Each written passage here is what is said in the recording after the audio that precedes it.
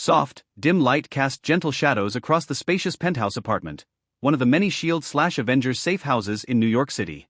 Wade cradled Vanessa in his arms, her delicate form pressed against his chest as he carried her toward the master bedroom. He moved with uncharacteristic tenderness, lowering her onto the plush mattress with meticulous care, ensuring she was as comfortable as possible. As he settled her in, Wade let out a dramatic groan. Seriously? She gets the 5-star treatment, and I'm stuck in some rundown motel? Playing favorites much, Spidey? Peter arched an eyebrow at him. It's temporary, Wade. Until Frances is dealt with, she needs to be somewhere safe, and this place has full-time surveillance and agents posted at every entry point. She'll be fine here. Wade crossed his arms, pouting beneath his mask. Yeah. Safety first and all that jazz. Peter smirked.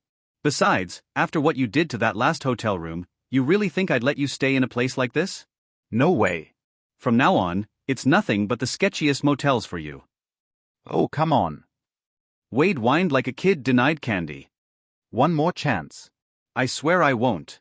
Wade, you did more than enough damage last time. And lower your voice before you wake her up. Wade clamped his mouth shut and turned to check on Vanessa, relief washing over him when he saw she was still asleep. His voice softened. She's even more beautiful than I remember. I need to fix myself before she sees me again. Peter gave him a deadpan look. For a badass mercenary, you're acting like a total coward. Wade spun to glare at him. Who the hell are you calling a coward? I'm pure testosterone, baby. 100% badass, with veins and everything. Peter's lips twitched in amusement. Then prove it. Wake her up and introduce yourself. Without the mask. Wade froze. His gaze flickered toward Vanessa before quickly turning away. Fine, I admit it. I'm scared.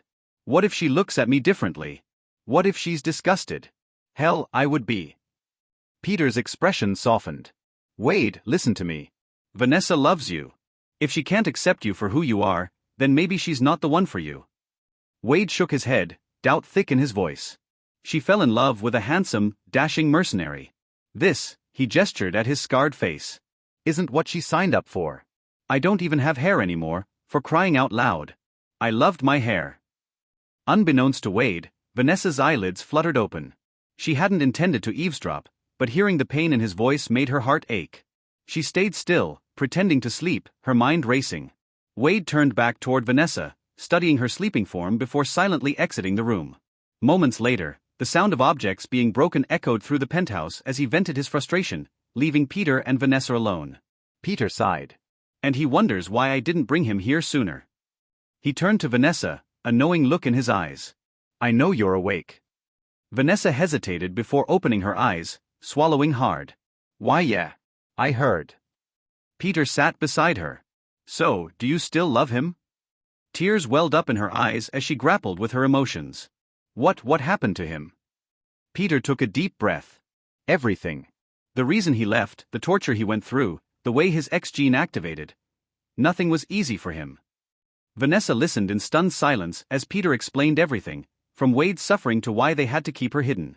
So you kidnapped me to keep me safe from Frances? She asked incredulously. Peter nodded. Yeah. Wade's still a bit touchy about his appearance. He's convinced you'll treat him like the hunchback of Notre Dame. I would never, she protested, looking offended by the mere suggestion. Peter shrugged. Guess we'll see. Before Vanessa could respond, Wade's voice rang out from the living room. Spidey. Let's just write her a note and go. The longer we wait, the farther Frances gets. All right. Give me a minute. Peter called back before turning to Vanessa. You have until we deal with Frances to figure out your feelings. There's food in the kitchen, Wi-Fi, cable TV, just stay put. Vanessa hesitated. Okay. Good. Now pretend to sleep again. He's coming back. Her eyes widened before she quickly turned back onto the pillow, feigning sleep once more.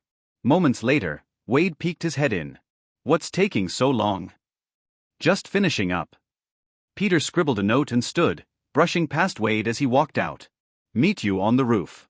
Gotta debrief the agents.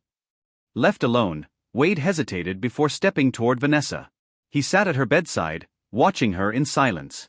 His fingers twitched as he brushed a strand of hair from her face. I love you, Vanessa. His voice cracked. I never thought I could find someone like you. His hand trembled as he pulled away. But I'm not the same man anymore. I need to fix myself first. That's why I have to leave again.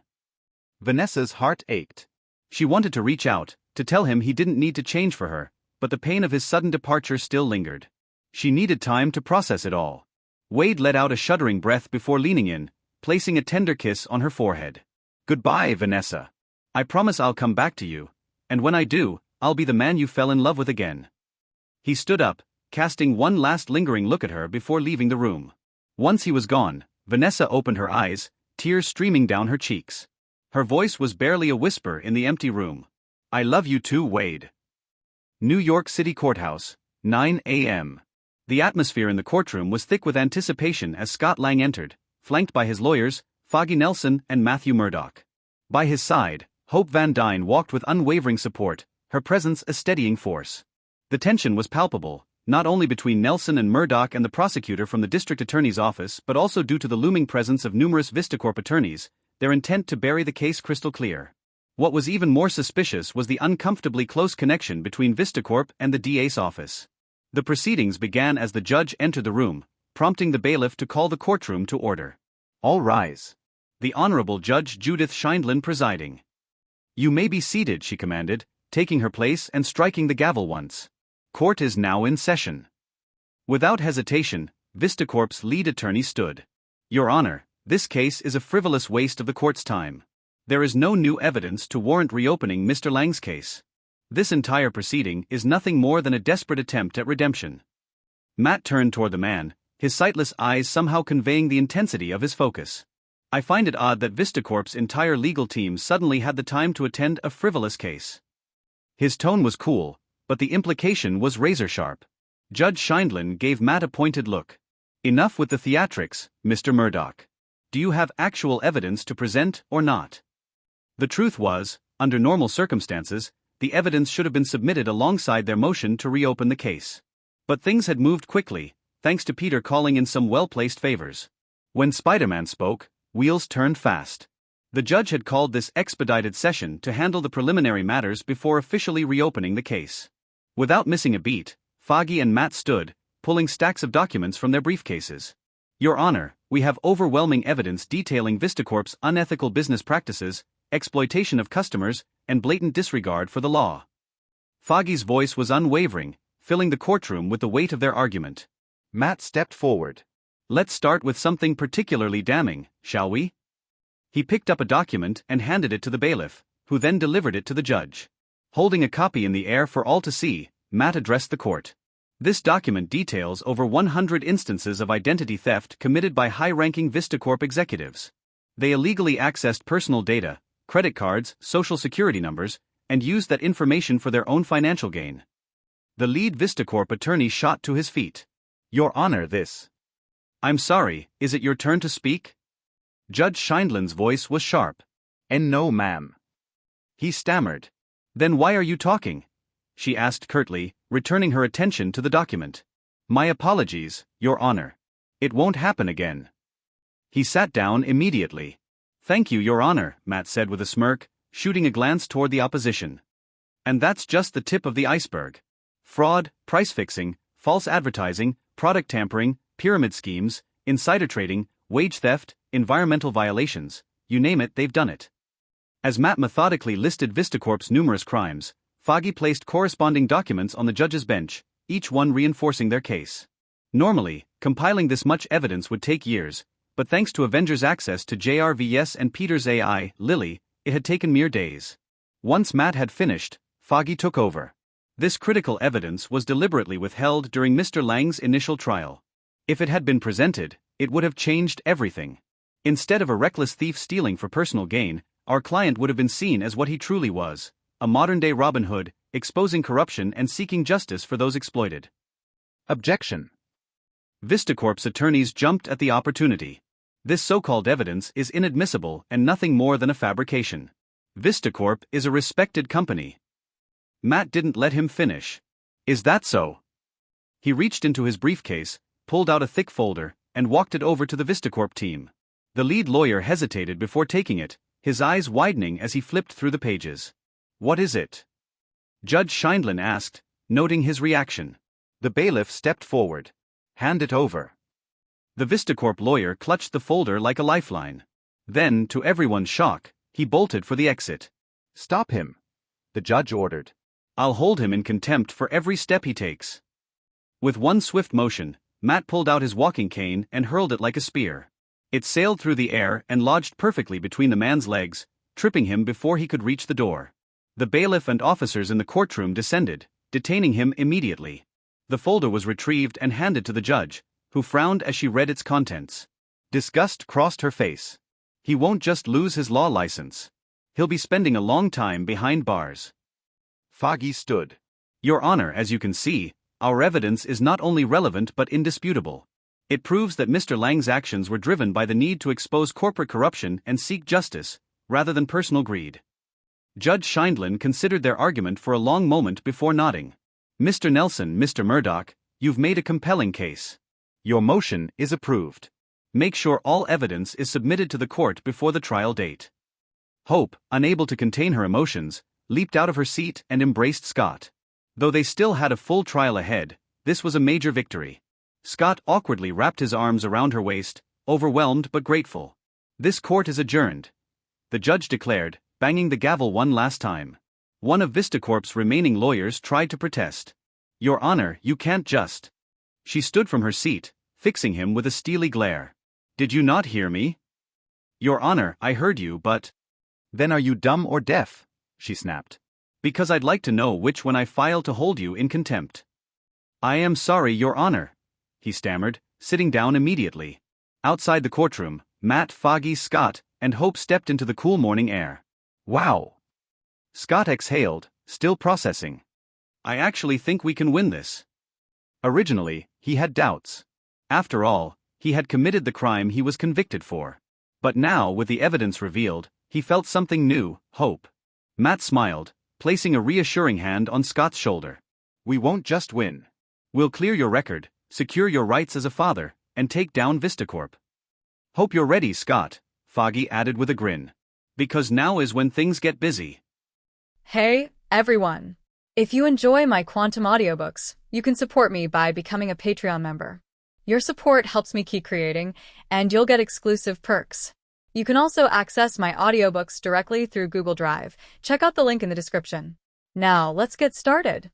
Soft, dim light cast gentle shadows across the spacious penthouse apartment, which just so happened to be one of the many S.H.I.E.L.D. safe houses in New York City. Wade cradled Vanessa in his arms, her delicate form pressed against his chest as they made their way toward the master bedroom. With careful tenderness, he lowered her down onto the plush mattress, ensuring her comfort was tended to perfectly. As he settled Vanessa down, Wade couldn't help but let out a light-hearted grumble. Seriously? She gets these fancy digs, and I'm stuck in some plain hotel room? You're really playing favorites here, Spidey. Peter glanced at Wade. Come on. You know this is just a temporary arrangement until we take care of Frances. She needs protection, and this place was available. It has round-the-clock surveillance and agents at every possible entry point. She'll be safe here. Wade crossed his arms, pouting under his mask. I know. You're right. Safety first and all that jazz. Besides, after what you did to that hotel room, do you really think that I'd ever let you stay in a place like this? Nope. From now on it's nothing but rundown motels for you. Peter says with a shake of his head. Come on. Wade whined like a kid.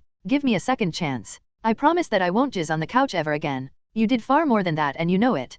Peter pointed an accusing glare at him. Now, lower your voice before she wakes up. Hearing Peter's warning, Wade shut his mouth and swiftly turned to make sure that she was still asleep. Sighing in relief, as she was still out cold, his voice softening. She's even more beautiful than I remembered. I need to fix myself before seeing her again. You know, for a badass mercenary you're really acting like a P*SSY, aren't you? Peter says matter-of-factly. Who the F*CK are calling a P*SSY? Wade turns to Peter, appalled that he would call him that. After all, Wade was the exact opposite of a P*SSY. He would gladly jump headfirst into danger for something as small as a chimichanga and a cold cherry icy to wash it down. I'm 100% fat, Harry, D*CK. I got veins and all. Wade jutted his hips forward, turning the conversation in a rather gross direction. Really? Peter says in amusement as he gestures to Vanessa. Then wake her up and introduce yourself. Without a mask, of course. At novel bin at. Wade looked toward his sleeping fiancée, freezing on the spot. Turning away from her, Wade looks at Peter once again. Fine, I admit it. I'm not a BBC. I'm a P*SSY.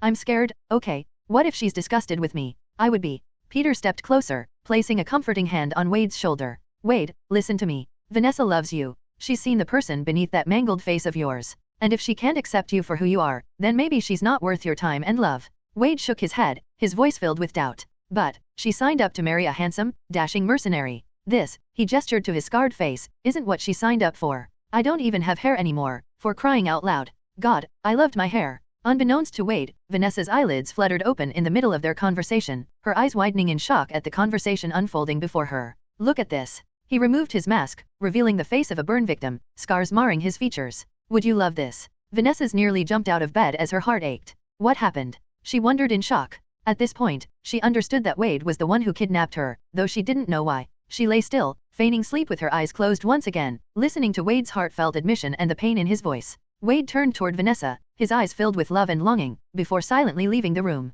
The sound of objects being broken echoed through the safe house as he vented his frustration, leaving Peter and Vanessa alone in the bedroom. And he wonders why I didn't bring him here earlier. Peter muttered in annoyance, his gaze shifted to Vanessa, a knowing look in his eyes. He could see through her pretense, knowing she had been awake all along. After all, he was the one who woke her up to begin with.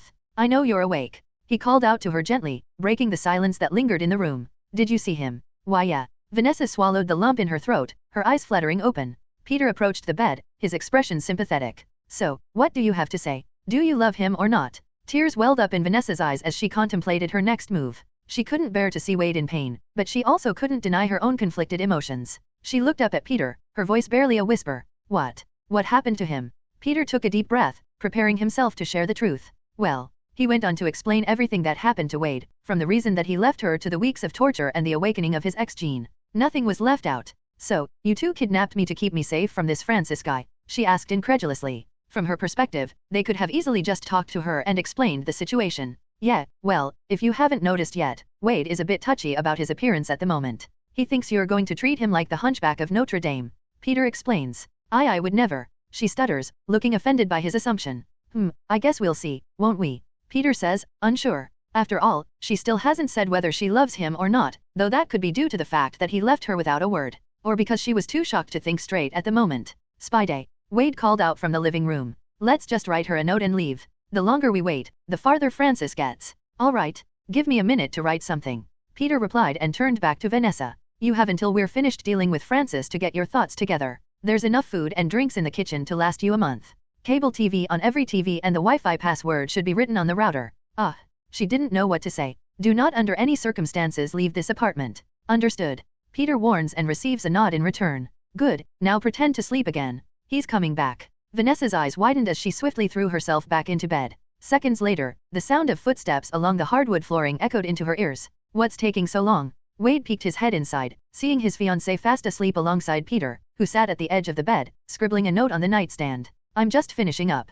Peter says as he finished writing and stood up, passing Wade as he walked out of the room. I'll meet you on the roof. I need to explain some things to the agents outside. Hesitantly staring at the love of his life, Wade couldn't stop himself from walking over and taking a seat at her bedside. His gaze never wavered from Vanessa's face as he traced the contours of her delicate features with his eyes, etching them into his memory. Wade swallowed hard, trying to gather his thoughts before he spoke. I love you, Vanessa. Wade's voice broke the silence, barely above a whisper. I never thought I could find someone like you. He reached out hesitantly, brushing a strand of hair away from Vanessa's face, careful not to disturb her peaceful sleep. But things have changed. I've changed, Wade continued, his voice tinged with sadness. I'm not the man you fell in love with anymore. A faint tremor coursed through Wade's hands as he fought to contain his emotions. He couldn't bear the thought of Vanessa seeing him in his current state, his scarred and disfigured appearance. I can't show myself to you like this, Wade admitted, his voice strained. I want to fix this, to find a way back to being the man you deserve. That's why I'm leaving, again. Vanessa's heart ached as she listened to Wade's words. She longed to reach out and comfort him, to tell him that his appearance didn't matter, that she loved him unconditionally.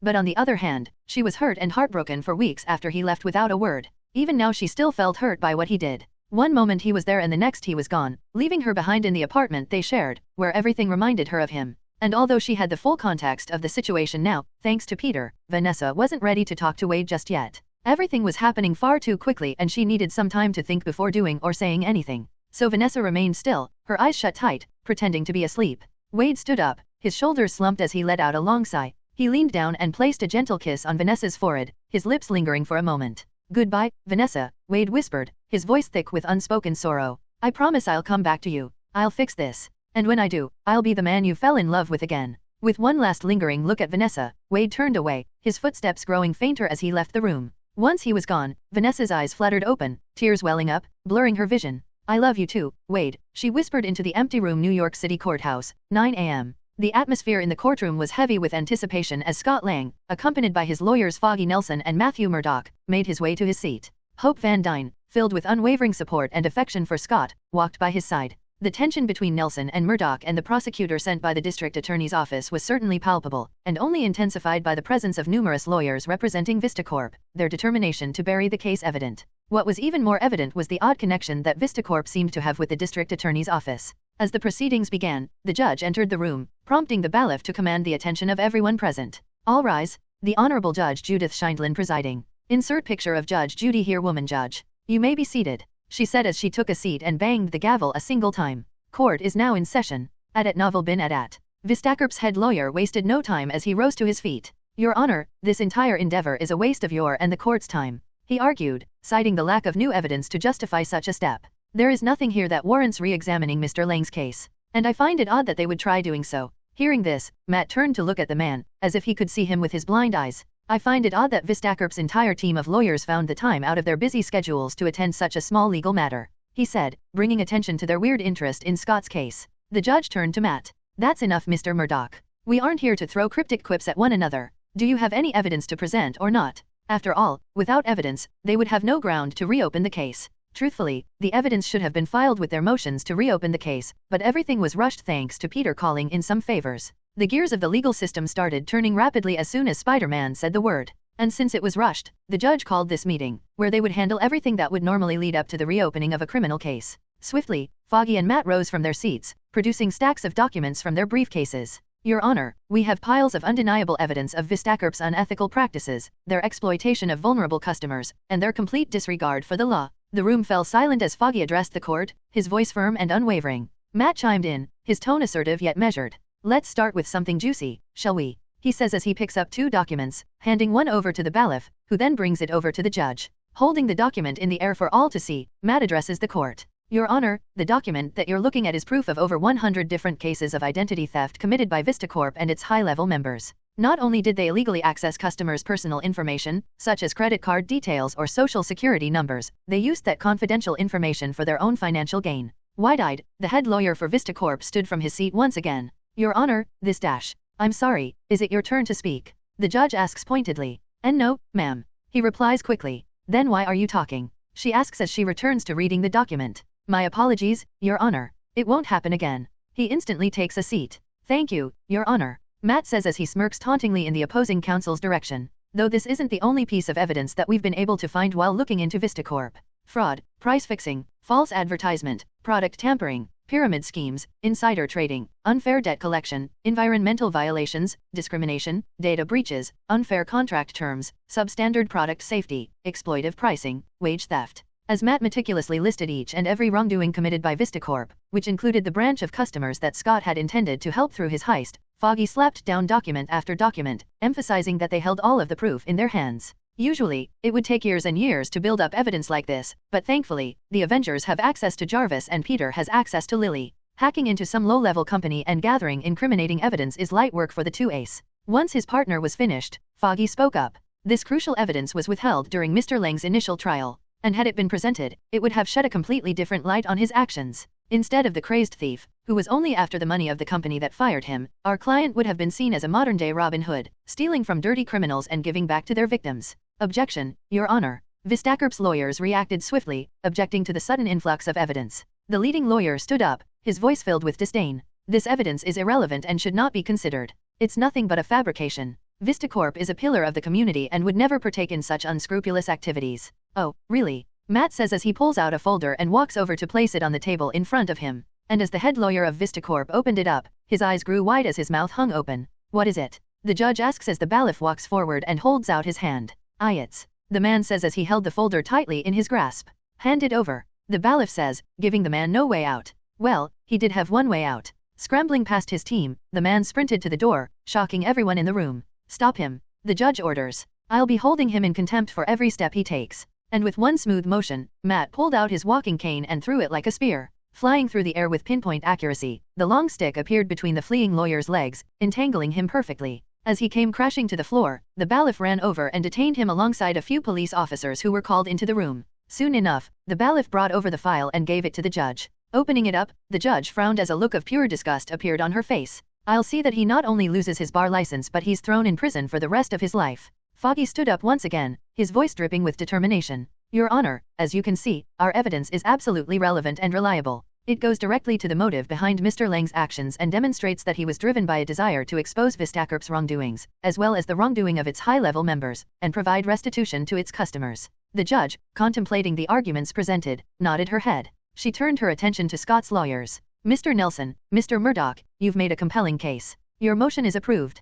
Please don't forget to submit all of your evidence to the court before the first trial date. Hope, unable to contain her emotions, jumped out of her seat and wrapped her arms around Scott, happy for his victory. Though they still had to have the trial all over again, so this was only a minor battle, which would help them win the war that was coming. Scott awkwardly wrapped his arms around her waist, grateful for the support. This court is now adjourned. The judge calls out as she bangs the gavel one last time. Wait, Your Honor? You can't just dash. Another Vistacorp lawyer tries to argue. Did you not hear me? The judge asks as she stands from her seat. Your Honor, I heard you but he continued to try to argue. Then are you dumb or deaf? She asks angrily. Because I'd like to know the reason when I filed to have you held in contempt of court. I am sorry, Your Honor. While the judge was dealing with the idiotic lawyers on the other side, Scott's side was already on its way out. Although Foggy and Matt weren't the most seasoned lawyers, they knew that it was best to stay on the judge's good side, so they decided to leave as swiftly as possible. They only hoped that the opposing counsel would continue to dig themselves into a deeper and deeper hole. Wow, Scott muttered as the courtroom doors closed behind them. I actually think we can win this. Originally, he was a bit skeptical as he did commit the crimes that they sent him to prison for. Though, after going through that, a newfound confidence filled his entire being. Scott realized that he really had a chance at what Peter promised him. Matt smiled and placed a hand on his shoulder. We won't just win. We'll get your record expunged, get shared custody of your daughter, and take down Vistacorp, he said, full of confidence. I hope you're ready, Scott. Foggy smiled, happy with their first of many victories. Because now is when things get busy. Peter sat on a rooftop, his ghost laptop open in front of him while Wade crowded next to him, impatiently waiting for him to find their runaway bad guy. The wind rustled over their suits, adding an eerie atmosphere to the night. Peter's fingers danced across the keyboard, tapping into various databases, trying to find a trace of Francis after he went into hiding. Wade erratically tapped his up and down, his arms crossed impatiently. Any luck, Spidey? He asked for the 100th time, his voice tinged with irritation. Peter sighed as he could feel Wade breathing down his neck for the past hour. No, Wade. As I've told you countless times already, your arch nemesis knows what he's doing. He covered his tracks well. No digital breadcrumbs to follow so far. And if you want me to find any, then you need to be patient. Wade groaned dramatically. Seriously? This guy knows how to vanish better than my ex-wife. You were never married. Peter scoffed. How do you know that? Wade asked before coving his masked mouth and letting out a high-pitched gasp. Are you stalking me? Of course, Peter read Wade's file, so he knows everything that the government knows about his annoying friend. Yeah, I'm your biggest fan. Peter says sarcastically, trying to work with a loudmouth idiot constantly hovering over his shoulder. Can you give me some space? I need to focus to figure this out. Wade whined. Hey, I'm just trying to add a little spice to this snooze fest. Peter rolled his eyes and turned his attention back to his laptop. Maybe we can find some clues from the surveillance cameras in the area. When Francis left his house, he had to have passed some cameras. There might be footage of the direction he left in or the vehicle he took. With a new plan in mind, Peter got back to work, hacking into the surveillance network that covers the entire city. Isolating the area where Francis lived, he scrolled through the footage, but his hopes quickly faded. The screens displayed nothing but static as if someone had deliberately wiped them clean. Great, just great. Wade exclaimed, throwing his arms up in exasperation. Can't catch a break, can we? Peter clenched his jaw, his patience wearing thin. He shot a glare at Wade, silencing him momentarily. Seeing Deadpool on the big screen, P***ing off everyone around him certainly hits differently when you're the target of his antics. Determined not to waste any more time, Peter let out a defeated sigh as he reached into his pocket and pulled out his phone, dialing a number. Wade leaned closer, trying to catch a glimpse of the screen. Who are you calling, Spidey? Some hotshot hacker to do your job for you. Peter ignored Wade's taunts as the call connected. Hey, sweetie. It's Dad. I need your help with something for me. Wade raised an eyebrow. Are you calling your daughter? Peter shot him a warning look, his voice carrying a hint of annoyance. Wade, I swear to Morgan Freeman. If you don't shut the hell up, I'm going to throw you off this building. Wade shrugged and leaned against the wall, his hands held up in surrender. Your family, your business. Meanwhile, Peter spoke into the phone, his tone filled with both urgency and affection. Yeah, sorry about that. I need you to hack into the smartphones of everyone near a certain address and help me track someone using the built-in cameras. You're looking for anyone who was around or was recorded at a specific time. Hopefully, you'll have better luck than me. Of course, Peter could have done this himself, but it would take far longer since he only has 2 hands. Lily, on the other hand, can interface the World Wide Web using her mind alone, which allows her to do the work of 1,000 Peters at once. Wade scoffed. Oh, great. He's calling his kid for help now? Is she even old enough to use a computer? Should we get her a booster seat so she can reach the keyboard? At novel bin at. As if on cue, Wade's complaint triggered Peter's breaking point. That's it, he thought. Without warning, he shot a web at Wade's face, which latched onto his mask. And with a simple tug, Peter forcefully threw him off the roof. F***CKU. Wade's screams quickly faded into the distance as he landed with a loud thud in a nearby dumpster. When Wade finally climbed his way back up to the rooftop, covered in dumpster juices that stunk up his surroundings, Peter stood there casually waiting for him, his arms crossed. All right, Wade, Peter said, his voice tinged with satisfaction. My precious little genius found him. Or at least his last known location. After using smartphone camera footage from anyone in the area to follow Francis and the car that he stole, Lily was able to use the city's surveillance system and stop light cameras to follow his path throughout the city, leading all the way to an abandoned dock. And to add a bit more certainty to it, the entire area just so happens to be a dead zone for traffic and cameras. One of the very few in the entirety of New York City, to be exact. Wade wiped off the dirt and grime, his expression a mix of annoyance and admiration. Then that dumpster dive was totally worth it. Now, lead the way, Spidey. Waving his hand and summoning a golden portal, Peter stepped back and motioned toward it. Ladies first. Suck AD**CK. Wade countered as he paced past Peter and stepped through. Atop a tall crane on an abandoned dock, Wade and Peter stepped out of a shining portal, glancing below at a huge rundown freight ship, which looked to be in the process of being remodeled into a secret base. And surrounding the makeshift base was a fenced-in perimeter, crawling with heavily armed guards in blacked-out tactical gear. Hey, Spidey, think you can handle a superhero landing? Wade's voice echoed through the night air, filled with mischievousness. Peter rolled his eyes beneath his mask.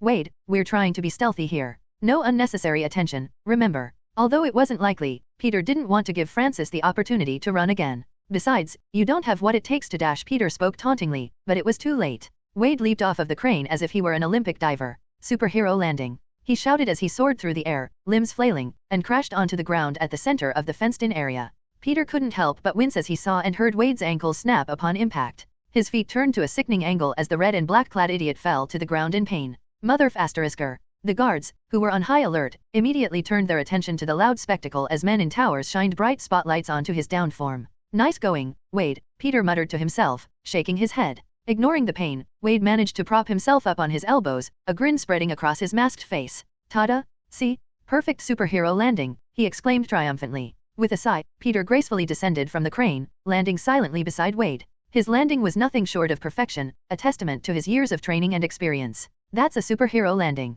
Feel free to take notes. He shot Wade a knowing look before turning to the guards. The armed men, their weapons pointed directly at Peter, hesitated. Whispers swept through their ranks, fear evident in their eyes. They recognized the iconic red and blue costume, a symbol of dread that struck terror into the hearts of all criminals across the world. Spider-Man. One guard muttered, his voice trembling. What's he doing here? Another guard, his voice more confident, stepped forward. Doesn't matter who he is. Shoot him. But before they could react, Peter's agility took over. He darted forward, webs shooting from his wrists, disarming the guards with expert precision. His movements were fluid, almost dance-like, as he incapacitated them one by one, leaving no chance for a single bullet to be fired. Not even the alarm was raised. Meanwhile, Wade was busy snapping his ankles back into place, his healing factor working its magic. Within seconds, he stood tall once again, brushing off the mishap as if it never happened. All right, time to finish this the F***CK up, Wade declared, cracking his knuckles as he turned to the author. Cue the music. Peter and Wade moved swiftly, their synchronized movements showing just how great of a duo they truly are.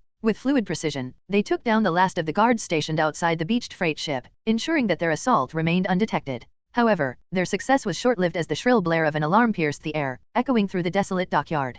Peter shot a glare at Wade, frustration evident in his voice. Seriously, Wade? We were supposed to be stealthy. If Wade didn't jump in earlier, Peter would have opened a portal to the top deck of the ship, sneaking them inside with ease. They would have found Francis by now. Wade nonchalantly shrugged, his masked face splitting into a mischievous grin. Well, Spidey, my way is a lot more fun. Besides, who needs stealth when you've got these bad boys? He brandished his gleaming desert eagles and promptly opened fire on the fresh wave of guards rushing out of the ship. As bullets flew, blood spilled, and bodies fell, Peter couldn't help but shake his head. He knew he couldn't argue with Wade's words. This was indeed more fun than sneaking in. Together, they fought their way into the belly of the ship, leaving a trail of death in their wake. After all, Deadpool wasn't the type of hero to spare his enemies, which Peter respected. It's not like these guys are innocent. Peter shrugged as Wade shot a guy in the neck, blowing his head off of his shoulders. Damn, those .50 cal rounds pack a punch. Their relentless progress led them to the ship's rooftop, where only 2 people awaited them. Standing there were Francis, the enigmatic leader of the latest Weapon X program, and his formidable subordinate, Angel Dust, a muscle-bound woman with short hair that matched her black clothes. Both of these metahumans, who were exceptionally confident in taking care of these intruders only a moment ago, practically recoiled in shock and fear at the sight of Peter's familiar red and blue spider-themed suit. Spider-Man. Francis muttered, his voice laced with disbelief. This isn't good. He would have gladly left already if he knew that it was Spider-Man who was behind the assault on his base. But no, Francis wanted to see who was after him, confident in his and Angel Dust's metahuman capabilities. Hey, Francis. I've heard a lot about you. Peters waved in their direction, a relaxed air radiating from him. Nice trick with your house, by the way. It was smart to use your security system as a trigger to blow it sky high. You're actually one of the more crafty criminals I've dealt with on this planet. Thanks. Francis answered, trying to figure out a way out of this. There was a car parked around the back and a helicopter behind him, but he knew that Spider-Man wouldn't allow him to get to either of them. All roads seemed to lead in one direction, a fight. And winning was his only option. Because any metahuman to ever be caught by the Avengers has disappeared completely, never to be seen again. This is one of the main factors that strikes fear in all superpowered criminals, as they can at least look forward to a possible escape when dealing with the criminal justice system. But when it comes to the Avengers, there's no trial, no jail, no prison. You just disappear. Of course, this would lead anyone to wonder whether the Avengers were killing off superpowered criminals, but that obviously wasn't the case. They simply rot in the tower's detainment floors. Meanwhile, Wade stood by Peter's side, his mask concealing a wicked smirk. Francis squinted, unsure which Avenger was stood next to Spider-Man. And who might your friend be? Francis inquired, hoping to stall for some time to think. Without missing a beat, Wade removed his mask, revealing his scarred and disfigured face, a taunting smirk plastered all over it. Ew. Francis cringed at the sight of him, a mixture of surprise and disgust coloring his voice before, finally, realization struck. Wait. Wade? Is that you? Oh, Francis, my dear old friend. It's so good of you to remember me. Wade's eyes gleamed with a blend of amusement and menace. The guy whose face you ruined when you decided to play mad scientist. Tension hung in the air, thick with the weight of unfinished business and personal vendettas. Hey, mate. I'm guessing our last little experiment was a success. Francis greeted him tauntingly. But do you mind putting the mask back on? Your face is just so, you know. Seeing his nemesis wince at the sight of him, Wade kept his mask off out of pure spite. Nope, if I have to live with this ugly mug, then you have to live with it too. Wade sneered. Now, I'm going to tell you what the F*** case about to happen. First, I'm going to kick the sh% out of you, and second, you're going to help me fix this. He points to his face, forcing Francis to look at him. And maybe when you're done with my makeover I'll let you go, after torturing you for a few weeks, of course. Wade said, a bloodthirsty smirk on his face. After all, it ain't revenge if you don't go through the same F#*eat-up sh*t that you put me through. Francis scowled but remained defiant. You think you can fight me? You're nothing but a lab rat, a barely passable experiment. Seeing how badly Wade wanted to fight him, Francis decided to lean into it. Because he would much rather fight Wade than Spider-Man. And maybe, through his fight with Wade, Francis could find a way out of this situation. Handing his Desert Eagles to Peter, who was standing beside him, Wade flashed a wicked grin. Don't worry, Spidey, I got this. It's personal. He stepped forward, motioning for Francis to come at him. Peter, understanding Wade's need for vengeance, moved to the side, giving the two adversaries space. He watched with a mix of amusement and anticipation, ready to intervene at any moment if necessary. Agreeing to the one-on-one fight, Francis pulled out 2 steel fighting axes, twirling them expertly in his hands. His eyes gleamed with a dangerous resolve. Realizing Wade was weaponless, Peter raised his hand and conjured a pair of Deadpool-style swords, the iconic katanas. Here. He tossed them to Wade, who deftly caught them with a flourish of his own. Both Francis and Angel Dust watched the katanas appear in shock, wondering how Peter did that. Alright, let's get this dash. As Wade was ready to go, focusing his gaze on Francis, Angel Dust began walking toward Peter. Her intense gaze burned with an unspoken challenge. Peter raised a hand, attempting to defuse the situation. Hey, let's not fight, okay? Let Wade and your boss settle this. But Angel Dust disregarded his words, her muscles tense and ready for combat. He didn't know what was going through her mind, but he did know one thing. She wanted to fight. Sorry about her. Francis spoke up in her stead. She's a bit of a battle junkie. As he spoke, Angel Dust threw a powerful punch in Peter's direction, charged with superhuman strength. Peter's reflexes kicked into gear, and he effortlessly caught her fist midair, shocking both her and Francis, who knew exactly how strong those punches really were. Any normal person would have been instantly crushed under the force of her fist, but Peter was far from ordinary. Remember when you wake up that it was you who started it. Peter said as he swiftly backhanded her across the face, sending her flying backward. She crashed into the parked helicopter, knocking it over as she fell unconscious from a single hit. Wade, witnessing the exchange, couldn't help but speak up. Well, that was anticlimactic. Francis couldn't help but nod in agreement, his gaze lingering on the broken helicopter, which he couldn't use to escape anymore. What can I say? I've had some practice. Peter shrugged nonchalantly, settling back into a relaxed position. Now, why don't you two settle your little vendetta so we can all be done with this? I promised my daughter that I'd be back by morning and it's almost sunrise. Spider-Man has a kid. Francis was shocked. At novel bin at. That type of information would sell for a lot. Though he didn't have much time to dwell on it, as Wade crept closer and closer, katanas gripped tightly in each hand. With angel dust neutralized and Peter on the sidelines, all attention returned to the imminent clash between Wade and Francis. The tension between the two grew thicker, anticipation hung in the air, and the stage was set for a battle that would certainly be entertaining. Their eyes locked in a deadly dance of hatred and determination. The stench of blood and violence lingered in the air, a reminder of the carnage that had unfolded on their way up to the deck. Francis looked at Wade in curiosity. So, besides the ugly makeover, what else did you unlock in that chamber? He asked. Wade grinned sadistically. Want to know my powers, huh? Why don't you come and find out? I promise you'll enjoy the experience. I'll even shave the pubes off that bald head of yours. He taunted, twirling his razor-sharp blades in each hand. Francis chuckled, a sinister gleam in his eyes. Ah, Wade, how I've missed our time together. Too bad it's about to end. He replied, his voice laced with a sadistic edge. But don't worry, I'll make sure to pay a visit to that whore of yours once we're done here. What was her name again? It doesn't matter, does it? I'm sure I'll learn it after a little playtime with her before, you know. In an instant, Wade's anger flared to a dangerous level. Without a word, he lunged forward, his katanas slashing through the air with deadly precision. But before his blades could reach Francis, two steel axes appeared, expertly deflecting the blow and sweeping toward Wade's exposed arm. Ugh! Wade grunted as an axe dug into his arm. Mother f***er! He yelled, tugging his arm back, dislodging the axe. Watching the blood spill from Wade's arm before his injury began to close, disappearing in a matter of seconds, Francis' eyes widened in realization. Healing? Huh? Aren't you a lucky little lab rat? Some curses come with a blessing, Wade said, his deformed face still exposed. Without another word, both sides rushed forward. In a whirlwind of movement, Wade and Francis displayed incredible skill and precision. They dodged, parried, and counterattacked with deadly grace, their weapons singing through the air with each strike. Meanwhile, Peter watched from a distance, conjuring a comfortable seat for himself and a bag of tacos. He munched on the spicy snack, his eyes fixated on the combatants like a spectator at a thrilling UFC fight.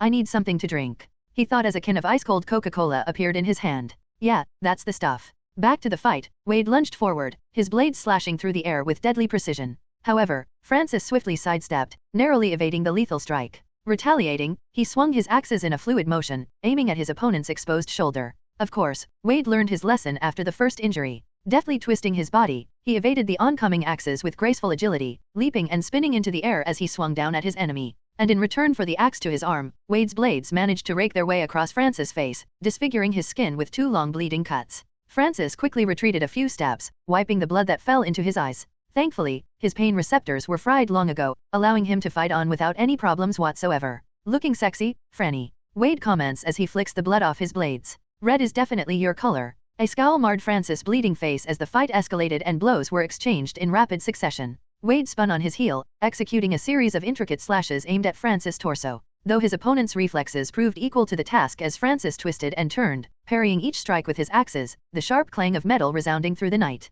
Soon enough, Francis seized an opportunity and lunged forward, attempting to deliver a devastating strike to Wade's midsection. But Wade, ever resourceful, twisted his body in a nimble maneuver, narrowly avoiding the brunt of the blow. And as he did, he retaliated with a swift kick, catching Francis off guard and sending him stumbling backward.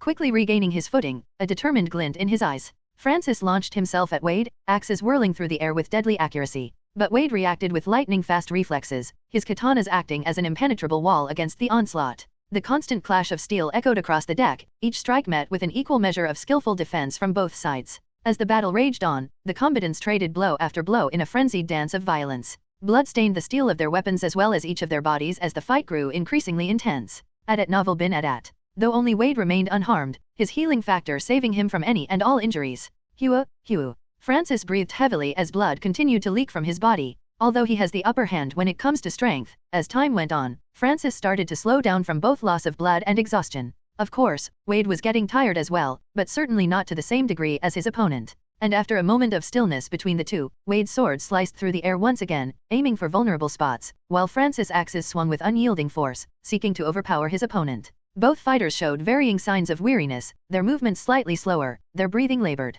But their determination remained unwavering. Wade, with a surge of adrenaline, launched himself forward, his katanas whirling in a deadly arc. And Francis responded in kind, axes spinning in a last-ditch effort to subdue his foe. The clash of steel intensified, sparks flying with each meeting of blade and axe. Their movements became a blur of motion, each combatant striving to gain the upper hand. Sweat mingled with blood, coating their bodies as the battle waged on. Until finally, the fight reached its peak, each warrior pushing themselves to the limit. Their strikes became wild and desperate, as fatigue threatened to overtake them. Especially Francis. In a final display of ferocity, both Wade and Francis lunged at each other, weapons colliding with a resounding clash. For a moment, the world stood still as they locked eyes, the weight of their rivalry heavy in the air. And in this exchange, Wade's relentless assault managed to knock the axes out of Francis' hands, forcing him into a defensive position. Francis, now unarmed, ducked, dived, and dodged, evading Wade's relentless onslaught of killing blows. However, Wade's persistence paid off as he managed to slice open his opponent's kneecaps. Francis' eyes widened as he collapsed to the floor, unable to hold his body's weight anymore.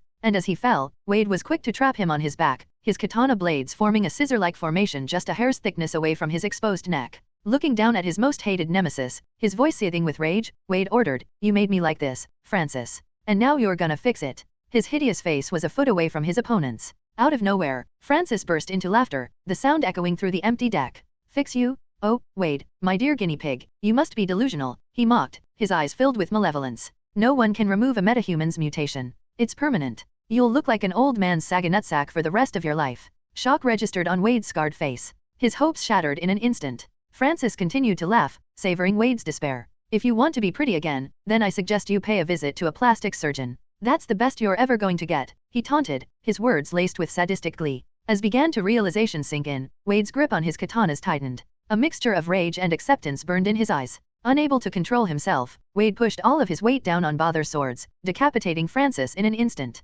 Slice, the swords descended with a sickening sound as blood sprayed out, sending his severed head rolling. "Well, that went as I expected," Peter muttered as his chair and snacks disappeared. "You all right?" he asked as he walked over. Standing behind Wade, Peter got a good look at Francis' motionless body as well as his severed head, which was still smiling up at Wade, as if he had somehow won in the end. "That's not creepy at all," Peter commented as he waved his hand and portaled Angel Dust to a cell back at the tower. "I'll have someone from S.H.I.E.L.D. deal with her later." Once she was gone, Peter placed a hand on Wade's shoulder, breaking him from his dejected state. "Come on, let's go and get something to eat. I heard there's a good Mexican place nearby. Do they have chimichangas?" he asked, like a sad child. Wade had no idea what to do anymore. All of his hopes were set on Francis, but now he was left with nothing. "Sure." Peter nodded.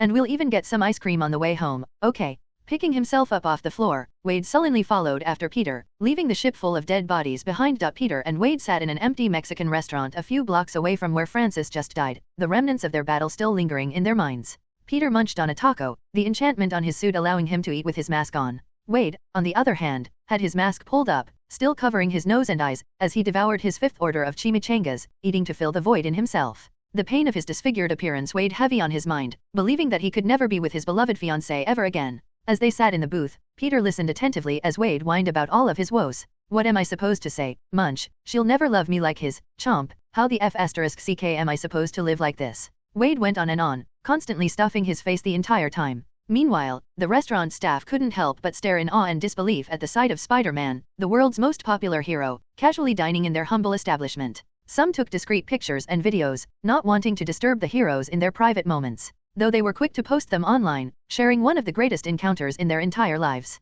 After all, who can say that they cooked for the most famous person in the world? "Look, Wade," Peter said earnestly, trying to console his friend. "I understand that you're afraid of how Vanessa will react, but if she truly loves you, then she'll be able to see past it. Beauty isn't just about physical looks. It's about the person you are inside, the connection you share. You need to talk to her, let her know what happened. Give her a chance." Wade sighed, his stuffed mouth muffling his voice. "Fine. I don't have a plan B. I don't have a way to be the man she fell in love with, so I should just give up and let her decide." Although Wade didn't have a plan B, that didn't mean that there wasn't a plan B set up for him. Peter could think of at least 3 spells that could help Wade just off the top of his head, whether it be through body morphing, beautification, or simple illusions. But he wouldn't be doing any of that just yet. In Peter's humble opinion, if Vanessa is so superficial that she would ditch the man she was about to marry because of his appearance, then she wasn't worth Wade's time to begin with. He'll gladly reveal that he can help with Wade's little problem as soon as he and his fiancée figure themselves out. If they end up together again, then it won't be because Wade is handsome. And if they don't, then maybe that's for the best. Peter nodded his head. Good, life is unpredictable. Sometimes things don't go according to our expectations, so we have to dive in and see for ourselves. After a moment of contemplation, Wade nodded slowly. You're right. I can't hide forever. And if that beautiful succubus of mine is as crazy as I remember, then she'll love me, I think. Congratulations, Wade.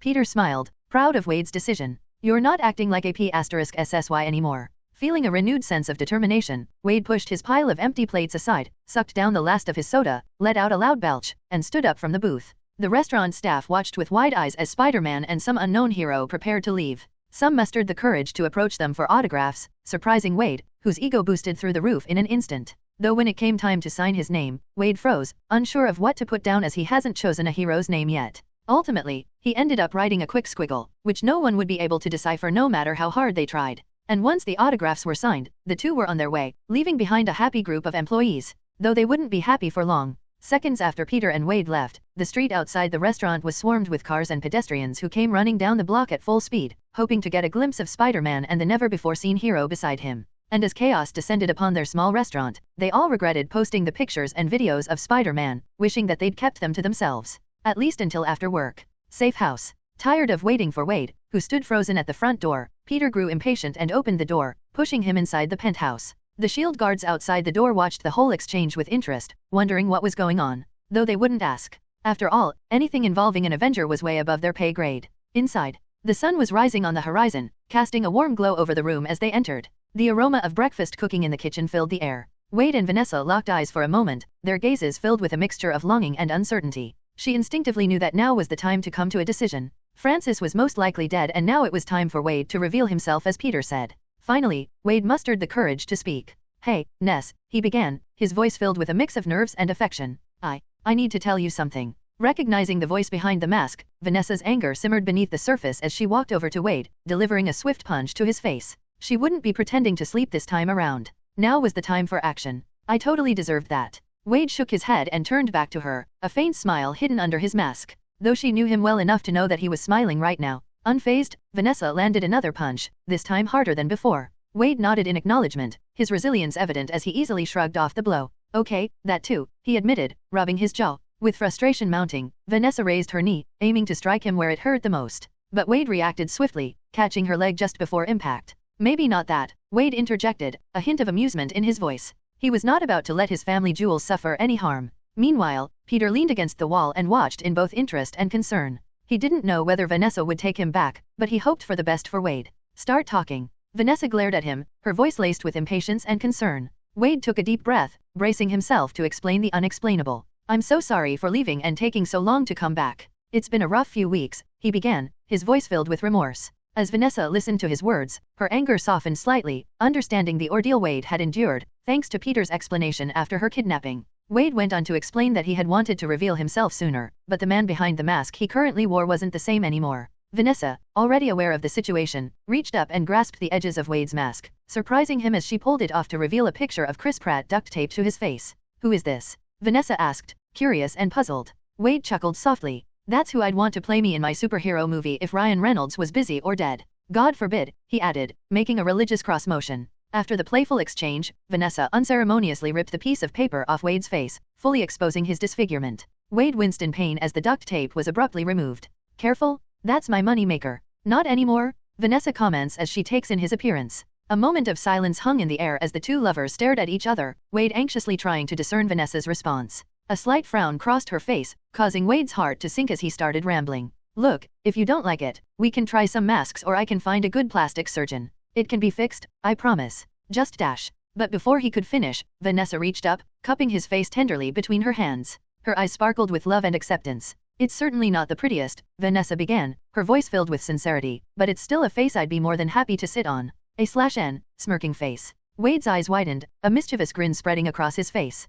Well, I'm not the same down there either. He motioned toward his nether regions with a playful gaze. I've got a super penis. He paused, waggling his eyebrows. The healing factor keeps me going and going. Vanessa's curiosity was piqued, and a mischievous glint appeared in her eyes. Is that so? She teased. Without missing a beat, Wade wrapped his arms around her, pulling her into his chest. Maybe I should go, Peter thought as the two started making out right in front of him as if he weren't there. Yeah, I just remembered that I have to get home dash. As he spoke, both Wade and Vanessa reached over and grabbed random stuff from the kitchen counter, hurling it at him as if to say what are you still doing here? Of course, their lips didn't separate the entire time, and they weren't even looking in his direction. After nearly getting hot in the head with a few plates and a toaster, Peter swiftly made his way to the door. And as he left, the sounds of destruction inside the apartment grew louder and louder. Is everything okay, sir? One of the guards asked as he stepped out. Sighing in exasperation, Peter nodded his head. Yeah, just kick them out once the noises stop and send an invoice for any damages to Tony, he ordered as he walked off. Why yes, sir. Hours later, the once pristine and perfect penthouse apartment was completely destroyed. The air was thick with the scent of cigarette smoke and lingering sexual tension, as if the room itself held the memories of everything it just endured. The walls, once adorned with elegant artwork and photographs, now bore the scars of fierce battles, with gouges and deep cracks marring their once pristine surfaces. Shattered glass from broken windows littered the floor, glinting ominously in the dim light that filtered through the tattered curtains. Furniture, once stylish and meticulously arranged, now lay overturned and broken. The remnants of a shattered coffee table were scattered across the room, mingling with torn upholstery and broken wooden frames. The once plush carpeting was stained with splotches of liquor, wine, blood, and all sorts of unknown bodily fluids, evidence of what looked like a fierce confrontation that could have taken place. In the midst of the wreckage, surrounded by shards of random household objects, Wade and Vanessa lay naked, nestled on top a pile of ripped couch cushions, pillows, and stained blankets. Both of them had blissful smiles plastered all over their faces. I love you, Vanessa admitted as she drifted off to sleep, her head lying on his chest. Wade froze for a moment before lovingly brushing the hair off of her forehead. I love you too. Wade, wearing normal clothes with his disfigured face uncovered for all to see, stood outside the luxurious penthouse, staring at the line of guards in front of him. The deafening silence that followed their passionate reunion was abruptly shattered by the authoritative voices of the SHIELD security team. Just as Peter ordered, they rushed in as soon as the sounds of moaning and destruction came to an end, waking the couple from their sleep and throwing them out in the middle of the night. And as they stood outside with nothing but their clothes on their backs, Wade's phone buzzed with a new text message. Pulling out his phone, he couldn't help but feel aggrieved. Spy Day, your ban from expensive safe houses now includes Vanessa. Go home or find a motel. I'll call later. Love, the skeet shooter face blowing a kiss. Wade glanced at his fiancée, Vanessa, her eyes filled with a mixture of amusement and embarrassment as she peeked over and read the text. The penthouse, once a pristine haven, now lay in ruins, a monument of their reckless lovemaking. SHIELD agents stood across from them, their stern expressions betraying their annoyance at the couple's antics. After all, they were forced to listen to this couple's activities from morning to night. Come on, babe, Vanessa said, a mischievous glint in her eyes. We should probably leave before they start charging us for property damage. Wade smirked, wrapping his arm around her waist as they walked off, unashamed. Their journey back to Wade's former apartment was filled with laughter and stolen kisses, as they reminisced about their time together before he disappeared. Entering the dimly lit apartment, Wade's eyes fell on the remnants of their life together, a collection of dusty memories scattered across the room. He couldn't help but feel a pang of nostalgia. Vanessa, sensing his emotions, wrapped her arms around him, her voice filled with warmth. We'll make new memories, she whispered. Wade smiled, his fingers gently tracing the curves of her face. As they settled into a comfortable routine, Vanessa perched herself on the couch, idly scrolling through baby names on her phone while Wade occupied himself in the kitchen. Hey, how about Richard? Vanessa called out, her voice floating from the living room. As soon as they settled into the apartment again, the idea of having a baby was thrown around and both sides seemed interested at the very least. Wade chuckled, expertly arranging frozen dinosaur-shaped chicken nuggets onto a baking tray. Dino Nuggies face-savoring food. Richard? Really? I mean, we could call him Harry Richard Wilson. He replied, his voice dripping with sarcasm. Harry Dick Wilson. Vanessa giggled, her laughter infectious. Though the sound was abruptly cut short as a wave of unease washed over Wade. He froze, his senses on high alert, as he detected the faint sound of multiple footsteps approaching their door. Vanessa, get down. Wade ordered, his voice tinged with urgency, as he retrieved a long kitchen knife from the drawer. Without hesitation, Vanessa leaped over the couch, disappearing from sight, hiding herself on the floor. Wade tightened his grip on the knife as he creeped over to the side of the door. The familiar adrenaline rush of battle coursed through his veins. And then, without warning, the door exploded inward, shards of wood and debris flying through the air. Standing in the doorway was a team of heavily armed Russian gangsters, their menacing presence filling the room. Wade's eyes narrowed, his determination etched onto his scarred features. He gripped his gleaming kitchen knife tightly in his scarred hand, his senses on high alert. 5 burly figures, covered in tattoos, had barged in uninvited. They were armed to the teeth with an assortment of weapons, prepared for a battle against a man of Wade's caliber. Vanessa lay behind the worn-out couch, her wide eyes filled with fear. She held her breath, praying for Wade's safety. The tension in the room was palpable as the armed assailants stepped inside one by one. Wade's face split into a manic grin as he twirled the knife in his hand. Please take off your shoes. This is an Asian household, he said, revealing himself as he appeared in front of them. With lightning speed, Wade lunged forward, slashing his knife at the leading gunman's wrists, causing him to drop his shotgun. Seeing their target, the gangsters quickly spread out and opened fire, attempting to encircle him. But Wade was a whirlwind of death and chaos. He darted between them, his movements fluid and unpredictable. "You're tracking dirt into our love nest. How rude," Deadpool quipped as he stabbed an assailant in the eye, causing him to drop to the floor with a blood-curdling scream, cradling his bloody eye socket. The other gangsters reacted quickly, their eyes filled with rage. They continued to unleash a barrage of gunfire, bullets tearing through the apartment, leaving holes in the walls and furniture. But Deadpool's agility was insane compared to theirs. He twisted and contorted his body, narrowly evading every projectile. Dodging another spray of bullets, Wade vaulted onto a nearby countertop, using it as a springboard. He somersaulted through the air, landing behind one of the gangsters. And with a swift, precise motion, he thrust his knife into the man's heart. "Oops, did I ruin your favorite jacket?" Deadpool remarked, a maniacal chuckle escaping his lips. Seeing this, two gangsters charged at him simultaneously, hoping to hold him down and finish him off for good. Luckily, Wade saw this coming from a mile away and parried them off, his knife slicing through the air. He delivered a swift kick to one of them, sending him crashing into a bookshelf, while his knife found its mark in the throat of the other. The room descended into chaos as the remaining gangster tried to make a hasty retreat. But Deadpool was relentless. He pursued him, leaping over furniture and debris, closing the distance between them. "Running away? I thought we were just getting to know each other," Deadpool taunted, his voice echoing through the apartment. With a savage swipe, Wade expertly threw the knife into the final gangster's leg, stopping him in his tracks. The man screamed as he fell to the floor, writhing in pain. Wade loomed over him as he pulled the knife from his leg and held it teasingly above his head. "Oh, it's slipping," he jokingly gasped as the knife fell from his fingers. The pointy end descended, cutting through the air before embedding itself into the last intruder's open mouth, ending his life soon after. The room fell into an eerie silence, broken only by Vanessa's shallow breaths and the normal chaos of the city outside. Wade stood amidst the carnage, his body covered in blood, victorious. "Looks like date night just got a little more exciting, babe," he quipped, his voice tinged with dark humor as he turned to his fiancée. Vanessa slowly stood from her hiding place behind the bullet-riddled couch, her heart pounding in her chest. She takes in the sight of the lifeless Russian gangsters sprawled across the apartment, their blood staining more than just the carpet. Relief washed over her as she realized that Wade managed to protect them both. Wade's eyes widened as he watched Vanessa emerge unharmed. A wave of pure relief flooded through him, but before he could fully process the situation, a chilling sound echoed in his ears, the distinct click of a gun being cocked. Instinctively, his body whirls around, his mind racing to assess the new threat. Standing in the doorway, an unnoticed figure comes into view. Another gangster, an unexpected reinforcement who must have been waiting outside for one reason or another. The intruder's cold eyes were fixed on Wade and Vanessa, his finger tightening on the trigger of his pistol. Without a moment to spare, Wade acted on pure instinct. He twisted his body and hurled the blood-stained kitchen knife he had used earlier toward the new arrival. However, the unexpected movement from the Wade caused the assailant's aim to shift away from Wade and towards Vanessa, who stood there defenseless.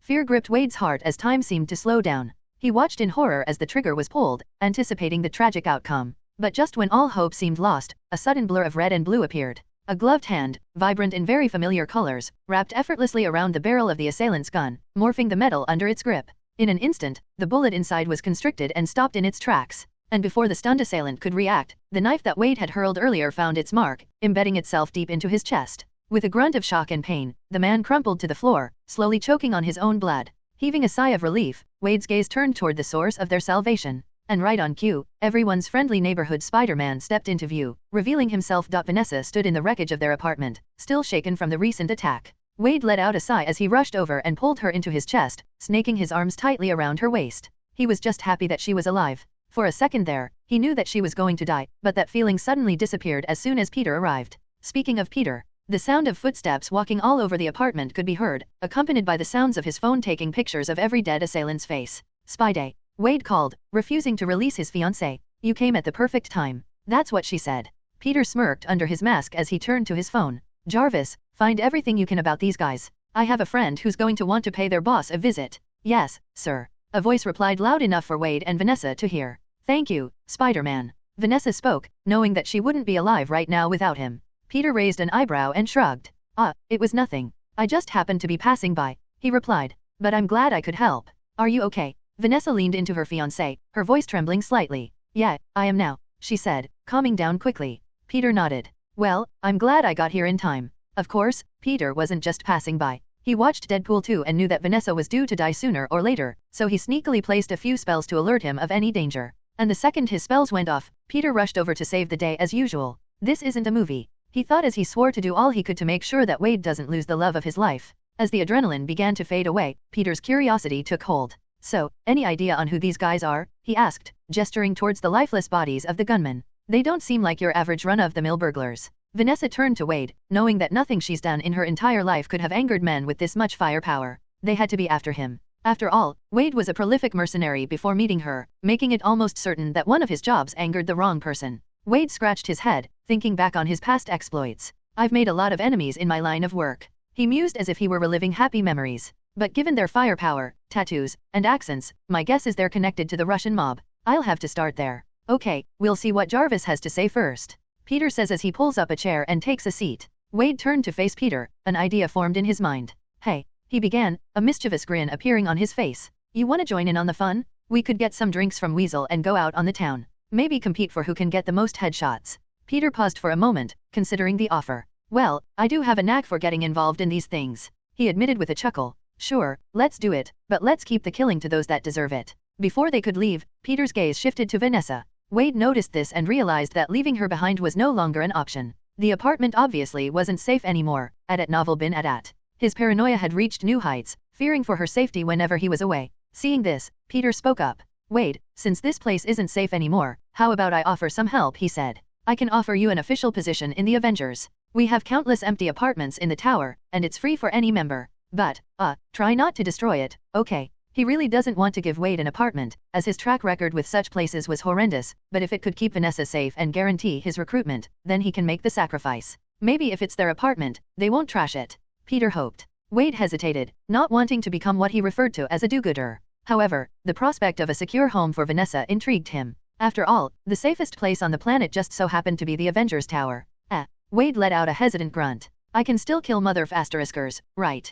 Peter nodded his head, grinning under his mask. Sure, but you'll need to follow a few guidelines, he said, causing Wade to whine in annoyance. First, only kill those that deserve it. Second, never kill in front of the public, especially when there are cameras around. And if for some reason you do, then be sure to destroy the footage. Not all Avengers are against killing. The only reason you haven't heard of it is because we do it discreetly. Understand? Wade became contemplative, slowly waving towards a decision. Seeing that Wade still wasn't fully convinced, Peter quickly scribbled some numbers on a piece of paper and passed it over. That's how much you'd be paid as an Avenger. Wade's eyes widened as he glanced at the number. Is this for real? Vanessa asked as she peeked at the paper, her jaw dropping in astonishment. Peter nodded. Yeah, and that's only for new recruits. Your pay will increase every year. Instantly, a bright smile appeared on Wade's lips and Peter swore that he could see dollar signs flashing in his eyes. How could I say no? Wade beamed excitedly. I've always looked up to heroes like you and the Avengers, saving people and sending the bad guys to prison. If the world needs me, then I'll gladly rise to the occasion, he said, lying out of his A*S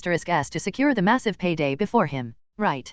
Peter stared at him, not believing a word that left his mouth. Do me a favor and save this energy for the other Avengers, okay? Huh. Wade grunted, his fake hero persona disappearing just as fast as it came. Yeah, whatever. He shrugged. With their agreement settled, Peter opened a portal, revealing an empty apartment in the Avengers Tower. After packing a bag, Vanessa walked through to settle into their new home, while Wade and Peter stayed behind. And just as she left, Wade and Peter still had some time before Jarvis gave them the info about their dead gunman, so Peter took the opportunity to talk to Wade about something important. Hey, I've actually been meaning to tell you something. Peter quickly explains his ability to fix Wade's appearance. So, you're telling me you've got a way to fix all this ugliness? Wade asked, shocked. Peter nodded. Yeah, I've come up with 3 possible solutions. It's up to you to choose which one you want to pursue. Wade leaned in, his curiosity piqued. All right, lay M on me, Webed. Peter's gaze turned distant as he explained, the quickest option is an illusion. I studied at Camartage and Desch before he could continue. Wade raised his hand like a good student. Yes, Mr. Wilson. What the hell is Lamar Lodge? He asked, butchering the name of an ancient world-protecting organization. Just think Hogwarts but better and without the whiny kids. Peter says as he continued. There, I learned a thing or two about magic. I can create an illusion that will make you appear normal again. However, beneath that illusion, you'll still be the same. It's like a temporary fix, a band-aid until we find a more permanent solution. Wade's eyes widened, a glimmer of hope in his scarred face. An illusion, huh? So, people wouldn't be able to see the real me. Peter nodded, his expression serious. Exactly. People would see you as you were, but it wouldn't change the reality underneath. Wade chewed on his bottom lip, mulling over the option. Okay, what's the second one then? Peter's tone shifted, his voice tinged with anticipation. The second option involves body morphing and beautification magic. It's a more long-term solution, but it will take time. I need to work on the spell beforehand, meticulously planning every aspect of the transformation. It won't be a quick fix, but it could potentially give you a permanent change. Wade scratched his chin, his fingers tracing the jagged scars. Permanent, huh? That sounds tempting. But what about the third option? Peter's expression darkened, his voice tinged with caution. That's the riskiest option. Given your cancer and your crazy healing ability, it's hard to predict how your body would react to it. But basically, we would use something called the extremist serum. The process could fix your appearance, though I'm not 100% sure. For all I know, it could cause more problems. Wade's eyes narrowed as he absorbed the information, a mix of excitement and hesitation swirling within him. So, you could have done this the whole time. He suddenly realized that while he was whining and complaining about his appearance, Peter was hiding his ability to fix it. Peter sighed, his gaze softening. Yeah, Wade, I could have helped. But I chose not to. I didn't want the reason Vanessa chose to stay with you to be because you were handsome again. I didn't want your relationship to hinge on something as shallow as appearances. I wanted her to love you for who you are, and it seems like I made the right choice. Wade's breath caught in his throat, and he looked down at the floor, lost in his thoughts. Vanessa's face flashed in his mind, her acceptance and love radiating from her eyes. Wade realized that his fear of denial had dissipated, replaced by a newfound sense of security.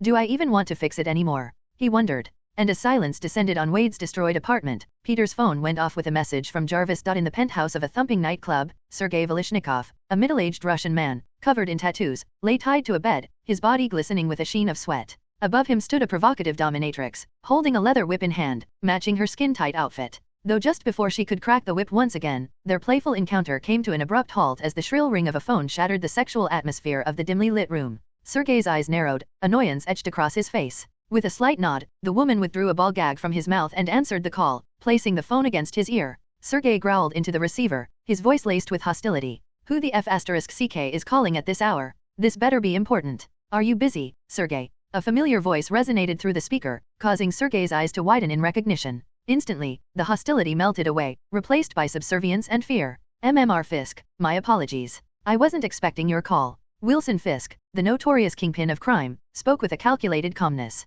Did you complete the task I assigned to you? Sergei cleared his throat, desperately trying to compose himself. Yes, Mr. Fisk. I sent my best men to take care of him, just as you ordered. He's probably dead by now. There was a momentary silence on the other end of the line, causing Sergei's heart to race. Very well, Sergei. I trust you did your best. We shall discuss the details later. However, I must remind you of the consequences of failure. Fisk's voice remained cool and collected. Sergei's eyes widened, his mind racing. Fisk has many criminal enterprises under his belt, one of which is the Russian mob. He took hold of this organization through the blackmail of its leader, Sergei Velishnikov. And it wasn't just Sergei's masochistic tendencies that Fisk knew about either. The type of information that Fisk had on Sergei could get him hunted by the FBI and ousted from his own organization. So, how could Fisk not know what he was engaged in at this very moment? This knowledge sent shivers down his spine as he stammered into the phone. I assure you, Mr. Fisk, I will not fail you. I'm loyal. You know that. Fisk's voice grew colder, laced with a veiled threat. Remember, Sergei, I have ways of learning things. You should be more careful about what you indulge in during your private time. Respect and loyalty are not negotiable in our alliance. He spoke the word as if it were a joke. Fail me, and I can't guarantee that your secrets won't become public knowledge. Fear gripped Sergei's heart, his breath catching in his throat. Please, Mr. Fisk, I beg you. I'll do whatever it takes to prove my loyalty. He begged, his voice trembling. Without another word, Fisk ended the call, leaving Sergei pleading with the silence, a freaked-out dominatrix standing beside the bed. As the weight of the Kingpin's power hung heavy in the room, suddenly, the sound of gunshots and screaming seeped through the walls from outside. Sergei's eyes widened, realizing that he was trapped, restricted to the bed by his sexual preferences. Unlock the cuffs? Quickly, quickly. He turned to the cowering dominatrix, who just moments ago was confidently beating him with a riding crop. At novel bin at. Unable to contain her panic, the woman ignored Sergei's pleas for help and rushed out of the room, where she found a hallway filled with dead bodies and two pitch-black figures walking her way. -10 minutes earlier. After reading the information from Jarvis, Peter turned his phone to Wade. Do you know this guy? He asked. On the screen was a picture of a Russian man alongside his name, Sergei Velishnikov. Squinting his eyes at the phone for a moment, Wade shook his head. Nope, never seen him before. Really? Because these guys. Peter gestured to the dead bodies laying all over Wade's apartment. Worked for him. Nope, he looks like a side character though. And I don't usually hang around with the lower class. Wade says nonchalantly. My crowd is more along the lines of Ryan Reynolds, Tom Cruise, Denzel Washington. Okay, Peter muttered, stopping Wade before he could name any more celebrities. Then let's go ask him why his men came knocking at your door, he said, opening a portal. Instantly, the loud music and ground-shaking bass of a nightclub echo from the portal. After you, Peter gestured as he snapped his fingers, using the reality stone to cover Wade in a blacked-out version of his Deadpool suit. Hehe, let's kill some Cossacks. Wade laughed as he grabbed his swords and stepped through. Shaking his head at Wade's excited behavior, Peter stepped into the portal as his own suit turned black as well. I need to get used to going undercover whenever Wade is involved. After all, he didn't want to ruin the perfect poster boy reputation that he spent years carefully cultivating. Stealthily maneuvering their way through the upper floors of the club, away from the nightly party going on downstairs, Peter and Wade went looking for their target, silently taking out any random guards they found along the way. Their blacked-out suits blended seamlessly with the shadows, allowing them to move unnoticed. As they reached the top floor, they found themselves facing a long, narrow hallway. Peter's enhanced senses tingled with the anticipation of danger as he saw a large group of heavily armed Russians gathered at the end of the hallway, a single door behind them, which they seemed to be guarding. Their menacing presence was matched only by the malevolent glint in their eyes. And the moment their gazes locked onto the intruders, the air erupted with the deafening roar of gunfire. "Looks like we found our Rusky," Wade said, a wicked smile dancing across his masked face. Peter's reflexes kicked into high gear as he sensed the first bullet whizzing toward him. He gracefully dodged it, his body twisting with an unnatural agility. Using his spider sense, he anticipated the next onslaught of bullets and moved with blinding speed, evading each lethal projectile. Insert Matrix gif here. Wade, on the other hand, welcomed the hail of bullets with a twisted delight. His regenerative abilities made him virtually invincible, allowing him to withstand the onslaught without flinching. With 2 katanas in hand, he charged forward, deflecting bullets with deadly precision. And as far as the ones he couldn't stop, Wade would simply take the hit and hope they exited out of his body on the other side. Or else he'd be playing a fun game of Operation with Vanessa tonight as she fished the stray bullets out of his body. Though he may have to find a metal detector, as the wounds will heal, leaving no indication as to where he should be looking. But that's a problem for later. As they closed in on the Russian mobsters, Peter's hands shot out, unleashing a volley of webs, expertly ensnaring the guns in their hands. With a quick yank, he disarmed them, sending the firearms clattering to the floor. "Dance, anyone," Wade called out, twirling his swords in an intricate display of skill. With a flurry of blows, he slashed through the armed men, slaughtering them swiftly and efficiently. His swordsmanship was unmatched, every movement calculated to create the biggest mess of blood, guts, and other body parts as he could. Peter, who wasn't nearly as messy and excited about killing as Wade, relied on his acrobatic prowess, using the walls and ceiling to his advantage. He launched himself into the air, somersaulting over the dying mobsters, and delivered lightning-fast punches and kicks. His enhanced strength allowed him to quickly kill his enemies with a single blow, rendering them dead within seconds. It was the least he could do. After all, the only other option awaiting them was a blood death from Deadpool himself, so he decided to give them some mercy instead. As the fight raged on, the hallway became littered with fallen bodies. The once formidable group of Russians now lay dead at the hands of the dynamic duo. Peter and Wade fought in perfect synchronization, their movements fluid and precise, like a well-rehearsed ballet of violence and death. With the last mobster dispatched, the hallway fell into an eerie silence. The only sound that remained was the dripping of blood from the mess that Wade made. It was everywhere. They stood there, surveying their handiwork, a victorious gleam in Wade's eyes reflecting his sense of accomplishment. "That was a piece of cake," Wade quipped, flicking the blood off his katanas. And just before Peter could reply, the door across from them swung open and a curvy dominatrix came rushing out. But just as she arrived, the woman froze in fear at the scene she just walked into and let out an ear-piercing shriek. "Ayah!" She yelled before swaying on her feet and collapsing onto the floor, right into a large puddle of blood.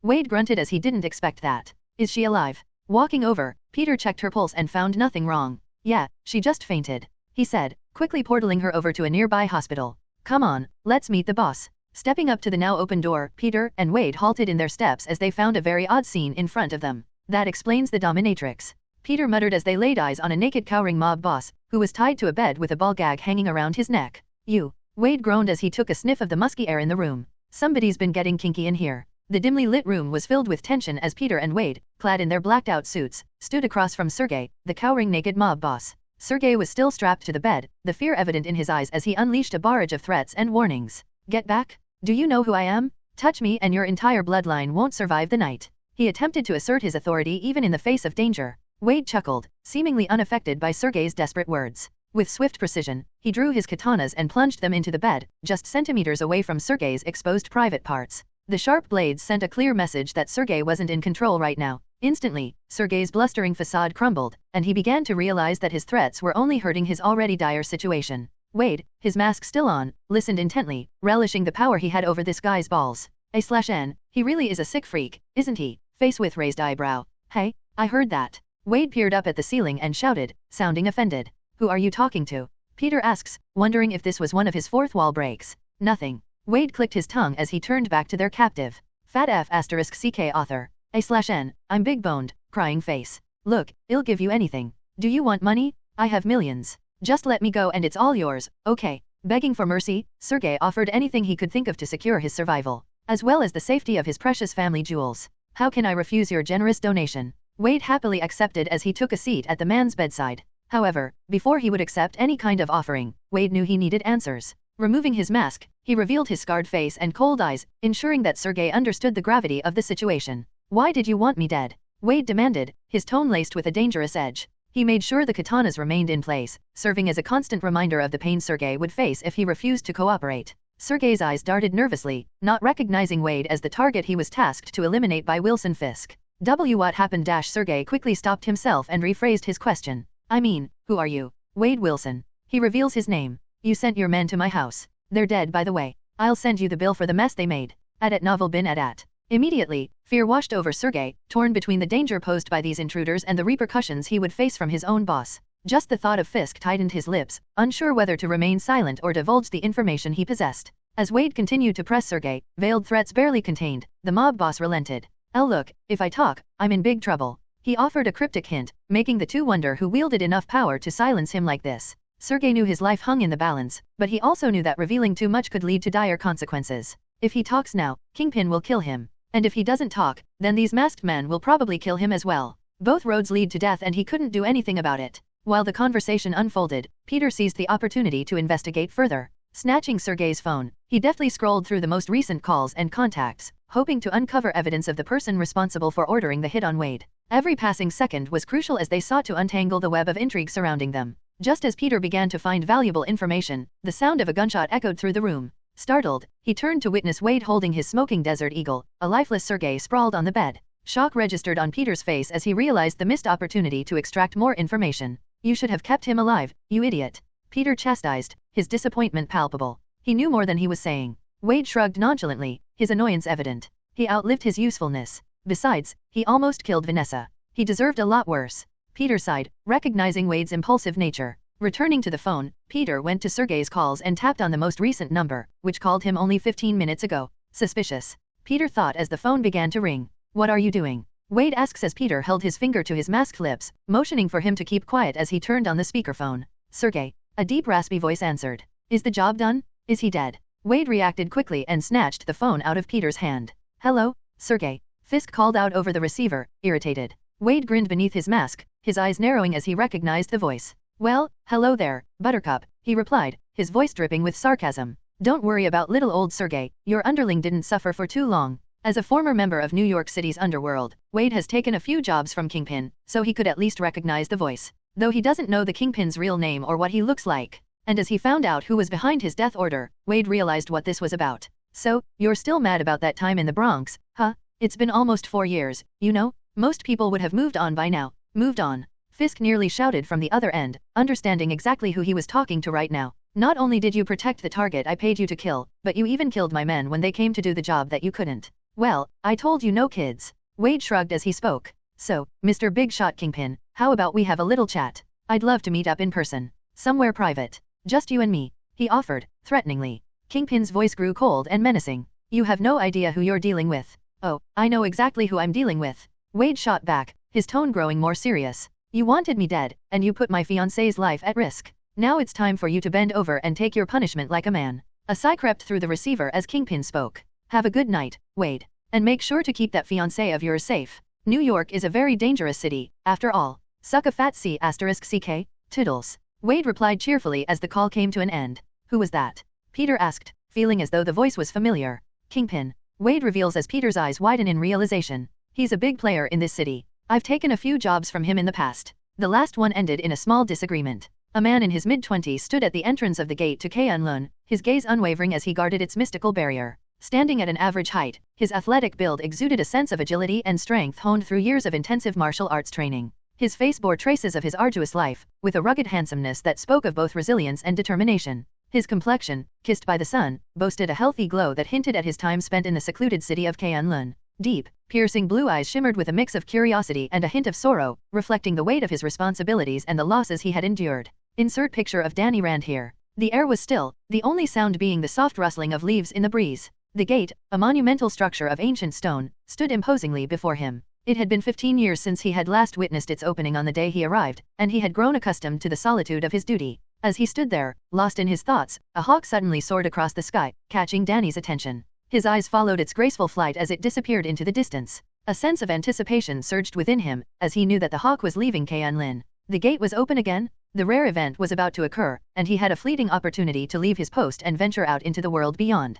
Danny's hand tightened as his fist began to glow in a yellow light, his mind racing with conflicting emotions. He had spent his entire life training and preparing for this moment, dedicated to protecting K'un-Lun from any threat that may come through the gate. Yet, a part of him yearned for something more, a chance to explore the outside world and find his purpose beyond the confines of the mystical city. A solemn smile tugged at the corners of Danny's mouth as he slowly turned his back to K'un-Lun, his eyes lingering on the gate one last time. "Farewell," he whispered, his voice filled with both gratitude and sorrow. With a decisive step forward, he began his journey, following the Hawk's path. Days later, Danny stood on the deck of a large freight ship, the wind blowing his dirty blonde hair as he stood tall, his bare feet planted firmly on the metal deck. He continued to wear the simple attire of a monk, a testament to his dedication and training in K'un-Lun. His gaze was fixed on the vast expanse of the open sea, endless possibilities stretching out before him. The rhythmic rocking of the boat brought a sense of calm to Danny's spirit. He closed his eyes, embracing the tranquility of the moment. The boat sailed steadily onward, carrying him toward his new destiny. Finally, the iconic skyline of New York City appeared in the distance.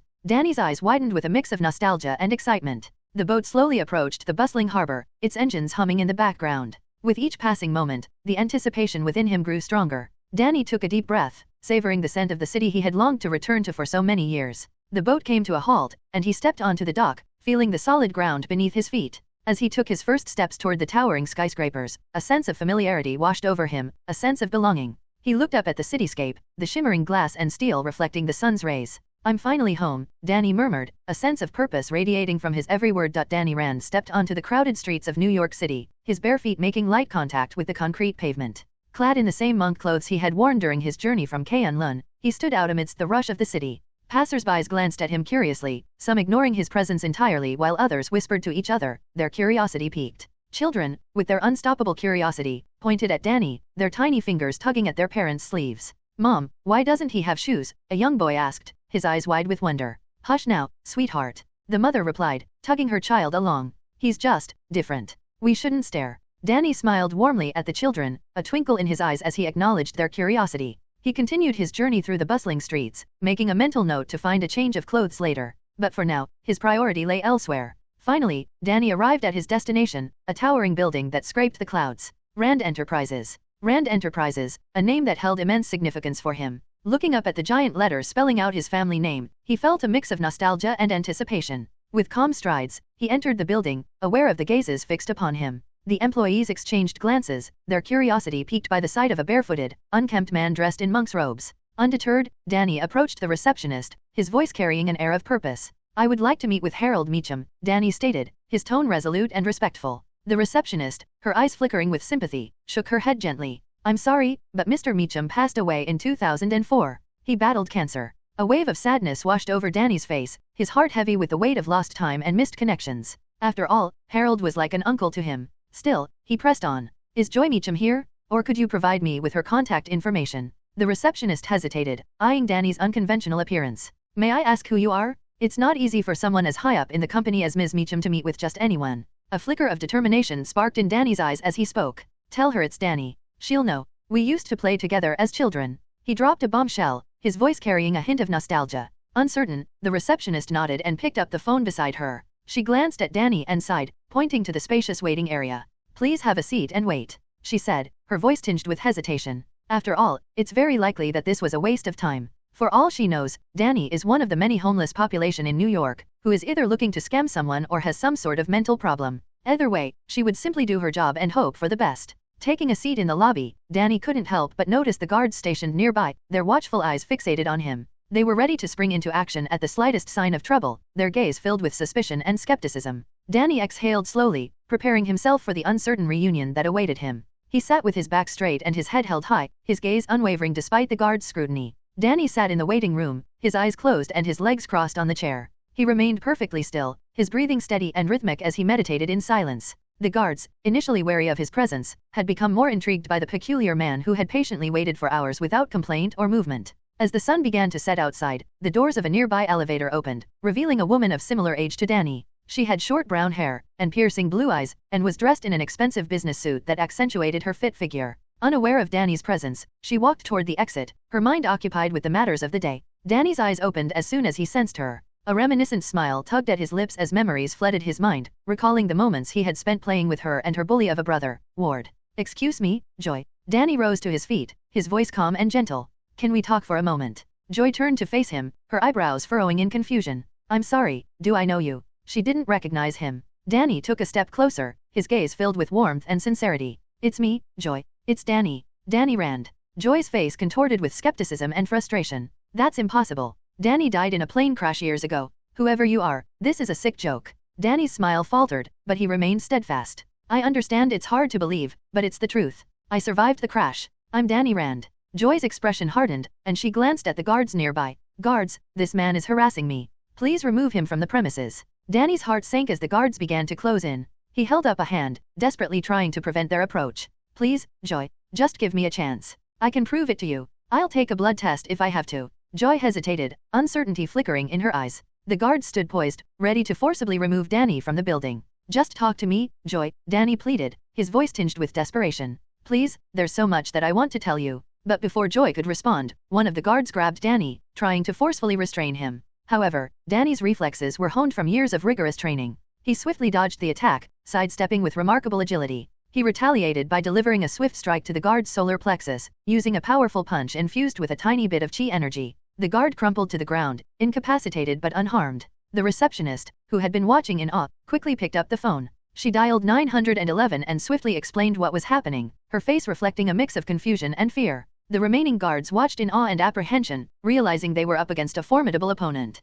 Danny held his hand UPS. Look, just calm down, all right? I don't mean any harm. Two more guards rushed forward simultaneously, ignoring his words as they attempted to overpower Danny with sheer numbers. But once again, he effortlessly blocked their attacks, gracefully weaving between their strikes with a dancer's precision. His movements flowed like water, each strike landing with calculated accuracy. Danny's hands became a blur as he unleashed a series of kicks, sweeps, and punches, targeting pressure points with precise accuracy. The guards stumbled and fell, their bodies temporarily paralyzed by the incapacitating blows. It was clear they were no match for the martial arts mastery Danny had acquired in K'un-Lun. As the last guard staggered to his feet, struggling to regain his composure, Danny stood tall before him. A calm yet fierce determination emanated from his eyes. He raised his hands in a defensive stance, silently urging the guard to give up. The guard, realizing the futility of his resistance, slowly raised his hands in surrender. Danny extended a hand to help the defeated guards up, his expression compassionate. I mean no harm, he assured them as he turned to Joy, who stood rooted to the ground, shocked and frightened by the events she just witnessed.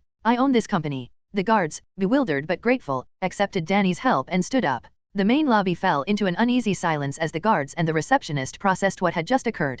Joy, Danny called out, snapping his childhood friend from her frozen stupor. It's me, I swear. This isn't funny. Joy lashed out, unwilling to believe this whole situation. Danny is dead. He's been dead since I was 10 years old. You can't just come here and do this. It's cruel. She shouted, tears welling up in the corner of her eyes. Danny frowned as he tried to think of a way for her to believe him, and it didn't take long to do exactly that. A week before the accident, my parents held a family barbecue. Of course, your family was invited. That's all you have. Joy interrupted him with a scoff as she crossed her arms. No. Danny smiled warmly as he recalled one of his fonder memories. While we played in the backyard, Ward was being a little sh*t as always, so we snuck out and ran to the park around the corner. We would always go to the park, though this was the first time we were alone. The more that Danny talked, the quicker Joy's breath became, clutching her leather handbag between tight fists. Danny continued, his cheeks blushing ever so slightly. We played on the swings together and I Stop. Joy yelled, knowing where this story was going. Just stop. She pleaded. Danny heard her, but he didn't listen. I pulled my swing over to yours and kissed you on the lips. He revealed as tears rushed down Joy's face. We promised to marry each other when we were older. You even wanted another kiss, but my mom came rushing over, yelling and screaming at us for running off alone. That was the last time I saw you. As he stopped speaking, deafening silence filled the lobby. And if Joy still wasn't convinced, then the guards and receptionist certainly were. Just Joy's reaction was enough to prove it for them. At novel bin at. Do you believe me now? Danny asks calmly. She hesitantly spoke as the sound of police sirens echoed from down the street, heading in their direction. But before the police could arrive, a black and red figure dropped down onto the sidewalk outside, shocking everyone, especially Danny, who knew nothing of the many heroes who protected the city and the world at large. Silk. The receptionist muttered, not expecting an Avenger to respond to her 911 call. Silk. Danny wondered as he felt that this person held a large amount of chi. Not nearly as much as him, but certainly more than a high-level monk back in K'un-Lun. Though that wasn't all, beside Silk appeared a smaller childlike figure in a red and blue-themed spider suit. Are you sure Dad won't be mad? The smaller figure spoke, which was easily picked up by Danny's chi-enhanced hearing. Silk turned to the smaller figure. Your dad can take you out but I can't. she asked pointedly. What the hell is happening? Danny thought as the two came walking in, eyeing the bruised guards questioningly. What's the emergency? MJ glanced around the lobby, her eyes searching for any signs of trouble, and what she found only confused her. A barefoot man in monk's robes and a group of beaten guards alongside a woman with tear-stained makeup. Yet none of these people answered her question. She approached the front desk, with Lily following closely behind her, where a few employees whispered to each other, including the receptionist who called the police in the first place. What's the emergency? We heard there was an fight. MJ inquired, wondering what was going on. Just as the question escaped her lips, the elevator doors slid open, revealing a man slightly older than Joy and Danny. Ward Meacham, the CEO of Rand Enterprises, his face etched with a mix of urgency and determination. In a swift motion, MJ turned her attention toward Ward, her gaze narrowing. She instinctively positioned herself between him and the monk-looking man, feeling the bloodthirsty anger Ward was sending the oddly dressed man's way. Are you in charge here? MJ asked, her voice laced with suspicion. Instantly, Ward's anger disappeared as he smiled charmingly at the two female heroes. Yes, I'm the CEO of Rand Enterprises. Ward Meacham. Thank you for coming. He says as if he were the one who called. Okay, what's going on? MJ asks as Lily glances back at the monk behind them. Ward's eyes darted around the lobby, the remnants of adrenaline coursing through his veins. He knew the truth about Danny Rand, having witnessed the events from his office through the surveillance cameras. Luckily, his guards alerted him to a disturbance in the lobby, so he decided to take a look out of curiosity, and thankfully he did. Or else he wouldn't know about the major *T storm that appeared on his doorstep.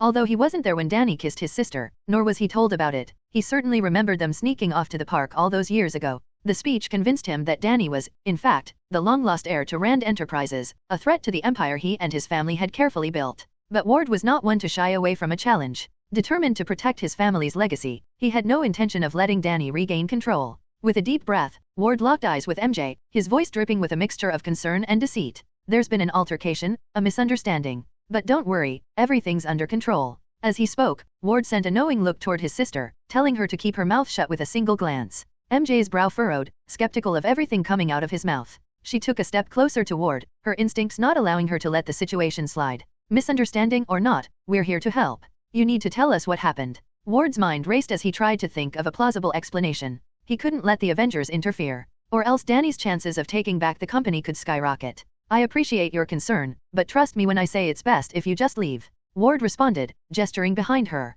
The police have arrived, and they'll handle it from here. Just as Ward's words hung in the air, the sound of approaching sirens filled the lobby, growing louder with each passing second. The police were closing in, ready to restore order, and they would certainly take his side in the situation. After all, his family owns the building, so they would have to throw any trespassers out. And if said trespasser were to disappear soon after, then wouldn't that just be tragic? Lily exchanged a knowing glance with her mother, a silent agreement passing between them. They were feeling nothing but bad vibes from this guy since the beginning they arrived. With a determined nod, MJ looked back at Ward. We won't leave until we know everything is resolved. We're here to help, whether you like it or not. Before Ward could respond, the lobby doors swung open, and a few police officers rushed in, hands placed on their holstered pistols. What seems to be the leading officer spoke, though he froze as soon as he laid eyes on Silk and her short unknown partner. Silk. He and the other officers stared in shock. Ahem. The officer cleared his throat. Ma'am, we can handle the situation from here. He spoke respectfully. He, like almost every police officer in New York, held a great amount of respect for the heroes that patrolled the city alongside them.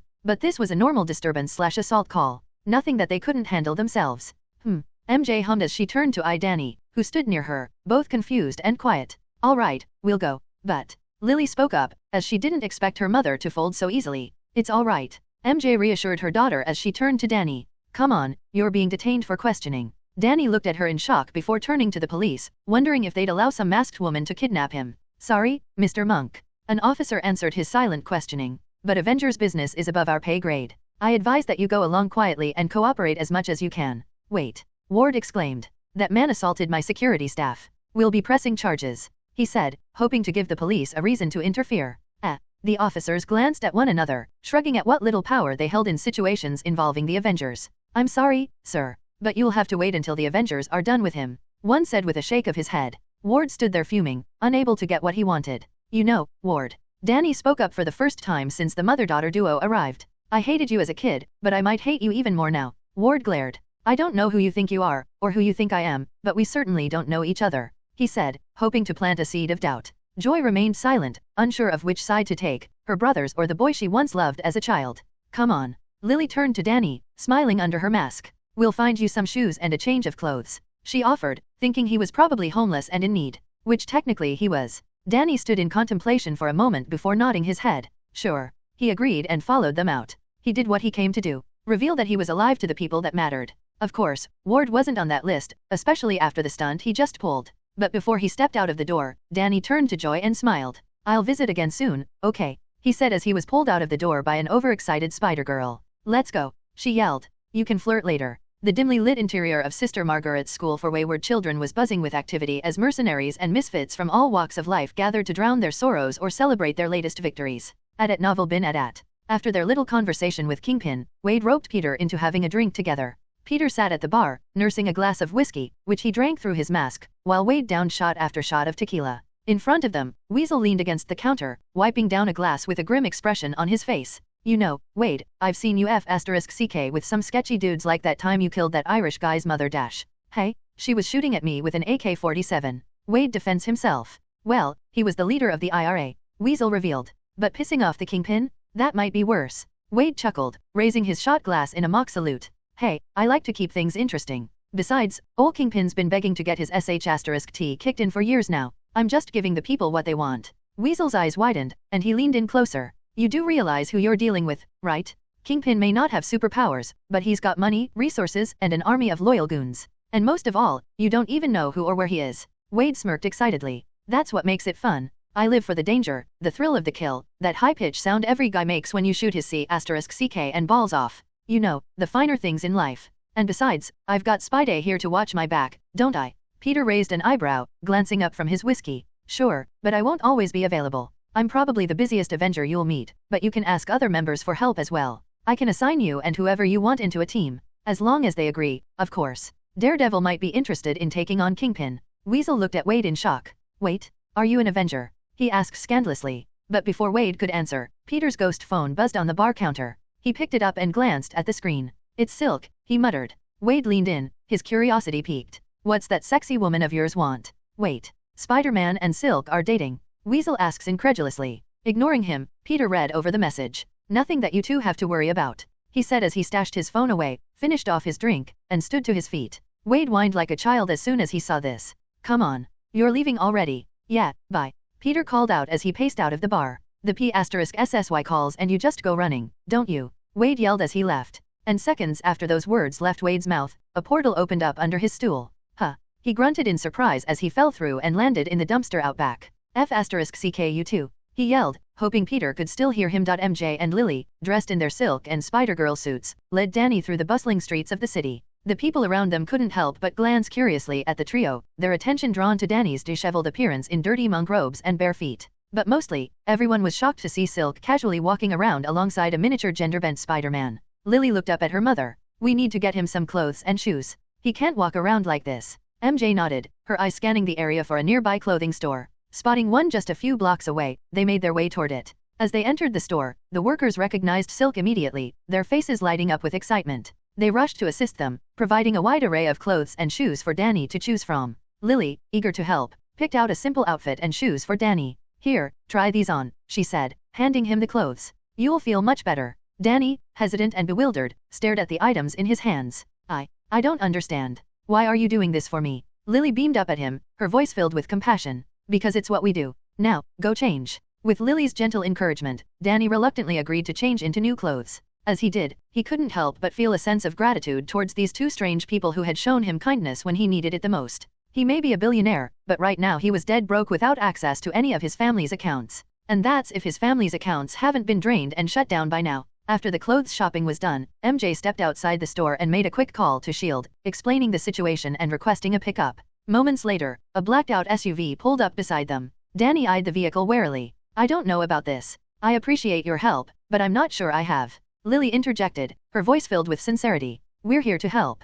We won't let anything happen to you. Please, trust us just a little bit. Reluctantly, Danny nodded and climbed into the SUV, with MJ and Lily following suit. MJ couldn't help but smirk under her mask, admiring how easily her daughter was able to wrap this guy around her finger. As the car began to move, Danny couldn't contain his curiosity any longer.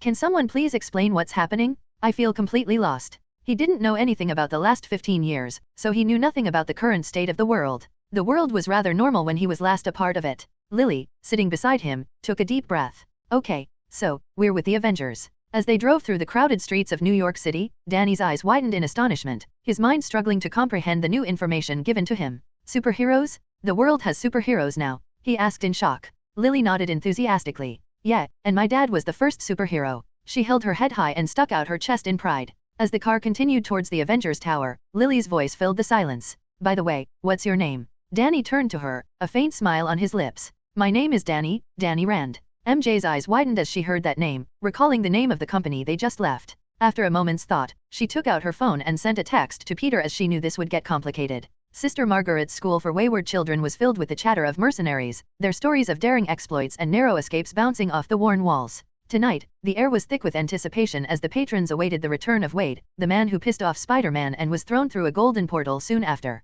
It was truly an eye-opening experience for them. The creaking door swung open, and Wade stormed in, his disheveled appearance and the pungent smell of garbage announcing his unfortunate encounter with the dumpster out back. Ignoring the stares and disgusted looks, he plopped himself back onto the bar stool, his stained red and black suit clinging to his body. Weasel held back his laughter as he set a glass in front of him and poured a generous amount of liquid courage. Wade took a deep swig of the drink and let out a dramatic sigh. Damn it. Leaving me like that for a girl. What's a guy gotta do to get some quality time with his best buddy? Am I not your best buddy anymore? Weasel asked jokingly, his eyes flickered from Wade to the group of mercenaries who had just entered. Hey, you guys have to return your winnings from Wade's Deadpool. He's alive and as ugly as ever. Suck 80 *CK. Wade countered casually as he sipped his drink, his eyes narrowing with interest. Deadpool. Huh. One of them grunted in annoyance as he turned to eye Wade. Are you sure that's him? Because last I saw, that sh*T head wasn't the son of Voldemort and Smeagol. Instantly, the bar erupted as mercenaries who had wagered on Wade's demise turned to him and Weasel, refusing to pay back their winnings. Wade ignored the clamor, his mind fixated on the newfound name. The word Deadpool resonated with him, capturing the essence of his uncanny ability to cheat death. He grinned, his scarred face contorting into a mischievous expression. Fine, fine, Deadpool it is. If I gotta be some hero for the Avengers, might as well have a bad *SS name. The mercenaries continued to holler over him, their voices blending into a chaotic chorus. Wade drunkenly raised his glass, taking another swig before standing on the bar stool, his voice booming above the uproar. Attention, my fellow scoundrels and scalawags. From this day forth, I am Deadpool, the regenerating degenerate, the merc with a mouth, and your friendly neighborhood pain in the $. So, if any of you sorry B***stards want to take a shot at the king, then bring it on. The bar fell silent, all eyes fixed on the crimson-clad figure standing defiantly on his seat. Though it didn't last long. Only seconds after the words left his mouth, every person in the bar grabbed what they could, beer bottles, mugs, trays, etc., and furiously threw them his way. At novel bin at. As the rain of glass and liquor descended, knocking Wade's drunk *S off the stool, fights broke out as the entire bar turned into a royal rumble. Weasel. Wade yelled as he maneuvered around the chaos. Get me a refill. He held his empty glass above his head. F***CKU, Wade. Weaseling replied, hiding behind the bar. That's Deadpool to you, C***CK sucker. Peter entered a meeting room in the Avengers Tower, his spider suit still on, Lily and MJ waiting outside. He scanned the room and locked eyes with Danny Rand, the man who had caused quite a stir at Rand Enterprises. Peter took a seat across from Danny and offered a friendly smile. Hello, Mr. Rand. Peter greeted, extending a hand. Welcome to the Avengers Tower. I'm Spider-Man. Danny regarded Peter cautiously, his eyes flickering with a mix of confusion and wariness. He took Peter's hand hesitantly, feeling a surge of energy pass between them. Or should I address you by your title? Peter continued, confusing Danny for a moment. You're the Iron Fist, yes. Danny's eyes widened, his grip on Peter's hand tightening instinctively. The room seemed to darken around him, and a faint yellow glow emanated from his clenched fist, his gaze darting around the room, searching for a possible threat. Why you? How do you know about that? Danny stammered, his voice filled with equal parts astonishment and disbelief. He had never revealed his true identity as the Iron Fist to anyone outside of K'un-Lun, and the fact that Peter knew sent shivers down his spine. Not even the hand should know of his identity. Peter raised his hands in a placating gesture, his demeanor relaxed. Relax, Danny. I don't mean any harm. I just wanted to address you correctly, that's all. I'm sure you've been through a lot, so I understand if you're on edge. Danny's hand slowly stopped glowing, and he relaxed his tense muscles. He cautiously moved closer to the door, his mind grappling with the situation at hand. Why did you leave K'un-Lun, Danny? Peter asked, his voice gentle yet piercing. You're supposed to be guarding the gate, protecting the city. Although Peter made it clear that he meant no harm, every word he spoke seemed to put Danny further on edge. Is the gate open? I've always wanted to visit, you know, he asked. Danny froze, his breath hitching in his throat. The question hung in the air, leaving him vulnerable and exposed. How did this person know so much? How do you know all of this? Danny managed to utter, his voice barely above a whisper. Peter leaned back in his chair, his eyes locked with Danny's. Let's just say I've had my fair share of adventures. And now that you're here, it makes me wonder, who is protecting K'un-lun right now? The air grew heavy as Danny's fist began to glow once again, ready to do his duty to protect K'un-lun, even if he wasn't there. But suddenly, that heaviness disappeared as Peter burst into laughter. Ha ha ha. He couldn't hold it back anymore. You should see the look on your face. It's priceless. Huh. Danny grunted in confusion. Lily stood outside the meeting room, her small hand gripping the doorknob tightly. She could hear her father's voice, a mix of amusement and mischief, as he interacted with Danny, the man who she and her mother went out of their way to help. Her father had a special way of making people uncomfortable and confused. To put it simply, he likes messing with people, but she knew he meant no harm. She took a deep breath, steeling herself, and pushed open the door. Her eyes narrowed as she saw her father, still dressed in his Spider-Man suit, leaning back in his chair, laughing like a madman. Danny looked perplexed, his brows furrowed and a mixture of shock and concern etched on his face. Hey! Lily's voice rang out, her tone stern and assertive for someone her age. Stop being mean to my new friend. At novel bin at. MJ followed closely behind, a small smile playing on her lips. She knew Lily had a knack for handling her father's antics. Peter's eyes widened in surprise as he turned to face his daughter. He tried to hide his amusement, but his grin couldn't be contained. I was just having a little fun. Lily crossed her arms and narrowed her eyes even further. You're Spider-Man, you're supposed to help people, not pretend to be a villain. Peter's smirk remained, though he nodded. Sure, but playing the villain can be fun sometimes. Danny glanced between Peter and Lily, the tension in his body slowly dissipating. He could hear the genuine concern in Lily's voice, and it helped him realize that Peter was just messing with him. Still, one question remained at the forefront of his mind. How do you know so much about me and K'un-lun? Danny asked, his voice filled with a mix of curiosity and wariness. Peter hesitated for a moment, his mind racing with possibilities. I guess it's finally time to reveal it. Taking a deep breath, he decided it was time to reveal one of his secrets. Well, Peter began, his voice calm yet tinged with gravity. I have something to tell you. Something that very few people know, not even the Avengers. He paused for a moment, collecting his thoughts. I am the leader of the Hand. Danny's eyes widened in surprise, his mind struggling to process the revelation. He had known the Hand as a group of ruthless killers, sworn enemies of K'un-lun. But Peter's words suggested something entirely different. You're the leader of the Hand. Danny's voice wavered, a mixture of disbelief and curiosity. Peter nodded solemnly. Yes, but things have changed. A few years ago, I had a confrontation with the Hand and eliminated their leadership. Since then, I've taken over and redirected the organization's purpose. The Hand now operates as an organization of small-time heroes, helping people in need. We've established bases all over the world. Danny's mind swirled with conflicting emotions, but most of all, he found himself still feeling a bit wary and fearful of Peter. The only thing keeping him from running off or fighting was Lily, who has shown him a lot of kindness and sincerity up until now. I want to make peace with K'un-lun, Danny. Peter continued, his voice earnest. With the gate open, I believe it's time for us to have a meeting. The Chaste already knows of the change in leadership and direction, but K'un-lun has been sealed off until now. Danny's wariness began to slowly subside as he processed Peter's words. And with that, he recalled the hawk that flew from K'un-lun, signaling his departure. At the time, he felt that the hawk was a sign, telling him that it was finally time to journey outward, even though doing so would put the home that adopted him in danger. Is this why I had to leave? He wondered. Although he wanted to meet with Joy and the other chums again, visit his family home, take back his family's company, and eat all of his favorite foods again, the main reason that Danny left his post was that he felt that it was necessary. Not only for himself but also for the safety of K'un-lun. Wait, what's the Chaste? Danny asks as he was never told about them before. And what exactly do you want from me? The Chaste is another enemy of the Hand, or at least they used to be. They follow the elders of K'un-lun. Peter explains as MJ and Lily took a seat beside him. We haven't had any issues with one another for years now, but I doubt they fully believe that the Hand has changed. And you want me to help you show that it's different now? Danny asks curiously. Yes, I would like it if you can send a message back for me. Peter says as a sealed letter appeared in his hand. This will explain everything that's happened and also contains a request for a meeting, which the elders are free to choose the location and time of. He hands over the letter. Danny takes the letter with a dumb look on his face.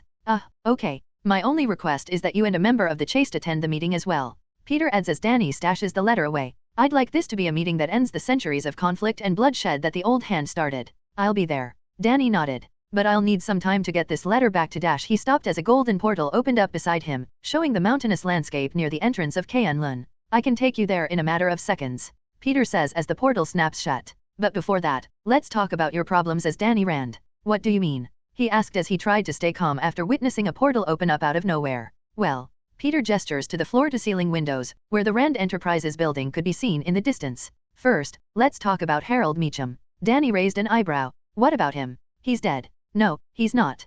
Peter shook his head. What? But Harold faked his death. Peter interrupts. He used to work with the old hand, so from what I can put together, the guy is bad news. He currently runs Rand Enterprises from the shadows. Why? Danny muttered in shock. Why what? Peter asks. Why would he work with the hand? The old hand, I mean. He clarifies. Well. Peter stared Danny straight in the eyes. I don't know how to say this. Then just say it. Danny says impatiently. I don't know this for sure since a lot of the old high-level members of the hand are dead, and they don't exactly keep detailed records, but... Peter frowned, knowing this would infuriate his new acquaintance. I believe that Harold Meacham betrayed your father and sabotaged your plane. Danny stood in silence, processing what he just heard. And as time passed, his fist began to tighten and glow once again, his brows furrowed as a frown marred his face. How do you know this? Danny growled out, finding it hard to keep himself calm. Well, I'm the leader of the hand and old members talk. I've heard that Harold started working with Madame Gao only a week before your plane crashed. I'd say that's a bit more than a coincidence, wouldn't you? Peter explains. Where is Madame Gao? He asks, wondering who this person was, as he knew very little of the hand. She's dead. Peter answers. I killed her myself, but if you'd like some answers, then the best person for that would be Harold Meacham. Danny nods as his fist loosens and the light dies down. Yeah, but before we make any moves, why don't we get you brought back to life? Peter smirks as he pulls out his phone and makes a call. Danny asks. Lily smirked as she gave him a nod. Of course. Did you think we would stop helping you? My dad is the strongest in the world. He can help you with anything. Smirking at Lily's bragging, Peter starts talking on the phone. Hey there, Mr. Mayor. Yes, we got your gifts. Tony especially liked the rare metals you sent over. Yeah, I need you to help me with something. After a quick conversation with the mayor of New York City, a blood test was scheduled. And luckily, the Rand family has a long medical history alongside a few blood samples taken over the years from private physicians, so the mayor was able to get a warrant for the samples to be handed over for testing. Hanging up the phone, Peter turned back to Danny, who stood shocked at how easily his biggest problem was just handled. Now, we just wait and hope that your family's doctors kept good records. Thank you. Danny didn't know what else to say. No problem. Peter shrugged. See, Lily says in an I told you so sort of manner. My dad can do anything. She held her head high. Yes, I'm the greatest. Peter nodded in mock agreement. Smack. MJ couldn't take it anymore and slapped him on the back of the head. Sweetie, stop fueling your father's ego. It's big enough already. Danny couldn't help but smile as he saw images of his old family in the masked heroes before him. And as soon as that smile came, it swiftly disappeared as he was forced to remember that his parents were long dead. Danny stepped out of a golden portal, his heart pounding in his chest as he returned to the familiar mountainous landscape near the entrance of K'un-Lun. The air was crisp and carried a sense of tranquility, but Danny couldn't fully enjoy it. The weight of his recent actions weighed heavily on his conscience. Truthfully, if he didn't have a very important letter to deliver, Danny definitely wouldn't be returning to K'un-Lun right now, especially not after abandoning his post. As he made his way towards the towering gates of the ancient city, Danny's footsteps echoing through the silence, he braced himself for the inevitable confrontation with the Order of the Crane Mother. The elders and leaders of K'un-Lun, the ancient warrior monk society that took him in and trained him as their own, would undoubtedly be disappointed in him for leaving his post without a word. Passing the gate, which was now being guarded by members of the Order, Danny quickened his pace as his former comrades stared at him in shock, though that shock swiftly turned into harsh, piercing glares. And after a short trip through the city, where every citizen of K'un-Lun parted, making way for the Iron Fist as they eyed him in confusion. After all, word of his disappearance spread all across the city only a day after he left. Murmurs throughout the crowd containing words like traitor and deserter caused Danny to hang his head lower as he passed by. Finally, Danny arrived at a huge Chinese-style temple, which sat at the center of the city. The temple stood tall and majestic, its vibrant colors and intricate architecture was a testament to its rich history and spiritual significance. The entrance, adorned with ornate red pillars and golden embellishments. A carving of a tranquil crane stood proudly on the towering double doors. Dragon motifs coiled around the pillars at each side, their scales shimmering in the sunlight, symbolizing strength and wisdom. Stepping forward, the gates creaked open, and Danny entered the courtyard where a few elders have already gathered, waiting for his arrival after hearing of the Iron Fist's return. Their expressions were a mix of concern, disappointment, and sternness. He could feel their piercing gazes on him as he approached. One elder, with a long white beard and wise eyes, stepped forward. Danny, Iron Fist, you have returned to us, he said in a solemn voice, his tone laced with a hint of relief and concern. You left your duty without explanation. Explain yourself. Danny bowed respectfully before the elders, his head lower than usual. I apologize for my sudden departure, he began, his voice filled with guilt. But I had to leave to seek answers and confront the truth about my family's past. Another elder, a woman with a stern expression, spoke up. And what answers did you find? Danny took a deep breath, gathering his thoughts. I discovered that the Hand, our sworn enemies, have undergone a transformation, he revealed. Questioning looks flashed on each elder's face. Danny continued. Although I wasn't able to investigate, I've been told they're no longer the organization they once were. They now operate as a force of small-time heroes, helping people in need. If you weren't able to investigate, how do you know this? The bearded elder asks doubtfully. I met their new leader, Danny says, his words sending waves of confusion and suspicion amongst the elders. The elders exchanged glances between one another, unsure how to handle this odd bit of information. The female elder spoke again, her voice tinged with skepticism. You expect us to believe that the hand, the ancient enemy of K'un-Lun, has suddenly changed its ways? This is nothing but another deception. How could you fall for this, Danny? Danny's eyes met the elder's gaze, his determination evident. I understand your doubts, but the leader of the hand, Spider-Man, has requested a meeting. He wants peace. He takes out a sealed letter and Avengers stamped proudly on the front. He sent me to deliver this letter. This is obviously a trap. An elder scoffed. I thought that as well. Danny nods his head. But apparently, we get to choose the location and time of the meeting. The elders exchanged glances once more, their expressions softening slightly. The bearded elder took the letter from Danny's outstretched hand and began to read it, his eyes scanning the words carefully. Silence hung in the air as the elders absorbed the contents of the letter. Danny could feel the weight of their decision looming over them all. Would they accept the invitation for peace? Would they trust the words of a former enemy? Finally, the bearded elder folded the letter and looked at Danny with a mix of contemplation and worry. Iron Fist, you have returned to us with a proposition that holds great significance. The decision lies with the Order of the Crane Mother, and we shall convene to discuss this matter further. But until then. The elder sighed as he eyed Danny regretfully. Danny frowned in confusion as he saw this. He had taken a risk by returning after leaving his duty behind. As Danny frowned, the courtyard of the temple was suddenly surrounded by countless members of the Order of the Crane Mother. The stern expressions on their faces made it clear that they were prepared to enforce the consequences of Danny's actions. The weight of his choice to abandon his duties as the Iron Fist hung heavily in the air. The bearded elder, who had been the first to confront Danny, looked at him with a mixture of disappointment and concern. He had been like a father figure to Danny since his arrival in K'un-Lun, but even he couldn't protect him from the consequences of his actions. Danny, the bearded elder said with a heavy sigh, stepping forward to stand beside him. I understand your frustration, and your desire to seek the truth, but you know that abandoning your post is a grave crime in K'un-Lun, especially for the Iron Fist. Danny's fist tightened and began to glow involuntarily as his anger and frustration surged. He contemplated fighting his way out, but the bearded elder's calming presence and pleading voice urged him to reconsider. Please, Danny, the elder pleaded, his voice filled with genuine concern. Resorting to violence will only strengthen the belief that you are a traitor. Many already questioned the decision to grant the Iron Fist to an outsider. We need to handle this situation with wisdom and diplomacy. Danny's fist slowly dimmed as he realized the truth in the elder's words. He had always believed in the principles of peace and harmony that the Order of the Crane Mother upheld. At novel bin at. His actions now could either restore or shatter that belief, as well as his reputation. Reluctantly, Danny nodded, his expression showing his acceptance of the consequences. He turned himself in, raising his hands in surrender as members of the Order approached to restrain him. Chains with odd carvings were placed around his wrists, binding him tightly, but also suppressing his chi at the same time.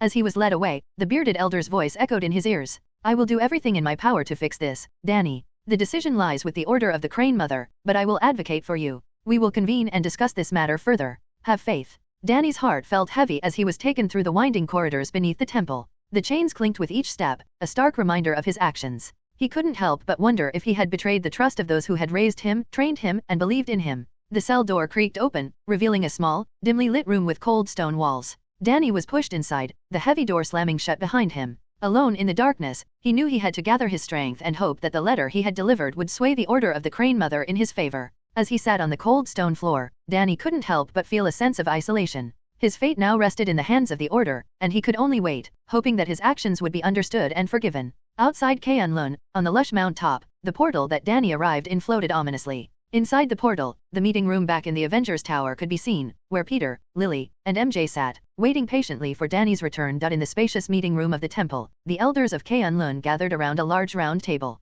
The atmosphere was tense, and the elders sat in silence, their expressions revealing the weight of the decision they were about to make. At the head of the table sat a formidable figure with a long white beard, Lei Kung, the champion of K'un-Lun and the most respected elder in the city. He promised to help Danny get out of this precarious situation, and he would do his meat to uphold it. His wise eyes scanned the room, taking in the faces of his fellow elders. We have gathered here today to discuss the matter of the Iron Fist's return and his actions. Lei Kung began, his voice firm and commanding. It is undeniable that he has committed a grave offense by abandoning his post. However, we must consider the circumstances that led him to make such a choice. One of the elders, a stern-looking man with a bald head and a scar across his cheek, raised his hand to speak. Lei Kung, I understand your compassion for the boy, but we cannot overlook the fact that he broke our laws. He is an outsider, and his allegiance has always been questionable. Murmurs of agreement echoed through the room, and several elders nodded in support of the bald elder's words. Doubt and suspicion hung in the air, threatening to sway the decision. Lei Kung's gaze hardened as he met the eyes of each doubting elder. I acknowledge your concerns, but let us not forget that Danny has served K'un-lun with honor and bravery.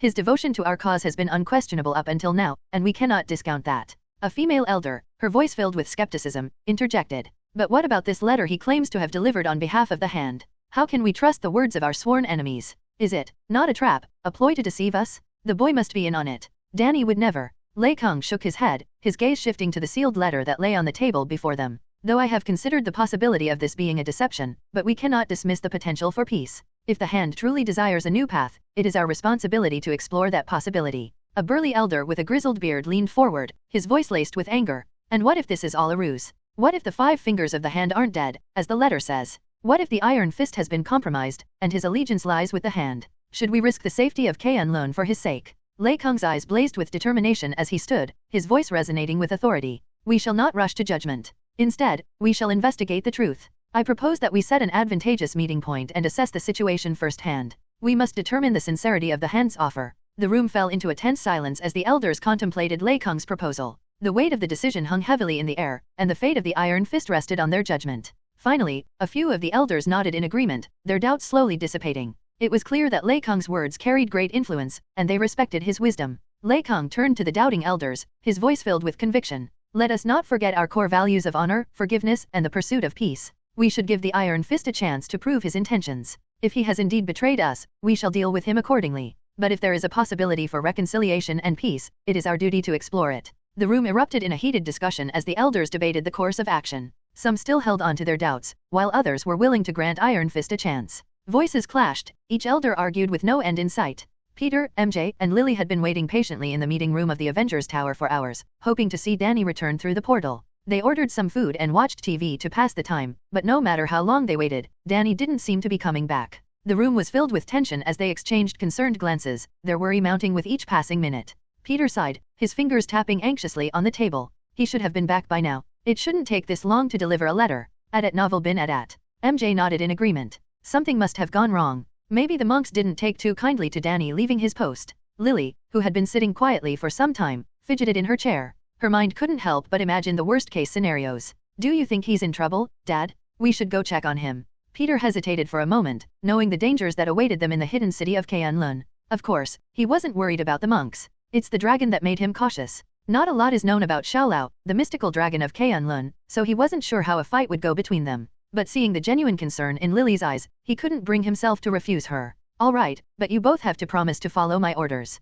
K'un-lun is more dangerous than you realize. Lily nodded, her eyes filled with determination as she hopped out of her seat. Yes, now let's go. She couldn't help but feel excited. After all, K'un-lun is a mystical hidden city, so she felt like an explorer, heading out to discover the Chinese version of Atlantis. With a nod of agreement, Peter led his family toward the portal that had brought Danny back earlier. Stepping through, they found themselves transported to the lush mountaintop outside K'un-lun. The portal snapped shut behind them. As they approached the towering gates of K'un-lun, the gate guards stepped forward, blocking their path. Their expressions were stern and unwelcoming. Peter held up his hands, trying to reason with the guards. We're here to see the Iron Fist. He came here to deliver a letter for me. We just want to make sure he's okay. The guards remained unyielding, their weapons at the ready. Ignoring Peter's words, they lunged forward, attacking without warning. Instantly, MJ and Lily's reflexes kicked in, their spider sense tingling as they rushed forward, dodging the guards, and launched a few attacks of their own. Meanwhile, Peter stood back, his demeanor calm and collected, as he watched his girls effortlessly take down the monks.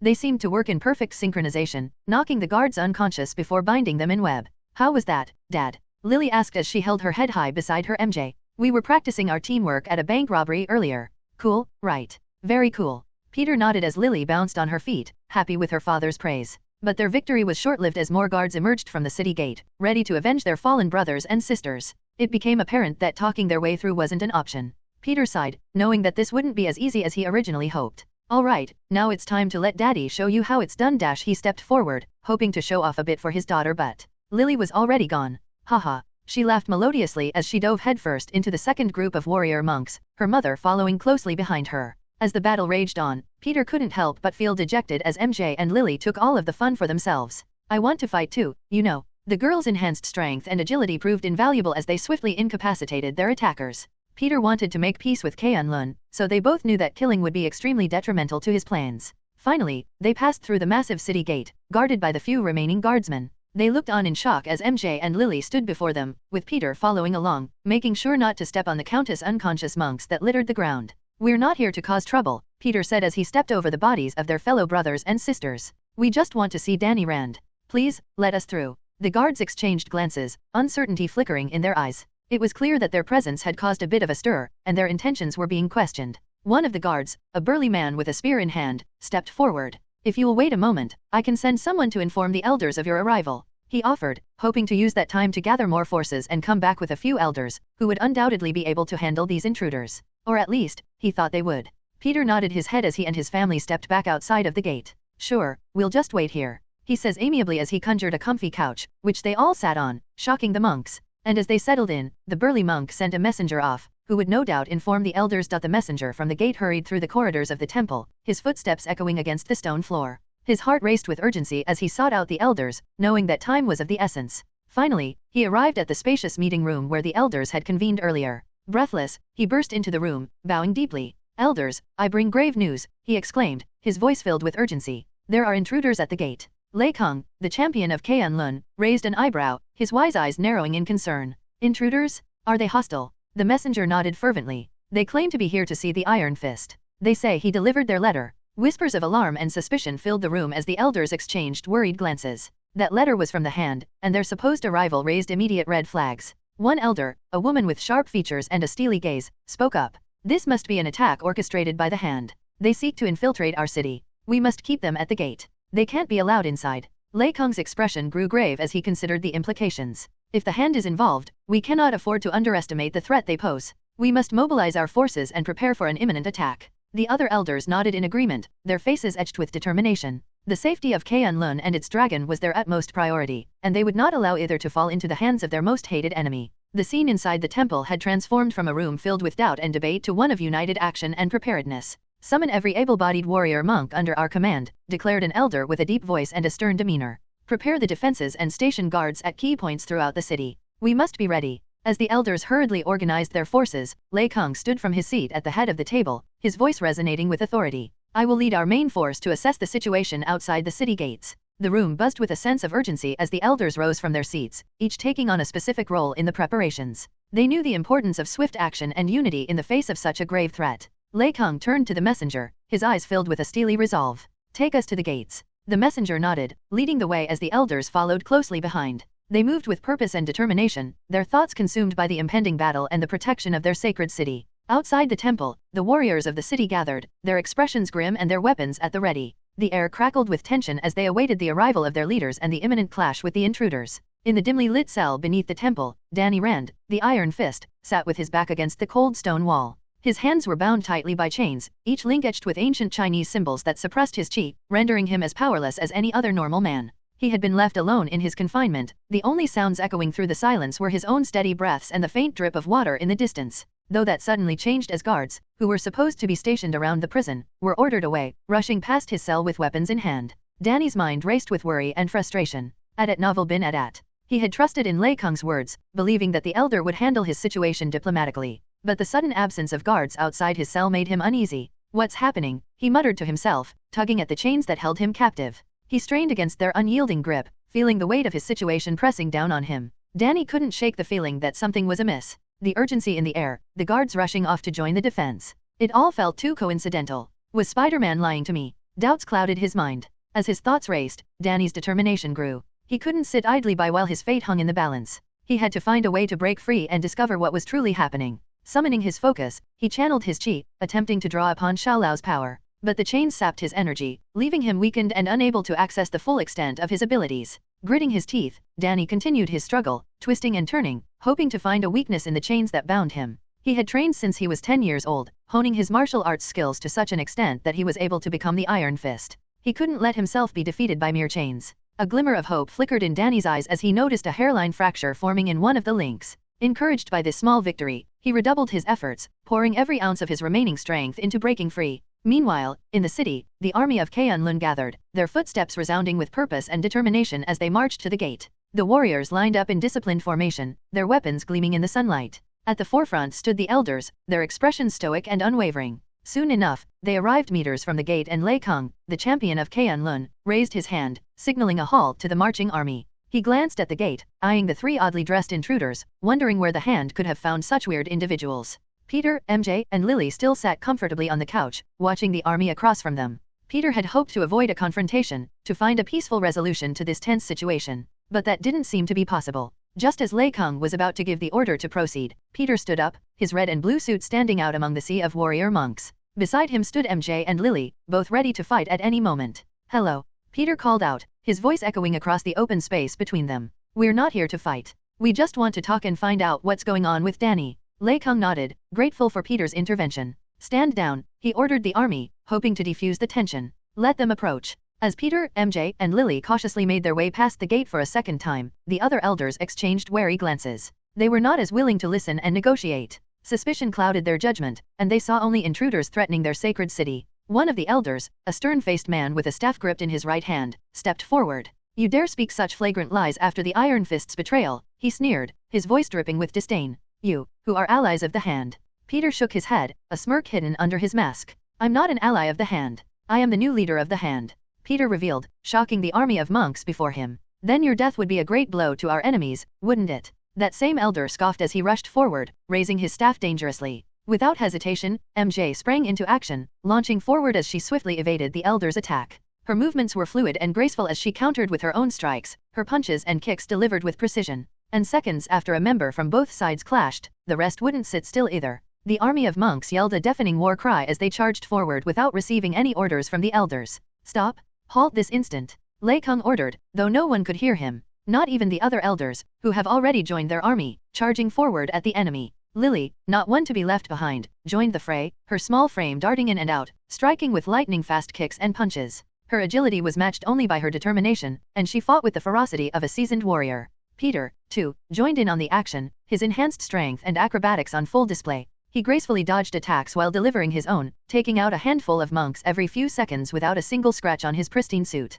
Even the elders that came his way were thwarted with relative ease. The battle raged on, the clash of metal against metal and grunts of effort filling the air. The warriors of K'un-Lun fought with discipline and skill, their numbers seemingly endless. But the spider trio weren't deterred one bit. In fact, they seemed to be enjoying themselves. "Mom," Lily called out excitedly as she jumped into the air. "Watch this," she said as her legs extended, kicking 2 monks square in the face. "Good job, sweetie." MJ encouraged her like the loving mother she was, whilst roundhouse kicking a group of monks into the ground. "Lily," Peter called out as he pulled out his phone, dismantling any monks that came his way while focusing his full attention on his daughter. "Hold still. I want to take a picture of your first large-scale battle." Lei Kung stared at the spider family, bewildered. What the hell is happening? He felt as though he was dreaming. Back in Danny's cell, time seemed to stretch on, the sound of his labored breathing filling the confined space. Sweat trickled down his brow as he fought against the constraints that held him captive. He tried everything to break the chains, from using his body as leverage to simply bashing it against the hard stone floor. And then, with a resounding crack, the weakened link finally gave way, setting a single hand free.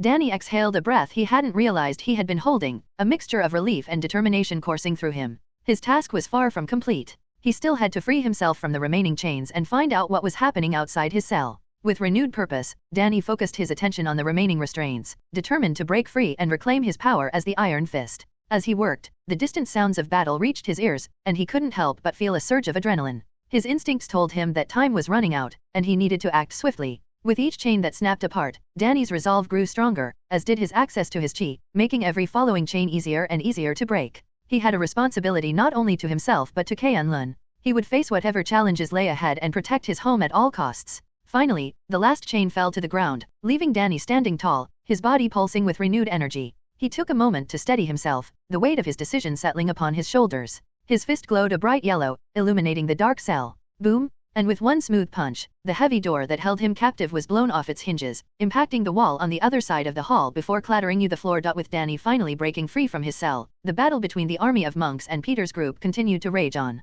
The clash of weapons and the grunts of effort filled the air as both sides fought with unyielding determination. Peter danced along the battlefield, his agility and reflexes allowing him to effortlessly dodge attacks and return them in an instant, decimating countless monks along the way. He used his webs to swing around, finding no reason to use any of his more overpowered abilities on such weak opponents. His fists alone packed a powerful punch, sending opponents flying and crashing into the ground. MJ moved with calculated precision, her spider abilities enhancing her already impressive combat skills. As a member of the Avengers, she was forced into basic training like everyone else, and luckily, she was taken in by Natasha, who she learned from like a sponge. She weaved through the chaos, her movements fluid and graceful. Her silk threads lashed out, immobilizing the monks and rendering them helpless before she delivered precise strikes that swiftly incapacitated them. Lily, in her Spider-Girl persona, showcased remarkable acrobatics and speed. She somersaulted through the air, landing devastating kicks on her opponents. Her small size allowed her to dart in and out of the fray, striking with lightning-fast precision. Unlike her mother, who spent months upon months training under the Black Widow herself, Lily cheated her way to martial arts mastery.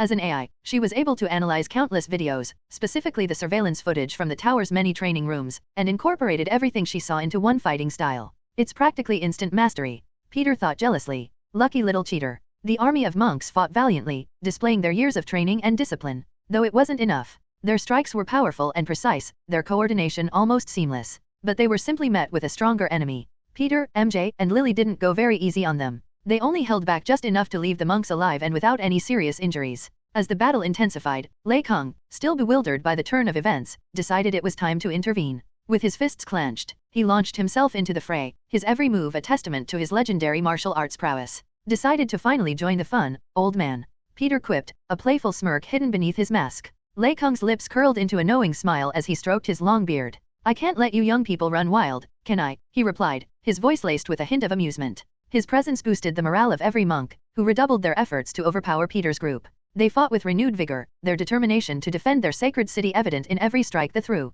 But MJ and Lily were not easily defeated. They fought back with unwavering resolve, their individual skills combining to create an unstoppable force. I'll let you have the first move, Gramps. Peter offered as he took a calm stance, waiting patiently for his opponent. With that, the two combatants squared off, their eyes locked in a silent exchange. Silently, Lei Kung harnessed the chi in his body and launched himself forward, his strikes swift and precise, aiming to exploit any weakness in Peter's defenses. Peter simply stood there as hit after hit pummeled his body, not making any moves to dodge or parry whatsoever. Lei Kung's strikes landed with calculated precision, connecting with Peter's body. The impacts reverberated through his frame, causing the onlooking monks to cheer in elation. They were witnessing their esteemed elder, the champion of K'un-Lun, fighting against a seemingly invincible opponent. The monks' morale soared as they watched Lei Kung exchange blows with the powerful intruder. They were inspired by their leader's unwavering resolve and saw a glimmer of hope that victory was within their grasp. However, Lei Kung himself knew the truth. Despite his best efforts, he could sense that Peter was not exerting his full strength. In fact, he wasn't even trying.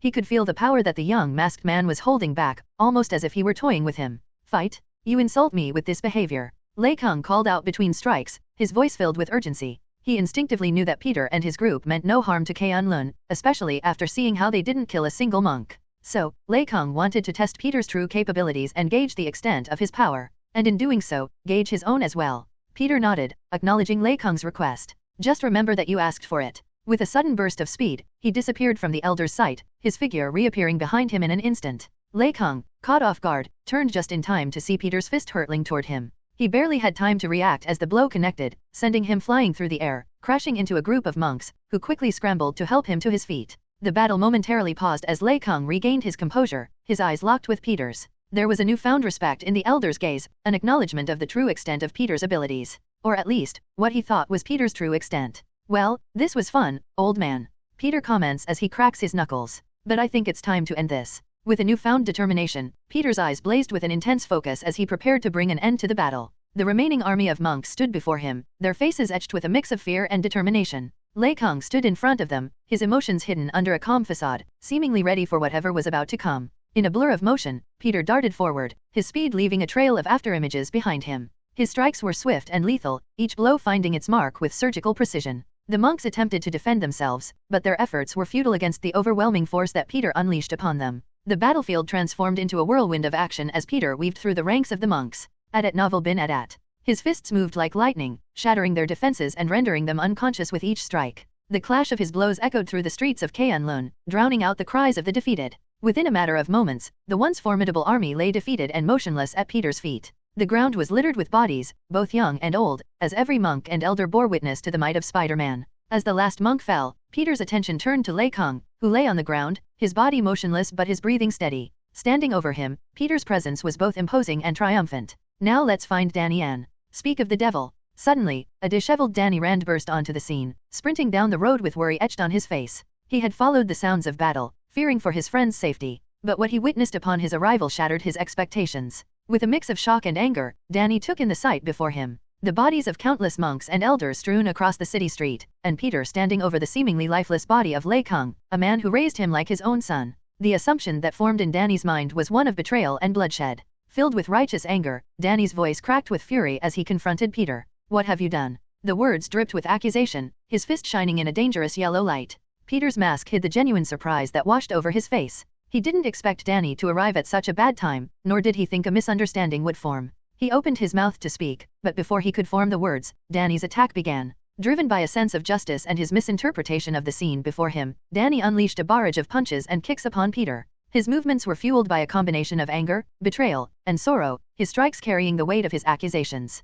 Peter's reflexes kicked into overdrive as he expertly evaded Danny's attacks, each blow landing just inches away from its intended target. Despite his skill, Peter refused to retaliate, instead attempting to explain the truth. "Danny, it's not what you think," Peter said, his voice calm and collected. "If you just calm down, I can explain." But his words fell on deaf ears as Danny continued his assault, his anger blinding him to any reasoning or explanation. The clash between the two allied acquaintances echoed through the streets of K'un-Lun in a battle born out of misunderstanding. Meanwhile, in a nearby cave, hidden behind the ancient city, two large red eyes opened, shining ominously in the darkness. Peter's reflexes continued to shine as he effortlessly evaded Danny's relentless barrage of kung fu-style attacks. He bobbed and weaved, his body moving with fluid grace as he narrowly avoided each strike. Danny's frustration grew evident with each missed blow, fueling his anger and determination to bring down the man he believed had betrayed him. As the fight carried on, Lily and MJ stood at a safe distance, watching the clash between the two heroes. Lily's young eyes widened with concern, her heart pounding in her chest as she observed her father's struggle to explain himself. "Shouldn't we do something?" Lily asked, her voice filled with worry. MJ placed a hand on Lily's shoulder, offering her a reassuring smile. "Your dad knows what he's doing, Lily. He'll handle this. Sometimes people need to work things out on their own." Lily nodded, still anxious but trusting in her father's abilities. Her eyes remained fixed on the battle, witnessing Peter's skillful dodges and Danny's growing frustration. With a deep breath, Peter finally decided that enough was enough. His patience wore thin, and he chose to end the fight, and in found so, bring an end to the misunderstanding. At novel bin at. Peter's eyes narrowed, a spark of determination igniting within them. In a split second, Peter shifted his stance, his movements transitioning from defensive to offensive. With a sudden burst of speed, he closed the gap between himself and Danny, closing the distance in an instant. Danny barely had time to react as Peter's fist connected with his midsection. The impact sent him hurtling through the air, crashing onto the hard ground with a loud thud. The wind was knocked out of him, leaving him momentarily breathless. The onlookers gasped in disbelief as Peter's blow landed with such force. MJ's hand flew to her mouth, her eyes widening in shock. Lily's worry escalated as she rushed forward, concerned for her friend's well-being. "Dad!" Lily cried out, her voice filled with a mix of fear and concern.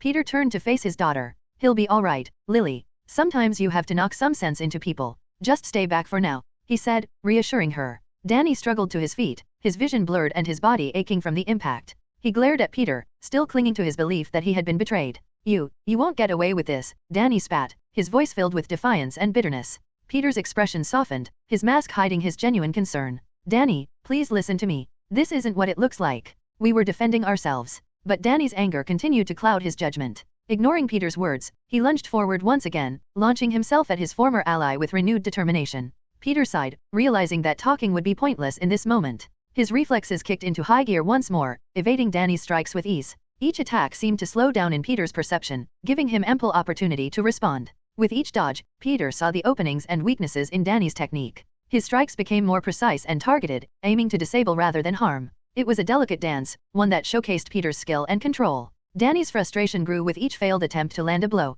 He was no match for Peter's speed and strength, and it only fueled his rage further. But he was blinded by his misconceptions, unable to see the truth before him. Peter seized the opportunity, his movements becoming a blur as he closed in on Danny. In a swift and calculated series of strikes, Peter aimed for pressure points, temporarily incapacitating his opponent. As Danny crumpled to the ground, unconscious, Peter turned to Lily and waved her over. "See, he's fine. We'll explain everything when he wakes up, okay?" Lily nodded her little head up and down as she rushed over to Danny's side, checking to make sure he wasn't hurt too badly. The aftermath of the intense battle left the streets of K'un-Lun littered with fallen monks and elders. Peter stood over the unconscious body of Lei Kung, a man who had tried his best to resolve the situation peacefully. "I should probably heal him. The elderly take longer to heal, after all, and he would no doubt be helpful in explaining everything later on." Waving his hand, Peter healed the sect leader-looking grandpa, slowly erasing all of the damage along his body. And as he turned to check on Lily, suddenly, a shadow began to creep over them and everyone else, who lay unconscious on the ground. A deep, rumbling growl resonated through the air, causing Peter to look up in awe. The sun's rays were slowly blocked out, casting an eerie darkness over the entire city. The source of this ominous phenomenon became clear as Peter's gaze locked onto a gigantic, mythical dragon hovering above him. Xiaolao, the ancient dragon of Qianlun, revealed itself in all its majestic and fearsome glory. Its long, serpentine body snaked through the sky, its scales shimmering with a fiery crimson hue. The dragon's immense size was beyond comprehension, its head alone towering over buildings and casting a terrifying shadow across the whole city. The creature's eyes glowed with an intense red light, emanating an otherworldly power. Insert picture of Xiaolao/Slifer the Sky Dragon/ or just about any Eastern-style red dragon here. Its gaze shifted between Danny's fallen form and Peter, as if assessing the situation and determining the appropriate course of action. Peter's heart skipped a beat as he realized the implications of Xiaolao's appearance. The dragon was the source of the Iron Fist power, granting the chosen warrior a crazy amount of dragon chi. And yet, Peter had defeated Danny with relative ease, shattering the assumptions and expectations tied to the Iron Fist. Is he mad that I beat the guy that he chose?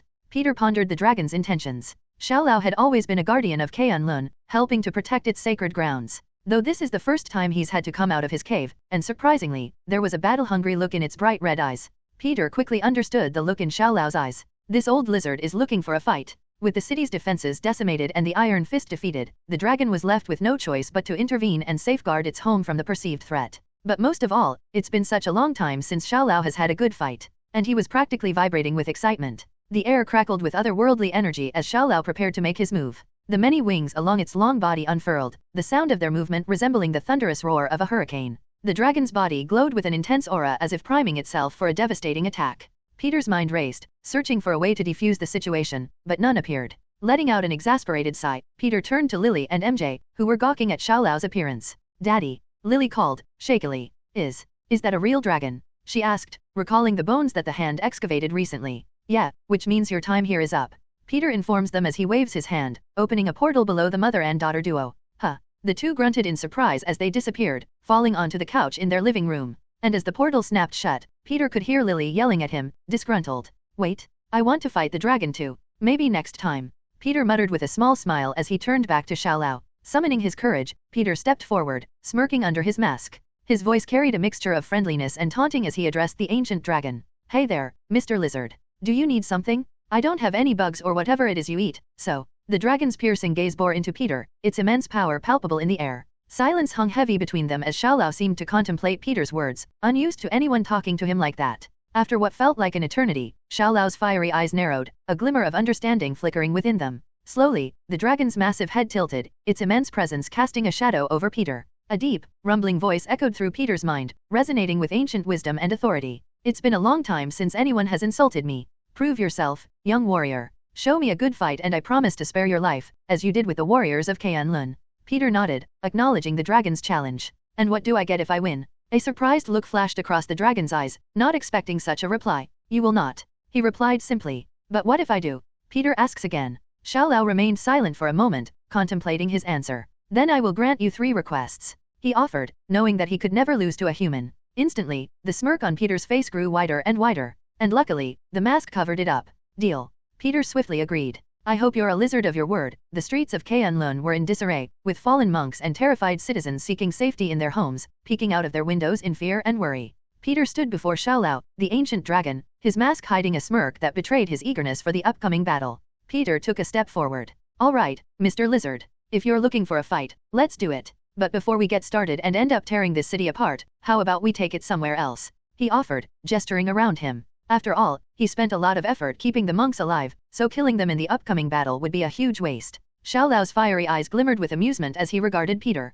The dragon's massive head nodded in understanding, sharing Peter's exact concerns. "You wish to take our battle elsewhere? Very well. Follow along, young warrior." Xiaolao's immense form seemed to quiver with anticipation before gracefully gliding through the air, heading towards a mountain in the distance. Leaving the monks and civilians behind, Peter kicked off the ground and soared through the air, following after the slithering dragon. As the commotion settled in Qianlun, the frightened citizens cautiously emerged from their homes, their hearts filled with concern for the fallen monks. With a collective sense of purpose, they formed a makeshift assembly line, helping each other tend to the wounded and unconscious warriors. The streets filled with determined whispers as the civilians worked diligently to mend their injured protectors. In the midst of this tender display of unity, a group of curious onlookers couldn't help but turn their gaze toward the retreating figures in the distance. Peter, soaring through the sky, trailed behind the magnificent form of Xiaolao, the ancient dragon. The spectators were torn between awe and apprehension, captivated by the unfolding spectacle. As the dragon and Spider-Man approached the mountain peak, the crowd of civilians had grown in size. They watched in anticipation, unable to tear their eyes away.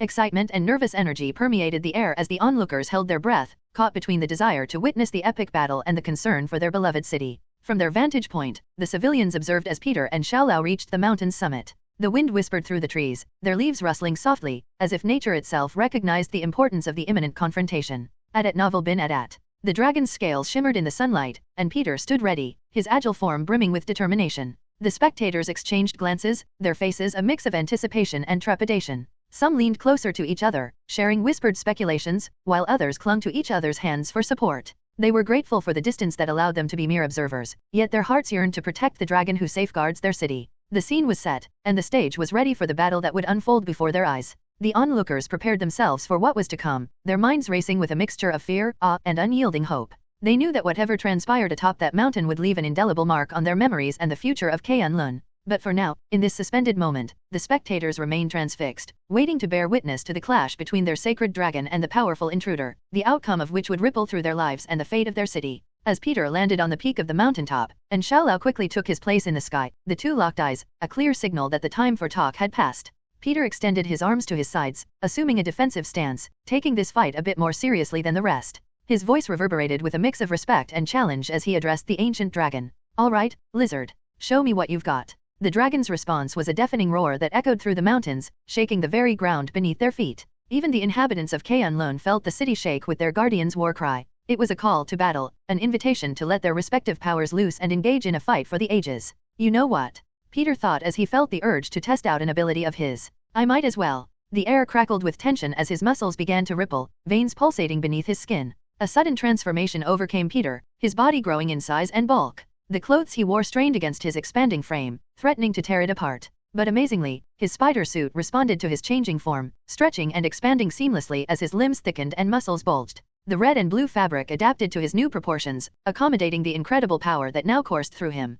The metamorphosis wasn't the most enjoyable experience though. Peter clenched his jaw, gritting his teeth as the changes brought brief waves of intense discomfort. Every cell in his body seemed to shift and rearrange itself. He felt a growing pressure building up, a power surging within him. And then, with a mighty roar of his own, it erupted. His body, once microscopic compared to the dragon above, could now only be said to be tiny or small. Peter transformed into the Red Hulk, a towering figure which he planned to hide as a sort of trump card. But thanks to the secluded dimension of K'un-Lun, he decided to give it a test run. His now massive fists clenched, the ground quaking beneath his feet as he prepared to confront Xiaolao. Speak of the devil, Xiaolao's eyes widened in surprise at the sudden transformation. He had not anticipated his human opponent to possess such a formidable ability, but his excitement for a worthy fight only grew. The dragon bared its fangs and let out a thunderous roar, shaking the very foundation of the mountain once again. Peter's confidence surged as he launched himself into the air, creating a crater under his feet as he propelled himself with the incredible force of his enhanced muscles. With a mighty swing of his massive fist, he aimed a powerful blow at Xiaolao's jaw, hoping to catch the dragon off guard.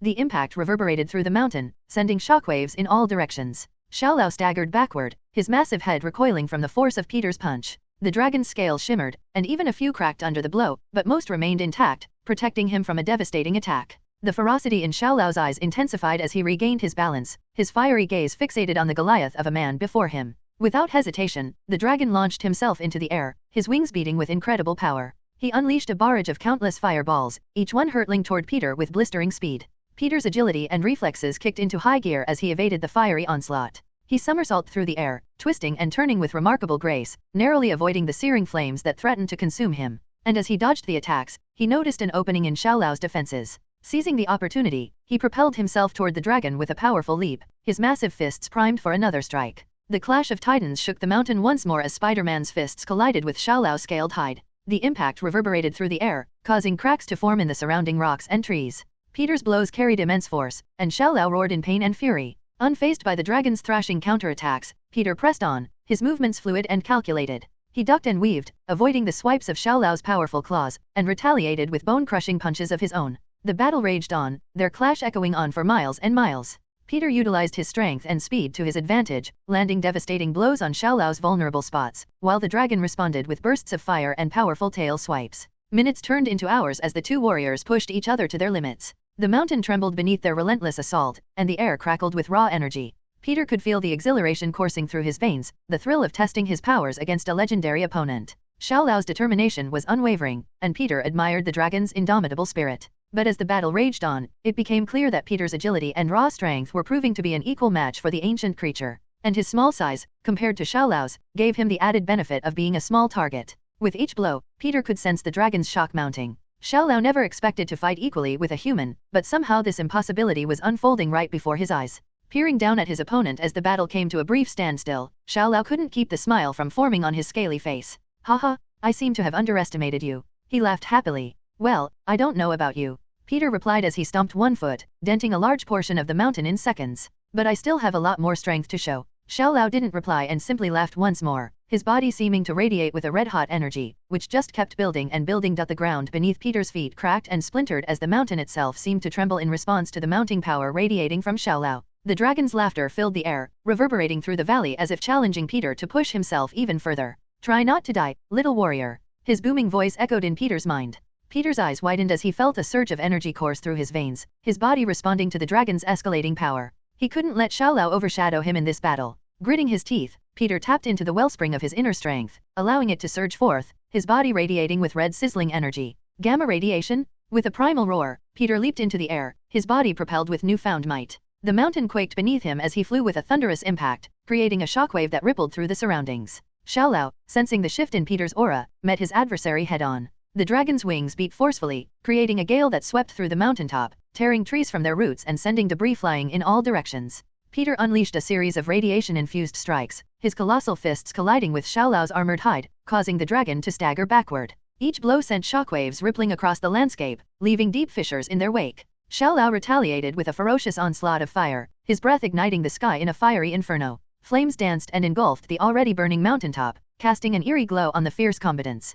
Peter's muscles rippled as he summoned his inner strength, his veins pulsating with power. At novel bin at. He absorbed the brunt of the dragon's flames, allowing the fire to wash over him without harm. His eyes burned with determination as he charged toward Xiao Lao, shrugging off the heat that threatened to consume him. With a mighty swing of his colossal fist, Peter sent a shockwave of force toward Xiao Lao, creating a devastating shockwave that tore through the air. The impact shattered the ground beneath them, sending debris and rocks hurtling into the sky. Xiao Lao's scales shimmered, resilient against the onslaught, but more and more cracks began to appear, a testament to the relentless force of Peter's attacks. The dragon roared in defiance, his eyes glowing with an intensity that matched the raging inferno around them. The battle escalated, and the combatants tore through the landscape, leaving nothing but destruction in their wake. Trees were burned and uprooted, boulders were pulverized, and the very fabric of the mountain seemed to crumble under the sheer force of their clash. The toll that their battle took on the environment was evident. The once serene mountaintop was now a battleground, scarred, charred, and ravaged by the cataclysmic forces at play. Their movements became a blur of raw power and primal fury. Peter's blows landed with the force of an avalanche, while Xiao Lao's tail swipes created shockwaves that reverberated through the air. The clash of their strength echoed across the valley, drowning out the sounds of nature itself. The onlookers in K'anlun, now finished with treating the wounded monks, watched in awe and trepidation. Their hearts raced with a mixture of fear and anticipation as they witnessed the clash between these titanic beings. The destructive spectacle both thrilled and filled them with a sense of unease, thinking that their beloved city hung in the balance. The mountain peak became a battleground wreathed in fire and smoke, the clash of their powers threatening to consume everything in their wake. Peter's unyielding determination fueled him as he pressed on, unleashing a barrage of devastating attacks, while Xiao Lao continued to counter. Peter's muscles burned with exertion, but his resolve remained unyielding. Every blow he landed on Xiao Lao sent tremors through the mountain, the force threatening to bring the ancient dragon to his knees. Xiao Lao retaliated with torrents of fire, engulfing Peter in a blazing inferno. Flames licked at his body, but he pushed through the pain, his enhanced durability protecting him from the worst of the assault. With a burst of strength, he pushed through the flames, his fists connecting with Xiao Lao's armored scales. The impact reverberated through the air, shaking the very foundation of the mountaintop. Xiao Lao let out a thunderous roar, spitting hot bubbling blood from his mouth as his wings flapped wildly, fighting to regain his balance. Peter seized the opportunity, propelling himself forward with a surge of power. Launching himself into the air, he aimed a powerful uppercut at Xiao Lao's jaw. The force of the blow sent the dragon hurtling backward, his wings momentarily faltering. The spectators in K'anlun held their breath, their eyes locked on the airborne clash. Xiao Lao's body collided with the mountainside, causing a tremendous explosion of rocks and debris. Dust and smoke filled the air, obscuring the battlefield from view. And for a moment, silence enveloped the mountaintop.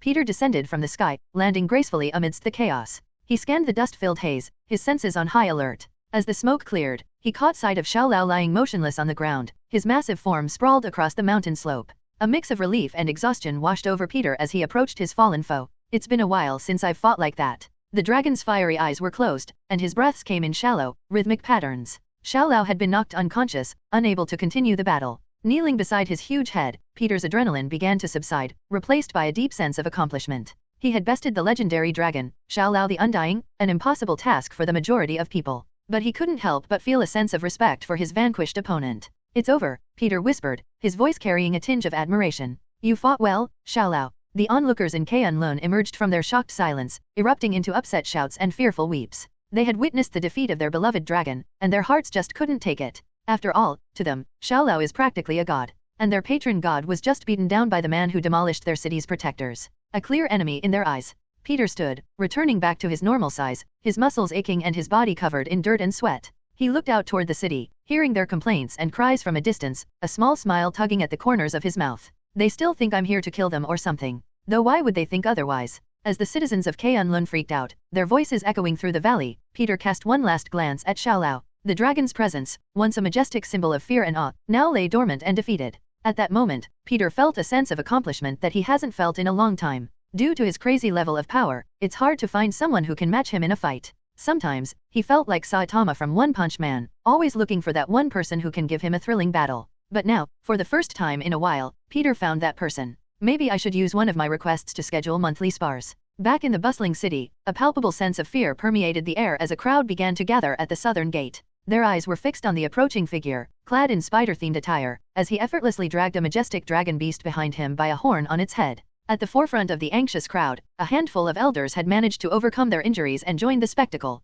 Among them was Lei Kong, whose injuries had miraculously subsided, courtesy of Peter's intervention. The elders huddled together in their tattered robes, trembling with trepidation in the face of this formidable man who had triumphed over the indomitable Xiaolao. The sight was enough to make even the most stoic among them quiver. With each step the unbeatable intruder took, the crowd's apprehension grew, reaching its climax as he halted before them, leaving Xiaolao just outside the imposing gate. The weight of the moment bore down on the onlookers, causing some to drop to their knees, their resolve shattered. In fact, a few unfortunate souls even succumbed to an involuntary loss of bladder control. Yet, amidst this sea of terror-stricken faces, Peter calmly raised his hand, offering a casual wave that defied all expectations. "Yo," he greeted, his nonchalant tone sending shockwaves through the crowd, dispersing their fear like morning mist under the sun's gentle rays. Lei Kong, the first to regain his composure, felt a flicker of validation. His earlier intuition had been spot on, and now he finally recognized the truth of the matter. They f***ed up. They started a fight they never should have picked, with someone far beyond their league. But fortunately, the other party seemed surprisingly forgiving, holding no grudges whatsoever. Lei Kong, the Thunderer, stood at the entrance of the main gate, his weathered face etched with a mixture of awe and gratitude.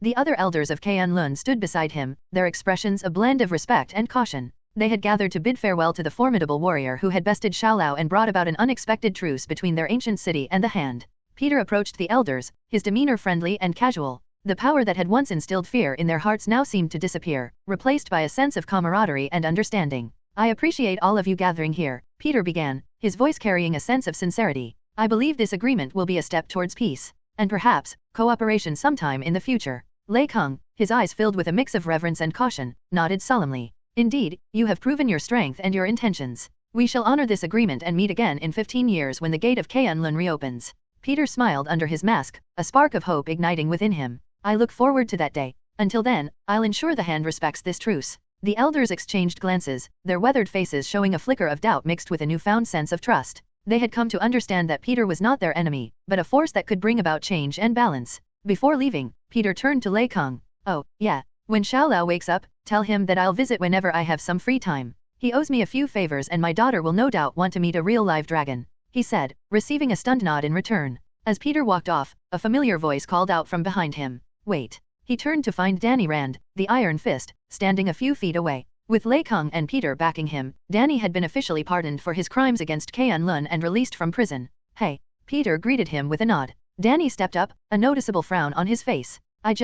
I wanted to say I'm sorry for attacking you," and he began to apologize, but Peter raised his hand to stop him. "It's all right, don't worry about it. We're cool." Peter shrugged it off with ease. "Are you ready to leave? I can take you back with me," he offered. Danny hesitated, his gaze drifting back to the city he had once sworn to protect. I don't know if I can let them down again." Peter nodded understandingly. "It's a tough decision, Danny. But remember, you're not alone. I'm here for you. Just remember to come visit if you end up leaving, okay?" Danny smiled faintly, his eyes filled with gratitude. "Thank you. I think I need some time to figure things out." but I'll catch up with you soon. With a nod, Peter bid Danny farewell and waved his hand, opening a golden portal before stepping inside, leaving a conflicted iron fist behind. At novel bin at. The wind whispered through the rocky peaks of K'un-Lun as Danny Rand stood alone near the entrance of the main gate. His gaze was fixed on the path down the mountain, a mix of uncertainty and longing etched on his face. Suddenly, a single set of footsteps could be heard, marching his way from the city. Turning around, Danny let out a small smile before turning back to watch the path. Lei Kung approached him, his steps filled with the weight of wisdom and understanding. Danny, Lei Kung called out gently, his voice carrying the depth of 1,000 years. I sensed the turmoil in your heart, my son. You wish to leave, do you not? Danny turned to face the elder, his eyes filled with a mixture of guilt and yearning. I thought about it. This place has been my home for so long, my purpose. But after everything that's happened, I don't know where I fit in anymore. Lei Kung placed a hand on Danny's shoulder, his touch firm yet comforting. It's understandable, Danny. Change is a force that shapes us all, and sometimes it demands that we find a new path. You need to do what feels right for you. Danny's brows furrowed as he struggled to find his words. But what about my responsibilities? The people of K'un-Lun, the legacy of the Iron Fist. I feel like I'm abandoning them, again. Lei Kung's eyes softened with a profound understanding. Danny, your heart is filled with compassion and a desire to protect. But remember, true strength lies in honoring your own journey and finding your own purpose. You have the right to forge your own destiny. Danny's gaze met Lei Kung's, tears glistening in his eyes. But I don't want to disappoint you or let anyone down. Although the hand wasn't a threat anymore and the gate would close in about a month, there are still many elders and citizens who would rather keep the Iron Fist in K'un-Lun, forever guarding its gate. Lei Kung smiled, a paternal warmth emanating from him. You could never disappoint me, my son. I have watched you grow from a lost child into a formidable warrior. Your heart is pure, and I trust that you will make the right choices. Danny's voice trembled with emotion. Thank you. Lei Kung squeezed Danny's shoulder gently, his voice filled with unwavering belief. Go, Danny. Explore the world beyond K'un-Lun, seek your own truth, and discover where your path leads. I will always be here for you, no matter where life takes you. Danny nodded, a mixture of gratitude and determination shining in his eyes. I'll make you proud, I promise. Lei Kung's smile deepened, pride radiating from his weathered face. You already have, my son. When Danny turned to leave, Lei Kung watched him with a blend of affection and admiration. And as the echoes of Danny's footsteps faded into the distance, Lei Kung stood alone in the shadow of the gate, his heart filled with hope and a sense of peace. Marching down the mountain on foot, Danny let out a tired sigh. I should have left with Spider-Man.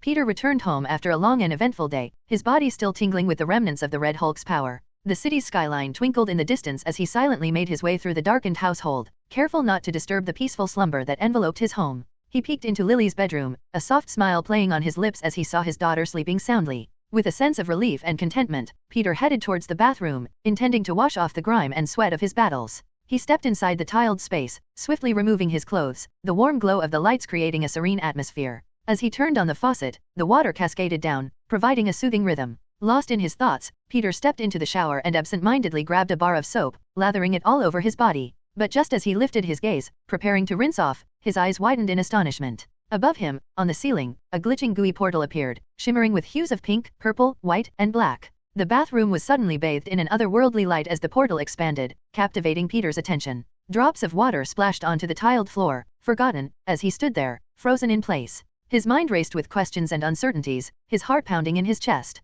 What is this? Peter muttered, his voice shocked, his senses on high alert. Before he could react, the portal seemed to reach out, its ethereal fingers stretching toward him. In a swift, unexpected motion, the portal engulfed Peter, swallowing him whole. The bar of soap slipped from his fingers, clattering against the bathroom tiles as the portal closed behind him, leaving no trace of its existence. On the other side of the mysterious portal, Peter found himself standing at the edge of a rooftop. His eyes widened in shock as he realized where he was. The vibrant lights of Times Square danced around him, illuminating the night sky. And there he stood, completely naked, the cool breeze touching his bare skin. Peter's gaze darted around, his mind scrambling to comprehend what had just happened. He instinctively covered himself, feeling the chilly wind of New York City on his nether region. What? How did I? Where am I? Passers-by on the streets below looked up, their gazes filled with surprise and amusement at his nudist display. Peter's cheeks flushed crimson as he stepped away from the edge, hiding from the world below. With a deep sigh, he called forth his spider suit, which immediately covered his body completely. Quickly scanning the area, Peter's eyes widened in disbelief as he spotted a large electronic billboard nearby. He gazed at it with a mix of shock and curiosity, his heart pounding in his chest. The display showcased two images side by side. A Spider-Man, which wasn't him, and a handsome blonde man. Above the pictures, the title blazed with undeniable impact, shattering Peter's understanding of reality. What the F***ck? He muttered in shock. Spider-Man dead? Identity revealed. Peter stood there, his heart pounding in his chest as he stared at the electronic billboard displaying the shocking headline. Realization began to sink in. He had somehow been transported to a universe where the Spider-Man of this world had met his demise.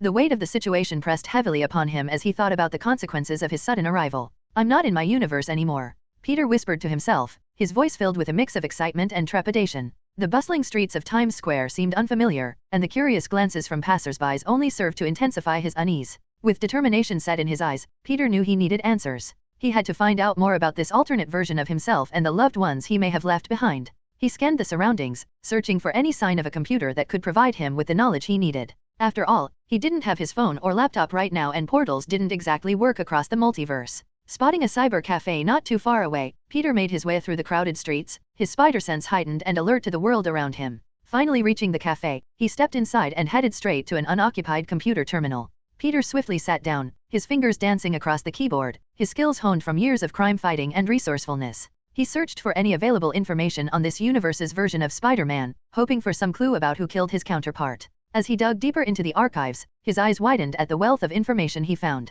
News articles, photographs, and videos painted a picture of a hero who had fought valiantly but ultimately met a tragic end. Peter's heart ached as he saw images of the fallen hero alongside a familiar face. His Aunt May, who now looked like a shell of her former self, grieving the death of a man who was practically her son. Though she should probably be called Grandma May, as she was much older in this universe. At novel bin at. Peter let out a sad sigh as he searched up May's information. His breath caught in his throat as he watched a video of her weeping at the funeral that took place earlier in the day. Maybe I should visit her, he wondered, knowing that she must be going through a lot right now. With renewed determination, Peter gathered his thoughts and made his way out of the cyber cafe. Swinging through the melancholy city, he made his way to Aunt May's house, which was public knowledge at this point. Finally, he arrived at the small brownstone home where May Parker resided. The street was packed with people, their faces etched with grief as they held candles, paying their respect to the home and family of their fallen hero. Peter landed on a house across the street, noticing that the blinds were closed and May wasn't among the crowd.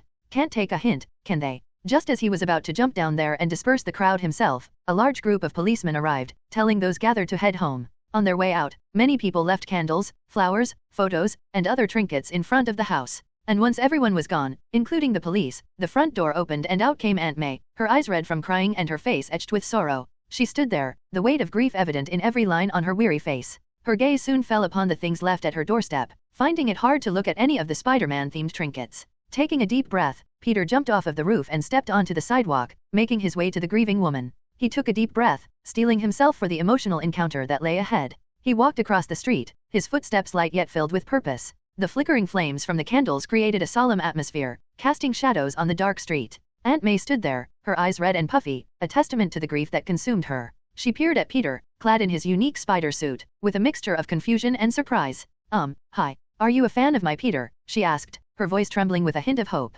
Peter couldn't help but smirk at her assumption. "Well, you could say that," he replied, reaching up to unmask himself. As the mask slid off, he shot a web at a nearby Spider-Man stuffed animal, pulling it into his hands before presenting it to Aunt May. Aunt May's eyes widened in shock as she took in the sight of the young man standing before her. Her hands trembled as she accepted the stuffed toy, feeling a wave of disbelief washing over her. "Peter," she whispered, her voice barely audible. "Yeah, Aunt May," Peter confirmed, his voice filled with warmth and compassion. "I know this might be hard to believe, but I'm from another universe. I somehow ended up here." Aunt May stood there, momentarily speechless, her gaze shifting between the unfamiliar face of her nephew's counterpart and the spider suit that he wore. The weight of her grief and confusion mingled in her eyes. After a few moments, she found her voice again. "Come inside," she said, her tone a mixture of wonder and trepidation. "We have a lot to talk about." Peter nodded, following Aunt May into the house. The surroundings offered a sense of comfort amidst the whirlwind of emotions. As they settled in the living room, Peter carefully explained his situation, recounting the events that had led to his arrival in this parallel universe.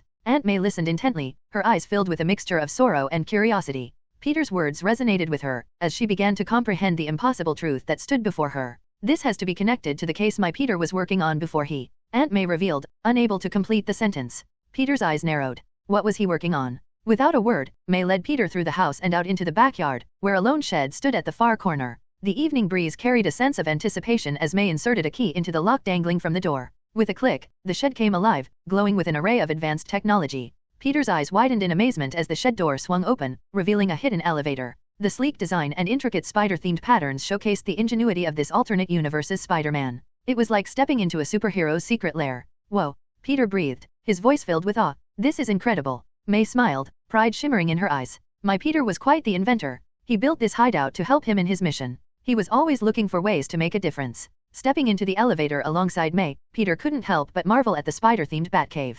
As they descended, the whole place lit up, revealing everything inside. Spider-themed gadgets and tools were meticulously organized, waiting to be utilized in the fight against crime. Vehicles designed for swift and silent travel, a giant computer displaying a web of interconnected data, and a row of different styled spider suits, each with its own unique capabilities. I never had anything like this in my universe. I have access to stuff like this, but I've never made my own high-tech lair, Peter admitted, a tinge of envy in his voice. Your Peter was very impressive. May placed a comforting hand on his shoulder. Well, gadgets and technology can be helpful, but it's the heart of a hero that truly matters. Her words resonated with Peter. He nodded, smiling gratefully for her perspective. Finally, the elevator came to a stop and the two stepped off into the spider cave. Peter's eyes widened in amazement as he took in the sight before him. He couldn't help but feel a mixture of admiration and envy at the level of preparation and dedication that had gone into creating this sanctuary. May walked over to a central computer station and booted it up. A holographic image appeared, and Peter's eyes focused on the face of the Kingpin. Though this universe's version of the man looked like a giant with no neck, his body somehow both fat and muscular at the same time.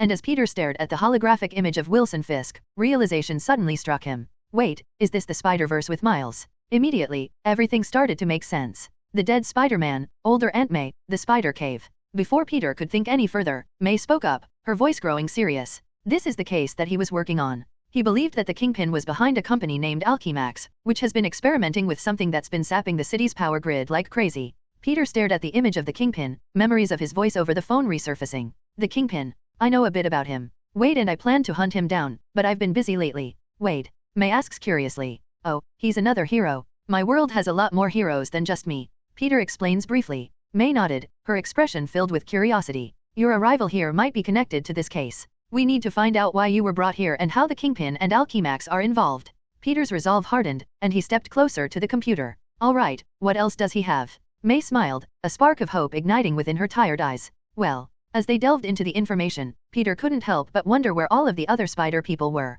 After all, they should be out there somewhere. And he was especially interested in meeting a certain pig. Peter and May sat side by side in the spider cave, surrounded by the glow of holographic displays and the hum of high-tech equipment. The weight of their mission and the memory of the fallen Peter Parker hung in the air, but they found solace in their shared determination. The holographic image of Wilson Fisk loomed before them, his face frozen in a permanent scowl. Peter's eyes scanned the information displayed on the computer screen, absorbing every detail. Alchemax, a research company, he murmured, his voice filled with curiosity. Based in Hudson Valley, New York. Looks like they're working on some top-secret project for Fisk. May nodded, her brows furrowing with concern. But beyond that, we don't have much information about Alchemax or its employees. Peter glanced at May, his voice filled with conviction. May, I think it's time we pay a visit to Alchemax. We need to find out what they're hiding and how it connects to the Kingpin. It might lead us to the answers we're looking for. Of course, he already knew all of these answers as he saw the movie, but he couldn't exactly say that. May looked torn, her eyes flickering with a mix of curiosity and concern. Peter, I want to help, but I don't want to get in your way. I'm not the hero my Peter was. Peter turned to her, his eyes filled with warmth and understanding. Aunt May, your family. Even in a parallel universe. And family sticks together, especially in times like these. Besides, you know this world better than I do. Your knowledge could be invaluable. Although that's partially true, Peter could easily maneuver around this universe on his own. The real reason why he's offering her this chance is simple. Her son just died. May just lost the only living relative left, and it was someone she raised since he was a child, so Peter knew, at the very least, that she wanted to be involved in finding his killer and bringing him up justice. Looking at her for a moment, Peter wondered. Maybe she would want revenge. He thought. And if she wanted that, then he would happily facilitate it for her. After all, what's family for if not to exact bloody vengeance on your enemies? A mixture of emotions played across May's face. She looked down for a moment, contemplating her options. Finally, May looked up and nodded. All right, Peter. If you think I can be of help, then I'll go with you. I want to find out who. Yet again, she couldn't finish that sentence. Who killed my Peter? Peter smiled warmly as he pulled her into a hug. Don't worry, we'll find them. They stood up from the computer station and made their way back to the elevator. As they stepped inside, the doors closed, enveloping them in darkness. The elevator ascended with a low hum, taking them back up to the surface. As the doors opened once again, they stepped out of the familiar backyard shed. The evening breeze whispered through the trees, carrying a sense of anticipation. Peter turned to May, a determined glint in his eyes. Let's head to Alchemax and see what we can uncover. May nodded, her eyes reflecting newfound resolve. I'm ready, Peter. Let's find out the truth. They made their way out of the shed, the spider cave locking back up behind them, returning to its appearance as a normal-looking shed. As they walked through the backyard, suddenly, a tall dark shadow descended over top of them, sending a chill down Aunt May's spine. Peter and May looked up, their eyes widening in surprise as they spotted an ominous silhouette perched on the edge of the roof, outlined by the moon's glow. The figure appeared tall and foreboding, casting an intimidating shadow over them. Aunt May's heart skipped a beat, her imagination conjuring images of a fearsome adversary lurking above.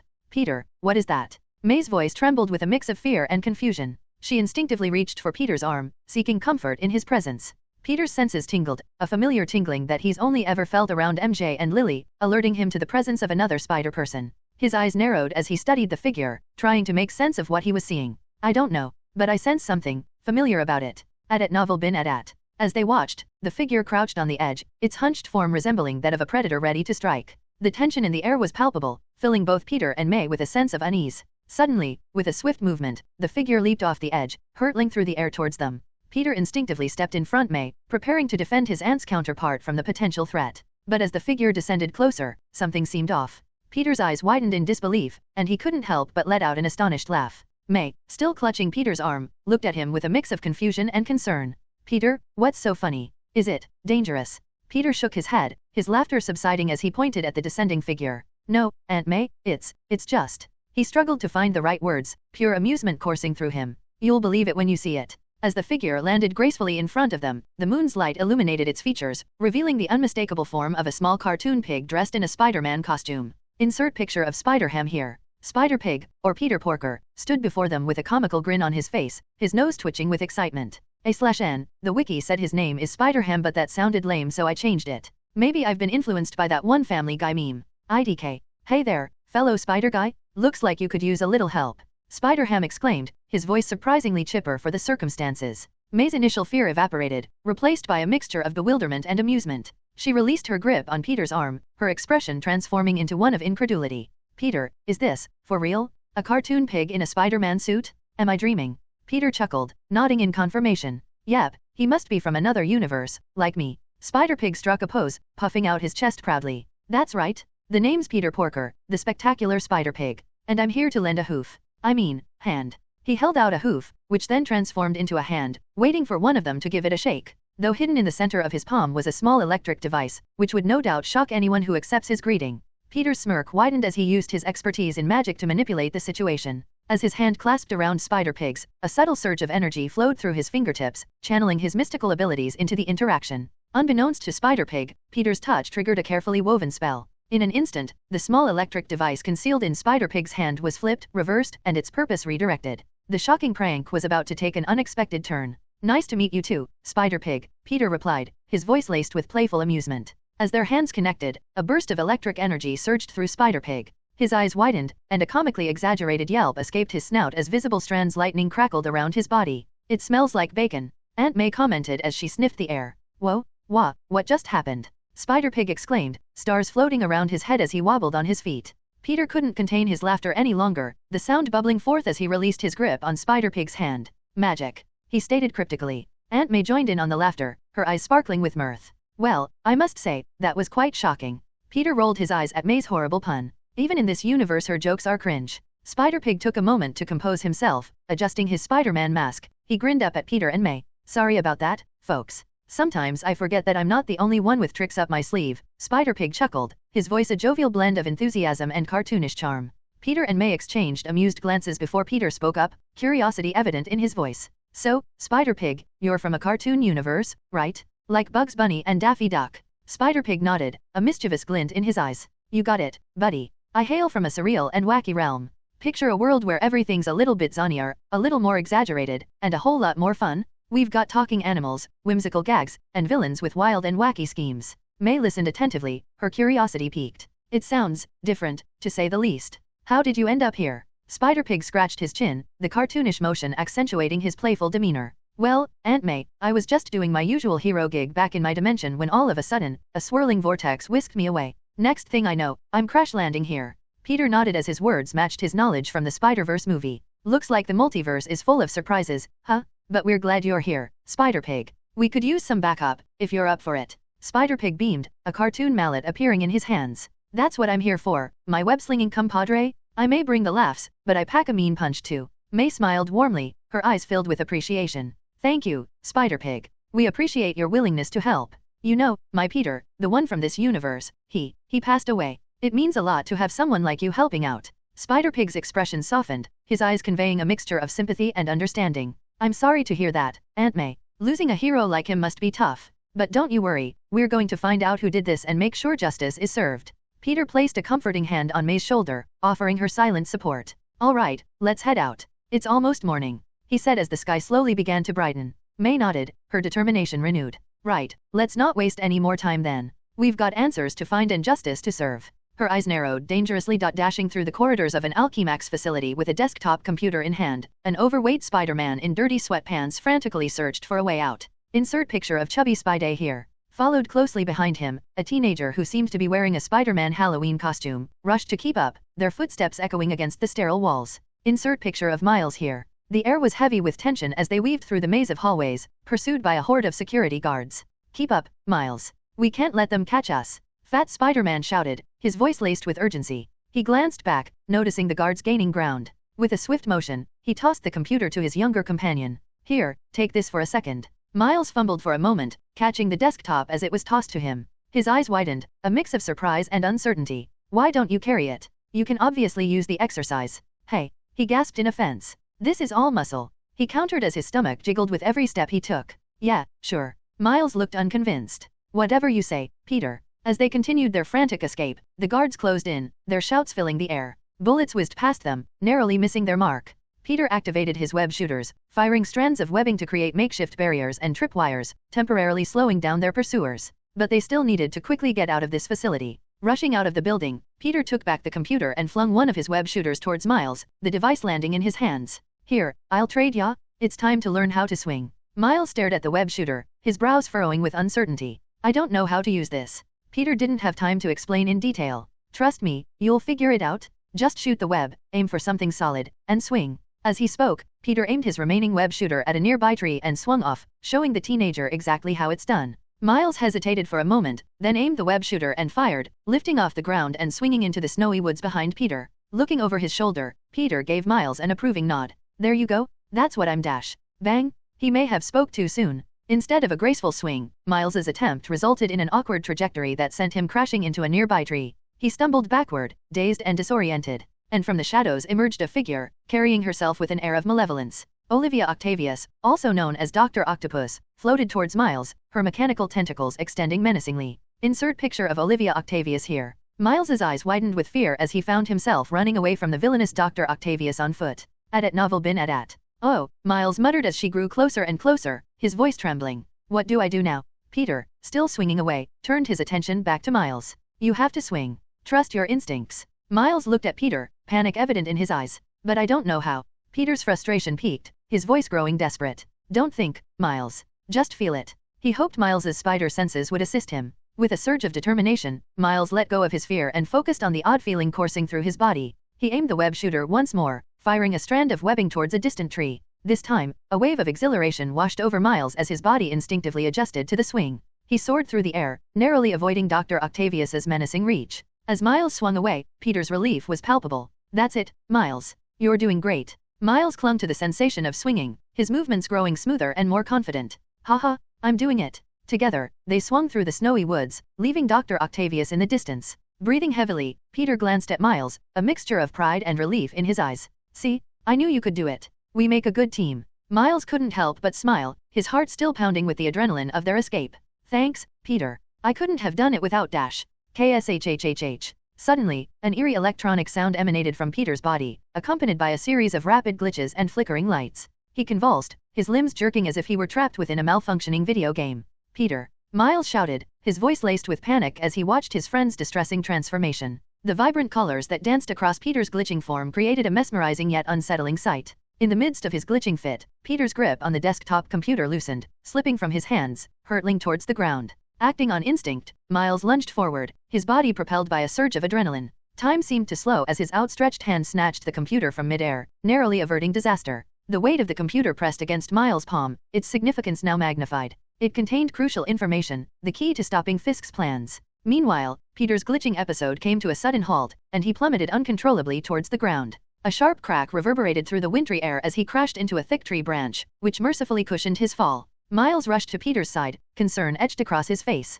He carefully placed the computer on the ground, its safety no longer his immediate priority. Kneeling beside Peter, he assessed the damage, his hands trembling slightly. "Peter, are you okay?" Miles asked, his voice filled with genuine worry. Peter groaned, slowly sitting up and rubbing his head. "Yeah, I'm fine, just a little disoriented." Miles helped Peter to his feet, supporting him as they both stood. What was that glitch? Are you okay now?" Peter nodded, a hint of exhaustion etched on his face. "Yeah, it's just, this universe doesn't seem to agree with me. It's rejecting me, causing those glitches. But they don't last long." With great effort, Peter managed to stand up, gingerly rubbing his throbbing head. He surveyed the surroundings, their situation more perilous than ever. The sound of rapid movement in the distance, unmistakably belonging to Dr. Octavius, grew louder, reminding them that time was running out. Miles's eyes widening as he noticed Dr. Octavius closing in on them, using the trees to propel herself forward. Her mechanical tentacles whirred menacingly, ready to strike. "We don't have much time," Peter said, his voice strained. "Take the computer and run. I'll hold her off." Miles shook his head, determination filling his eyes. "No, Peter. I can't let another Spider-Man die because of me. We're in this together." Peter's expression softened, understanding the weight of Miles' words. He nodded, a grateful smile playing on his lips. "All right, kid. Together it is." The two Spider-Men stood side by side, facing the approaching Dr. Octavius. The air crackled with tension as the villainess loomed over them, her eyes filled with malicious intent. "Give me the computer," she demanded, her voice dripping with contempt. "It doesn't belong to you." Miles tightened his grip on the desktop, refusing to back down. "You want it? Come take it," he stated challengingly. Peter's voice was firm, his resolve unyielding. "Yeah, so run off back to Daddy Kingpin, or else." Dr. Octavius let out a sinister laugh, her mechanical tentacles twitching with anticipation. "You fools can't stop me. I am superior." With a sudden burst of speed, she lunged at them, her mechanical arms slashing through the air. Miles and Peter reacted swiftly, their spider senses guiding their movements. They weaved and dodged, each relying on their own unique fighting style. Miles' inexperienced agility paired with Peter's strength and web-slinging skills. Though it wasn't enough. Peter and Miles fought valiantly against the malevolent Dr. Octavius, but their combined efforts were no match for her superior strength and experience. The battle became a desperate struggle, an uphill climb against insurmountable odds. Peter, out of shape and weakened by his glitching episode, found his movements sluggish and imprecise. His muscles ached, and his breath came in ragged gasps as he tried to evade Dr. Octavius's relentless assault. He swung punches and kicked with diminished force, but each strike seemed feeble against the villainess's robotic tentacles. Miles, despite his determination, was hindered by his lack of training and experience. He stumbled and faltered, his reflexes not finely honed like Peter's. He attempted to launch his own attacks, but they were easily deflected by Dr. Octavius's mechanical appendages. With each passing moment, the situation grew direr. The sinister doctor toyed with the two Spider-Men, her movements calculated and precise. Her tentacles struck with blinding speed and unyielding strength, knocking Peter and Miles off balance, leaving them vulnerable. The best they could do was toss the computer away, hoping that it wouldn't break in the process. Peter grunted in pain as a tentacle wrapped around his neck, yanking him off his feet and slamming him into the ground. He struggled to break free, but his weakened state rendered him helpless against Dr. Octavius's superior power. Miles fared no better as a tentacle snaked around his chest, pinning him to the ground. He strained against its grip, his face contorted with determination, but it was a futile struggle. He had never encountered an adversary of this magnitude, and his lack of experience left him defenseless. Dr. Octavius loomed over the defeated heroes, a sadistic smile playing on her lips. Her tentacles tightened their grip, exerting increasing pressure on Peter and Miles. Their struggles only seemed to amuse her further. "You thought you could beat me," she taunted, her voice dripping with malice. "How adorable." Peter grunted, his strength waning as he fought against the crushing force of Dr. Octavius's tentacles. He exchanged a glance with Miles, a mixture of resignation and determination in his eyes. As their vision blurred and the world darkened around them, Peter and Miles prepared themselves for what was to come. They refused to succumb to fear, their spirits unyielding even in the face of death. As Dr. Octavius prepared to deliver the final blow, her eyes glinting with sadistic delight, a strange golden portal opened up behind her, shocking the downed heroes, as an odd group stepped out. A Spider-Man with a hood, our MC, a cartoon-styled Spider-Pig, and a familiar old lady. "Huh? Are we late?" the hooded Spider-Man asked as he kicked off the ground. In an instant, a red and blue blur passed over Miles and Peter, severing the tentacles that pinned them down. "Ah!"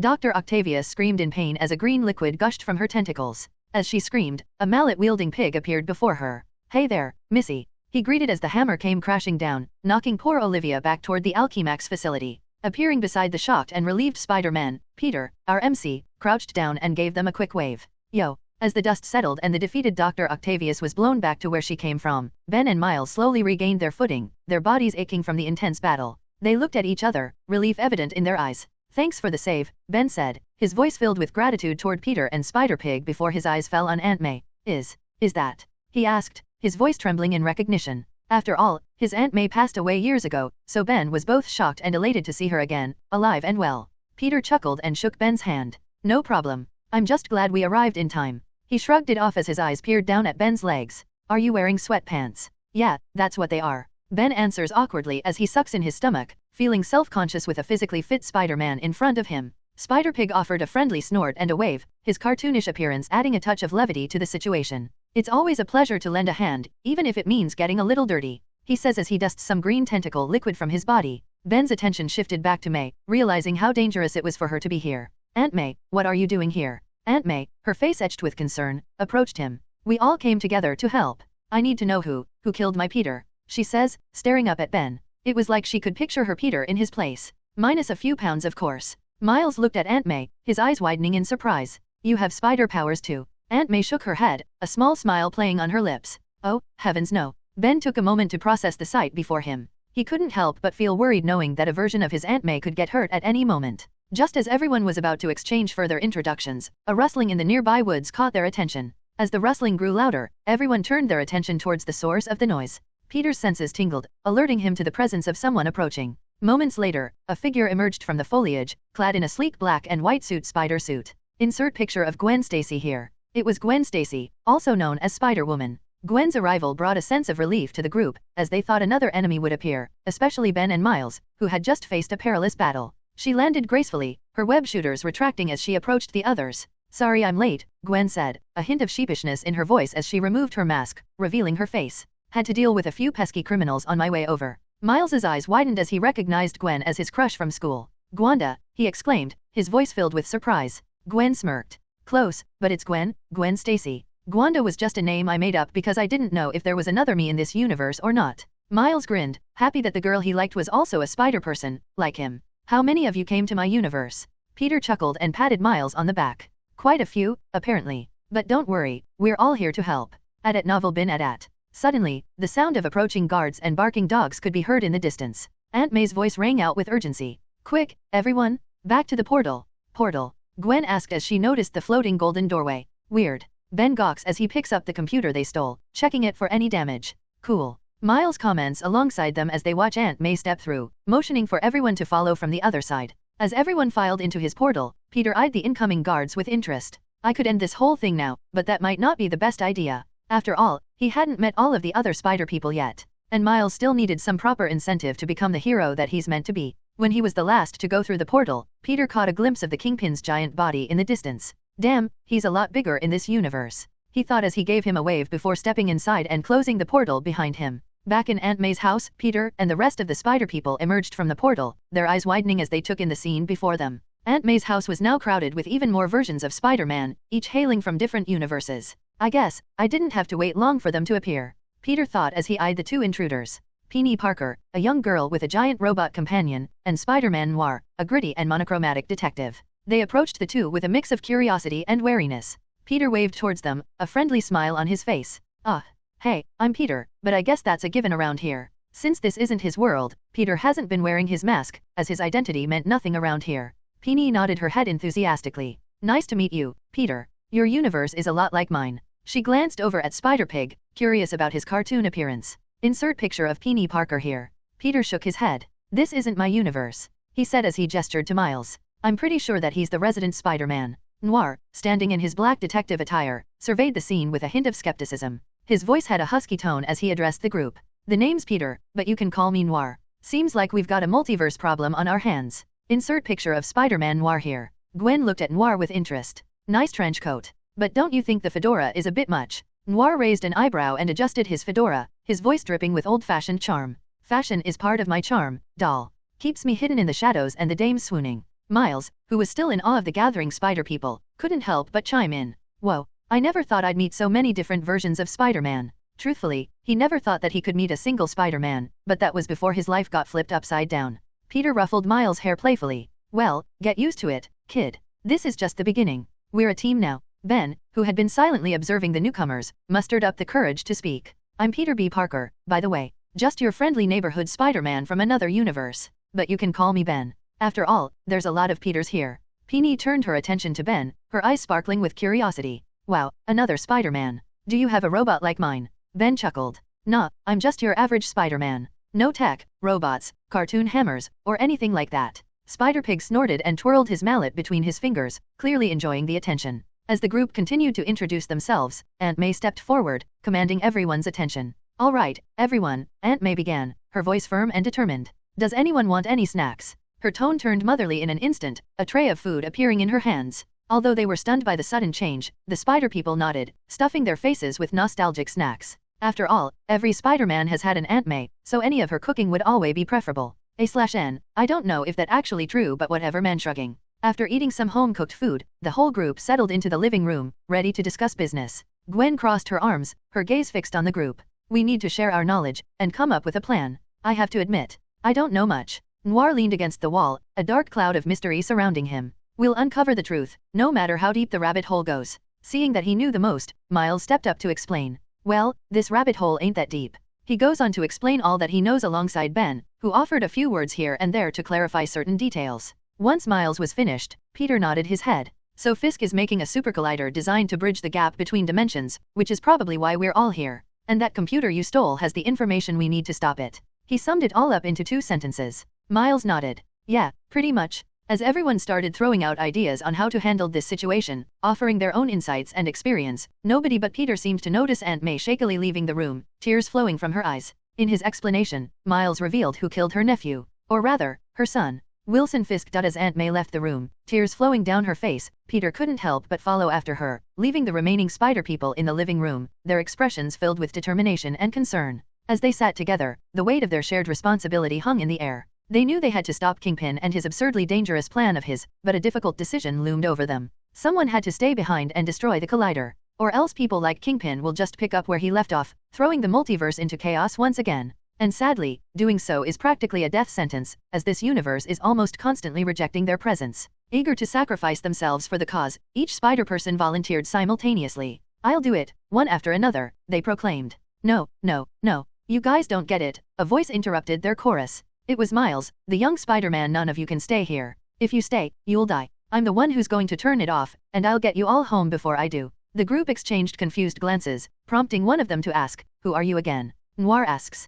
This is Miles, Ben chimed in. And he's going to save the multiverse. He proclaims proudly. Yeah. Miles nods of his head proudly. This kid can turn himself invisible. Watch this. Ben tried to demonstrate Miles' ability, but nothing happened. Miles shook his head. I can't do it on command. Unfazed, Ben turned to the group. He can't do it on command, but it is cool. Show him the zappy thing, Miles. At novel bin at. Squeezing his eyes shut and tensing his muscles, Miles tried but once again failed miserably. I can't do it on command, he repeated dejectedly. Instantly, each spider person besides Ben and Gwen gave Miles a doubtful look. Peony crossed her arms, her gaze fixed on Miles. He's too new. Are we sure he's ready for this? Her robot companion nodding behind her. Noir leaned against the wall, his voice laced with skepticism. I've seen what happens when someone inexperienced tries to take on these kinds of villains. It doesn't end well. Miles clenched his fists, his determination shining through. I understand, but I can't just sit back and watch. Not again. This is my responsibility too. I promised Spider-Man that I would stop Kingpin, and I meant it.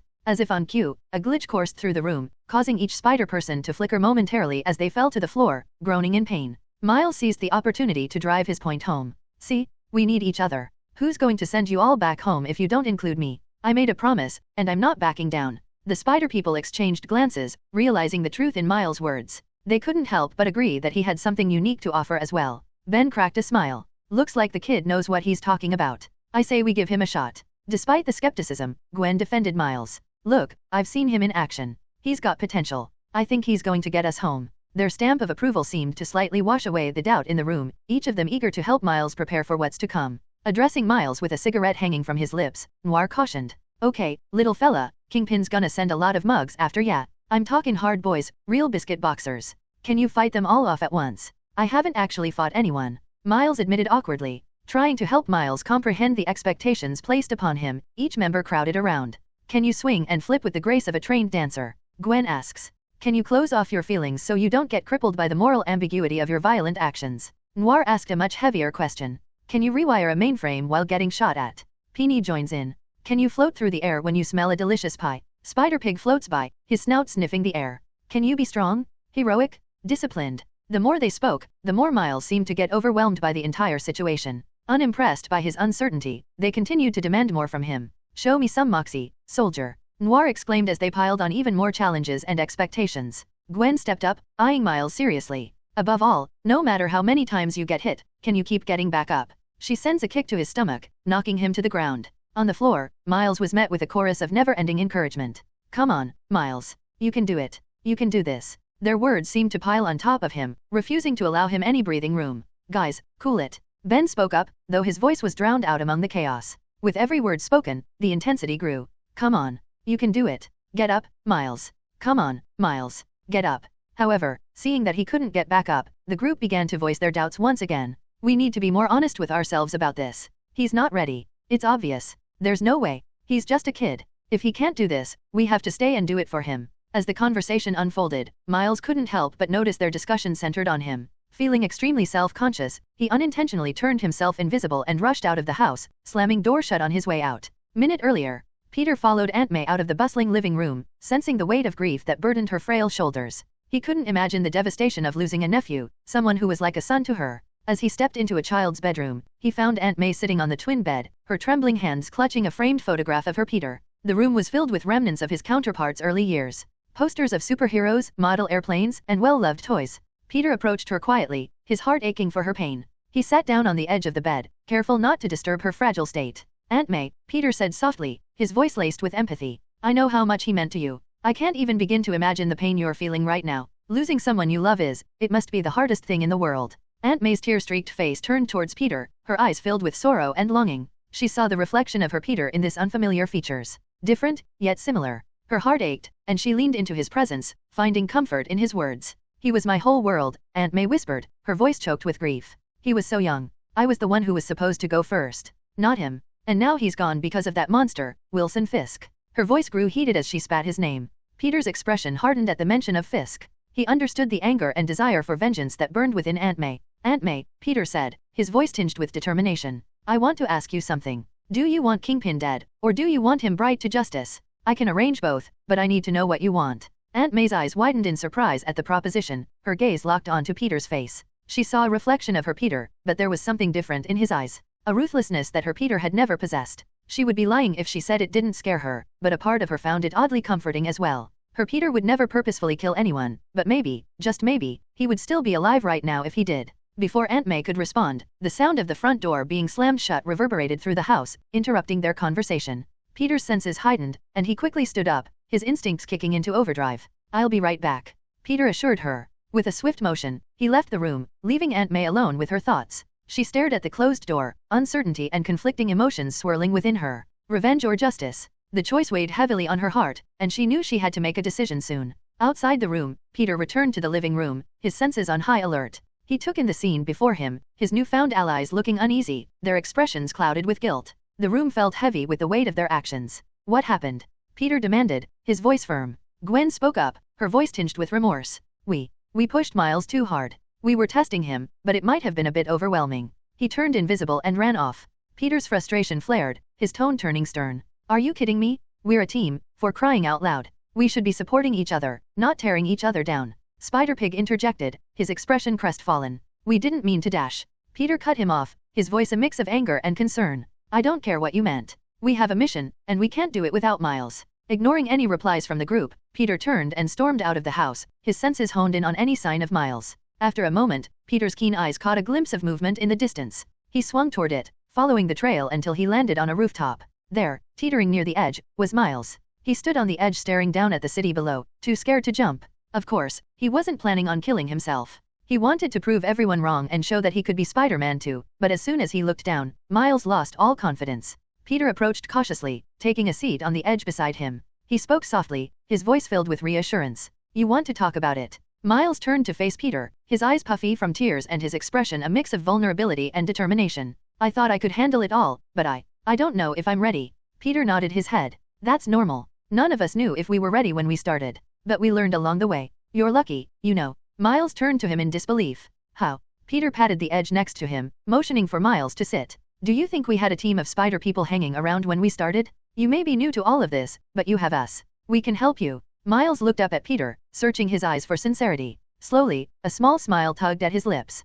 Thanks. Peter smiled back, a mix of relief and pride washing over him. You're part of our team, Miles. We're in this together. And we're going to stop Kingpin, save the multiverse, and get everyone home. But first, I think a training montage is in order, he declared as his hand met Miles' back. Huh. Miles grunted in shock as he was shoved over the edge. Miles felt the rush of wind against his face as he hurtled towards the ground. Panic gripped his heart, and his mind raced to remember what little Ben had taught him about swinging. He desperately flailed his arms, trying to activate the single web shooter on his right arm. Just as he was about to give in to his fear, a blur of red and blue shot towards him. Peter, his newest mentor and fellow Spider-Man, dove off the building as well. He was prepared to save him should he fail to swing on his own. But then something miraculous happened. Miles' web shooter fired, shooting out a strand of web that latched onto a nearby lamppost. The sudden jolt halted his fall, and he swung upward, leaving Peter behind for a moment. Miles spun around, his eyes wide with a mix of fear and exhilaration. I did it, he exclaimed, a nervous laugh escaping his lips. I actually did it. Peter caught up with him, swinging alongside him with a proud grin on his face.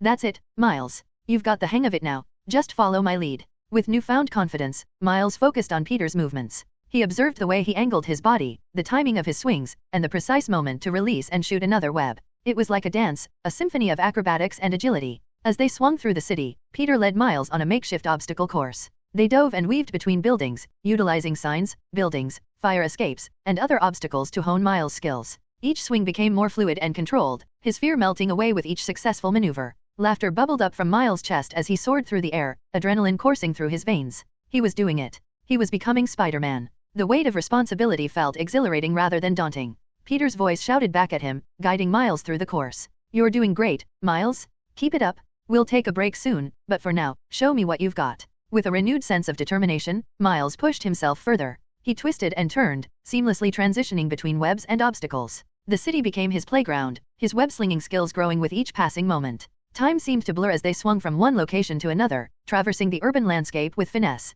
Miles was in awe of the freedom and power that came with being Spider-Man. The weight of his decision to take on this new responsibility felt much lighter now. As they swung side by side, Peter's voice echoed with pride. You're a natural, Miles. Miles grinned, his confidence growing by the second. Thanks, Peter. I won't let you down. I'll become the Spider-Man this city deserves. Together, they continued their exhilarating journey through the cityscape, swinging, diving, and weaving through the obstacles that stood in their way. With each obstacle overcome, Miles felt a surge of determination, knowing that he was one step closer to fulfilling his promise and stopping Kingpin. The training session had just begun, but Miles knew that he had the support and guidance of his fellow Spider people. As he swung through the city, he couldn't help but feel a sense of excitement for what the future held. Soon enough, Peter landed on a tall building with a flat rooftop, waiting for Miles to follow his lead. At novel bin at. Miles landed in front of Peter with a perfect superhero landing, crouching down on one knee and raising his other hand in the air triumphantly. Peter grinned and gave him a thumbs up. Not bad, kid, he said, his voice filled with approval. You're getting the hang of this hero stuff.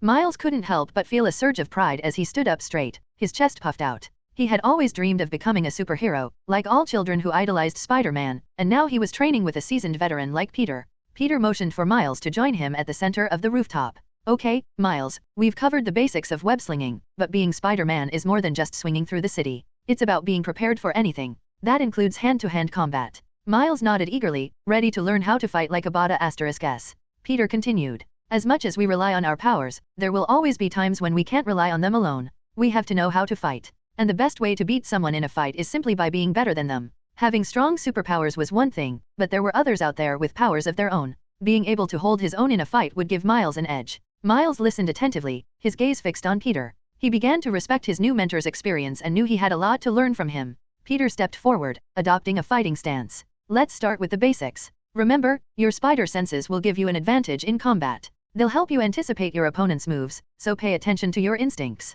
Miles did his best to mirror Peter's stance, feeling a mix of excitement and nerves. He had never been in a real fight before, aside from a few schoolyard conflicts that were more like hugging and rolling around on the floor. Peter swung a quick punch at Miles, who barely managed to dodge in time. Good reflexes. Now, try to counterattack. Miles attempted to throw a punch in return, but it was slow and uncoordinated. Peter easily evaded it and gently corrected his form. Remember, speed and accuracy are key. Try again. They continued the training session, with Peter patiently guiding Miles through various combinations of punches, kicks, and defensive maneuvers. At first, Miles struggled to keep up, but his enhanced physique and spider senses helped him adapt quickly. As time went on, Miles grew more confident in his movements. He started to anticipate Peter's attacks and respond with quicker, more precise strikes of his own. The sound of fists hitting the air and the occasional thud of a successful hit echoed across the rooftop. Peter nodded approvingly as Miles executed a series of well-timed punches. That's it, Miles. You're getting the hang of it. Remember, it's all about finding the right balance between offense and defense. Miles grinned, sweat dripping down his forehead. He could feel his muscles working and his heart pounding with exhilaration. This was a whole new level of training, and he relished the challenge. They continued their hand-to-hand combat training, pushing Miles to the absolute limit. Peter would occasionally throw in a surprise move or feint, testing Miles' ability to react quickly. Each time, Miles relied on his spider senses to guide him, his body moving with an almost instinctual grace. As the sun started to set, casting a warm glow over the city, Peter called for a break. Miles collapsed to the ground, his chest heaving with exertion as he wiped the sweat from his brow. You're doing great, Miles, Peter said, a hint of pride in his voice. I'll make an Avenger out of you yet. Avenger? Miles asked curiously. What's that? As Peter saw the curiosity in Miles' eyes, he realized that there was something he had overlooked. In all the excitement, he hadn't properly introduced himself. You know, Miles, Peter began, his voice gentle yet filled with a weight of experience. I've been so caught up in everything that's happened that I forgot to give you a proper introduction. My apologies for that. Miles looked up at Peter, his eyes widening with anticipation, signaling his readiness to listen. I'm Peter Parker, as you've probably guessed. Peter said with a wave. I was the first official superhero in my world, but it didn't take long for other heroes and villains to start popping up. You see, in my universe, we have a whole range of extraordinary individuals, from metahumans to aliens. Peter paused for a moment, letting the weight of his words sink in. He continued, to protect our world from both foreign and domestic threats, I co-founded the Avengers, a hero organization that works tirelessly to maintain peace and security. We have a council, and I'm one of its members. Miles listened attentively, his eyes widening with each revelation. The name Avenger sparked recognition in his mind, realizing what Peter meant only moments ago. But that's not all, Peter added, a glimmer of pride in his voice. In addition to being Spider-Man, I've also studied under the Sorcerer Supreme of Camartage, mastering the mystic arts. It's given me an understanding of magic and the ability to tap into its power. As he says this, Peter waves his hand and bends the horizon out in front of them, distorting it in odd waves. Though no one else seemed to notice but them, Miles couldn't hide his astonishment. The pieces were slowly coming together, revealing the vastness of Peter's abilities. You're the one who made that portal? He asked in awe. Peter nodded his head. Yeah, cool right? It's one of the many perks that come with being a sorcerer. Miles' jaw dropped, unable to process the sheer magnitude of Peter's abilities. Unbeknownst to them, the other spider people had arrived while they were engrossed in their conversation, and they had watched and heard everything. Each of them stood there, their eyes wide with astonishment and disbelief. Ben was the first to break the silence, his voice tinged with a mix of awe and humor. Well, ain't that a kicker? We got ourselves a web-slinging sorcerer here. I didn't see that one coming. Spider-Pig blinked his large eyes and squealed in disbelief. Whoa, how did he do that? He gestures to the horizon, which was now back to normal. Noir adjusted his fedora and rubbed his chin thoughtfully. I've seen my fair share of weirdness, but this takes the cake. Sorcery and spandex, a peculiar combination indeed. He commented between drags of his cigarette. Peony looked down from atop from her mechanical companion and scratched her head, a mix of curiosity and admiration in her eyes. Wow, you never mentioned that you had such mystical abilities. This changes everything. With his magical abilities, their plans would have to change, though it would be for the better. Peter and Miles stood across from the group of spider people on the rooftop, the weight of their gazes heavy upon them. Peter cleared his throat, breaking the silence. All right, everyone, Peter began, his voice filled with determination. I know you've all had your doubts about Miles joining us, but I believe he's proven himself today. So, here's what we're going to do. I want each of you to raise your hands if you still think Miles shouldn't be involved. One by one, the spider people slowly raised their hands, their expressions a mix of hesitance and guilt. Gwen and Ben were the last to reluctantly raise their hands, their eyes filled with empathy for Miles. Of course, they didn't see the training that Peter put him through, so a demonstration would be needed. Peter nodded, his gaze shifting from one person to another. All right, fair enough. But before we make a final decision, let's settle this with a little wager. I propose a challenge. You can choose a champion between all of you, someone to face Miles in a fight. If Miles wins, he becomes part of the team. But if he loses, he'll stay behind when we go to stop Kingpin. Miles looked at Peter in surprise and fear, not at all confident in his abilities, which had only been properly honed for a single day. But Peter smiled and rested a comforting hand on his shoulder, assuring him silently. The group of spider people exchanged glances, considering Peter's offer. After a moment, Noir stepped forward, his voice filled with conviction. I'll be our champion. I've got the most experience here, and Ben's a bit out of shape. Ben patted his stomach with a sheepish look. This is muscle, I swear. Peter pulled Miles to the side, speaking in a low voice. Miles, listen carefully. During the fight, just trust me. I'll make it so only you can hear me. If I call out a body part or instruction, react and strike as quickly as possible. I'll guide you through this. Miles looked up at Peter, uncertainty etched on his face. But what if I mess up? What if I'm not good enough? Peter smiled reassuringly. You've come this far, Miles. I've seen what you can do, and I believe in you. Just trust yourself and trust me. We'll get through this together. At novel bin at. Miles nodded, a mix of determination and nervousness in his eyes. He would put his faith in Peter and give it his all. With the terms of the challenge agreed upon, Noir and Miles stood across from each other, the tension palpable in the air. Peter waved his hand and formed a spell circle, which sunk into the ground, creating a small rooftop arena for the impending fight. Everyone stared between Peter and the arena in shock, still new to the idea of magic. Inside the arena, Noir cracked his knuckles and adjusted his hat, his eyes fixed on Miles. You ready, kid? Miles took a deep breath, his voice steady as he replied, as ready as I'll ever be. Peter stood at the edge of the makeshift arena, his voice projecting clearly for all to hear. Ladies and gentle spiders, it's time for our main event of the evening. In this corner, we have the seasoned hero from the shadows, the master of mystery and danger, Noir. Peter gestured to Noir as everyone stared at him in exasperation.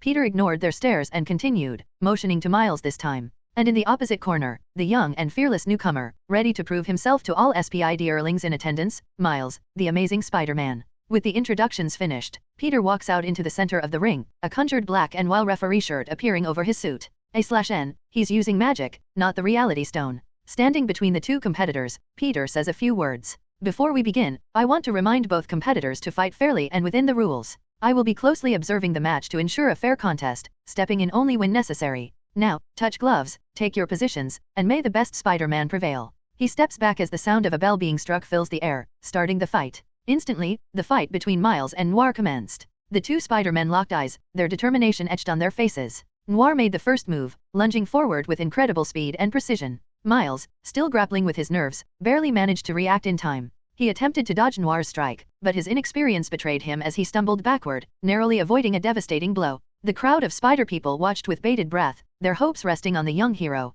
Peter, taking his role as referee seriously, observed the fight with intense focus. He could see Miles struggling to find his footing, his movements hesitant and unrefined. He knew it was crucial for Miles to gain confidence quickly if he had any chance of matching Noir's expertise. Noir, capitalizing on Miles' momentary falter, launched a series of lightning-fast punches and kicks. His strikes were precise, calculated, and designed to exploit any weaknesses in his opponent's defense. Miles, relying on his instinct and the limited training he had received, did his best to evade and block the onslaught. The sound of blows landing filled the air as the fight continued. Miles fought with determination, his eyes never leaving Noir, searching for an opening. He swung his fists and kicked with all his might, but each attack was deftly parried or dodged by the seasoned Noir. Peter, watching from the sidelines, noticed an opportunity. He called out, his voice magically projecting straight to Miles. Left leg. Miles trusted Peter's guidance and swept his leg low, aiming to trip Noir off balance. However, he didn't react quick enough and Noir managed to effortlessly jump over Miles' leg, landing behind him. Before Miles could react, Noir delivered a swift strike to his back, sending him sprawling to the ground.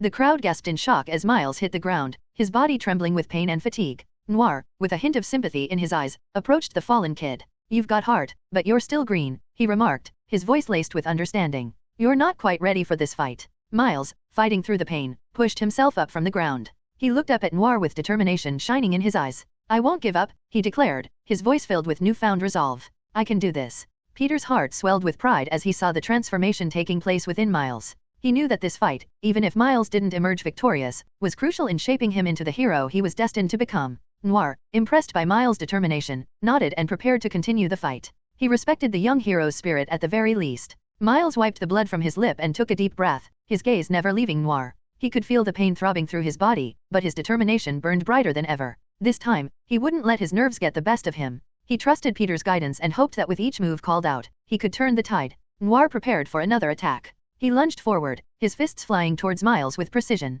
But this time, Miles was ready. Peter, acting as the referee, observed the fight with laser-like focus. He called out, Miles, down. Uppercut. In that split second, Miles ducked, narrowly avoiding Noir's punch, and struck back with a swift uppercut. The blow connected with precision, sending Noir staggering backward. The crowd of spider people erupted in cheers and applause, their faith in Miles growing with each successful move. They watched with awe as he started to gain confidence and find his rhythm. Peter's voice appeared again, left leg. Miles planted his left foot firmly on the ground and swung his right leg in a wide arc, aiming for Noir's leg. With agility and speed that contradicted his inexperience, Miles connected with a powerful kick, knocking Noir off balance. Noir grunted in surprise, his eyes narrowing. He hadn't expected this level of skill and precision from the young hero, but he wouldn't back down either. He quickly regained his footing and launched a counterattack. Peter, ever watchful, called out, Miles, web his arm. Miles reacted swiftly, his web shooter releasing a thin strand of webbing that caught Noir's arm mid-punch. The web tightened, restraining Noir's movement and leaving him vulnerable. With a burst of adrenaline, Miles seized the opportunity. He spun around, delivering a spinning kick that connected with Noir's chest, sending him crashing to the ground. The spectators roared with excitement, their cheers echoing through the arena. Miles stood tall, a mixture of exhaustion and triumph in his eyes. Noir, lying on the ground, looked up at Miles with a mixture of admiration and pride. "All right, I admit defeat. You've got some serious potential, kid," he admitted, a hint of a smile tugging at the corners of his mouth. "Consider me impressed." Miles offered a hand to help Noir up. "Thank you." As Noir took Miles' hand and stood up, the rest of the spider team joined them in the center of the arena, their expressions filled with newfound respect and acceptance. Gwen stepped forward, a smile gracing her face. "Welcome to the team, Miles," she said, extending her hand. "You've earned it." Miles beamed, shaking Gwen's hand. The weight of his doubts and insecurities had lifted, replaced by a newfound sense of belonging. Peter approached Miles, a proud smile on his face. "See, I told you, you've got what it takes." Miles nodded, a surge of determination coursing through his veins. With the support of his new team and Peter's guidance, he was ready for any challenge that came his way. After Miles proved himself and joined the team, everyone gathered in the spider cave, their determined expressions illuminated by the glow of computer screens and flickering monitors. They knew that time was running out, and they needed to finalize their plan to stop Kingpin and his destructive super collider. Peter took the lead, standing at the center of the room. "All right, team," he began, his voice steady and authoritative. "We know that Kingpin's super collider is the key to sending us all back to our respective universes. Peony, how are we looking with Dr. Octavius's computer?" Peony, immersed in her work, looked up briefly and nodded. "I've managed to extract the data we need. The blueprints and coding for the super collider, security protocols, and just about everything we need to shut it down. It's all here." She gestured to the computer in front of her, the screen displaying complex algorithms and schematics. Gwen leaned in closer, her eyes scanning the information on the screen. "Good work, Peony. We'll need to study those blueprints and identify any potential vulnerabilities. If for some reason we can't shut it down as planned, then sabotaging the super collider will have to be the backup plan." Noir, leaning against a wall with his fedora tilted over his eyes, chimed in with his usual dry tone. "And what about the big guy himself? How do we plan to take him down?" Peter nodded, acknowledging the valid concern. "You guys can leave Kingpin to me. Since Ben and Miles' little heist at Alchemax, I wouldn't put it past Fisk to hire some more muscle, so you guys can focus on Dr. Octavius and whoever else shows up." Ben nodded his head. "Sounds good to me." Nobody voiced any disagreement with his rather simple plan. "All right, then I guess we have a game plan." Peter smirked as he turned to Peony. "Peony, get to working on that override key. We need it done by tomorrow." "Aye aye, Captain." She salutes Peter before returning to work, her robot companion hovering over her. Miles, still riding the high of his recent victory, spoke up. "What about me? How can I help?" Peter turned to Miles. "There's nothing for you to do today, Miles, so head home and get some sleep. Tomorrow, you'll fight Kingpin's minions with the rest of the team. And if everything goes according to plan, you'll send us all home." Miles nodded, determination burning in his eyes. "I won't let you down, Peter. I'll do whatever it takes." Peter placed a hand on Miles' shoulder, his voice filled with conviction. "I know you will, Miles. I have complete faith in you. Now head home and get some rest. We have a busy day tomorrow." After being shooed away, Miles said his goodbyes and ran off, returning to his dorm room for the night. Peter stepped out of the spider cave, thinking of a few things that needed to be done before tomorrow. As he made his way back into the dimly lit house, he found himself standing outside the door of his deceased counterpart's childhood bedroom. Taking a deep breath, he pushed the door open and entered. Inside, he found Aunt May still sitting on the edge of the bed, her eyes fixed on a framed photograph of her late Peter. Her face held a mixture of grief and determination, her resolve evident even in the midst of her pain. She glanced up as Peter entered, a flicker of sadness in her eyes before a small smile tugged at her lips. "I'm back," Peter said softly, his voice filled with understanding. He had left May with a choice earlier, and now it was time for her to give an answer. Aunt May set the photograph aside and stood up, facing Peter with a resolute expression. "I've made my decision," she declared, her voice steady. "I've thought long and hard about what you asked me earlier. Kingpin needs to pay for what he's done. I want vengeance for my Peter, for all the pain he caused." Peter's heart sank a little, knowing the weight of the choice she had made. But he also understood the depths of her grief and anger. He nodded, his voice filled with a quiet determination. "If that's what you want, Aunt May, then I'll help you. We'll make him pay." Aunt May's eyes shone with a mix of gratitude and sadness. She reached out, placing a hand on Peter's cheek. "Thank you, Peter," she whispered. "I know it's a heavy burden to bear, but we can't let him get away with what he's done. We have to make sure that no one else loses someone they love to that maniac." Peter's gaze locked with Aunt May's, a shared understanding passing between them. He knew the path they were about to take was a dark one, but sometimes, darkness was the only way to bring about justice. "We'll make sure Kingpin never hurts anyone again," he vowed, his voice unwavering. "Now, why don't you go and get some rest?" Aunt May squeezed Peter's hand before returning to the twin-sized bed. "I'll get some sleep soon. I just want to stay here a bit longer." As Peter stepped out of the bedroom, his mind filled with the weight of Aunt May's decision, he found Noir leaning against the wall in the hallway. The detective Spider-Man had heard everything and wore a thoughtful expression. Noir pushed himself off the wall and approached Peter, his fedora casting a shadow over his eyes. "Quite a heavy burden she's taken on," he remarked, his voice low and gravelly. Peter nodded, acknowledging the gravity of the situation. "I know it's not an easy choice, but she's made up her mind. She wants vengeance." Noir's gaze met Peter's, his eyes searching for understanding. "I get it, I do. But you can't let her be the one to pull the trigger. She shouldn't have to bear that weight. It'll haunt her." Peter's expression softened as he considered Noir's words. He understood the detective's concern for Aunt May's well-being. "You're right, Noir. I don't want her to carry that burden. I'll make sure she's not involved in the final act." Noir's shoulders visibly relaxed, a sense of relief washing over him. "Good," he replied, his voice filled with a mix of gratitude and determination. "And don't worry. I won't tell the others about this. They wouldn't agree with taking a life. They're young and naive. It's better this way." Peter nodded in agreement. "I appreciate that, Noir. Aunt May deserves some semblance of peace." A faint smile tugged at the corner of Noir's lips, acknowledging the agreement between them. "We'll take him down. We'll make sure justice is served. And I promise, your secret is safe with me." As the situation settled between them, Peter couldn't help but feel a sense of connection with Noir. He had always considered himself to be a hero who didn't mind killing, and it seems that he's met a kindred spirit. "You're not the only one with a dark past, Peter," Noir said, his voice carrying a hint of regret. "I've got a few bodies under me too. But we can't let that define us. We have to make sure we do what's right, even if that means getting our hands dirty." Peter looked at Noir, a mixture of understanding and empathy in his eyes. "I couldn't agree more.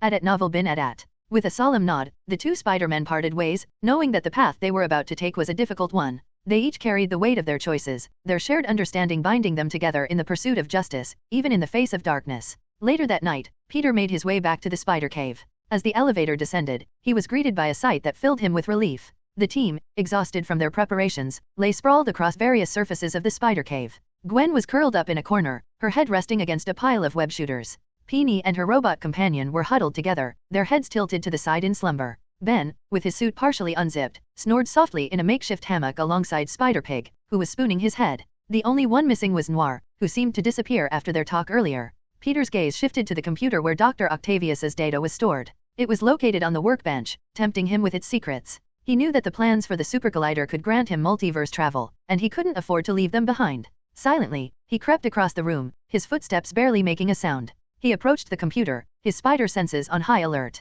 With practiced ease, he accessed the hard drive and carefully detached it from the computer. Holding the drive in his gloved hand, Peter tucked it away inside his suit, ensuring its safety. He knew he had to study its contents thoroughly when he returned to his own universe. His eyes flickered to the slumbering members of his new team, their trust and faith in him unwavering. Peter couldn't help but feel a pang of guilt for keeping this secret from them. But that guilt soon faded away, never to be seen or felt again. After all, this was multiverse travel. He could easily make it up to them when he visits their universes one by one. Taking one last glance at the sleeping heroes, Peter made his way out of the spider cave, leaving them undisturbed. With resolve burning in his veins, he disappeared into the distance, leaving behind a quiet spider cave and a team of heroes unaware of the secret he carried with him. Peter stood in Aunt May's bedroom, the soft glow from the windows casting a gentle light on her sleeping form. He hesitated, contemplating whether to wake her up or leave her to her much-needed rest. Memories of his conversation with Noir echoed in his mind, reminding him of his agreement. Finally, he made his decision. He couldn't bring himself to disturb her peace, not when she had already endured so much.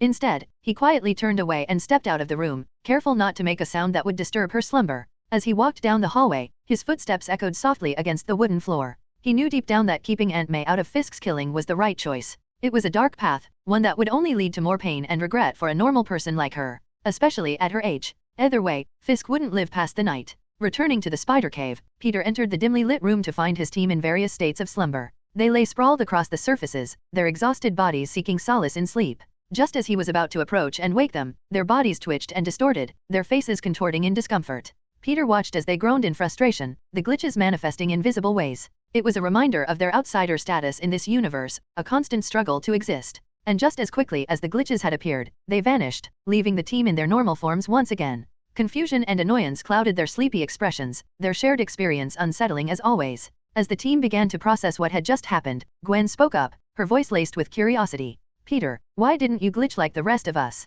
You're not from this universe either." Peter shrugged, a slight smile playing at his lips. "I'm not entirely sure. Maybe it's because I've traveled to other universes before, or maybe it's because I dabble in the mystic arts. Whatever the reason, I've never felt any rejection from this universe." His answer sparked a momentary silence as the team absorbed the information. Their gaze shifted from Peter to one another, silently acknowledging the depth of their shared experiences. Although he didn't say it, Peter thought of one more possibility. Maybe it's because I have the reality stone in me, though I can't use it here. As everyone was staring at Peter in jealousy, suddenly, the elevator came alive, sliding down with a mechanical hum. Peter turned his attention toward the sound, and a smile tugged at the corners of his mouth as he saw Miles stepping out, clad in his loose Spider-Man Halloween costume. "Miles," Peter called out, his voice filled with warmth and familiarity. "Nice of you to join the party. You're just in time." Just then, Peter's attention turned a nearby table, where he had stashed a wrapped gift for Miles. It was a small token of his appreciation for his latest student's progress. Peter picked up the gift, a glimmer of anticipation in his eyes.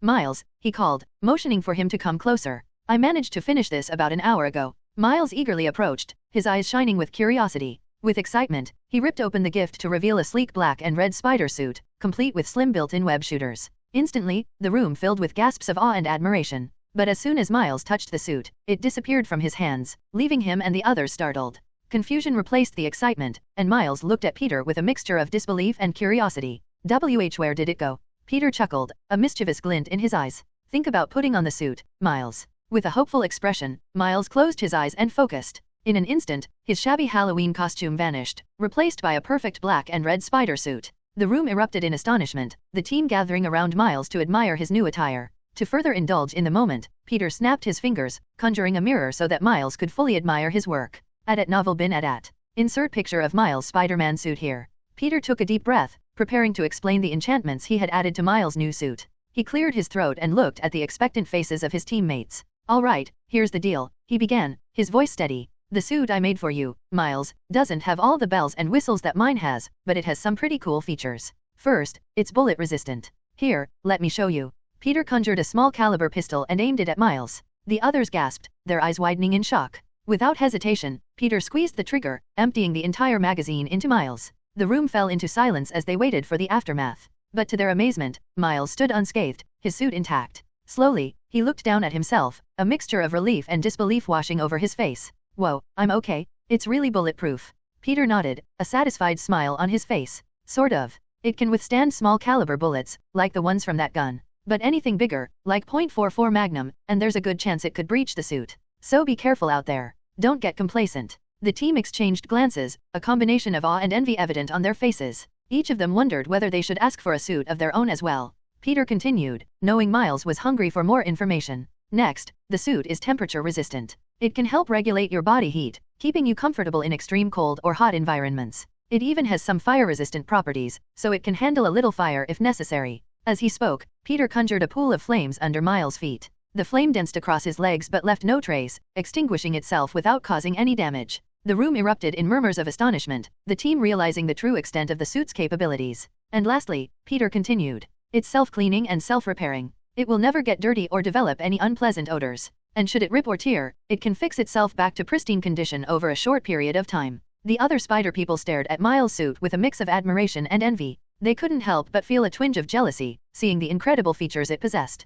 Peter's expertise and craftsmanship were evident in every stitch and enchantment. Suddenly, Peter remembered something. "Oh, and the web shooters have infinite fluid inside, so you'll never have to refill them." Gwen's eyes narrowed slightly, a playful smirk forming on her lips. "Well, aren't you lucky, Miles? Looks like you hit the jackpot." She couldn't hold back the small bit of jealousy hidden in her voice. Miles nodded, a sheepish grin spreading across his face. "I can't believe it. This is amazing. Thank you, Peter. Seriously, thank you." Peter patted Miles' shoulder. "You earned it, Miles. You've come a long way in a very short time, and I have no doubt you will make this suit proud." The team stood in awe of Miles' new spider suit, their eyes filled with longing and envy. They couldn't help but imagine themselves donning a suit with similar incredible features. It was as if the possibilities were endless, and Peter's craftsmanship had elevated their expectations. However, reality quickly set in when Peter's attention turned to Peony, who was also gawking at Miles' suit. "Peony, I need the override key." Peony's eyes widening with surprise. "The override key?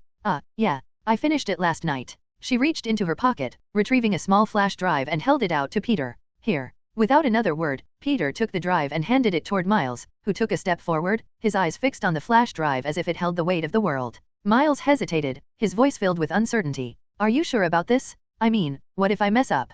Peter placed a reassuring hand on Miles' shoulder, offering a comforting smile. "Miles, I don't trust anyone more than you to send me home. I believe in you, so believe in yourself." The room fell into a hushed silence as the team surrounded Miles, their expressions filled with encouragement and support. their longing for a suit like Miles momentarily forgotten as they rallied behind their young teammate. Gwen stepped forward, her voice gentle yet firm. Miles, you can do this. We've seen what you're capable of. Trust yourself, just like we trust you. Ben chimed in, his voice gruff but kind. Yeah, kid. You got the potential to be the best of us. Don't doubt yourself. Spider-Pig added his own words of encouragement, his voice filled with enthusiasm. You've got this. Show 'em what you're made of. Even Noir stepped up, appearing from the shadows. Don't doubt yourself, kid. Miles glanced around at his supportive teammates, their unwavering faith in him giving him the strength he needed. He took a deep breath and reached out, accepting the flash drive from Peter's hand. All right, he said, clutching the drive carefully. I'll do it. I'll send you all back. Peter nodded, his eyes filled with gratitude and trust. Good, now for some more gifts, he said, surprising everyone. Under everyone's watchful eyes, Peter pulls out a set of sleek smartphones, their screens reflecting the dim light of the spider cave. Peter handed them out, one by one, to Noir, Spider-Pig, Miles, Gwen, Ben, and Peony. Each of them eagerly accepted the device, their eyes filled with curiosity and anticipation. These phones are connected through a special enchantment, Peter explained, his voice steady. They should allow us to communicate even after we return to our own universes. Noir raised an eyebrow, his expression a mix of skepticism and intrigue. Communicate across the multiverse? That's quite the bit of magic. Peter shrugged, a carefree look in his eyes. It wasn't as complicated as you'd think. He motioned for everyone to unlock their phones and find the app titled MChat. Multiverse Chat. As they tapped their way through the screens and located the app, their excitement grew. Peter's magic had proven to be very impressive thus far, and they were eager to see what else he had in store. Once the app was open, they were greeted with a simple text-based chat room, similar to Discord. Each phone displayed a similar interface, with a blank message box. As they were staring, Peter typed a quick message, which popped up on each screen. Skitty-shooter 69420XD, yo waving hand. The team members looked at their screens, their expressions shifting between surprise and amusement. The choice of chat name elicited a mix of chuckles and groans, but they couldn't deny the brilliance of Peter's plan. Ben, ever the curious one, voiced the question that was on everyone's mind. Where did you get these phones? I mean, they have to be at least $800 apiece. You should be as broke as the rest of us in this universe. Peter shrugged nonchalantly, a sheepish grin tugging at his lips. Well, I may have acquired them through unconventional means. Let's just say a small portal opened up in an apple factory in China. Although that got him a couple disapproving looks, most didn't seem to care about his crime. Even Spider-Pig let out a snort of laughter. Peter winked, his eyes gleaming with mischief. But hey, they're for a good cause. Now we can stay in touch once this is all over. Gwen chimed in, a smile playing on her lips. It's pretty amazing, Peter. Thank you for thinking of this. It's like having our own spider support line. Miles smiled in relief as threw a few glances at Gwen while she wasn't looking. Yeah, this is incredible. Thank you. Peter smirked, noticing his student's odd behavior. I'm happy to help. He winked at Miles as he motioned to Gwen, knowing exactly why Miles was so thankful. Instantly, Miles started flailing, motioning for Peter to stop before Gwen noticed anything. Alternate title, Welcome to the Spider-Verse chat group. After teasing Miles for a bit, Peter made his way back to Aunt May's bedroom, his heart heavy with the weight of his impending departure. The soft glow of the setting sun bathed the room in a warm, orange hue, casting a gentle light on Aunt May's peaceful form as she lay in bed. He stood by her bedside, gazing at her sleeping face, contemplating the words he needed to say. Memories of their short time together and the love she had shown him flooded his mind, bringing a bittersweet smile to his lips. With a heavy sigh, he reached for a pen and a piece of paper on the nightstand. He knew this was the right thing to do, but it didn't make it any easier. Gently, he began to write, pouring everything he wanted to say onto the page in carefully chosen words. As he finished the letter, Peter carefully folded the paper and placed it on Aunt May's nightstand, right beside her. He leaned down, pressing a gentle kiss on her forehead. Goodbye, Aunt May, he whispered, his voice filled with a mix of sadness and determination. And just as he left the room, Aunt May stirring in her sleep. Her eyes fluttered open, revealing a mixture of sadness and relief after a good rest. It didn't take her long to find the folded piece of paper on her nightstand. She reached for the letter, her hands trembling, and unfolded it. As she read each word, her eyes filled with tears, and her lips quivered with emotion. Dear Aunt May, by the time you read this, I'll be long gone, back to my own universe. I'm sorry for leaving without saying goodbye in person, but I couldn't bring myself to wake you. You deserve the rest, especially after everything you've been through. I know that you're hurting. Losing your child is a pain I can't even begin to imagine. And I promise you, Aunt May, I won't let his death go unanswered. I will avenge him, for you, and for everyone who cared for him. But I want to ask something of you in return. I want you to be there for Miles. He's just a kid and he needs guidance and support. You have shown me so much love and kindness, and I know you can do the same for him. Help him become the hero he's destined to be, just like you did for your Peter. I hope that by forging a bond with Miles, you can find some solace and purpose in your life. Losing your Peter is unimaginable, but I believe that you have the strength to continue living and to find joy again. You deserve that, Aunt May. You deserve to be happy. Please take care of yourself, and look after Miles. He may stumble and make mistakes, but with your guidance, I know he'll grow into an amazing Spider-Man. Thank you, Aunt May, for everything. Your counterpart has been a mother to me when I needed one the most, just as I'm sure you were to your Peter as well, and I think I can speak for us both when I say we will be forever grateful. With all my love, Peter. The weight of Peter's words hit her with full force, and she clutched the letter to her chest, her shoulders shaking with silent sobs. Peter and the team of spider people emerged from a golden portal, stepping into an empty hallway in the subfloors of Fisk Tower. The air felt heavy with anticipation as they made their way down the corridor, their footsteps echoing in the silence. All right, team, Peter said, his voice filled with determination. We're getting closer. Stay focused. The group moved with purpose, their eyes scanning the surroundings for any signs of trouble. As they approached a door, Peter reached out and turned the handle, pushing it open slowly. The sight that greeted them took their breath away. They stepped onto a balcony of a massive white spherical room, as large as a sports stadium, with two enormous lasers pointed at each other. The room hummed with a low, steady energy, the air charged with anticipation. Whoa, Ben exclaimed, his eyes widening at the sight before him. This place is huge. Noir, his voice filled with a hint of cynicism, surveyed the room. This is the heart of Fisk's operation. Peony, her robotic companion by her side, analyzed the situation. I'm detecting a strong power source from the lasers. Peter glanced at his team, his mind racing for a plan. We need to either wait until the collider is activated or activate it ourselves.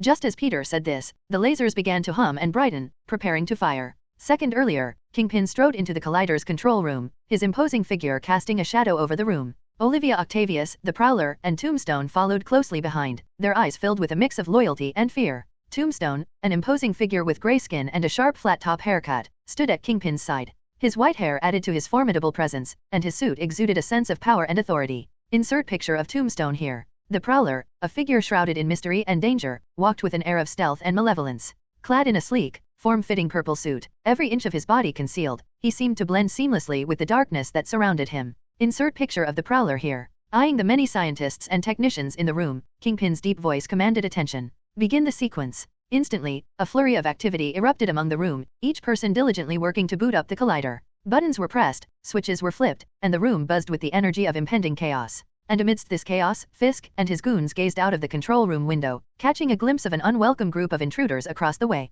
Kill 'em. Fisk commands mercilessly as his three lackeys rush off to get the job done. Peter and the team stood in awe as the two lasers fired, their beams colliding at the center of the spherical room in a dazzling display of multicolored light. The energy crackled and danced, filling the air with an otherworldly hum. The entire building seemed to glitch, the walls flickering and distorting as universes collided. Cars, buildings, and other constructs began to emerge from the collider's beam, torn from their original universe. The team members felt a strange sensation wash over them, a temporary disruption of their own realities. Spider-Pig, his cartoonish features warping and stretching, let out a startled oink. Whoa, this is trippy. Gwen, her voice filled with concern, glanced at her hands as they momentarily faded in and out. Is everyone okay? Peter clenched his fists, his gaze fixed on the colliding beams of energy. He could sense the immense power being unleashed, the potential to reshape reality itself. Noir adjusted his fedora, his voice laced with determination. We need to shut this thing down before it tears apart every universe. Peony nodded, her robotic companion beeping in agreement. We need to find where to insert the override key. Miles, his eyes wide with both excitement and fear, gripped the flash drive in his hand, frantically looking around the room for some sort of control panel.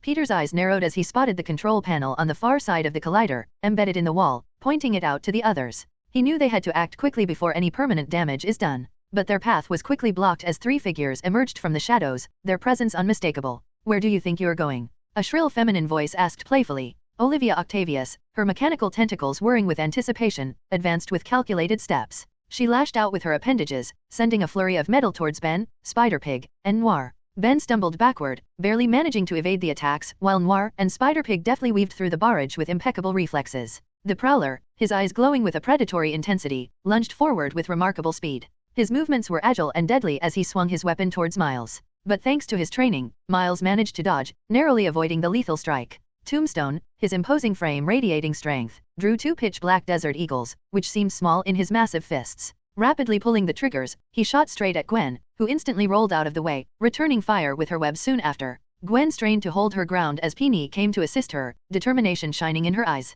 As the team fought their respective adversaries, Peter's gaze shifted towards Miles, who frantically dodged his opponent in fear. Peter knew he had to take charge. Focus. Peter called out, his voice cutting through the chaos. Remember what I taught you? Fight smart. Miles nodded, snapping out of his momentary hesitation. With newfound confidence, he swung into action. His spider sense tingled as he expertly maneuvered through the battlefield, delivering swift strikes against the Prowler. As the fight raged on, Peter's mind raced with a plan. He needed to reach Kingpin, the man responsible for all of this, before he could escape or cause any more harm. You guys can handle this, Peter said to his team, his voice radiating a calmness that none of them currently had. I'll find Kingpin and deal with him. But remember, don't shut down the collider until we're all back in our universes. At novel bin at. His team nodded in understanding, their determination etched on their faces. Peter rushed away, his web slinging him across the room, towards the control room where Kingpin awaited. Peter stepped into the collider's control room, his eyes scanning the scene before him. Kingpin stood near the window, his massive figure casting a dark shadow over the room. The sound of the ongoing battles outside echoed through the walls, filling the space with a tense energy. Kingpin turned, his menacing gaze fixed on Peter. A sinister smile crept across his face. Ah, Spider-Man. I've been expecting one of you to show up. How touching that you've brought a little team with you. Peter maintained a confident stance. Well, us spider folk are like a hydra. Cut one head and more will rise to take its place. He quoted an evil Nazi organization. Kingpin's face hardened, his fists gripped so tightly that his knuckles cracked. Oh, I'll be sure to take pleasure in killing as many of you as I can. The scientists and technicians in the room huddled behind their desks, fear and anticipation etched on their faces. They knew that a clash between these two powerful forces was about to unfold. Kingpin's muscles tensed as he prepared for the confrontation. You ready, time die? He asked as he stumped over, winding up one of his fists. Peter's gaze narrowed, his spider sense tingling as he sensed the imminent danger. With lightning-fast reflexes, he caught Kingpin's incoming punch with a single hand, halting the villain's momentum with ease. The room fell silent, everyone's eyes locked on the unexpected turn of events. A mix of shock and disbelief washed over Kingpin's face as he strained against Peter's hold. How is this possible? At novel bin at. Peter smirked, a glint of mischief in his eyes. I'm a bit different from the average Spider-Man. In a swift motion, Peter released his grip on Kingpin's fist and delivered a powerful palm with his free hand, striking the crime lord squarely in the stomach. The force of the blow sent Kingpin hurtling backward, crashing through the window as he spit blood from his mouth. Glass shattered, raining down below as Kingpin plummeted into one of the many floating buildings, which was brought over by the collider's activation. The room erupted with gasps and murmurs as the scientists and technicians peered out the broken window, witnessing the dramatic turn of events. Peter stood tall, his eyes showing a bored look. How the hell did this universe's Peter lose to such a weakling? He muttered as Kingpin shakily picked himself up. Well, at least he can take a punch. As her mechanical tentacles whirred with deadly precision, Olivia Octavius moved with an uncanny grace whilst facing off against Ben, Spider-Pig, and Noir. Her four mechanical appendages moved in sync, their razor-sharp ends ready to strike. Belly jiggling with each nimble movement, Ben dodged one of the tentacles with surprising agility. He lunged forward, delivering a powerful punch to one of the tentacles. Spider-Pig, his cartoonish features stretching with determination, swung from the ceiling, narrowly avoiding the whipping tentacles. He let out a playful snort as he somersaulted through the air, planting a swift kick against Olivia's metallic body. Hog wild. Trench coat billowing behind him, Noir expertly weaved through the barrage of tentacles. With each movement, he dodged and countered with precise strikes, relying on his speed and agility.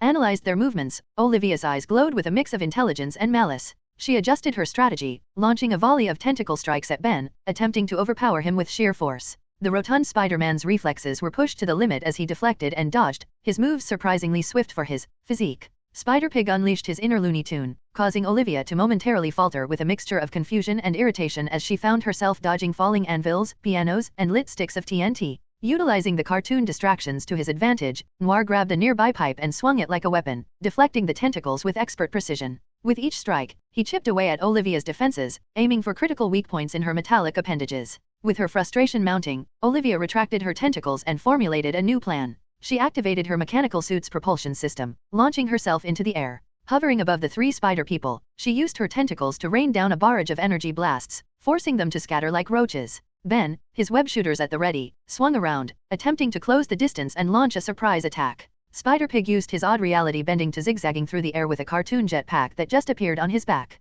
As Olivia momentarily focused her attention on Spider-Pig, Noir leaped forward, delivering a devastating blow to her mechanical suit. The impact sent her crashing to the ground, temporarily disoriented. Seeing this, the team took the opportunity and closed in, each one of them launching a flurry of coordinated attacks. Ben delivered powerful punches, which cracked her metallic suit and appendages. Spider-Pig utilized his cartoon ability once again, summoned his mallet, which he swiftly began to beat her with. Noir struck with precise and calculated blows, exploiting any weaknesses in Olivia's armor. Soon enough, their adversary seemed to pass out, but they didn't stop. Grabbing each of her tentacles, the team of three used her own appendages against her, tying her into a knotted mess. Spider-Pig smirked as he stood victorious above his defeated opponent. Looks like this little piggy has you hogtied.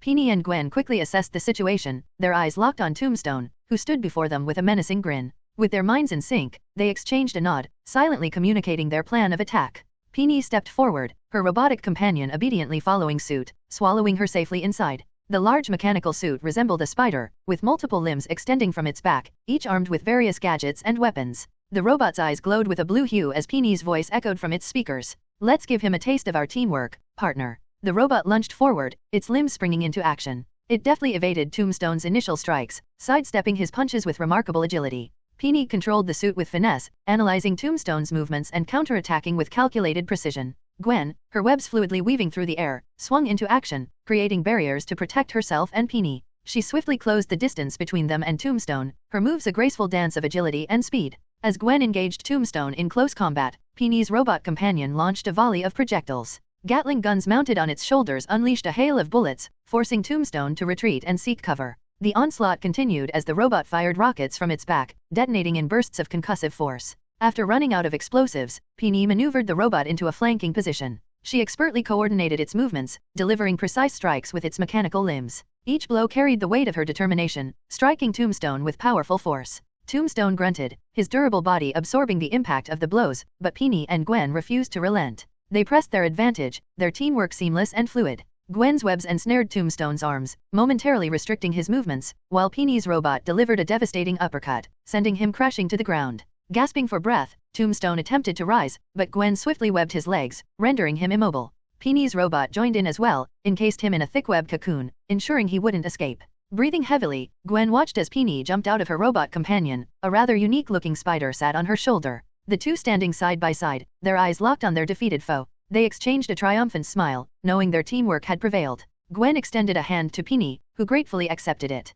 Great job, Peony. Your robot was amazing. Peony beamed with pride as she lovingly pet the spider on her shoulder. He is amazing, isn't he? She cooed as the arachnid seemed to preen at her attention. Miles swung through the air with a grace that contradicted his inexperience, his spider sense guiding his every move. The prowler matched his agility, his movements fluid and calculated. They circled each other, their eyes locked in a fierce struggle for dominance. Suddenly, Prowler activated his boots and flew forward, his claws slashing through the air. Miles somersaulted backward, narrowly evading the deadly strike. He retaliated with a quick burst of webbing, aiming to immobilize his opponent. But the Prowler, trained and agile, dodged the sticky trap with a nimble twist of his body. Miles couldn't afford to hold back. He knew that he couldn't match the Prowler's skill and experience, but thankfully, he had many superpowers that his opponent didn't. Gathering his courage, he pressed forward, his fists clenched. They exchanged blows with incredible speed, the sound of their impacts echoing through the massive room. Miles relied on his agility and acrobatics, flipping and diving to avoid the Prowler's deadly strikes. His spider sense buzzed with intensity, warning him of incoming attacks milliseconds before they landed.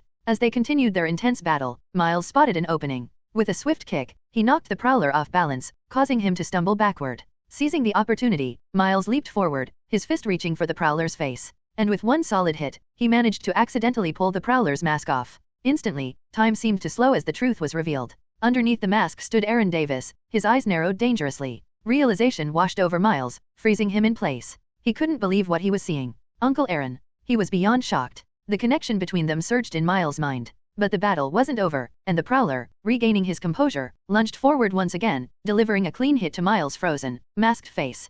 Prowler watched Miles fall backwards with a satisfied smirk, unaware that he just punched his own nephew. His brother would be furious if he found out. Peter leaped down from the control room, his landing sending a shockwave through the air. He stood before the dazed and battered Kingpin, his expression filled with cold anger. Enough games, Kingpin, Peter growled, his voice low and filled with venom. Your actions have hurt a very kind woman. And now, it's time to pay. Kingpin struggled to his feet, blood dripping from his mouth. He attempted to steady himself, but his legs wavered, weakened from the devastating blow Peter had delivered. Fear flickered in his eyes, but he tried to mask it with false bravado. You think you can defeat me? Kingpin sneered, his voice strained. I'm the Kingpin of crime. I've gutted guys 100 times your size. Peter cracked his knuckles, a chilling smile spreading across his face. Well, you know what they say. Size isn't everything. A/N, small d asterisk ck copium. In a blur of motion, Peter launched himself at Kingpin, his fists a blur as he unleashed a barrage of lightning-fast punches. Each strike landed with bone-crushing force, shaking the building with every impact. Kingpin's attempts to defend himself were feeble at best. His massive frame was no match for Peter's agility and strength. Blow after blow landed, leaving Kingpin staggering, bloodied, and broken. The room echoed with the sickening sound of flesh meeting flesh, accompanied by the grunts and groans of Kingpin's pain. Peter's movements were a symphony of precision and power, his years of training as Spider-Man honed to perfection. You're nothing more than an overgrown bully, Peter taunted between strikes. A coward hiding behind a criminal empire. Kingpin's body trembled with each blow, his once imposing figure reduced to a mere punching bag. His face contorted with agony, his attempts to fight back becoming weaker and slower. With a final surge of power, Peter delivered a devastating uppercut, lifting Kingpin off his feet and sending him crashing into the ceiling. The impact left a gaping hole in the structure, debris raining down around them.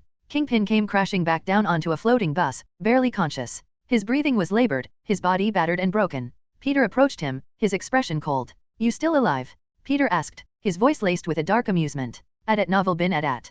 Peter raised his hand, a fiery energy crackling around it, as he tapped into his phoenix powers. The air shimmered with fiery currents, the room growing tense with anticipation. Kingpin's eyes widened, fear replacing his arrogance. "Wait, please," he pleaded, his voice barely a whisper. But Peter's resolve was unyielding. With a swift and decisive movement, he released a surge of fire that coursed through Kingpin's body, overwhelming him with excruciating pain. The area filled with the smell of burnt flesh and the sound of Kingpin's agonized screams. Peter's eyes remained locked on his target, his expression cold and unwavering. As the seconds stretched into eternity, the flames dissipated, leaving nothing behind. Not even a charred corpse was left. Just a bit of ash that blew away moments later, disappearing into the wind. "Hopefully, this will help Aunt May move on." Miles groaned in pain as he hit the ground, his vision momentarily blurred. The impact had knocked the wind out of him, leaving him gasping for breath. He struggled to rise to his feet, his mind racing with conflicting emotions. "Uncle Aaron," he whispered between labored breaths, his voice unheard. Prowler stood over him, his menacing presence looming. His face hardened into an intense glare. Miles could see the cold look in his uncle's eyes as he stared down at him. Without an ounce of pity, Prowler lunged at Miles once again, his movements fueled by a mix of anger and loyalty to his criminal employer. Miles barely had time to react, narrowly evading each strike. His heart sank as he realized that his uncle's actions spoke louder than any words. Miles tried to create some distance between them, hoping to find a moment to talk and reveal himself, but Prowler relentlessly pursued him, his strikes becoming faster and more ferocious. Miles' thoughts raced as he dodged and weaved. He couldn't give up. He had to find a way to reach his uncle, to show him that they were family. But each attempt to reveal his true identity was met with a barrage of attacks that left him unable to get the words out. In a brief moment of desperation, Miles reached for his mask, hoping that removing it would break through the Prowler's aggression. His fingers barely grazed the edge before a powerful punch slammed into his gut, knocking the wind out of him once again. The pain intensified, forcing him to collapse to his knees, his mask still securely in place. Miles tasted blood in his mouth as he staggered to his feet. His vision blurred for a moment, but determination fueled his every move. He began to realize that he couldn't let his emotions cloud his judgment. He had a responsibility as Spider-Man, no matter who his opponent was. Prowler circled him, a smirk playing on his lips. "Didn't think I'd be this tough, did you, kid?" he taunted, his voice dripping with venom. Miles gritted his teeth, throwing away the idea of revealing himself. "You're not the strongest guy I've faced," he replied, his voice tinged with determination. "Peter hits way harder than you." With renewed determination, Miles launched himself at Prowler, his fists swinging with a newfound intensity. He weaved through the air, striking with expert precision. Prowler blocked and dodged, his movements slowing ever so slightly. Miles could see the fatigue setting in, his uncle's stamina waning. This gave him a glimmer of hope. "You can't beat me, kid. Just give up and go home." Prowler growled, attempting to land a blow on Miles. But the young Spider-Man was too quick, sidestepping the attack and countering with a powerful punch of his own. As their fight raged on, Miles tapped into his mentor's teachings. Peter's experience and skill melded with his own, creating a unique style that was becoming increasingly effective against his uncle. With a calculated move, Miles flipped over Prowler's head and landed behind him. He seized the opportunity and delivered a series of rapid punches to his uncle's back, each strike filled with a mix of anger and resolve. Prowler stumbled forward, his strength fading. Miles pressed on, his movements fluid and precise. He spun a web around his hands, like a boxer taping his knuckles, and delivered a powerful uppercut to Prowler's jaw. The impact sent his uncle sprawling backward, crashing into a nearby wall. Dust and debris rained down, shrouding him momentarily. Miles stood there, panting heavily, his heart pounding in his chest. As the dust cleared, Prowler struggled to rise. Blood trickled from his split lip, his purple suit torn and ripped. He glared at Miles, a mix of anger and surprise in his eyes. Flashback. Only a couple days ago, after Miles' first day in his new school, he managed to sneak off and visit his uncle, whom he usually had to visit in secret. After all, his father always did everything he could to keep them apart. "So, you like this girl, Gwen?" Uncle Aaron turned to Miles, who hesitantly nodded his head. "All right, then let me teach you something important." Confused but intrigued, Miles looked up at his uncle.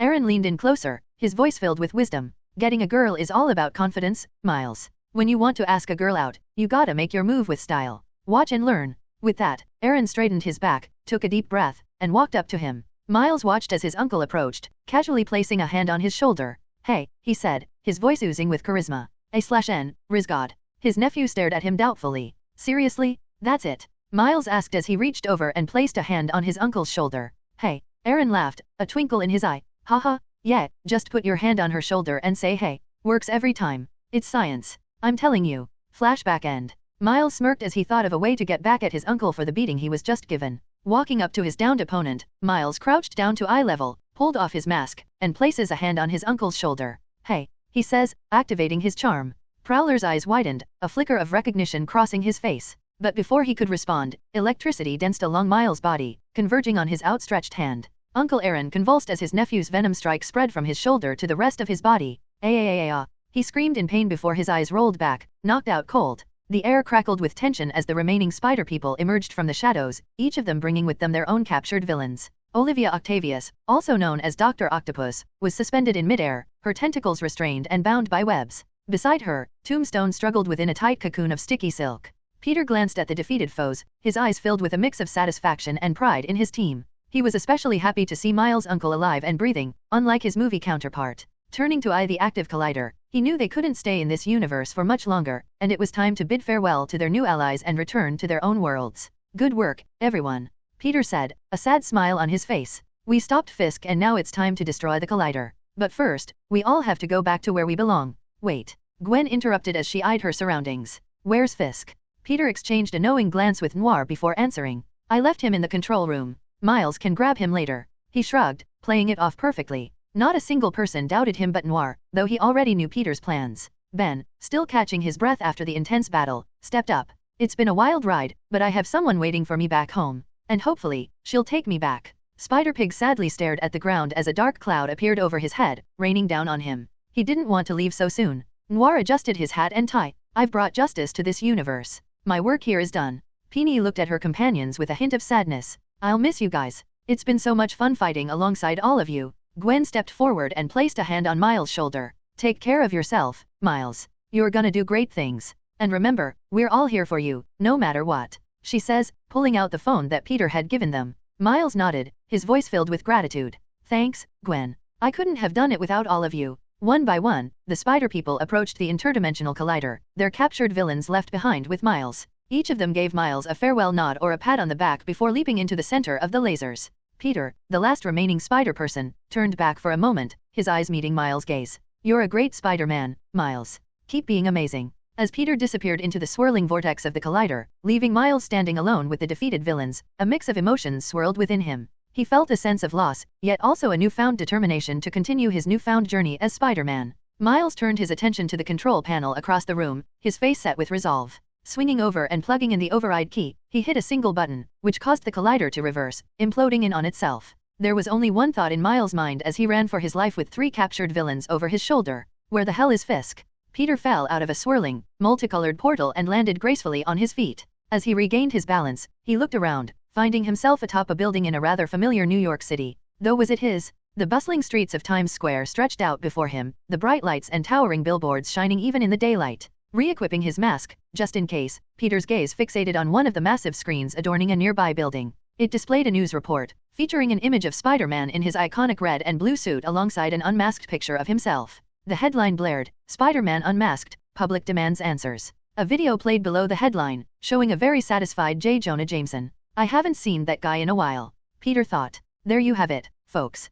Conclusive proof that Spider-Man was responsible for the brutal murder of Mysterio, an interdimensional warrior who gave his life to protect our planet, and who will no doubt go down in history as the greatest superhero of all time. But that's not all. Here's the real blockbuster. Brace yourselves, you might want to sit down. Jonah really seemed to be enjoying himself. Suddenly, an image of Quentin Beck, a bearded man with slicked back hair, appeared. Spider-Man's real name is. He spoke with grave urgency as the video seemed to distort and glitch before finally returning back to normal. Spider-Man's name is Peter Parker. Insert picture of Quentin Beck / Mysterio here. After that, the video seemed to repeat again, starting with Jonah's happy rant. What the F*** CK? Peter whispered, his voice filled with disbelief. He watched the footage, his eyes widening as he recognized the events unfolding on the screen. It was the same video from the movie Spider-Man, No Way Home. Hidden title, No Way Home. Peter pulled out his phone and swiftly unlocked it, navigating to the Multiverse chat app, which connected all the spider people across dimensions, allowing them to stay in touch and provide support to one another. With a bit of trepidation, Peter composed a message in the chat, his fingers dancing across the virtual keyboard. SkiTshooter69420XD, hey, everyone. Just wanted to check in and see if you all made it back home safely. He pressed the send button, his eyes fixed on the screen, waiting for the familiar blue checkmarks that indicated his message had been delivered. Time seemed to stretch as he anxiously awaited a response, hoping that the chat actually worked. After what felt like an eternity, the chat bubbles started to appear one by one, indicating that his fellow spider people were typing their replies. Peter's heart skipped a beat as he read the incoming messages, relief flooding through him. Peony, hey, Peter. I'm back in my universe, no problemo. Ben, made it back to my universe too. It's good to be home. Spider Pig, home sweet home. Noir, made it out of that colorful nightmare. Back in the shadows. Gwen, back in my own dimension too. Hey, Miles, are you okay? Did everything go well with the collider? Miles, yeah, I'm good too. I'm surprised these phones actually work. A mix of emotions washed over Peter as he read their responses. Relief that his Multiverse's chat actually worked and that his new friends returned to their respective universes, but also a sense of isolation, knowing that he was the only one who had been diverted from his intended path. Though he knew that he wouldn't be alone for long. I wonder if the Andrew and Toby Spider-Mans that I've met will show up. Peter wondered, knowing that he's met versions of them before in his genie trials. Not to mention the Peter Parker that this universe belongs to. Let's go find my twin brother and mess with him a bit. Peter muttered as a sinister look formed under his mask. Peter's heart raced with anticipation as he made his way through the bustling streets of New York City. The sound of cars honking, people chattering, and the occasional sirens filled the air, reminding him of the vibrant and chaotic world he had seen on the big screen. His mind focused on the task at hand. Peter quickly located a nearby internet cafe and hurried inside, ignoring the odd looks he received for his spider suit. He approached one of the vacant computers, fingers already itching to start his search. With practiced efficiency, he typed in a series of commands and algorithms, utilizing his spider-like speed and agility to navigate through the vast expanse of the digital world. As the search results populated the screen, Peter's eyes scanned the information, searching for the names and addresses of the counterparts he sought. MJ, Aunt May, Ned, and even his own counterpart. Each piece of data brought him closer to his goal, igniting a mixture of excitement and mischievous within him. Finally, he found what he was looking for. A small donut shop situated not too far from his current location. The name Michelle Jones Watson appeared beside the address, confirming that this was indeed the place where this universe's MJ worked. A smile tugged at the corners of his lips as he imagined the surprise on her face when she realized he wasn't her Peter. Walking out of the cafe, Peter summoned a shimmering cloak of magical energy, transforming his Spider-Man suit into a more casual outfit. A simple t-shirt, jeans, and a hoodie. With his appearance fixed, he left the internet cafe, blending into the crowd as an ordinary young man. Or at least, that what he hoped would happen. The second that Peter's face was revealed, everyone on the street turned to eye him curiously, their gazes filled with a mix of awe and fear. Instantly, Peter realized his mistake. Oh, yeah, I forgot that my face is very famous in this world. He wanted to slap himself for forgetting this. Opting to just ignore the stares, Peter approached the donut shop, his face split in a devious smirk. He paused for a moment and peered through the front windows. And there she was, MJ, his MJ. Well, not his MJ. They certainly looked like twins, but his MJ is a bit more fit and curvy thanks to her enhancements. Her back was turned to him as she worked the register. Peter's eyes softened a bit as he watched her, a rush of affection washing over him. He couldn't help but admire the way she moved with grace and confidence, even in such a mundane setting. Not wasting any more time, Peter pushed open the door and stepped inside the shop. The smell of freshly baked goods enveloped him. The bell above the door chimed softly, drawing MJ's attention. She turned around, her eyes widening in surprise as they locked with Peter's, not expecting her boyfriend to show up like this. Man. If I was an evil demon of an author, this would be peak time for NTR, nauseated face vomiting. Walking up to the counter, Peter locked eyes with MJ, his mischievous smile still playing on his lips. He feigning nonchalance as he leaned against the counter, pretending to study the donut selection. Hey, beautiful, he said, his voice laced with playful charm. I'll take a dozen of your finest donuts, please. MJ blinked, her surprise morphing into a mix of confusion and suspicion. She studied Peter's face intently, trying to understand why her boyfriend was acting so weird. He would never call her beautiful in public, nor would he do whatever sort of play this was. And if he did, he would be much more awkward than this. Something definitely felt off. He was taller. About 5 inches taller. And instead of tilting her head down to look at him, she found herself looking up, which wasn't normal whatsoever. Do I know you? MJ asked, playing along for the moment. Peter chuckled lightly, his eyes twinkling with mischief. Nah, we haven't met before. I'm new in town. Just thought I'd try these donuts everyone's raving about. Mind giving me some recommendations? He asks, gesturing to the wide selection of pastries. MJ's suspicion grew, but curiosity got the better of her. She glanced around the shop, noticing the lingering glances of the other customers who were just as intrigued by Peter's presence. After all, he's Spider-Man. With a sigh, she began to fill a box with donuts, throwing in the ones that sold the most. Here, these are popular. Peter's grin widened, his eyes sparkling with delight. Thanks, I'll trust your judgment. And hey, while I'm at it, can I ask for your number? Maybe I can swing by sometime and take you out on a date. MJ's eyes narrowed as his request hit her. Her mind raced, questioning the possibility of her Peter playing some kind of prank on her. She hesitated for a moment, her fingers twitching with uncertainty. Sure, she replied, her voice guarded yet intrigued. She quickly grabbed a piece of receipt paper and a pen, scribbling down her phone number. As she handed it to Peter, their fingers brushed lightly, sending a jolt of electricity through her. Peter took the paper, his fingers lingering for a brief moment longer than necessary. Thanks, MJ. I'll be sure to give you a call soon. With that, he straightened up, a triumphant smirk playing on his lips. As he turned to leave the donut shop, MJ's mind raced, piecing together the inconsistencies, the height difference, and the feeling that something was amiss. Scrambling for her phone, she quickly dialed her boyfriend's number. It only took seconds for him to answer, his voice filled with warmth and familiarity. Hey, MJ, what's up? Everything okay? He asked. MJ's voice trembled as she spoke. Peter, there was someone here who looked exactly like you, but he's taller, and he just asked for my number. It's not you, right? There was a pause on the other end of the line. Is this a joke? He asked, confirming all her suspicions. Relief flooded through MJ as she realized her instincts were right. She watched anxiously as her genuine Peter, her short king, walked through the door seconds later, his eyes searching for her.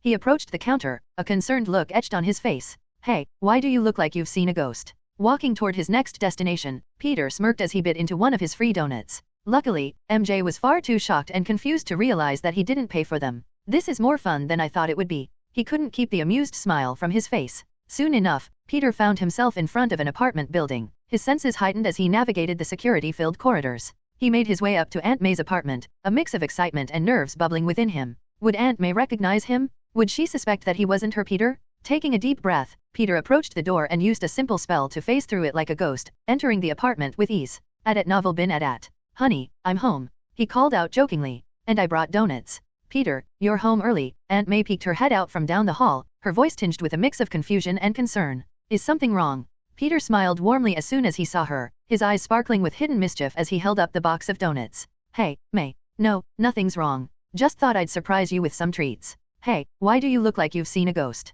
Peter asked as he stashed his phone away, his voice filled with genuine concern. He was rushing over to tell MJ and Ned that he planned to speak to the dean at MIT and plead their cases for enrollment, hoping that he could convince the school to at least take his friend and girlfriend in. Ever since he was outed as Spider-Man and blamed for the death of a fake hero/villain, their peaceful lives have been flipped upside down. Not to mention the fact that not a single college would accept him or anyone related to him. Peter even went as far as asking for help from Dr. Strange, hoping that magic could fix his problems, but that failed spectacularly and he only seemed to anger the man that tried to help him. All while nearly tearing a hole in the fabric of the universe. Or whatever magic mumbo-jumbo Strange was ranting about as he threw him out of the New York sanctum, slamming the door shut behind him. But all of that was put to the side for now. MJ took a deep breath, her mind racing to make sense of the encounter. Peter, there was someone here who looked exactly like you, but he's taller, and he just asked for my number. You're not playing a prank on me, right? Peter's brow furrowed, his eyes narrowing with confusion. MJ, I promise, it wasn't me. I have no idea who you're talking about. He reassures her as he eyed one of the security cameras behind the register. The cameras here work, right? MJ followed his line of sight, nodding her head as she realized what he meant. Yeah, follow me. The duo quickly moved to the back of the shop, where a small office housed the security camera footage. Peter sat down in front of the computer, his fingers dancing across the keyboard as he accessed the recordings. MJ leaned over his shoulder, her heart pounding with a mix of curiosity and apprehension. The screen flickered to life, displaying the footage from earlier. As they watched the events unfold, Peter's eyes widened in disbelief. There, on the screen, was their mysterious doppelganger, completely identical to Peter, save for a few extra inches in height, the mischievous smile, and the confident posture. Besides that, he was all too familiar. What the? Peter muttered, his voice trailing off. MJ's gaze shifted between the screen and Peter, her mind racing to make sense of the situation. Peter, who is he? How is this even possible? Peter let out a sigh, his mind racing to grasp the reality of what they were witnessing. I don't know. But one thing's for sure, we need to find out who he is and what he's up to. With a renewed sense of determination, Peter reached for his phone and began texting furiously, sending messages to everyone he knew in their close-knit circle of friends and family. The warning messages described the doppelganger and urged everyone to be cautious. However, there was one person who didn't respond as quickly as they'd hoped. Aunt May. May's not answering her phone, Peter muttered, a hint of worry creeping into his voice. We need to check on her. Something doesn't feel right about all this. MJ nodded in agreement, her eyes filled with concern. Let's go. We can't waste any more time. As they hurriedly made their way toward the exit of the donut shop, they bumped into Ned, who was about to walk inside, clearly curious about the texts he had received. Ned's eyes widened as he took in the urgency etched on their faces. What's going on? Ned asked, his voice filled with concern. I heard something about a doppelganger. Explaining along the way, Peter and MJ rushed out of the donut shop followed by Ned, their minds filled with questions and concerns. Peter, our MC, and May sat at the small dining table in the cozy apartment, surrounded by the remains of their shared donut feast. The room was filled with the warm aroma of freshly baked pastries and the soft glow of the afternoon sun filtering through the curtains. May took a bite of her last donut, savoring the sweet taste as she looked at Peter with a fond smile. You know, Peter, it's been a while since we've had a chance to sit down and just relax like this, together. I've missed it. Peter nodded, his expression filled with a mixture of affection and determination. Yeah, I've missed it too. I've been so caught up with everything lately that I just haven't had time. May's phone, lying on the kitchen counter, suddenly buzzed with notifications. Calls and texts from her Peter filled the screen, warning her about the presence of a doppelganger. However, the phone was on silent, and both Peter and May remained blissfully unaware of the urgent messages. Gazing at his aunt's counterpart, who looked just like her, Peter made a silent vow to himself. He would protect May, no matter what it took. He wouldn't allow her to suffer the same fate as her movie counterpart. This May might not be his, but he still watched her die in the theater, crying his eyes out like everyone else. He couldn't bear the thought of watching it happen in real life. Leaning forward, Peter reached out and gently placed his hand over May's. May, I want you to know that I'll always be here for you. You're like a mother to me, and I won't let anything happen to you. I promise. May's eyes softened, her hand squeezing his in return, unaware of the underlying meaning behind his words. Peter, I couldn't be prouder of you, but you don't have to worry about me so much. My problems are simple compared to yours. Peter smiled, returning back to his donut. Oh really? What might those simple problems be? Well, Happy wants to get back together. She started happily ranting off all of her problems, one by one. As they finished the last of their donuts, the room was filled with a comfortable silence, though that silence would soon be ruined. Outside in the hallway, Peter could hear the elevator opening alongside the sound of 3 people stepping out. Do you think he's a clone? Ned asked as they paced to the apartment door. A lot of the time in comic books, the hero's DNA gets stolen and some villain makes a clone of him. Peter smirked as he heard this universe's Peter, MJ, and Ned talking about him. Well, this has been fun, but I should probably get going now, he said out of nowhere. Huh? Where are you going? She asked as he stood up from his seat and waved his hand. In an instant, a golden portal opened in the center of her apartment, shocking her into a stunned silence. I'll come visit again, okay? Peter smiles as he gives her a wave and steps through the portal. Oh, yeah, one more thing. Turning back around, Peter pointed in her direction, and suddenly, a golden spell circle drew itself in front of him before shrinking to the size of a pin and shooting into her body. What was that? She hopped out of her seat, alarmed. Just a small protection spell. Peter answers as the portal began to close. Stay safe, okay. And just as the portal snapped shut, the front door swung open abruptly, revealing Peter, Ned, and MJ. As they walked in, calling for Aunt May, they found her standing there with an empty donut box on the table and a bewildered look on her face. Her eyes widened even further as she took in the sight of the trio standing before her. Peter. May's voice trembled slightly as she stared at them, her heart pounding in her chest. What's going on? Who are you? Peter stepped forward, his voice filled with urgency. May, it's me, Peter. I know this is hard to believe, but there's some doppelganger of me out there. Was he here? MJ, always the observant one, noticed box on the table from the shop she works at. Her eyes narrowed, and she pointed at it. Looks like he brought over his donuts. Did he say anything? May's confusion deepened as she glanced at the Peter before her, realizing the height difference immediately. He said he'd come visit again, and he did this magic that shot into my chest. He called it a protection spell. After the portal snapped shut, Peter, our MC, donned his spider suit once again and made his way to one of the many manholes that covered the streets of New York City.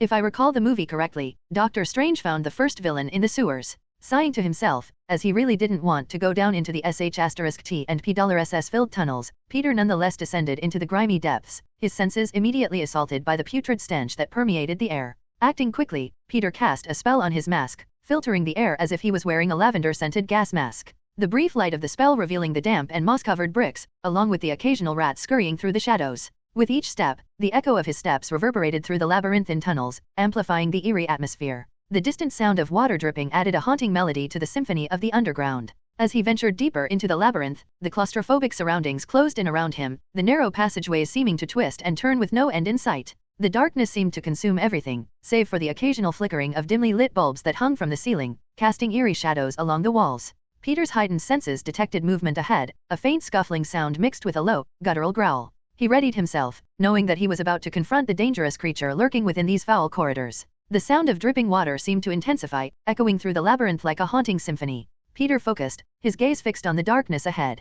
Casually, he moved forward, his footsteps careful and deliberate. The wall seemed to ooze with filth, the grime clinging to his suit. He fought the urge to gag, pressing on. Finally, he reached a wider section of the sewer. The flickering light revealed a figure lurking in the shadows, hunched over and emitting low, raspy growls. It was a giant humanoid lizard, its reptilian features twisted and grotesque. Insert picture of the lizard/Dr. Connors here. Dr. Connors, once a respected scientist, had succumbed to his own experiment, transforming into the monstrous lizard. The lizard's eyes narrowed, studying Peter with a mix of curiosity and aggression. Its snout curled into a menacing sneer, revealing rows of sharp, jagged teeth. A low hiss escaped its throat as it prepared to attack. Peter approached, his spider sense tingling, alerting him to the imminent danger. With a wave of his hand, he greeted the creature, his voice firm yet tinged with an air of familiarity. Yo. As Peter stepped forward, his confident posture and relaxed demeanor contrasted sharply with the ferocity of the lizard monstrosity before him. Before he had the chance to introduce himself, the creature lunged at him with lightning speed, claws extended and jaws gaping wide.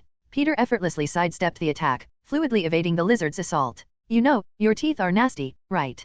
Peter quipped, effortlessly dodging another swipe of the lizard's claws. As someone who used to be human, you should really brush your teeth every once in a while. Lizard monster or not, that sh*ts disgusting. The lizard growled in frustration, its attacks becoming more desperate. Peter continued to effortlessly avoid each strike, his agility and spider sense guiding him flawlessly through the chaotic dance. With a swift and precise movement, Peter flipped over the lizard's head, landing gracefully behind it. As the creature turned and dived his way, Peter simply stepped out of the way, sending it sprawling into the grimy sewer water. I hope you don't mind getting a little dirty, Peter taunted, his voice laced with amusement. Though it seems like you're already familiar with this environment. The lizard hissed in anger and lunged again, claws slashing through the air. Peter effortlessly weaved around the attacks, occasionally throwing out a few taunts to keep his opponent feisty. At novel bin at. As the fight continued, Peter's strategy became clear. He wasn't aiming to defeat the lizard at all. In fact, he hasn't tried to counter with a single attack. Instead, he was patiently wearing down his opponent by letting him flail around and waste all of his energy with agile maneuvers. The echoes of their scuffle reverberated through the sewer tunnels, creating an eerie soundscape as the lizard roared in tired frustration. Peter's movements were a blur of speed and precision, each strike that came his way was dodged with calculated efficiency. After almost 10 minutes of staying centimeters out of reach of the monster's grasp, the lizard stumbled forward, panting as he crashed against a moss-covered wall. Peter took advantage of the opening, using his webs to immobilize the lizard's limbs, cocooning it in a sticky trap. Looks like you've been caught and I didn't even have to do anything, Peter chuckled, standing triumphantly over the restrained creature. Maybe next time you'll be able to land a hit. Just be sure to eat your vegetables and grow up to be a strong lizard, okay? The lizard snarled, its reptilian eyes filled with a mix of defeat and fury. Peter approached casually, crouching down so they stood at eyes level. So, you can talk, right? Peter asked, knowing that he could talk in the movie. Without uttering a single word, the lizard before him cleared his throat and spat straight in Peter's face. Okay. Peter stood up and wiped the green-tinted lizard man mucus off his mask, fighting the urge to puke at how nasty it was. That was gross. Dr. Connors peered up at him, his expression a mix of anger and frustration. F***CKU. Spider-Man, he spoke, his voice strained. Peter nodded back at him, a hint of gooey lizard spit still on his mask. I love you too, buddy. Before Dr. Connors' shocked and confused eyes, Peter waved his hand and opened a golden portal, which seemed to lead to some sort of old building. Shooting one more web at the giant lizard's bald head, Connors was dragged through, watching the portal in interest. After all, he may look like a lizard right now, but Dr. Connors is still a very accomplished scientist. Making their way out of the grimy sewers, leaving behind the echoes of their fight and the faint scent of feces and victory in the air, the portal snapped shut behind them, darkening the sewers once again. Peter, not our MC, Ned, and MJ rushed Aunt May to the New York sanctum, their hearts pounding with worry. As they entered the ancient building, the group was greeted by the stern face of Doctor Strange, who seemed to appear after sensing their arrival. Strange's brow furrowed as he saw the group barging in. What is the meaning of this intrusion? He demanded, his gaze laced with annoyance, especially when he eyed Peter in their little group. I thought I made it clear that you're not welcome here anymore. Everyone's eyebrow raised as they heard that, wondering what the sorcerer meant. Peter took a deep breath, his voice shaky but determined. Sir, please, we need your help. There's a doppelganger of me running around, and he visited Aunt May. He placed some kind of spell on her, and we don't know what it does. Strange's annoyance softened into curiosity as he listened to Peter's explanation. He looked at Aunt May, who stood there with a bewildered expression on her face. And you believe this doppelganger poses a threat? Strange asked, crossing his arms in contemplation. Peter nodded. Yes, he seemed off. And the fact that he performed magic worries me. I don't know what his intentions are and I don't like it. Strange sighed, his gaze shifting to Aunt May. Very well, let me take a look. He motioned for Aunt May to step forward, and she cautiously approached him. Strange raised his hands, conjuring golden spell circles that floated surrounded May's entire body, scanning her for any traces of the spell. The room fell into a tense silence as Strange's magic worked its way through May's being. The spell circles hummed softly, their intricate patterns shifting and pulsating. After what felt like an eternity, Strange lowered his hands, dispelling the spell circles. He frowned, his expression pensive. This is a very impressive protection spell. I won't be able to disarm it without setting it off. Peter's eyes widened, a mix of relief and concern washing over him. So, she's protected? But protected from what? Strange shook his head, his eyes meeting Peter's. I'm not sure, Peter. This spell is powerful, and its purpose seems to be to keep her safe. We'll need to tread carefully and find out more about this doppelganger, he said, his mind drifting to the incident that happened on Peter's first visit of the day, which could be the reason for all of this. May's voice trembled as she spoke up, concern etched on her face. What does this mean? Am I in danger? Strange's stern expression softened, and he placed a reassuring hand on May's shoulder. We won't let anything happen to you, May. I'll keep a close eye on the situation, and we'll find a way to handle it. For now, I suggest you stay with us here at the sanctum for your own safety. May nodded, her trust in Peter and Strange evident in her eyes. Okay, if you say so. But please, be careful, all of you. Although I don't think this other Peter has any bad intentions, it's still better to keep your guard up. Peter glanced at Aunt May, his determination reignited. We will, May. We'll figure this out together. Strange turned to the rest of the group, his tone stern once again. Now, if you're going to be staying here, you'll have to abide by the rules of the sanctum. No tampering with any artifacts, no wandering off, and definitely no web-slinging in here. We don't need any more cobwebs stuck to the ceiling. Peter nodded, a sheepish smile on his face. Got it, Dr. Strange. No web-slinging in the sanctum. As the group started to settle into the sanctum, suddenly, a golden portal appeared in the middle of the main entrance, catching everyone's attention. The group's eyes widened in surprise as the golden portal materialized, its shimmering hues casting a warm glow in the dimly lit sanctum. Peter, our MC, otherwise known as the doppelganger, stepped out of the portal, nonchalantly dragging a giant lizard monster behind him. His casual demeanor was in stark contrast to the tense atmosphere that had enveloped the room just moments ago. With a wave and a simple yo, Peter greeted them as he removed his mask, his voice carrying a mix of confidence and mischief. Ned, MJ, and Aunt May exchanged bewildered glances, struggling to comprehend the sudden appearance of another Peter. Dr. Strange, too, was taken aback, his stoic expression momentarily faltering. Peter's eyes flickered across the room, a mischievous smile tugging at the corners of his lips.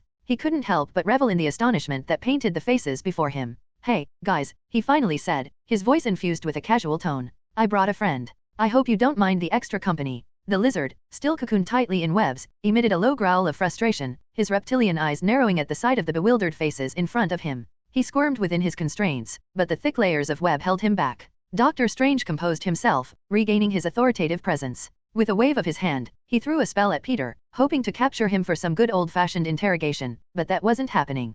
Peter simply scoffed as he coated his hand in a golden energy and slapped the spell away, sending it crashing into a case in the corner. Peter looked towards Strange, a playful glint in his eyes. That wasn't very nice. I see that this universe's ancient one didn't teach you any manners. Ned's jaw dropped. Dude, that was Bada *S. Peter shot his friend's counterpart a mischievous grin. I know, right? Peter's observed the astonished expressions on the faces before him with a hint of amusement, enjoying the moment. Tom, this universe's Peter, and Ned exchanged glances, their curiosity piqued. Aunt May stood there with a mixture of surprise and concern etched on her face. MJ, who had been mostly silent, watched Peter intently, her eyes scanning his every move. So, you're another Peter Parker? MJ asked, her voice laced with skepticism. Well, hello again, gorgeous. Peter chuckled at the glare she gave him. But no, I'm not just another Peter Parker. I'm Peter Parker, the one and only Spider-Man. At least, in my universe. Ned's eyes widened, his voice full of excitement. No way. So, you traveled across the multiverse? Peter nodded. Yup, but I wasn't exactly trying to. In my universe, I was the first hero. The friendly neighborhood Spider-Man started my hero gig as a freshman in high school, and it's been a pretty wild ride ever since. MJ raised an eyebrow, her skepticism evident. And you learned magic? Peter nodded once again. Actually, I did. The Ancient One saw potential in me and took me under her wing. I learned some cool tricks from her over the years. Dr. Strange, who had been observing the exchange with a mixture of surprise and curiosity, finally spoke up. This is quite the tale. Peter. But how did you end up in this universe? Peter's smirk faltered for a moment as he recalled his unexpected journey. Well, you see, I was taking a shower when this gooey portal opened up and swallowed me whole. I ended up in another universe, helping a bunch of spider people take down Kingpin's super collider. Long story, don't ask. I thought I was heading home after that, but I somehow ended up here instead. I'm not complaining though, this little vacation has been fun, though Lily might be a bit jealous when I tell her about it. Aunt May quirked her head to the side. Who's Lily? She asked curiously. Peter's confident facade softened, his gaze meeting Aunt May's. That would be your granddaughter, he revealed as his gaze turned to MJ. And your daughter? All eyes widened in shock almost instantly. I have a daughter with MJ, Tom asked, bewildered. Peter nodded. Well, she's an artificial intelligence, but yeah. She called me daddy as soon as I started her up. It was so cute, he said, reminiscing about the good old days. I even made her a body with our DNA and had the dwarves of Nidavellir forge her some metal bones. She's pretty bada *S for a 10-year-old kid. No one knew what to say as they listened to Peter brag about overpowered daughter. Doctor Strange studied Peter intently, his voice steady but cautious. You may be skilled, Peter, but we'll need to assess the situation carefully. We can't take any risks, especially when it involves another version of you. Peter nodded, understanding the gravity of the situation. I get it, document safety first, right? But trust me, I'm not the one you should be worried about. He turned his gaze at Dr. Connors, the man transformed into the formidable lizard. He's not from this universe either. Doctor Strange, intrigued by Peter's observation, nodded and raised his hands, conjuring golden spell circles that hovered around Dr. Connors. The circles emitted a soft hum as they scanned the lizard's form, searching for any anomalies. After a few moments, the spell circles dissipated, and Doctor Strange's expression turned grave. You're right. There are traces of multiversal energy within him. He's not from this universe. Peter crossed his arms, his eyes darting between Doctor Strange and Tom. See? I told you there's something going on here. There could be others out there too. We need to figure out what happened. Someone must have messed up big time for all of this to occur, he said, knowing exactly what happened. Tom and Doctor Strange exchanged a silent glance, realizing the weight of the situation. Earlier that day, Tom had approached Strange seeking his help. The world now knew his secret identity, and he desperately wanted everyone to forget. Strange offered to perform a spell, but a combination of Peter's insistence and their mutual miscommunication had caused the spell to go awry. Taking a step forward, Peter Thomas Parker introduced himself rather awkwardly. Hey, I'm Peter too, I guess, but you can call me Tom. It's my middle name. That way nobody gets confused, you know. After his awkward introduction, Tom and Strange explained their little mishap. Peter did his best to look shocked, a mixture of concern and realization playing out on his face. Do you think the spell is pulling everyone in the surrounding multiverse that knows Peter Parker is Spider-Man into this universe? He offered his knowledge to speed things along. Instantly, realization spread among the crowd. Even Doctor Strange seemed impressed with Peter's hypothesis. Of course, he only knew that because he watched the movie, but none of them needed to know that. So, Peter was the first to break the silence as he gestured towards Dr. Connors. Do you have a place to keep him? I really don't want to lug him around everywhere I go. Strange thought for a moment before nodding his head. Yeah, follow me. The group followed him through the halls of the New York sanctum, their footsteps echoing in the dimly lit corridors. The air was heavy with a sense of mysticism from the magical artifacts lining the walls, giving the place an eerie atmosphere. They descended a flight of stone stairs, and as they reached the bottom, the space opened up into an old cellar, which seemed to be used for storage these days. Welcome to the Undercroft, Strange announced. Don't touch anything, he exclaimed as Ned started fiddling with a pile of junk. Peter looked around, taking in the sight before him. The Undercroft was illuminated by a soft, ethereal glow emanating from old flicking light bulbs. The place was filled with dusty junk and forgotten artifacts, ancient relics of power that no longer had a place in the sanctum above. They exuded a sense of history and mystery, as if whispering tales of forgotten sorcery and long-lost secrets. But that wasn't all. The end of the room opened up into a dark cave, and embedded into the stone walls were prison cells. Nothing but a window of transparent glass and dense rock made up each cell, though Peter could feel the mystic energy in each of them. It would take someone like the Hulk or Thor to break out of these bad boys. As they approached the cells, Dr. Connors began to thrash like crazy, unwilling to be caged. In a matter of seconds, the lizard managed to snap the thick web and break free. With its primal instinct flaring, it lunged toward Peter, attempting to rip his throat out with its sharp, jagged teeth. May, MJ, and Ned jumped in fright, cringing in horror as they expected to see something very gruesome. But thankfully, Peter's reflexes were far quicker than they could imagine, and he effortlessly sidestepped the attack, tossing the transformed scientist into one of the glass cells. With a frustrated growl, the lizard thrashed and banged against the glass, which it just phased through only seconds ago, desperately trying to escape. But sadly, for him, cell held firm, the magical barriers preventing any physical contact between the lizard and the outside world. The sound of impact reverberated through the Undercroft, creating an unsettling noise of frustration and captivity. Peter watched the futile struggle, his expression firm. He knew that, for now, Dr. Connors would be contained within the confines of the cell, though if things go the same as the movie, then he'd be released soon enough. I don't think he'll be going anywhere, Peter stated, turning back to everyone else. But we need to find out what's going on and how to fix this. There's probably others like him out there as we speak, displaced from their own universes, he said as his gaze turned to Tom. Who knows, there could be other Peters out there too. Dr. Connors wondered what the hell was going on as he continued to thrash against his cell, slowly using his genius mind to put the puzzle pieces together. This isn't my universe, he thought as his gaze turned to the two Peters. And those certainly aren't my Spider-Man. The others nodded in agreement, their eyes reflecting the seriousness of the situation. Doctor Strange turned to face the group, his voice firm and resolute. We'll need to work together, gathering information and dash. Before he could finish that sentence, everyone's phone suddenly went off, vibrating and chiming. Each member of the group pulled out their devices, their faces contorting with surprise and concern as they read the flood of notifications. Peter, being the odd one out without a phone from this universe, observed their reactions with curiosity. Ned's eyes widened, his voice trembling with urgency. Guys, look at this. There's a news report about some green elf flying around on a hoverboard. He's throwing grenades all over the city. Ha ha ha ha ha. A shrill laughter could be heard from his phone. MJ's brow furrowed as she read another news report. And here's another one. It says there's a man with 4 mechanical squid arms running around, demanding Spider-Man appearance. Peter Parker. She played a video of said man throwing cars along the highway. Show yourself, you traitorous coward. Doctor Strange's expression shifted from resolute to grim as he absorbed the information. It seems our troubles have multiplied. As the news alerts buzzed through the room, Peter's eyes narrowed in recognition. He turned to face the group, his voice laced with urgency. Guys, listen up. Those villains they're talking about are Green Goblin and Doc Ock. Obviously, they're from other universes, like me. Ned's jaw dropped, his voice barely a whisper. No way, you know their names. Peter nodded. Yeah, I haven't faced them in my universe since they don't exist, but they existed in the last universe I was in. Green Goblin should be Norman Osborn, a ruthless and highly intelligent adversary. He's got a glider that he rides on and uses bombs as his primary weapons. Be careful, he's a master of manipulation. MJ raised an eyebrow, her curiosity piqued. And what about Doc Ock? Peter continued his explanation. Dr. Otto Octavius, also known as Doc Ock, is a brilliant scientist.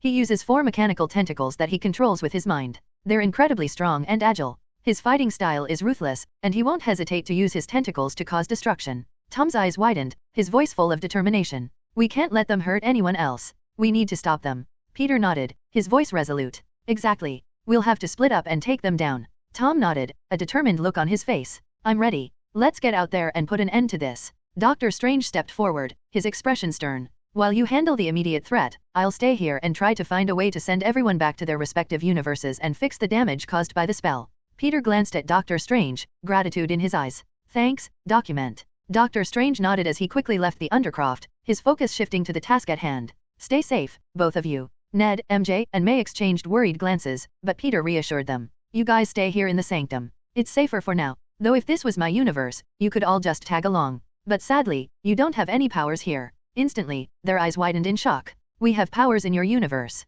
Ned asked, a genuinely shocked and odd look on his face. Peter nodded. Yeah, I gave you all powers since I didn't want you to get hurt if I wasn't around. May and Ned are super soldiers and my lovely MJ has spider powers as well. She goes by the name Silk. He explains to the stunned crowd. How? Tom asks, knowing that doing something like that would be extremely difficult. Peter looked over at him and raised an eyebrow. You know, the majority of Peter Parkers out there are geniuses, right? If one of us is in a universe, it's almost impossible for us to be normal. Are you dumb in this universe? He asked. Tom's eyes widened. No, I don't think so. He replied, scratching the back of his head awkwardly. He was always the top of his class. Even if he wasn't trying, Tom could easily reign supreme in his school. Good, then you should be able to enhance them later down the line if you want.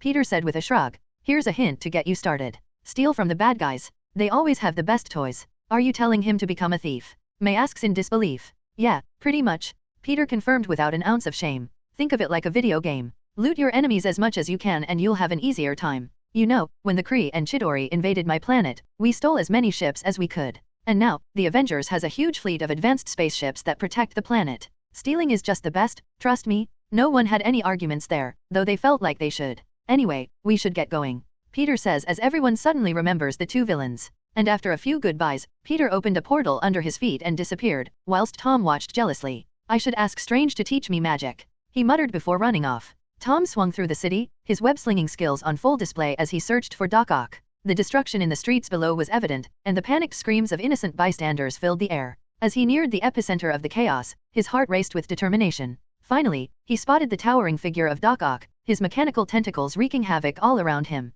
Buildings crumbled under the weight of his powerful strikes, and cars were flung through the air like toys. Tom landed on a nearby rooftop, his eyes fixed on his opponent. At novel bin at. Insert picture of Dr. Octavius here. All right, Otto, Tom muttered under his breath, his voice filled with nervous energy. Let's see what you're made of. With a surge of adrenaline, Tom leaped off the rooftop, descending upon Doc Ock with a flurry of punches. But his blows were easily deflected by the mechanical arms, which moved with incredible speed and precision. Doc Ock's laughter filled the air as he effortlessly swatted Tom aside, sending him crashing into a nearby wall. Gasping for breath, Tom quickly regained his footing and sprang back into action. He shot his webs at Doc Ock, hoping to immobilize him, but the villain expertly dodged the sticky strands and retaliated with a powerful swipe from his tentacles. Tom barely managed to evade the attack, narrowly avoiding being impaled. You finally decided to show yourself, Peter. Doc Ock taunted, his voice dripping with contempt. It's time you paid for what you've done. Although he has no idea what his opponent was talking about, Tom was nonetheless undeterred. He pressed on, his mind racing for a strategy.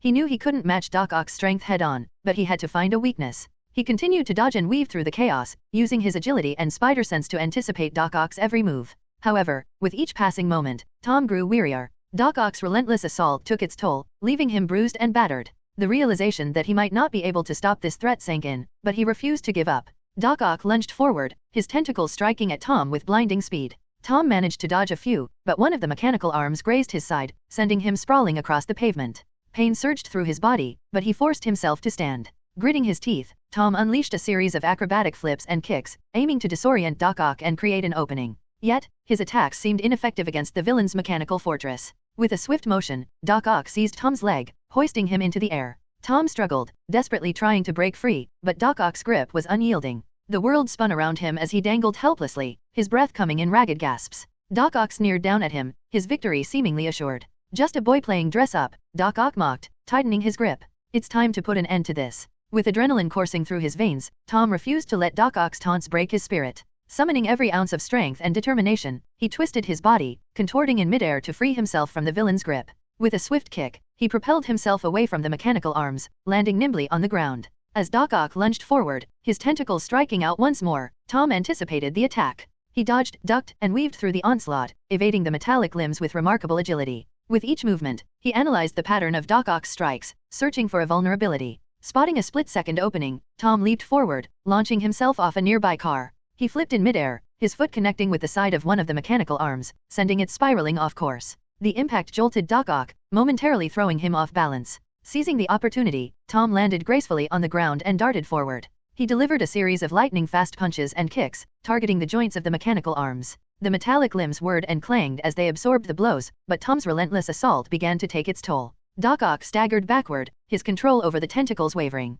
Sensing his opponent's vulnerability, Tom launched himself into the air, somersaulting over Doc Ock's head and landing behind him. He swiftly ensnared the villain's arms with his webs, immobilizing them and leaving Doc Ock defenseless. Now, it's time to end this, Tom declared, his voice filled with determination. As Doc Ock struggled against the webbing, Tom positioned himself strategically. With his enhanced senses, he was able to anticipate the villain's movements, sidestepping each desperate attempt to break free. Time seemed to slow down as Tom analyzed every detail, planning his next move with precision. As if in a dance, Tom weaved in and out, using his speed and agility to his advantage. He delivered a series of devastating blows, targeting vital pressure points on Doc Ock's body. With each strike, he could feel the villain's resistance weakening, the fight slowly ebbing out of him. With one final surge of strength, Tom unleashed a powerful punch, sending Doc Ock sprawling to the ground. The mechanical arms fell limp, their threat neutralized. The battle was over. Breathing heavily, Tom stood over his fallen opponent, triumph and relief washing over him. He had done it. He had defeated Doc Ock. Stay down, Tom warned his unconscious opponent, his voice laced with a joking authority.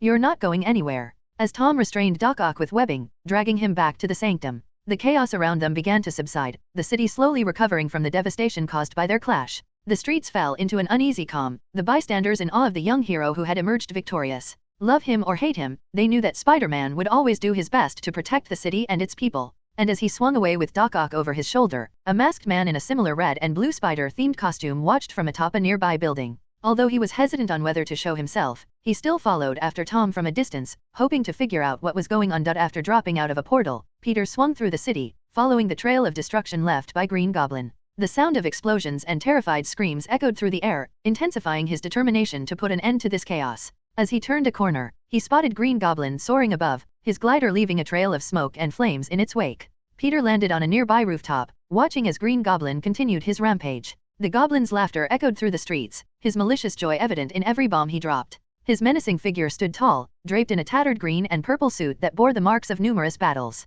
A twisted grin adorned his face, accentuating the madness that flickered in his eyes. His hair, once a vibrant shade of brown, now disheveled and streaked with gray, added to his eerie and unpredictable aura. Insert picture of Green Goblin here. Peters casually waved, his voice laced rather calm for the situation. Yo, he called out, getting his opponent's attention. Green Goblin spotted Spider-Man and his grin widened. Ah, Spider-Man? Wait. You don't look like my Peter. He realized, as Peter's mask was still off. Not to mention the different style spider suit that he wore compared to most Spider-Man. Maybe you're just getting old, Osborn. Peter said as he took a seat at the edge of building. It might be time to schedule a doctor's appointment. You could have dementia. Let's see if I'm too old to remember how to do this. Green Goblin exclaimed as he tossed a handful of grenades down at the crowded street below. Haha. He laughed, expecting Peter to dive down and save the poor innocent bystanders. Peter remained seated. Sorry to disappoint you, but... His voice trailed off as he waved his hand. Suddenly, a portal opened up below the grenades, which deposited them directly above Osborn's head. Huh?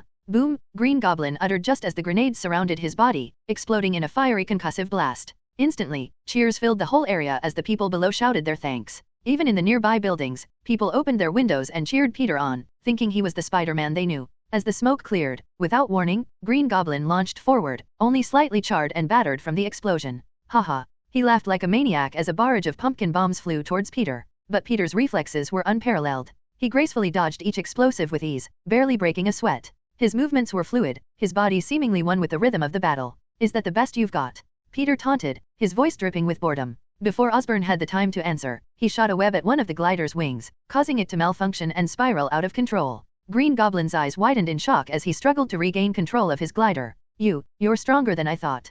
Peter yawned dramatically. I've faced tougher opponents, Norman. You're just a schizo with nice toys. As Green Goblin tried to regain his composure, Peter closed the distance between them in a blink of an eye. He delivered a powerful punch, sending Green Goblin flying through the air. The villain crashed into a nearby building, his body leaving a dent in the brickwork. Peter walked calmly towards the fallen goblin, his voice dripping with authority. It's over, Norman. Surrender now, and I'll see about helping with that alter ego of yours. Although everything goes to **T in the movie because Tom wanted to help Norman and the other villains, Peter still agreed with the idea of curing them. The only problem came when he let them out of their cells. Why didn't he just keep them restrained while curing them? Peter wondered and instantly came to a conclusion. Because that would have made for a very boring movie. Green Goblin struggled to his feet, blood dripping from a cut on his forehead. He sneered, his voice laced with defiance. Never? I'll never surrender to the likes of you. Peter's expression remained unchanged, his voice unwavering. Fine. Have it your way. At novel bin at. In one swift motion, Peter sprang forward, delivering a barrage of punches and kicks with incredible speed and precision. Each strike landed with devastating force, causing Green Goblin to stagger and groan in pain. The once feared villain was reduced to a mere punching bag in Spider-Man's relentless assault. Through the flurry of blows, Peter maintained his calm demeanor. He moved effortlessly, evading Green Goblin's feeble attempts to counterattack. His web-slinging skills added an extra layer of finesse to his movements, enhancing his agility and ensuring that his attacks never missed their mark. As the fight reached its climax, Peter delivered a final punch that sent Green Goblin hurtling through the air, crashing into a parked car with a resounding thud. The villain lay motionless, defeated, and broken. Peter stood over Green Goblin, his expression unreadable. He looks almost peaceful when he's not smiling and laughing like a maniac. He swiftly webbed up the unconscious Green Goblin, before opening a portal and dragging him through, disappearing in front of a crowd of thankful New Yorkers. Peter strolled through his portal and appeared in the Sanctum's undercroft once again, dragging the unconscious and slightly charred form of the Green Goblin behind him. Smoke rose from Osborn's suit, evidence of the many grenades he had just endured. Ned, May, and MJ, who had been anxiously waiting, rushed forward to greet him. MJ eyed him in concern as she paced to Peter's side. Are you okay? What happened out there? She asked, her voice filled with worry. Though he could tell she was more worried about Tom than him, as her boyfriend hadn't returned yet. Ned, equally worried, followed closely behind. Dude, he looks like he's been through a war. Peter shrugged. He was pretty weak, but he just wouldn't give up, so. He gestured to Osborn's broken body. But don't worry, he'll be fine. Aunt May joined the group, her eyes widening when she saw the unconscious form of Norman Osborn. Peter, what happened to him? She asked, concern etched on her face. Peter gently lowered the Green Goblin to the ground and stepped back. He threw a bunch of grenades into a crowded street, so I delivered them back to him. Ned's eyes widened in awe. Cool. May looked down at Osborn's unmasked face in pity. Did you have to go so hard on him? It looks like he's in pain. Peter shrugged uncaringly. Well, it's hard to go easy when your opponent has what I call psycho energy. He just wouldn't give up, so I had to beat him down a bit more than usual. Seeing that May felt bad for Normal, Peter waved his hand and cast 2 spells. One to disarm Osborn, depositing all of his weaponry and armor in the corner of the room, and then another, which healed his injuries to a certain extent. As the healing spell took effect, Osborn's wounds slowly closed, and his breathing stabilized. He remained unconscious, his form now resting peacefully. Peter stood back, observing his handiwork. He'll be fully healed in an hour or 2, he said, getting a relieved look from May as he deposited their second prisoner into his cell. Although she knew that she shouldn't feel bad for the maniac who was sweeping the city with bombs only moments ago, May just couldn't help it. She wasn't a hero who did this every day, so when she saw someone who's hurt and in pain, she feels the need to help. If only she knew that he would kill her. Peter sighed inwardly. Just then, Tom appeared, dragging their third captive down the stairs, making sure to bang his head on each and every step on the way down. Oops. Sorry. My bad. He apologized after every thud. Tom stepped into the light, his suit slightly torn, evidence of the intense battle he had just faced. May, Ned, and MJ rushed forward, their worried expressions turning into relieved smiles as they saw his return. May embraced Tom tightly, tears of relief welling up in her eyes. "Oh, thank goodness you're back. Are you okay?" Tom returned the hug, assuring her, "I'm fine, May. Just a few scratches, but nothing serious." Ned patted Tom on the back, a wide grin on his face. "Dude, are those his tentacles?" He eyes Doc Ock's extra appendages. Tom chuckled. "Yeah, cool right." MJ approached Tom, concern still etched on her face. "Are you sure you're okay? It looks like you took quite a beating." Tom nodded, his gaze shifting to the unconscious form of Doc Ock. "I'll be fine." He gestured to the webbed-up villain. "I managed to take him down, but he put up quite a fight." Peter, who had been watching the reunion, approached Tom. "Nice job. You seem to have handled him well." Tom smiled proudly after hearing that. "Thanks, man. It was tough, but he wasn't the hardest guys I've faced." He immediately thought of Thanos' ugly purple face. Peter turned his attention to the webbed-up Doc Ock. He waved his hand, casting the same spells he used on Green Goblin, disarming the villain and healing his injuries to a certain extent. Once the healing spell took effect, Doc Ock's wounds started to close, and his breathing steadied. Of course, he did the same for Tom, who was gratefully for the help. May looked at the unconscious Doc Ock with a mix of relief and concern. "Will he be all right, Peter?" Peter nodded, reassuring her. "He'll be fully healed in no time. And don't worry, we'll keep an eye on him." As Peter prepared to throw Doc Ock into a cell, a figure descended down the stairs behind him. A man in a very familiar red and blue color scheme appeared, drawing everyone's attention. Taking off his mask to reveal the face of Andrew Garfield, he looked around, taking in the scene before greeting everyone with a warm smile. "Hey, I hope you don't mind that I let myself in." Insert picture of Andrew Garfield Spider-Man here. Peter Andrew Parker descended down the stairs, his presence immediately capturing everyone's attention. He took off his mask, revealing his face, and greeted the group with a warm smile. "Hey, I hope you don't mind that I let myself in. I'm Spider-Man, obviously. But my friends just call me Peter." Everyone, except Peter, stared at Andrew in shock, not expecting yet another Spider-Man to appear. "How many Peters are out there?" May muttered in disbelief. MJ's eyes narrowed suspiciously. "Prove it," she said, crossing her arms. "Prove that you're really Spider-Man." Andrew raised an eyebrow, slightly taken aback by the demand. How do you want me to do that?" MJ grinned mischievously. "Get on the ceiling. That's something only Spider-Man can do." Andrew chuckled, thinking she was joking. "Come on. You're messing with me, right?" But the expectant stares from the group made it clear that they were serious. Even Peter remained silent, as he found the idea rather amusing. Andrew sighed, realizing there was no way out of this. He shot a web at the ceiling and effortlessly hoisted himself up, hanging upside down. MJ nodded her head, a satisfied smirk forming on her lips. "Not bad. Now crawl around." Andrew's eyes widened in surprise. "Seriously? You want me to crawl on the ceiling?" MJ nodded, her expression unyielding. "Yep. Do it." Andrew shook his head in disbelief but complied nonetheless. He crawled across the ceiling, his movements smooth and graceful, as if he had done it 1,000 times before. He landed back on his feet, a smirk of triumph on his face. "There you have it," Andrew said, a tiny hint of annoyance in his voice. "Happy now?" May approached Andrew, a warm smile on her face. "Welcome to the team, Peter." Andrew chuckled. "Thanks. But you can just call me by my middle name, Andrew. We've got enough Peters in the room already." Peter walked over and extended his hand. "It's good to have you here." Andrew shook Peter's hand firmly. "Likewise. This is definitely a unique situation we find ourselves in." Ned approached, a wide grin on his face. "Dude, this is amazing. We're building a spider army." Andrew laughed, his eyes holding a hint of worry. "Yeah, it looks like it." He couldn't help but wonder what could call for the assembly of so many Spider-Men. Seeing that everyone greeted the new arrival, Peter finally found the chance to ask something that's been on his mind. Andrew, I don't know how to ask this, so I'll just go ahead and spit it out. Is Gwen alive in your universe?" Instantly, the room went silent as everyone wondered why Peter was asking such a question and who was Gwen? "Wait." Andrew muttered as his eyes widened. "Your voice sounds familiar." He uttered as realization began to set in. "So it is you." Peter smirked. "It's good to see you again, out of your body, of course." He clarified, which only furthered everyone's confusion. "Can someone please explain what's going on?" Ned asked what everyone else was thinking. Andrew was more than happy to explain, gesturing to Peter. "This guy came to my universe and somehow took over my body dash." MJ immediately interrupted him. "And that's a good thing?" she asked, eyeing Peter weirdly. "I wasn't so sure at first, but after he helped me save my girlfriend's life and took down 2 very powerful bad guys, I couldn't really complain. Besides, he left once everything was taken care of." Andrew explained as he turned to Peter. "Thank you. You have no idea how grateful I am for your help." "No problem." Peter nodded his head. "So, did you cure your friend or is he still, Yeah." A complicated smile graced Andrew's lips.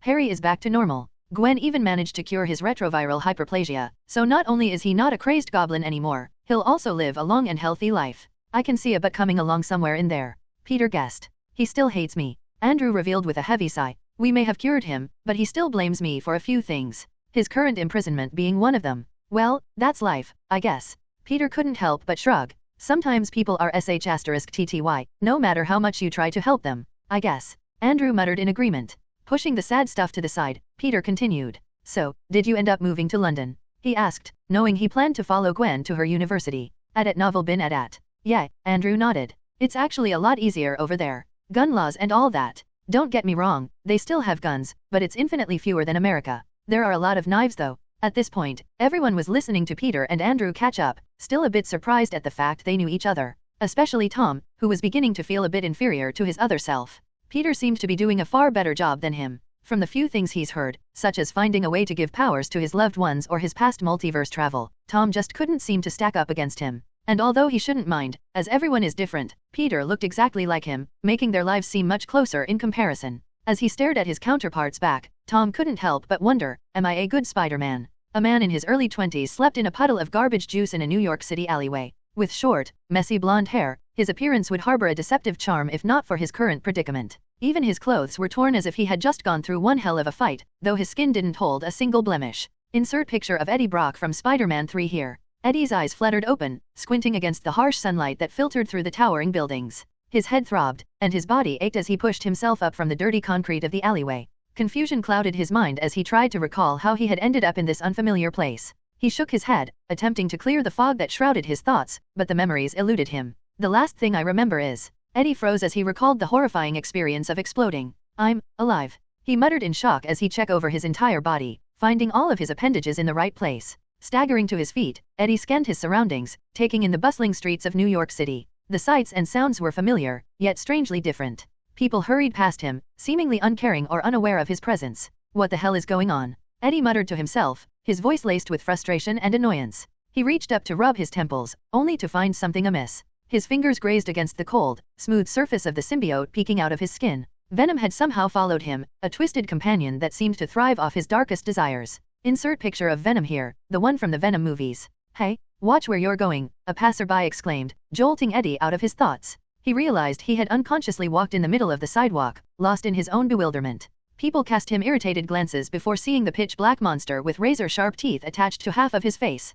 Giving him fearful looks, they paced away, not willing to risk their lives. Eddie scowled, his eyes narrowing with an air of menace. That right. You better keep walking. Venom's voice echoed in his mind, the symbiote reveling in the fear of those around him, eyeing them like the tastiest food. Eyes, lungs, pancreas. So many snacks, so little time. Venom purred, amusement lacing its sinister tone. I'll find you someone to eat later. Ignoring the symbiote's hunger, Eddie focused on the task at hand. Finding his bearings and discovering the reason behind his odd predicament was at the top of his priorities right now. Stalking through the city streets, his predatory instincts guiding him towards the familiar scent of trouble, he soon found something interesting. As Eddie turned a corner, he stumbled upon a storefront with a large television screen displaying news headlines. Curiosity got the better of him, so he inched closer. The news anchor's voice blared from the screen, reporting on a recent event that had shaken the city. In a shocking turn of events, Peter Parker, our resident Spider-Man, has saved the day yet again. Eddie's heart skipped a beat as he heard the name. Peter Parker. The rival he had despised, the one who had always stolen his spotlight. After the new anchor spoke, videos of Peter and Tom defeating Green Goblin and Doc Ock played, though the public seemed to think they were the same person. And although Tom wore his mask, Peter didn't. What the? He muttered in disbelief. That's not Peter. Peter. Venom growled lowly, his voice barely audible amidst the chaos of the city. The realization hit both of them like a freight train. This wasn't their universe. Somehow, they had been thrust into a separate world, a place where Spider-Man was a known figure, and his own identity as Venom remained a hidden secret. A malicious grin tugged at the corners of Eddie's mouth, Venom reveling in the chaos that lay ahead. Oh, Eddie, my dear host, Venom hissed, its voice dripping with sadistic delight. We've hit the jackpot. Time to show this world what true terror looks like. As the conversation between Peter and Andrew continued, Andrew's attention was suddenly drawn to a figure lurking in the far corner of the room. Dr. Kurt Connors, also known as the Lizard, stood behind a thick pane of unbreakable glass, his eyes fixed on Andrew with a burning intensity. The memory of their past encounters flashed through Andrew's mind, and he couldn't help but feel a sense of unease.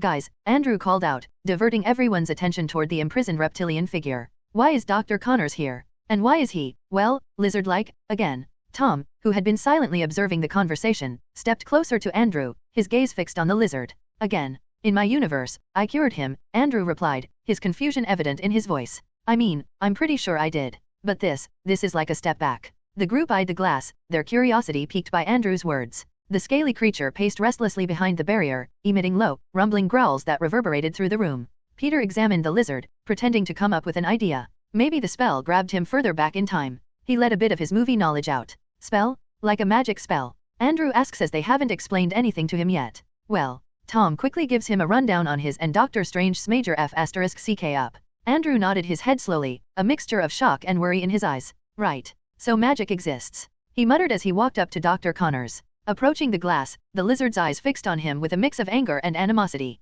The reptilian creature hissed, its long, forked tongue flicking out menacingly. Dr. Connors, Andrew began, his voice calm yet filled with questions. Do you recognize me? It's Peter, Spider-Man. We've met before, and I gave you my father's research. The lizard's response was a guttural growl. Yes, but you forget the part where you stood in my way, traitor. If it wasn't for you, everyone in the city would know the joys of my transformation. Andrew's confusion deepened. I don't understand. We fixed you. We saved you. Why are you like this again? Suddenly, Peter stepped up. I think I have a way to confirm my hypothesis, he says as he turns to Dr. Connors. Can you tell me today's date? The caged doctor raised a reptilian eyebrow. March 23, 20 why? He asks in confusion. No reason. Peter says as he motions for everyone to follow him away from the cells. Am I right? He asked as they got out of hearing distance. Andrew nodded his head. Yeah, that was a while ago. He's from the past. He seemed even more shocked than when they explained magic. He ran a hand through his hair, processing the information. The lizard continued to snarl and thrash against the glass, annoyed that they left before explaining anything.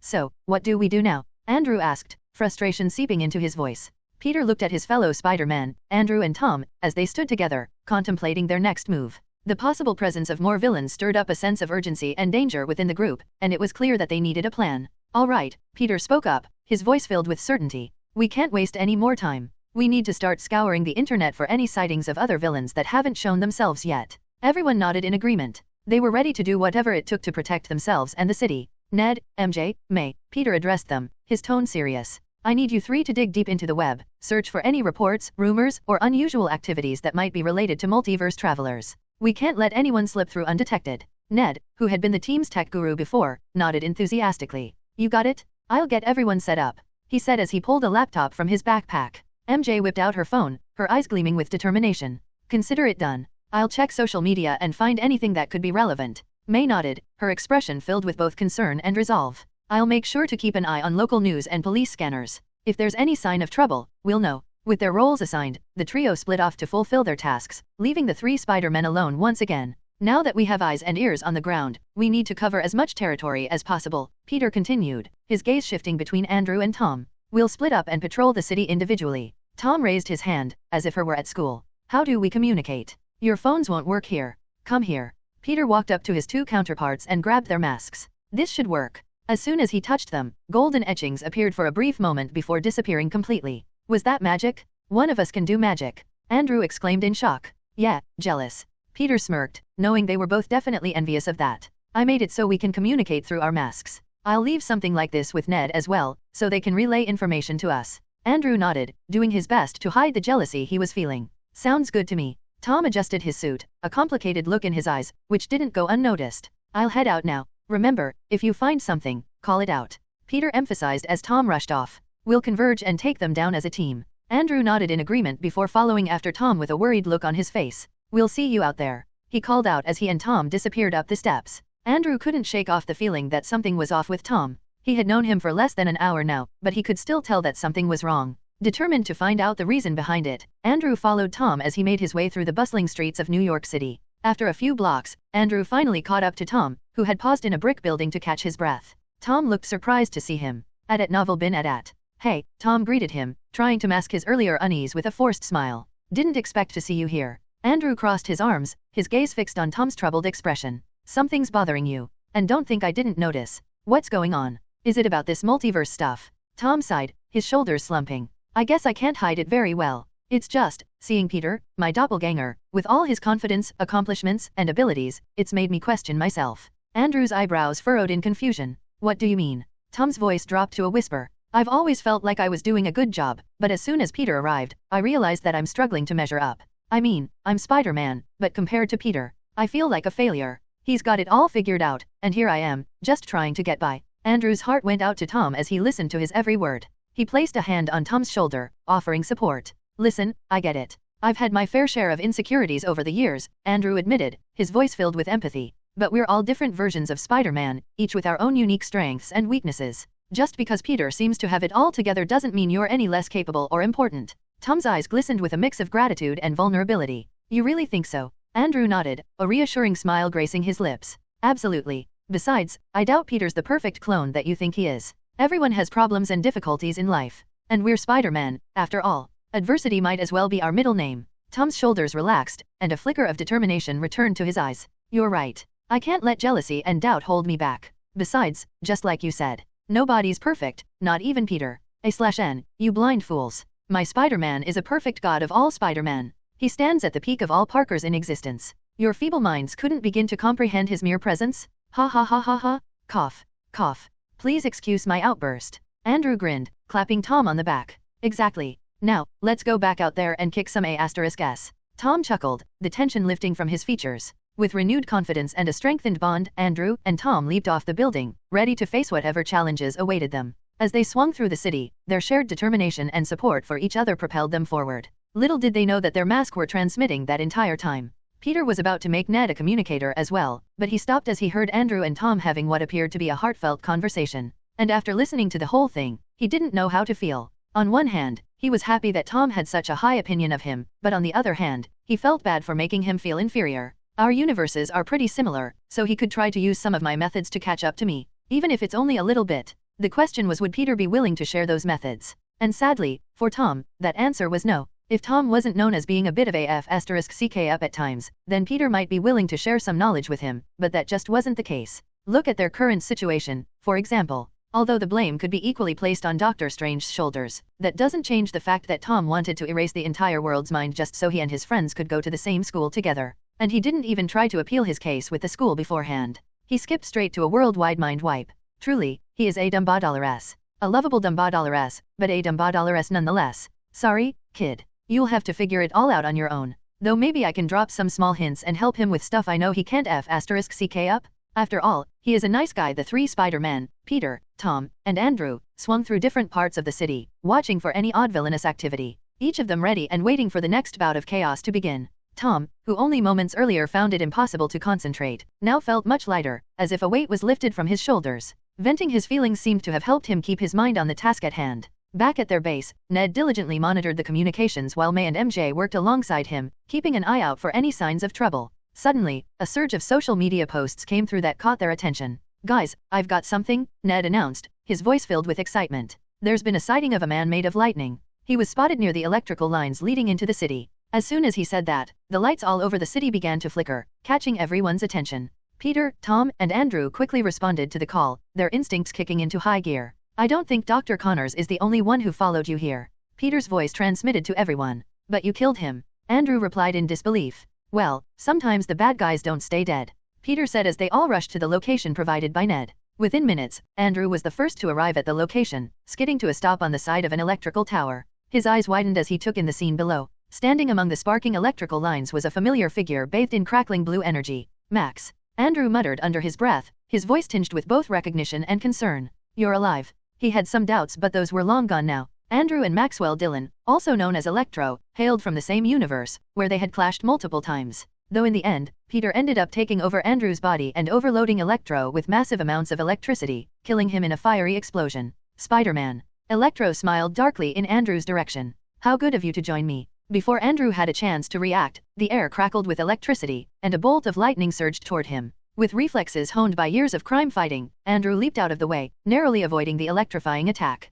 As the lightning fizzled out, Andrew landed on an adjacent tower, his mind racing. He had to find a way to stop Electro and prevent him from wreaking havoc on the city. Andrew's heart raced as he assessed the situation. Electro stood before him, crackling with raw power. The blue energy rushed into his body from the sparking power lines, illuminating his euphoric expression. Andrew knew he had to act quickly if he wanted to stand a chance against him. What's taking you guys so long? His transmitted to Peter and Tom. Little did he know that Peter had already arrived, taking a seat on a nearby tree to watch the show. I've already beat this guy, so I'll leave this one to you guys, Peter said as the sound of crunching popcorn could be heard. Are you seriously eating? At a time like this? Tom shouted, rushing to Andrew as fast as he could. No, Peter denied as the sound of soda being slurped through a straw filled their ears. Shaking his head in exasperation, Andrew lunged forward, his agility and speed on full display. He unleashed a series of acrobatic flips and spins, aiming to disorient Electro and catch him off guard. But Electro proved to be a formidable opponent, effortlessly evading Andrew's attacks with his electrifying speed. Bolts of lightning shot from Electro's fingertips, narrowly missing Andrew as he somersaulted through the air.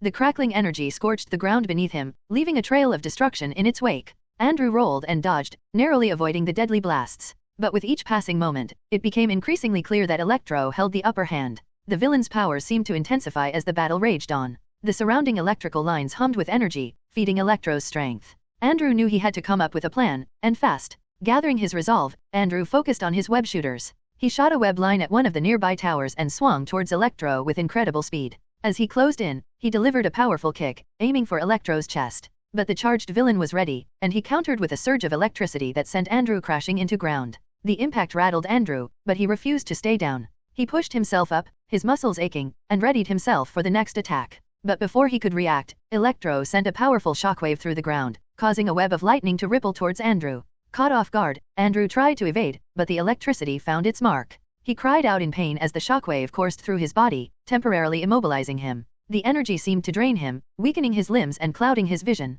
I really should have worn my magnetized web shooters today. He regretted his choice in gear immediately. With a wicked smile, Electro advanced towards Andrew, ready to deliver the final blow. But just as he raised his hand to strike, a voice echoed through the night. Not so fast. Tom swung into the scene, clad in his Spider-Man suit, planting his boot across their electrified adversary's face, sending him flying across the clearing. You all right? Tom asked as he rushed over to Andrew's side. Andrew picked himself up off the ground. Yeah, I'll live, he said, taking a breath to steady himself. Can you keep him busy for me? You have a plan? Tom asked and received a nod in return. Then leave him to me. Just don't take too long, he said and rushed off towards their enemy. Andrew quickly analyzed some of the fallen electricity towers, assessing their structure and identifying the most suitable materials for his plan. He swiftly maneuvered through the debris, using his super strength to lift heavy metal beams and secure them together with his adhesive webbing. Meanwhile, Tom engaged Electro, who was more than surprised to see a second Spider-Man. How are there two of you? He asked as he discharged a flurry of electricity. Using his agility and acrobatics to dodge the villain's electrifying attacks, Tom landed powerful punches and kicks. Have you ever seen the movie Parent Trap? We're long-lost twins that were separated at birth, he joked, attempting to keep Electro occupied and divert his attention away from Andrew's plan. As Electro unleashed a torrent of lightning bolts towards Tom, the agile Spider-Man deftly weaved and dodged, narrowly avoiding the deadly blasts. Tom's quick reflexes allowed him to counterattack, delivering a flurry of blows to Electro's side. The two engaged in a spectacular display of combat prowess, their movements a blur of red and blue. Meanwhile, Andrew worked with precision and speed, his mind fully focused on his task. He connected the metal beams to form a sturdy framework, ensuring it would withstand the force of Electro's power. As he secured the final piece in place, Andrew's eyes caught sight of a fallen power line nearby. He swiftly grabbed the power line and held it against the framework. With his knowledge of electrical engineering, he carefully magnetized the metal construct, creating an electromagnetic field that would interfere with Electro's powers. It's done? Bring him over here. Andrew's voice echoed in Tom's ears. Back in the midst of the battle, Tom peeked over at Andrew and found him standing next to a larger metal box. Is that his plan? Although he doubted Andrew's plan, Tom skillfully did as he was told, using his web-slinging abilities to maneuver around the villain's attacks.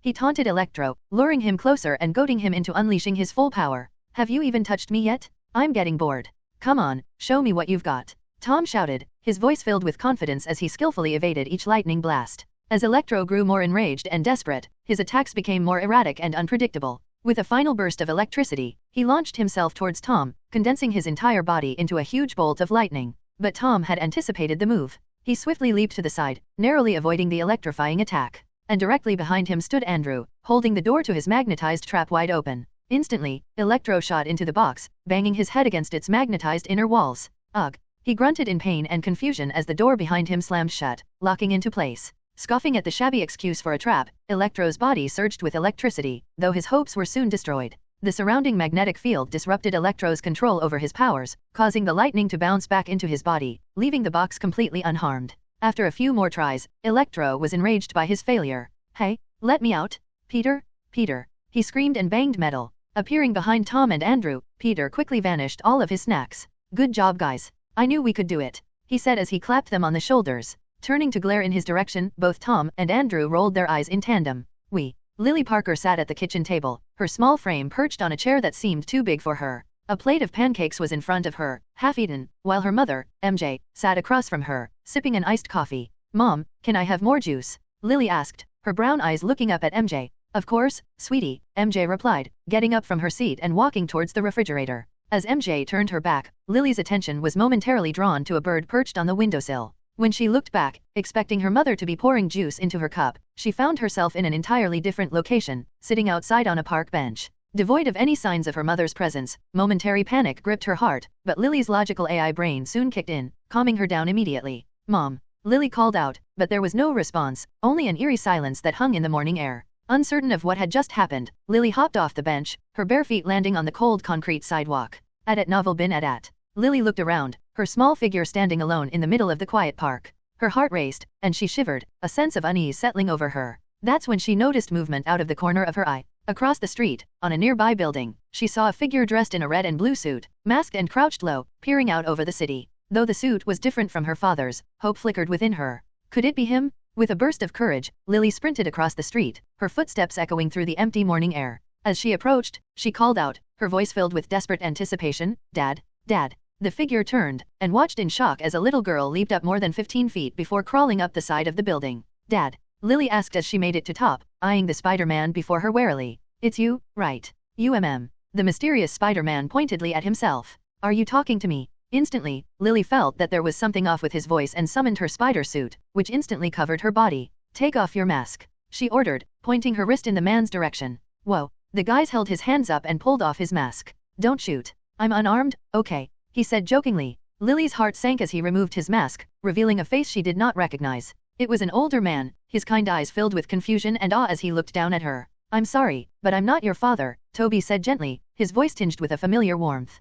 Lily's disappointment was palpable, but she couldn't help but be curious about the man in front of her. She looked up at him, her eyes showing a great amount of confusion. "Do you know where we are? I was eating breakfast with my mom and just appeared in the park out of nowhere." Toby's eyes widened in recognition. "That's what happened to me too. I was getting ready for work when I just appeared here. I guess we're both not from around here, are we? But don't worry. We'll figure this out together." "Okay." Lily nodded, not fully understanding the situation yet. Determined to help her, he offered, "Hey, how about I take you back home? Do you know the address?" Although he was almost positive that Lily wasn't from this universe, like him, Toby had to make sure of that before taking her along with him. After all, he didn't want to accidentally kidnap a lost child. Lily nodded, her trust in Toby growing. "Okay, let's go," she said as she dived from the building and started swinging away. With a worried look on his face, Toby rushed off to follow her, ready to help the little girl should she make a mistake and fall. The wind rushed past them as they traveled effortlessly from one building to another. Toby marveled at the sights below, the bustling streets and towering skyscrapers.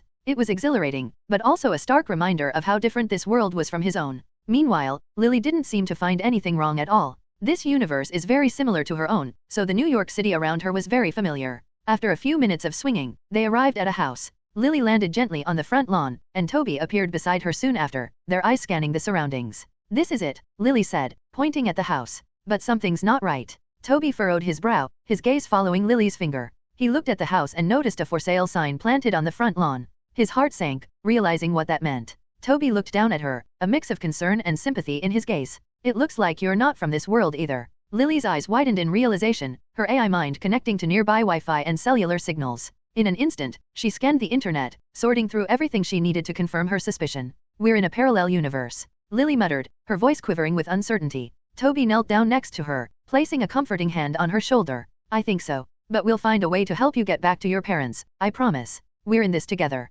Ignoring Toby for the moment, Lily continued her foreign internet exploration. In mere moments she learned everything she needed to know. Thanos, the Snap, the Avengers, Wakanda, S.H.I.E.L.D., Hydra, her Uncle Tony's death. All of the major history of this world was laid out before her, including the most recent events pertaining to Spider-Man's identity. "He looks just like my dad," she thought. Though my dad wouldn't be dumb enough to reveal his identity. After parsing through everything, Lily finally arrived at the video of her father beating the sh*t out of the Green Goblin. And she knew it was her father this time since he wore the same old spider suit and everything. He even opened up a portal on video. "My dad's here," Lily exclaimed cheerfully, surprising Toby. "How do you know that?" he asked in confusion. "I'm an artificial intelligence." Lily explained the circumstances behind her birth as well as her abilities. "Wow." Toby was both shocked and impressed. "So your entire body is human besides your brain. And my bones. Those are metal, but that's not really important." Lily shrugged. "What is important is my dad is here. I saw a video of him fighting some gnome guy. We need to find him. He'll know how to get us home."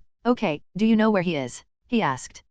No," Lily admitted, her shoulders slumped. "Okay, then I guess we have to find him the old-fashioned way. Toby gave her a confident smile, which seemed to be infectious as she couldn't help but smile in return. At novel bin at. Almost an hour later, Toby and Lily swung through the city, their eyes scanning the streets below for any sign of Lily's father. The wind whipped through their hair as they leaped from building to building, their web-slinging skills guiding them effortlessly through the bustling metropolis. Lily turned to Toby, her eyes sparkling with anticipation. "Do you think we'll find him soon?" she asked, her voice filled with hope. Toby glanced back at her, a warm smile on his face. "I hope so. We'll keep searching until we find him." With what little time they've spent together, Toby has started to realize that he's been missing out on something rather important. He never had any children. Lily's presence seemed to have awakened something in him. Ideas of starting a family began to swirl around in his head. Maybe his children would inherit his powers as well? Suddenly, Toby and Lily's spy-day senses tingled, warning them that something was terribly wrong. Their ears perked up, the sound of chaos echoing in the distance. Sirens blared, and people screamed in terror.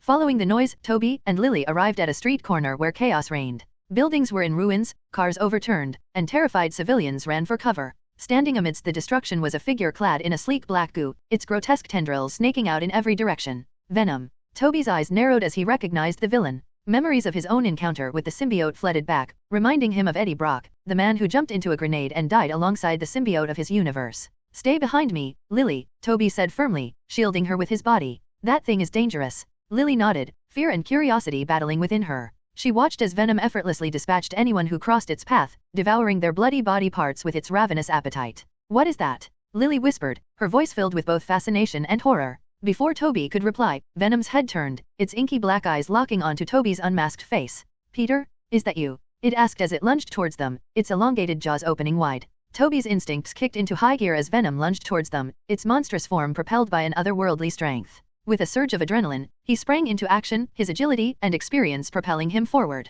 "Duck, Lily!" Toby shouted, pushing her down to the ground as Venom's claw slashed through the air where she had just been standing. Lily gasped, feeling the rush of wind above her as Toby's body twisted and spun, evading Venom's attacks with precision. Toby's fists flew, each strike aimed with expert precision. His blows landed with calculated force, but Venom proved to be a formidable opponent, its tendrils writhing and protecting its body. As Venom's tendrils extended towards Toby, Lily's determination surged. She couldn't let him face this threat alone. Rushing to the rescue, she fired multiple strands of webbing, aiming to ensnare Venom and restrain its movements. The symbiote hissed in fury as Lily's webbing coiled around it, restricting its ability to strike back. Toby took advantage of the distraction, launching himself into a series of acrobatic flips and kicks, targeting the exposed areas of the symbiote. Their coordinated efforts began to take a toll on Venom, forcing it to retreat momentarily. Toby seized the opportunity to check on Lily, his concern evident in his eyes. "Lily, I told you to stay back. Are you all right?" Lily nodded, her heart pounding in her chest. "I'm fine. I couldn't just watch you fight alone.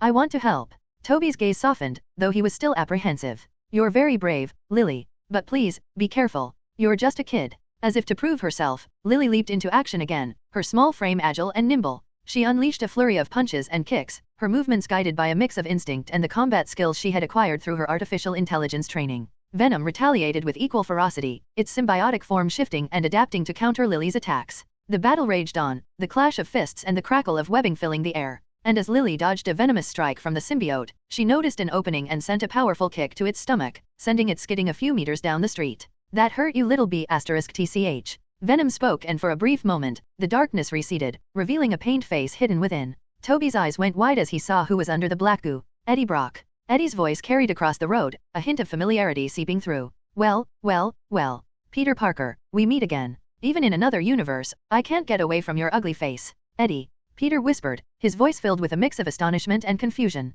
"But, you died." Venom's dark form contorted, fully revealing Eddie's head. His eyes gleamed with a mix of malice and satisfaction. "How have you been, Pete? Any guilt left over from killing me? Or was I just another casualty in the grand life of Spider-Man?" Peter stood in the dimly lit Undercroft, the air light with the thrill of their most recent victory. The defeated villains were locked away in their cells, their presence a constant reminder of the battles that still lay ahead. He glanced around at his fellow Spider-Man, Tom and Andrew, who still seemed to be annoyed with him. "Meh, they'll get over it." Peter shrugged uncaringly. Ned, MJ, and May stood nearby, their expressions a mix of relief and exhaustion. They have been doing nothing but scouring the internet all night, looking for any multiverse travelers. The capture of Electro had been a hard-fought victory, and they were all grateful for a moment of relaxation. The room buzzed with conversation, filled with tales of heroic feats and shared experiences. As the celebratory atmosphere continued around him, May approached, her face etched with concern. "Wait, there's something you all need to see," she said, her voice urgent. Peter turned to face her, his eyes searching her face for answers. "What is it, May?"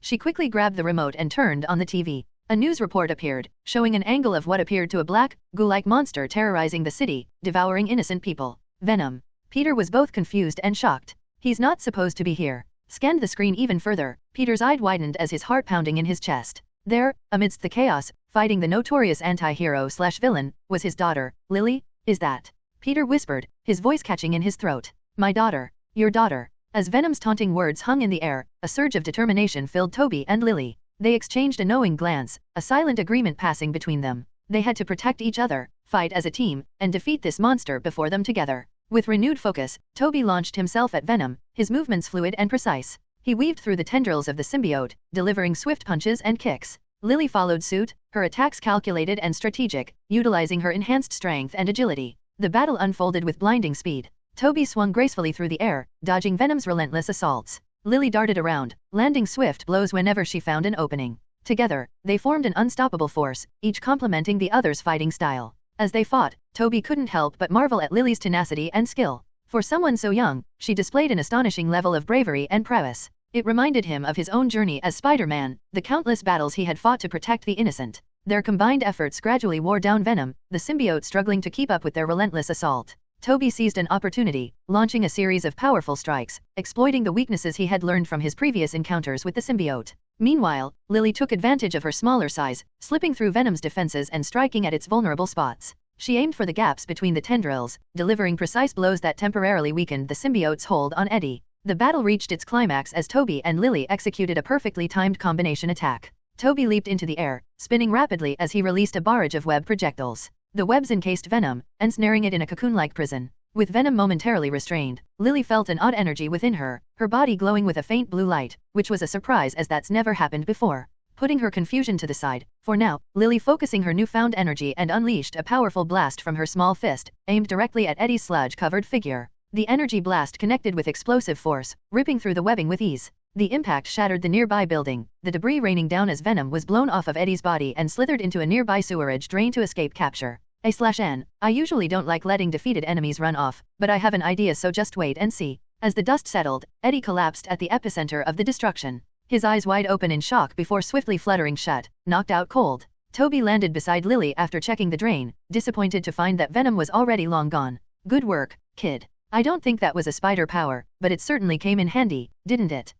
Yeah. Lily wasn't sure what it was either, but she knew someone who probably would. Suddenly, a familiar voice could be heard over Lily's left shoulder. Am I late? Lily's eyes widened as she turned to find her father standing there, a golden portal at his back. Daddy, she cried out, rushing toward him, her face split into a happy and relieved smile. Peter caught Lily in his arms, holding her tightly. The relief in his eyes was palpable as he whispered, the daddies always seem to come out at times like this, huh? Lily nodded, tears of relief streaming down her face. I thought I was alone here. Peter walked up to Toby, who stared at Peter like a deer in headlights. Thanks for looking after my daughter. I owe you one. Toby nodded slowly, Peter's face bringing back memories of a rather unforgettable and traumatizing. It was my pleasure. He muttered in a daze. Every fiber of Toby's being was telling him to beat the sh*t out of the man in front of him, yet he held back, unsure of himself and unwilling to do such a thing in front of the guy's child. Peter nodded, noticing his counterpart's odd behavior. Is he the one? I mean, what are the odds that both Spider-Men that I've met are here? A/N, 100%.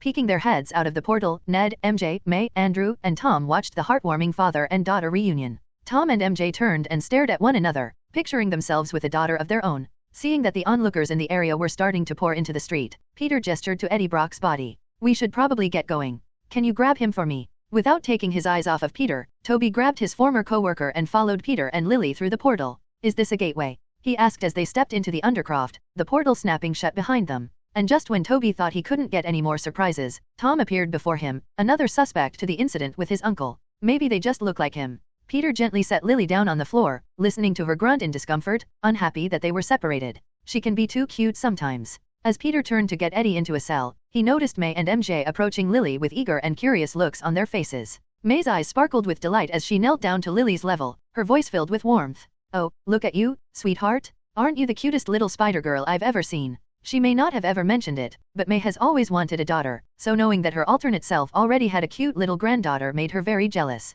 Eyeing Tom and MJ out of the corner of her eye, she hoped they would make her a little Lily as well. Maybe not so soon though. After all, they have college to worry about. Lily blinked in surprise, momentarily forgetting the parallel nature of this universe. She hesitated, trying to process the familiarity of May's face. Then it clicked in her mind, and she smiled back, but with a touch of confusion. "You're not my grandma, are you?" May's expression softened, and she exchanged a glance with Peter, her eyes conveying a mix of fondness and sadness. "No, sweetheart, I'm not. But you can call me Aunt May if you'd like." Meanwhile, MJ couldn't contain her curiosity as she admired Lily's Spider-Girl suit. "You look incredible. And those moves out there? Impressive. I wish I could do that. How old are you?" "You can in my universe. We go on patrol around the city together," Lily explained, feeling a surge of pride at MJ's praise. "And I'm technically a year old, but this body is around 11 years old," she answered, confusing everyone. But before they could ask any questions, Lily glanced at Tom, then back at her father, and marveled at the uncanny resemblance between them. "Dad," she called, pointing at Tom, "he looks just like you, but short." Tom instantly deflated at her comment, which seemed to strike him like an arrow, perfectly hitting his weak spot. Peter chuckled as he tossed Eddie into a cell, ignoring the glares of the other resident inmates. "That's because he is me, in a way. We're different versions of the same person. If I had to guess, I'd say that our universes are very close to each other." Toby followed after Peter, his eyes widening at the sight of Doc Ock and Green Goblin, who was still napping in his cell. Lily's eyes widened with wonder, her AI mind grappling with the concept of multiverse counterparts. "Oh yeah," she exclaimed as if remembering something. "Dad, do you know what this is?" Concentrating on the same feeling she had during the fight with Venom, Lily's body began to glow in a blue energy. Peter looked at Lily, his head nodding up and down. "Did you just unlock it? Do you remember what happened before? Anything unusual?" Lily furrowed her brow, trying to recall the moments leading up to her newfound power.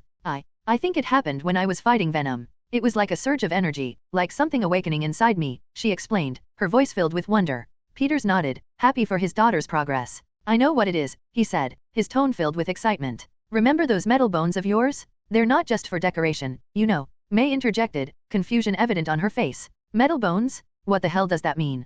"At novel bin at." Peter turned to May, his gaze filled with understanding. "Lily wasn't born the normal way. I made her through technology and magic. And her bones weren't an exception. They were forged in the heart of a star," he explained, his words bringing a hint of awe to the room. "The dwarves of Nidavellir specially crafted each of them out of a mixture of URU and vibranium." Tom's eyes widened, a mix of surprise and admiration. Vibranium. He had no idea what URU was, but vibranium was certainly impressive. Peter nodded, a proud smile on his face. "Indeed. URU is the same metal that was used to make Thor's hammer, Mjolnir. It possesses incredible energy properties. Lily's bones are infused with that energy, allowing her to tap into its power." Lily looked down at her hands, her eyes shimmering with a mix of amazement. "So, these powers, they come from my bones?" Peter nodded, placing a hand on her shoulder. "Basically, yeah. Remember when we watched Dragon Ball Z together?" he asks, receiving a nod from her. "Well, think of these powers like the energy manipulation from that show." Tom and MJ exchanged glances, their eyes reflecting a mixture of awe and concern. "Did you specifically have the dwarves make her bones like that so your daughter could be a Super Saiyan?"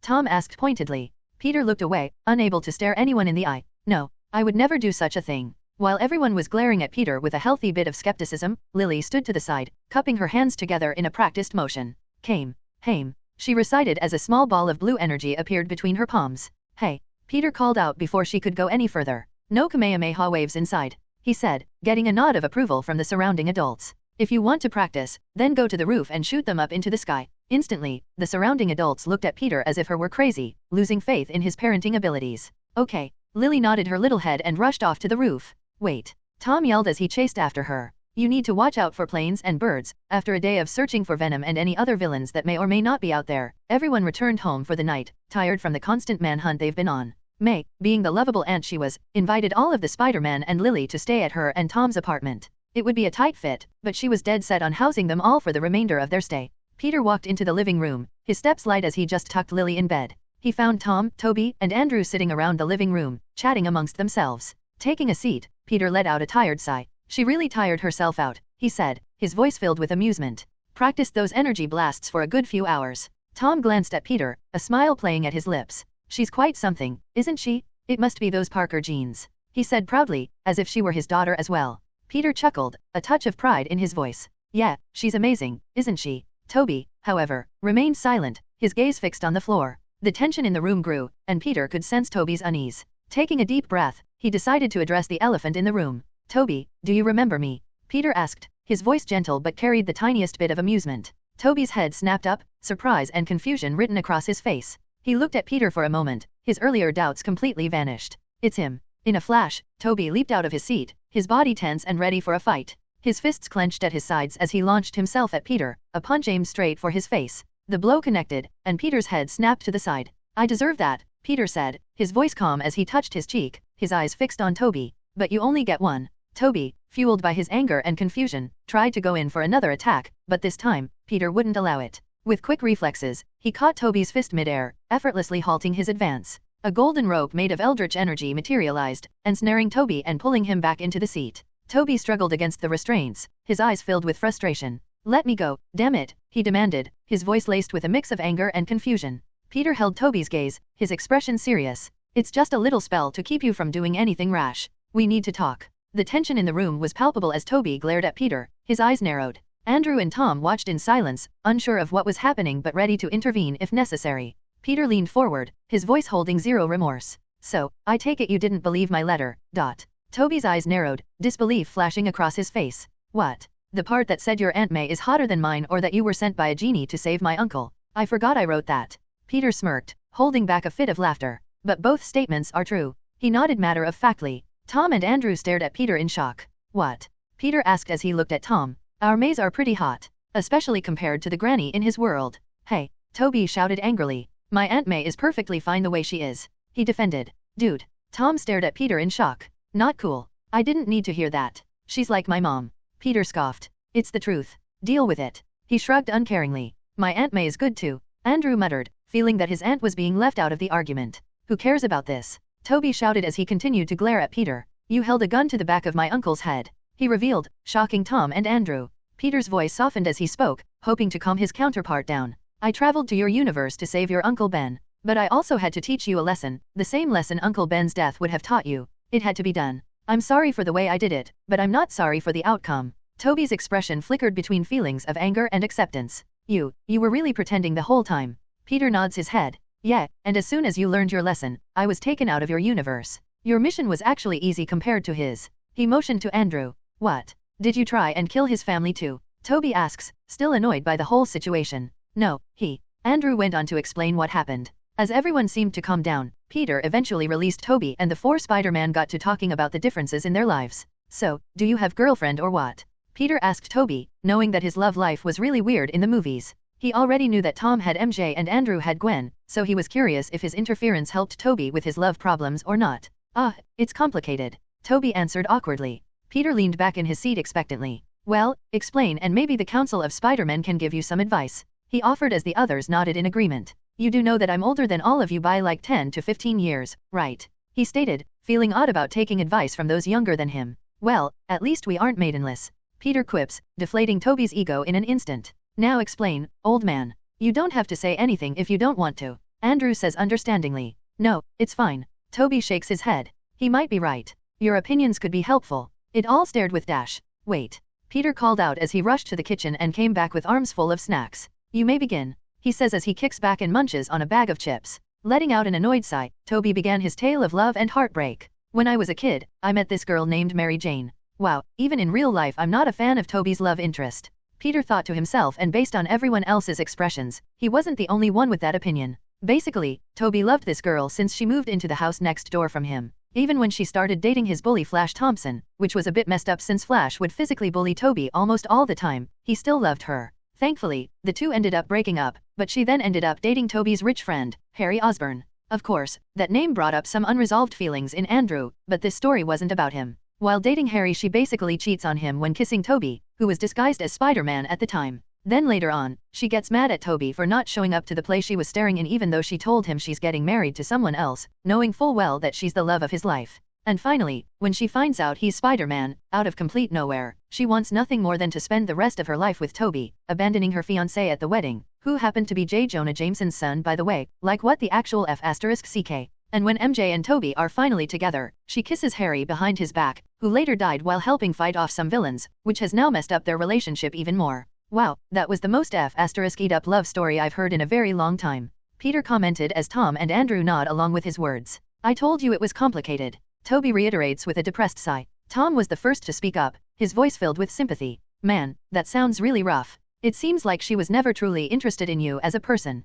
It's like she was always looking for someone with a higher status or some sort of benefit. You deserve better." Andrew nodded in agreement. "Yeah, it sounds like she just aiming higher and higher." Flash, captain of the football team. Harry, popular billionaire's son. J. Jonah Jameson Jr., another billionaire's son, who also happened to be a famous astronaut. Then you, a real-life superhero. It's like she's climbing the ladder, one guy, D***CK, at a time. I think it's time to move on. A/N, can you tell that I hate the Tobey Maguire Spider-Man's MJ? Because I really do. The writers really F***ed up her character, in my opinion. Peter chimed in, munching on his chips between words. Honestly, mate, I think you dodged a bullet there. She seems like she's got some serious issues. You should find a girl who doesn't know you're Spider-Man and only tell her after your relationship is solid. After all, the hoes love the red and blue, don't they? He said with a smirk. Everyone rolled their eyes, faint smiles tugging at their lips. They knew he wasn't wrong, but they refused to acknowledge it. At novel bin at. Toby sighed, running a hand through his hair. You guys are right. I've held on to these feelings for so long, hoping things would get better. But it's time to let go. I've spent too much time dwelling on MJ when there's a whole world of possibilities out there. Peter nodded his head. Yeah, that's the spirit. Maybe sleep around a bit too. There's nothing wrong with being a bit of a man ***re while you're single. We do have the stamina. Please don't talk about that. Tom groans as he averts his eyes away from the group. Wait a minute. Peter realizes something. Please don't tell me you're still a virgin. Instantly, all eyes turned to Tom, who reddened and refused to look any of them in the eye. Oh my god. Peter muttered in shock. We need to fix this. The living room was filled with a mix of amusement and disbelief as the Spider-Men stared at Tom, their expressions a mixture of shock and amusement. Well, except Toby, who never had S**X in high school or college, for that matter. Tom shifted uncomfortably in his seat, his face turning several shades of red. His only solace in this situation was Toby, though that was nothing to be proud of. Peter couldn't resist the opportunity to tease his fellow Spider-Man. You mean to tell me that you haven't had a chance to, glaze the donut? He asked and received confused looks all around. Oh, come on. Bump uglies, horizontal tango, conquer the pink fortress, two-person push-ups, assault with a friendly weapon, a bit of the old in and out, bedroom rodeo, hot yoga, parallel parking, bow check a wow wow dash at novel bin at. Tom interrupted Peter before he could continue, his embarrassment turning into annoyance. Yes, I get it. I'm a late bloomer or whatever you want to call it.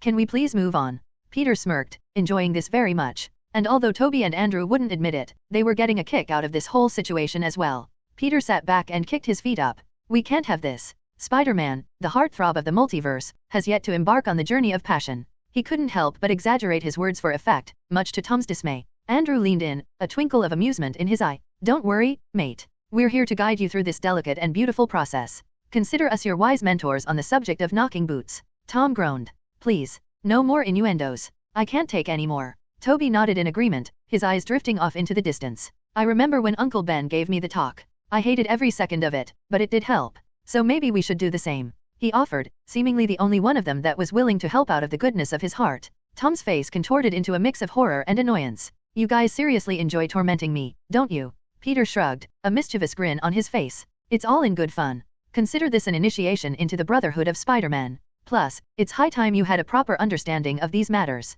With a resigned sigh, Tom leaned back in his seat, bracing himself for the inevitable onslaught of information. All right, Andrew began, adopting a mock-serious tone. Let's start with the basics. You see, when a man and a woman, or any two consenting individuals, for that matter, really love each other. Peter chimed in, unable to resist the opportunity to add a playful jab. Or when they just want to have a good time, or in some cases, when they're bitten by a radioactive spider. Andrew, still grinning, continued the explanation. They engage in an act known as sexual intercourse, or simply put, having sex. It's a physical expression of love, desire, or just **RNY fun. Tom rubbed his temples, clearly exasperated. I'm well aware of what sex is, guys. I'm not completely clueless. Peter raised an eyebrow. Oh, really? Then perhaps you'd like to enlighten us with your vast knowledge and experience. Tom sighed, realizing he couldn't escape. Fine, continue. Just get it over with. Peter pretended to clear his throat dramatically, assuming the role of a professor. Now, there are certain physical aspects to consider during the act. Shall we discuss the male and female anatomy in intricate detail? Tom's eyes widened, his face growing redder by the second. No, please, spare me. I'll do anything. Toby chimed in, a serious look on his face. Oh, come on. You can't back out now. It's essential, after all. Reluctantly, Tom gestured for them to continue, albeit with a pained expression. Please kill me now. After over an hour of explanations, diagrams, and even videos, Tom knew far more than he needed to know about sexual intercourse, his eyes dim and lifeless as if he survived some sort of horrific event. Peter cleared his throat, holding a notepad in his hand. All right, it's time for a little quiz. We need to make sure you've been paying attention during our lessons. Are you ready? Tom sighed deeply, his shoulders slumping. As ready as I'll ever be, I guess. Peter grinned mischievously. Excellent. Let's begin. Question number 1. What is the main purpose of using protection during sexual intercourse? Tom shifted uncomfortably in his seat. To prevent unwanted pregnancies and protect against sexually transmitted infections. Correct, Peter acknowledged, jotting down a checkmark in his notebook. Moving on. Question 2. What are the effective forms of birth control, other than condoms? Tom hesitated for a moment, then reluctantly answered, the pill, abstinence, pulling out, through its not very effective, IUD. The more he listed, the brighter shade of red his face became. Peter nodded approvingly. That's right. No risk, no worries. Now let's take it up a notch. Can you explain the concept of safe words? Tom's eyes widened, a mixture of embarrassment and panic washing over him. Well, it's a word or phrase that partners use during intimate moments to signal when they want to stop or when something is uncomfortable. Good, Peter said as he conjured in a huge image of a vagina. Now, for the final question, can you point out the clitoris in this image? Tom took a deep breath, his cheeks still red. Here. He shakily points it out. Before anyone could respond, the sound of a door creaking open caught their attention. Aunt May stepped into the living room, clad in some rather revealing pajamas. Instantly, her eyes widening at what she found. What in the world are you boys doing? She asked, her eyes firmly placed on the image floating above Peter's outstretched hand. Tom hopped out of his seat and stammered, trying to find the right words. Aunt May, it's not what it sounds like. We were just, Aunt May shook her head, not fully comprehending the situation in her groggy state. She made her way to the kitchen, grabbing a bottle of water. I don't need to know the details. Just, keep it down. I'm too tired for whatever this is. As the other Spider-Man chuckled awkwardly, Aunt May walked back past them, taking a sip from her water bottle. She gave them all a tired smile and headed back to her room, leaving the young Spider-Man to his awkward predicament.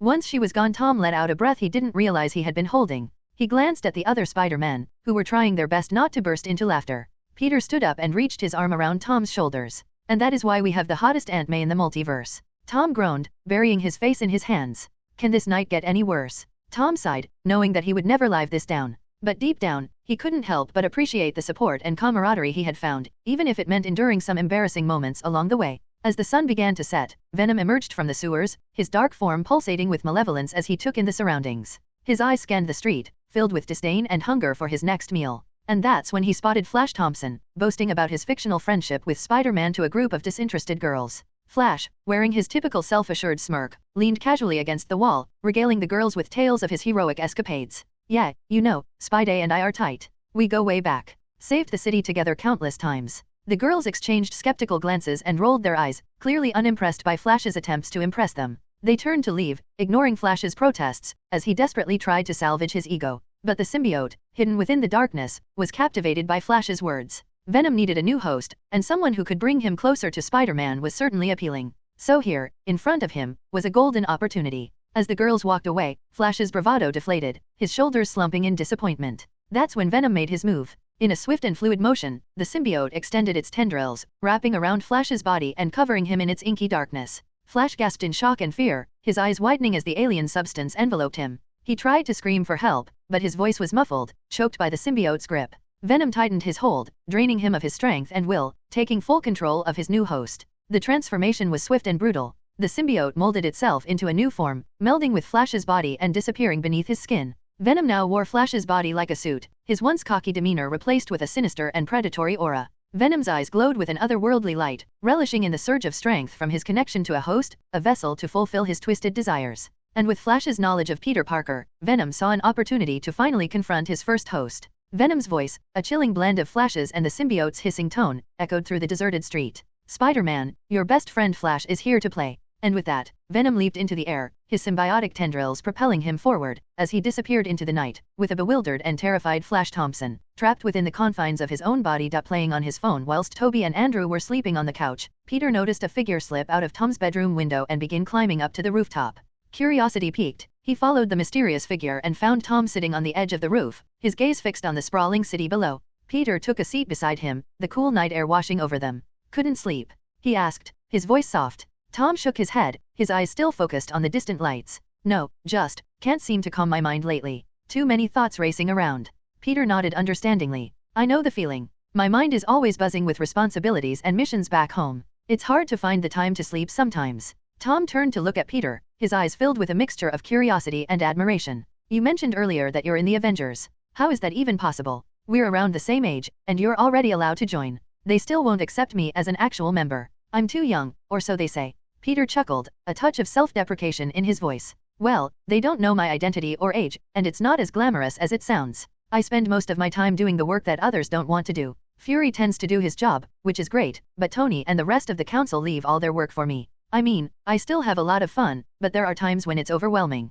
I still feel that I've been lucky though. Suddenly, Tom's eyes go wide in shock. Mr. Stark is alive in your universe. He could still remember the day Tony died. It was the worst day of his life. Peter nodded, a sympathetic look in his eyes. Yeah, Thanos hasn't come yet in my world, though I have met him a few times. What? Tom shouted, his shock only growing. WNH how? Peter smirked, finding the look in Tom's eyes amusing. Well, first Thanos sent Ronan the Destroyer to invade Earth, so we him and his army and stole their ships. I was able to speak to him through Ronan's flagship. And the last time I saw him, I tricked the big purple idiot into ingesting a pretty powerful poison. So, either he's dead, or one of his subordinates found a way to help him. Tom's awe-filled expression slowly transformed into one of vulnerability. I can't help but feel inadequate compared to you. I mean, come on. Thanos? Really? Ever since you arrived, I've been struggling with this overwhelming sense of insecurity. You seem to have everything under control, while I've just been stumbling through life. Peter placed a hand on Tom's shoulder, offering a reassuring squeeze. I get it, believe me, but here's the thing.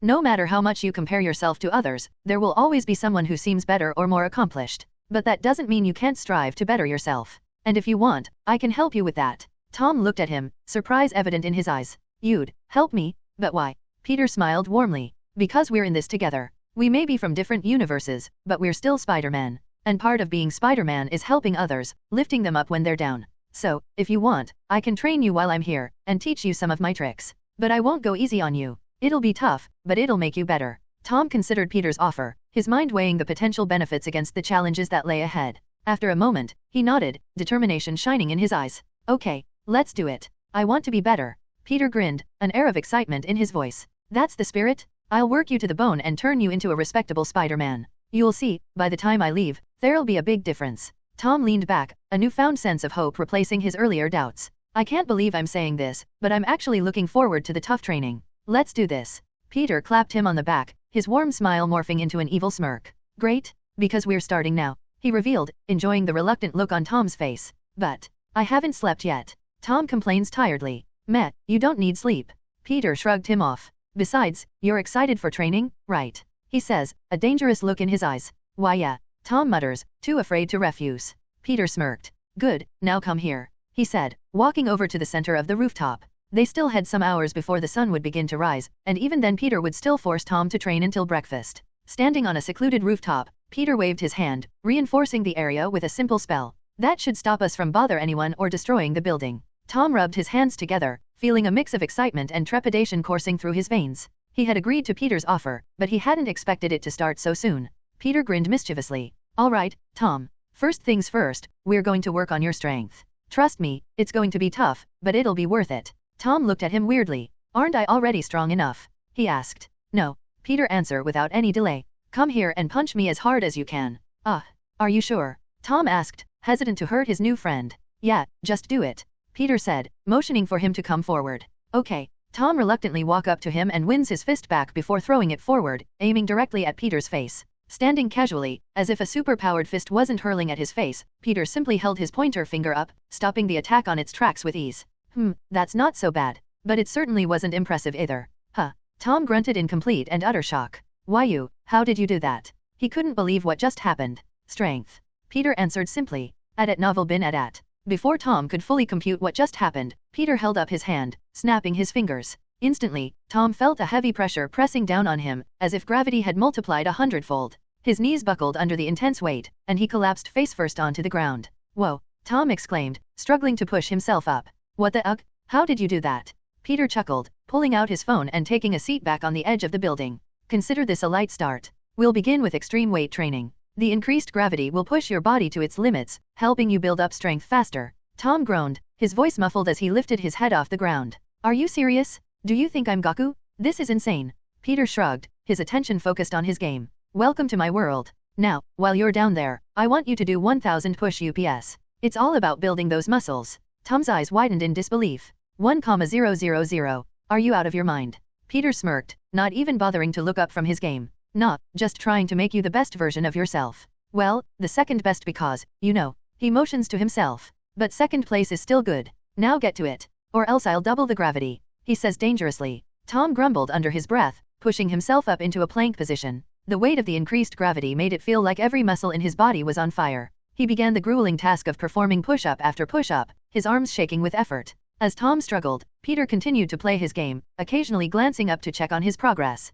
The minutes turned into hours as the sun began to rise, and the city below came alive with the hustle and bustle of daily life. Tom's arms quivered with fatigue, his breath coming in ragged gasps. This. Tom managed to choke out between push-ups, this is torture. Peter finally tore his eyes away from his phone and looked at Tom, a mischievous grin spreading across his face. Pain is temporary. But the results? They'll last forever. You want to become stronger, right? Tom nodded, determination flaring in his eyes. Yeah, I do. Then keep pushing, Peter urged. The pain will make you stronger. Embrace it. Besides, I'm sure MJ will like the results. I've caught my MJ groping my muscles while I sleep more times than I can count. She may not seem like it, but MJ is a little freak. Let me tell you dash. No. Tom shouted, straining against the gravity to cover his ears. I don't want to know what you do with your MJ. I'd rather die. Fine, suit yourself. Peter shrugged and returned to his game. But if I see you slacking off, he said, threateningly. Tom took a deep breath, mustering every ounce of willpower he had left. With a renewed sense of determination, he continued his push-ups, each repetition becoming a testament to his resilience.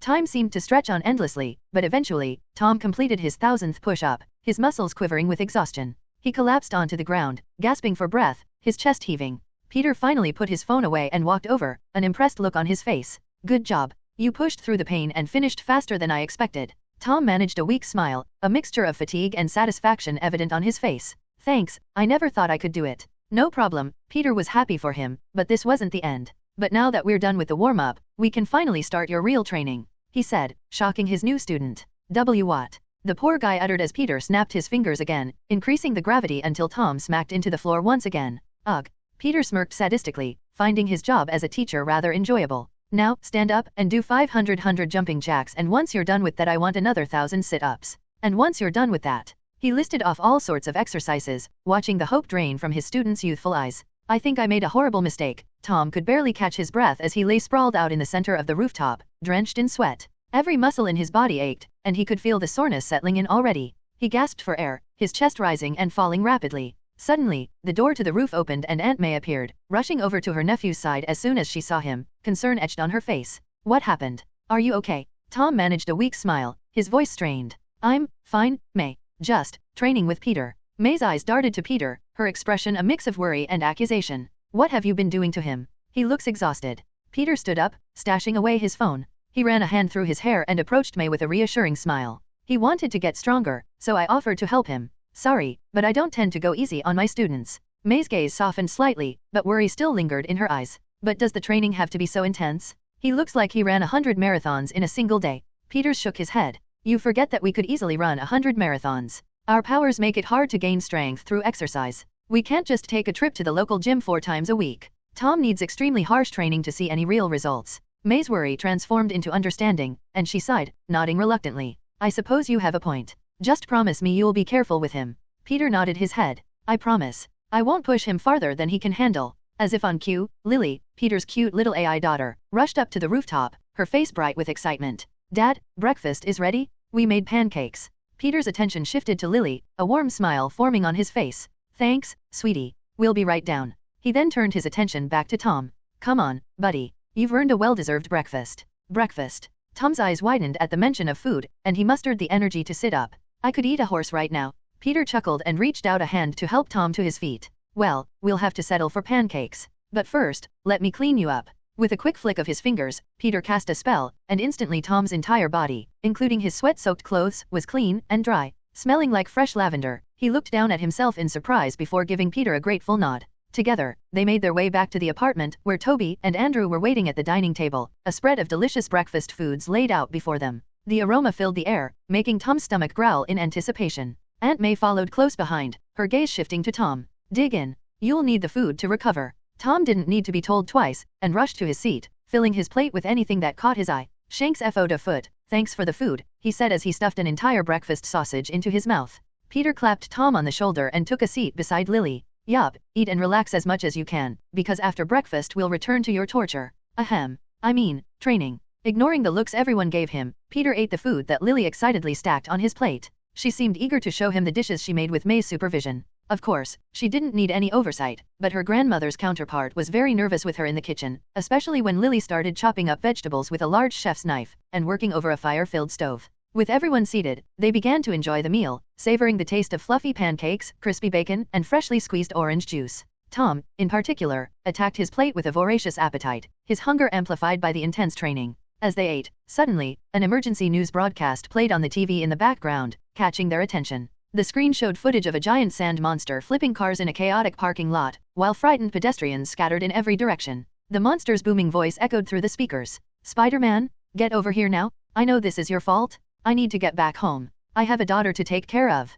He shouted his complaints. Toby's eyes flashed with recognition. "That's Flint Marko, a crook who gained the ability to control and morph into sand after falling into a super collider. He should be from my universe," he explained. Peter's eyes narrowed as he stood up abruptly. "Looks like we've got some trouble to deal with. And since it's just one guy, we'll handle it. Tom, this is also a part of your training, so no complaining." Tom groaned, half-heartedly stuffing another piece of pancake into his mouth. "Seriously? Can't I at least finish breakfast first?" Peter chuckled, grabbing Tom by the back of his shirt and dragging him away from the table. "No time for that now. We'll eat later. Duty calls." Tom shot a longing look at the remaining food on his plate as Peter dragged him out of the door. "Save me some bacon," he shouted as everyone, including May and Lily, stole strips of bacon from his plate, leaving not a single crumb behind. As they rushed out of the apartment, Toby watched them with a mix of concern and worry in his eyes. He wanted to be the one to stop Sandman since he knew the guy best, but he also didn't want to get in the way of Tom's training. As Peter and Tom arrived at the chaotic parking lot, they could see the police surrounding the area from a distance, their weapons at the ready. The monstrous sandy figure roared in frustration, his massive arms thrashing around, toppling the surrounding cars. "At novel bin at." Peter patted Tom on the shoulder, giving him a reassuring look. "All right, this is your chance to practice your negotiation and escalation skills. Try to calm him down and find a peaceful resolution. Remember, the pinnacle of talk no jutsu is turning a lifelong enemy into a lifelong friend. It's time to awaken in your inner Naruto, Databia." "Seriously?" Tom stares at Peter in disbelief. "You know that's just an anime, right?" Peter ignored his words and pushes him forward.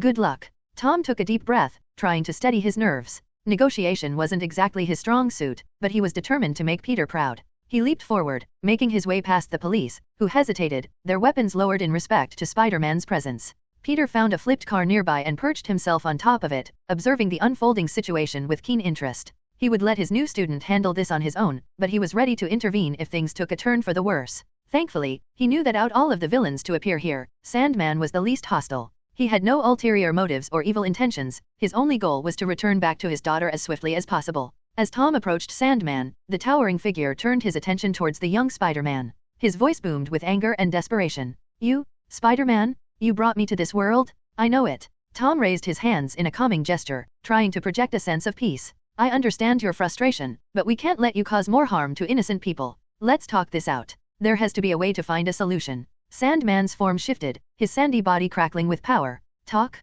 You think talking will solve anything? I need to find my daughter. She needs me." Tom took a step closer, maintaining a calm and empathetic demeanor. "I get it. You're scared and worried about your daughter. But none of this will solve anything." Sandman growled, his sandy fists clenching. "Yeah, but it'll certainly feel good, won't it?" Tom shook his head, his voice filled with empathy. "I understand how much you miss her, but hurting people won't solve anything. We're already working on a solution. Just calm down and come with me, okay?" Before Sandman could respond, his frustration got the better of him. He swung a massive sandy hand at Tom, swatting him across the parking lot with incredible force. Tom crashed into several parked cars, his body tumbling and rolling. Peter craned his head and shot out a few webs, cushioning Tom's fall. "Remember? Embrace your inner Uzumaki, Databia," he shouted in mock encouragement. Tom groaned, rubbing his aching ribs. "Why yeah, I get that." He winced, trying to push through the pain. "I guess my talk no jutsu needs some work." Peter nodded sagely, offering verbal support. Well, even Naruto needed some fighting scenes to get his point across. "Now go, my young genin. Show everyone why you'll become the Hokage one day." Tom rolled his eyes, a small smile creeping its way onto his face. "Sure thing, sensei." They turned their attention back to Sandman, who was now seething with anger. The police hesitated, unsure of how to proceed, as they watched Spider-Man get pimp-slapped like that, wondering whether they should open fire or not. Tom nodded to himself, his determination reigniting. He stepped up, catching his breath and preparing for the next round. This time, he was ready to not only negotiate but also kick some sandy s. Tom's muscles tightened as he got back on his feet, his eyes locked on Sandman. The towering figure loomed over him, his sandy form shifting and swirling in the air. Tom took a deep breath, his mind focused on finding a way to convince his opponent to surrender. Look, I know you're angry and scared, but let's just talk, okay? We can figure this out together, Tom called out, his voice steady but filled with empathy. Sandman growled, his sandy fists clenched. We can talk after I beat you into the ground? After all, I still owe you a few hits from last time, he says, thinking Tom was his Spider-Man. Tom's eyes flickered with determination. He knew he had to do something to gain the upper hand. With a swift motion, he shot a web towards a nearby lamppost and swung himself around, launching a kick at Sandman's midsection. Sandman's sandy form absorbed the impact, dispersing into grains of sand before reforming. He retaliated with a powerful punch, forcing Tom to dodge and weave to avoid the blow. The fight escalated quickly as blows were exchanged between the two of them. Tom focused on his agility, using his acrobatic skills to dodge and counter Sandman's attacks. He spun through the air, his web shooters releasing a barrage of webs to ensnare Sandman's limbs, temporarily restraining him. Taking advantage of the moment, Tom launched a series of quick punches and kicks, but Sandman quickly broke free, his sandy body shifting and reforming. Sandman's attacks intensified, his sandy fists becoming more ferocious and unpredictable. Tom struggled to keep up, his spider sense tingling with warning signals, guiding his reflexes. He managed to dodge most of the blows, but a few connected, sending him crashing into nearby cars and concrete pillars. Peter watched from a distance, munching in a bag of Doritos. He wanted to step in and assist, but he knew this was an important lesson for Tom. He had to learn to settle things Naruto style. It was a test of both his physical and mental skills. Tom, battered but not broken, slowly rose to his feet. He swallowed some blood that appeared in his mouth, his eyes locking with Sandman's. Please, just listen to me. There's a way we can find a solution that doesn't involve hurting anyone. Sandman sneered, not bothering to grace Tom's words with a response. He just wanted to capture him after a nice beating, and force Tom to send him home. Although he had no proof, he knew deep down that this was all Spider-Man's fault. Undeterred, Tom pressed on. He scanned his surroundings, searching for a strategy, a weakness he could exploit. Then it hit him. The nearby fire hydrant, still intact despite the chaos. With a flick of his wrist, he shot a web, wrapping it around the hydrant. As Sandman lunged at him, Tom dodged to the side, using his agility to circle around and yank the web, ripping the hydrant from the ground. Water sprayed into the air, cascading down on Sandman's sandy form. The moisture caused his body to clump together, hindering his movement. Tom seized the opportunity, launching a flurry of punches and kicks, his blows landing with much more impact than before. But Sandman still fought back, his strength and resilience making it difficult for Tom to gain the upper hand. The battle raged on, the two adversaries locked in a fierce struggle. As the fight wore on, Tom's fatigue began to take its toll. Signs of a night and morning full of intense training started to appear, his movements slowed, his strikes lacking their initial power. Sandman, fueled by his desperation to return to his daughter, grew stronger. He retaliated with renewed ferocity, his blows shaking the ground beneath them. Tom fought to stay on his feet, his mind racing for a solution. He needed to end this before he succumbed to exhaustion. He took a step back, using his web shooters to create a web trap on the ground, luring Sandman towards it.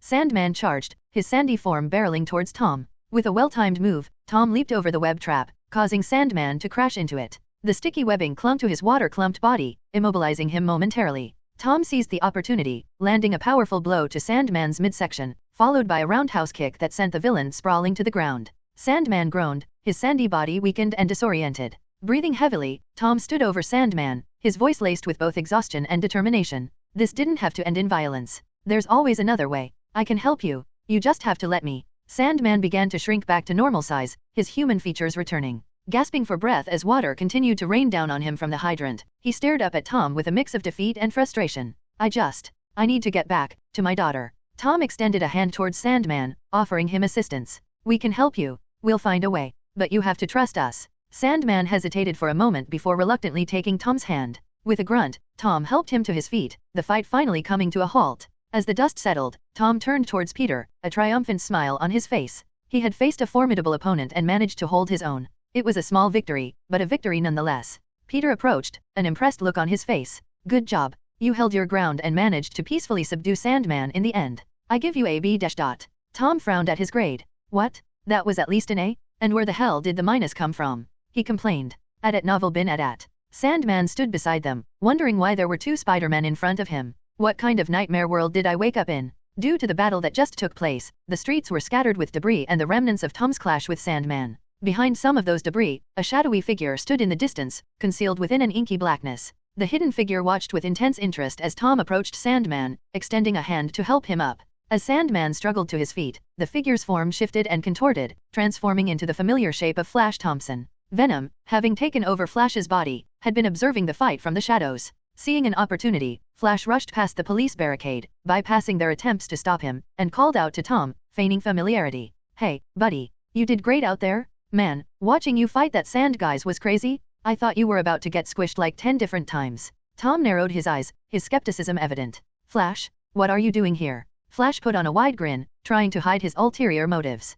I saw you in action. Dude, you were amazing. I just couldn't look away. He complimented, his tone turning awkward and hesitant. Look, I want to make it up to you for all those years I treated you like crap. I want to help. You know, I was such a big fan of Spider-Man and such AD*CK to Peter Parker. And I want to make up for that. Tom scoffed, crossing his arms. You think a few sappy words are going to make up for everything, Flash? I don't need your help. I've got it under control. The disguised symbiote's expression faltered for a moment, desperation flickering in his eyes. I know I messed up, but I've changed, I swear. I want to be there for you, to support you like Ned and MJ. Please, just give me a chance. He spoke on a sad, self-deprecating tone. Peter eyed Flash suspiciously. What's this little F***er up to? Tom hesitated, the sincerity in his former bully's voice tugging at his heartstrings. He remembered the years of torment and ridicule, but he also believed in redemption and second chances. Reluctantly, he sighed and nodded. Fine, but this doesn't mean we're friends, Flash. Just, try not to get in the way. Flash beamed with gratitude, his relief palpable. Deal? You won't regret this, I promise. As they prepared to leave, the disguised venom slithered beneath Flash's skin, concealed from view. The symbiote listened intently, waiting for the right moment to strike. It hungered for power and hoped to find his captured host, knowing that patience would be its greatest asset in achieving its sinister goals. While keeping a mistrusting eye on their newest group member, Peter waved his hand and opened a golden portal, shocking many of the onlookers, including Venom. All right, let's go see if Doctor Strange has found a way to fix all this. Although he was extremely suspicious of Flash, he decided to just wait and see what the little douchebag was up to. Of course, he'll have to put some safety measures in place. Maybe I should put a reversed protection spell on him. One by one, everyone stepped into the portal and appeared in the Undercroft, unaware of the danger lurking beneath Flash's friendly facade. As the group stepped into the dimly lit Undercroft, the portal snapping shut behind them, they found themselves surrounded by an eerie silence. Everyone's attention immediately turned to the assortment of cells embedded into the cave wall, each holding a different villain from various universes. Before anyone could say or do anything, Peter waved his hand, conjuring a portal beneath Sandman's feet. Ugh! The villain grunted in shock as he dropped. The trapped villains watched with curiosity as Sandman was deposited into a cell next to them, enjoying the bewildered look of betrayal that filled their neighbor's face. Sandman banged on the glass of his cell, his frustration evident as he thrashed and shouted. The other villains glanced at him, some chuckling sarcastically. Eddie Brock, his maniacal grin widening, taunted, "Welcome to the party, Sandy? Looks like you're in good company now." Doc Ock chimed in with a smirk, "Seems like our little gathering is growing by the minute. Quite the reunion, isn't it?" The only one who wasn't saying anything was Norman Osborn, who seemed to be in some sort of brain fog, like an elderly man with dementia. Where am I? He kept muttering to himself in confusion. As Sandman continued to protest and bang on the glass, Tom turned to Peter with a shocked expression. "What are you doing? Let him out?" He surrendered. Peter's gaze shifted from the trapped villains to Tom, his expression filled with exasperation. He shook his head, rolling his eyes at Tom's request. "I understand that he surrendered, but we can't afford to take unnecessary risks. Sandman was obviously a villain in his universe, and neither of us can guarantee that he won't turn on us." Tom's face contorted with conflicting emotions. He understood Peter's reasoning, but a pang of guilt washed over him. He had promised Sandman that they would work together to send him home. "But we made a promise to him," Tom argued, his voice laced with uncertainty. "I can't just betray his trust like that." Peter sighed, his gaze shifting back to Sandman, who continued to rage inside the cell. "I'm not saying we won't help him, but it's best to keep him safely detained while we figure things out. He's not a scientist nor is he a master of the mystic arts who can help us send everyone back. We need to prioritize everyone's safety." Tom's conflicted expression remained, but he could see the logic in Peter's words. He glanced back at Sandman, whose shouts had turned into bitter insults. "I knew I shouldn't have trusted you. Let me out. I'll kill you." The guilt weighed heavy on Tom's shoulders, but he knew he had to make a difficult decision. Reluctantly, Tom nodded, his voice barely above a whisper. "Okay, you're right. We'll keep him locked up for now." Sandman's shouts of betrayal grew louder as Tom's words reached his ears. He called Tom every name in the book, his anger boiling over. Tom winced, his heart aching for the man he had just fought against. But he knew deep down that Peter's decision was the right one. Peter stepped closer to Tom, placing a hand on his shoulder in a gesture of support. "I know it's hard, but we'll find a way to help him. We just need to keep everyone safe while we do it." Of course, the underlying meaning behind that was clear. Peter wouldn't allow Tom to release the villains as his counterpart did in the movies, which subsequently lead to the death of his only living family member. But that doesn't mean they can't help them. Tom nodded again, a mixture of determination and sorrow in his eyes. "I won't let Sandman down. We'll find a way to make this right." With a final glance at Sandman's raging form, Tom vowed to get him back to his daughter as he promised. A/N, my man wants to send a villain with obvious anger issues back to his young daughter. What could possibly go wrong? Peter watched the caged villains in curiosity, each of them a product of either their own idiocy or just plain bad luck, though hopefully, they would be able to help. His attention, however, was soon drawn to Flash Thompson, the disguised Venom. Peter's suspicion lingered, and he knew he couldn't let his guard down. At novel bin at. After all, Flash never joined them in the movie, which means either something simply changed to spark his decision, or someone behind him was up to something. Is it Venom or another villain? He wondered in interest. Unbeknownst to Flash and everyone else in the room, Peter discreetly cast a reverse protection spell on him, a precautionary measure to ensure the safety of everyone around him. The spell would prevent Flash from causing harm, freezing him in place should he attempt to attack anyone, while also keeping track of his movements. It was a delicate balance, as the spell had the potential to turn lethal if Flash's struggle surpassed a certain threshold of strength. Peter hoped it wouldn't come to that though. As Peter completed the spell, MJ, Aunt May, Lily, and the other Spider-Men came walking down the stairs. MJ walked up to Tom, her eyes filled with concern. Is everything okay? I saw the news and I had to come. Tom gave her a reassuring smile, placing a hand on her arm. Yeah, everything's under control. We just captured another one. That's all. MJ's relaxed, a mixture of relief and guilt filling her gaze. I just wish that I could be out there with you, she muttered under her breath. MJ has always wanted to help Tom however she could, but recently, she found out that another version of herself was an actual superhero. Now, she wants nothing more than to get out there and fight beside her boyfriend, but sadly, that was unlikely to happen anytime soon. If not ever. Tom frowned, unsure how to comfort her. I need to find a way to do what Peter did. Toby approached Tom, a genuine smile on his face. You did great out there. I saw your fight with Sandman on the news. It reminded me of some of my own battles. Tom's face lit up at Toby's words, his admiration for the older Spider-Man evident. Thank you. Coming from you, that means a lot. Just as the group started to settle, Norman Osborn's voice broke through the tense atmosphere. Toby, is that you? Please, I need your help. A/N, he would technically call him Peter, but we're trying to avoid confusion. Everyone turned their attention to Osborn, who appeared disoriented and lost. His voice trembled with confusion as he struggled to grasp his surroundings. I don't know where I am. I keep forgetting things. Sometimes, I'm not myself, and whenever he's in control, I can't remember. I don't know what's going on with me. Toby's brows furrowed, his skepticism surfacing. He knew firsthand the manipulative nature of the Green Goblin, and he couldn't trust Osborn's words. Nice try, but I'm not falling for that again. The last time Norman tried that trick, Toby almost ended up squired by a very sharp glider. He wouldn't fall for the same trick twice. As he was about to continue and warn everyone of the Green Goblin's manipulation, Aunt May stepped forward, her voice firm but compassionate. Spider-Man helps people, no matter who they are or what they've done. If someone needs help, then we should help, she reminded him, her eyes filled with unwavering determination. And he obviously needs help. Maybe they all do. Everyone looked around the room, eyeing the villains, wondering if she was right. Toby's gaze shifted between Aunt May and Osborn, torn between his better judgment and the need to help anyone that comes his way. After a moment of contemplation, he reluctantly turned to Osborn. I don't know if I can trust you, but if there's a chance to help fix whatever you did to yourself, to bring back the man you were before, then I'll do it. Osborn's face brightened with a glimmer of hope as Toby's words reached him. Please, you have to believe me. I'm not in control. Something's wrong with me, with my mind. Andrew, who had remained quiet until now, stepped forward, his voice filled with certainty. Gwen and I have cured the Green Goblin in my universe. If it's the same serum that's affecting Osborn here, then I might be able to help. We can try to reverse its effects, bring him back. Toby's gaze shifted to Andrew, his expression a mix of relief and gratitude. He nodded, placing his trust in Andrew's words. If you think there's a chance, then let's do it. But we stay cautious, just in case. As the group prepared to assist Osborn, Lily watched from a distance, her young eyes filled with curiosity. She tugged at her father's sleeve, drawing his attention.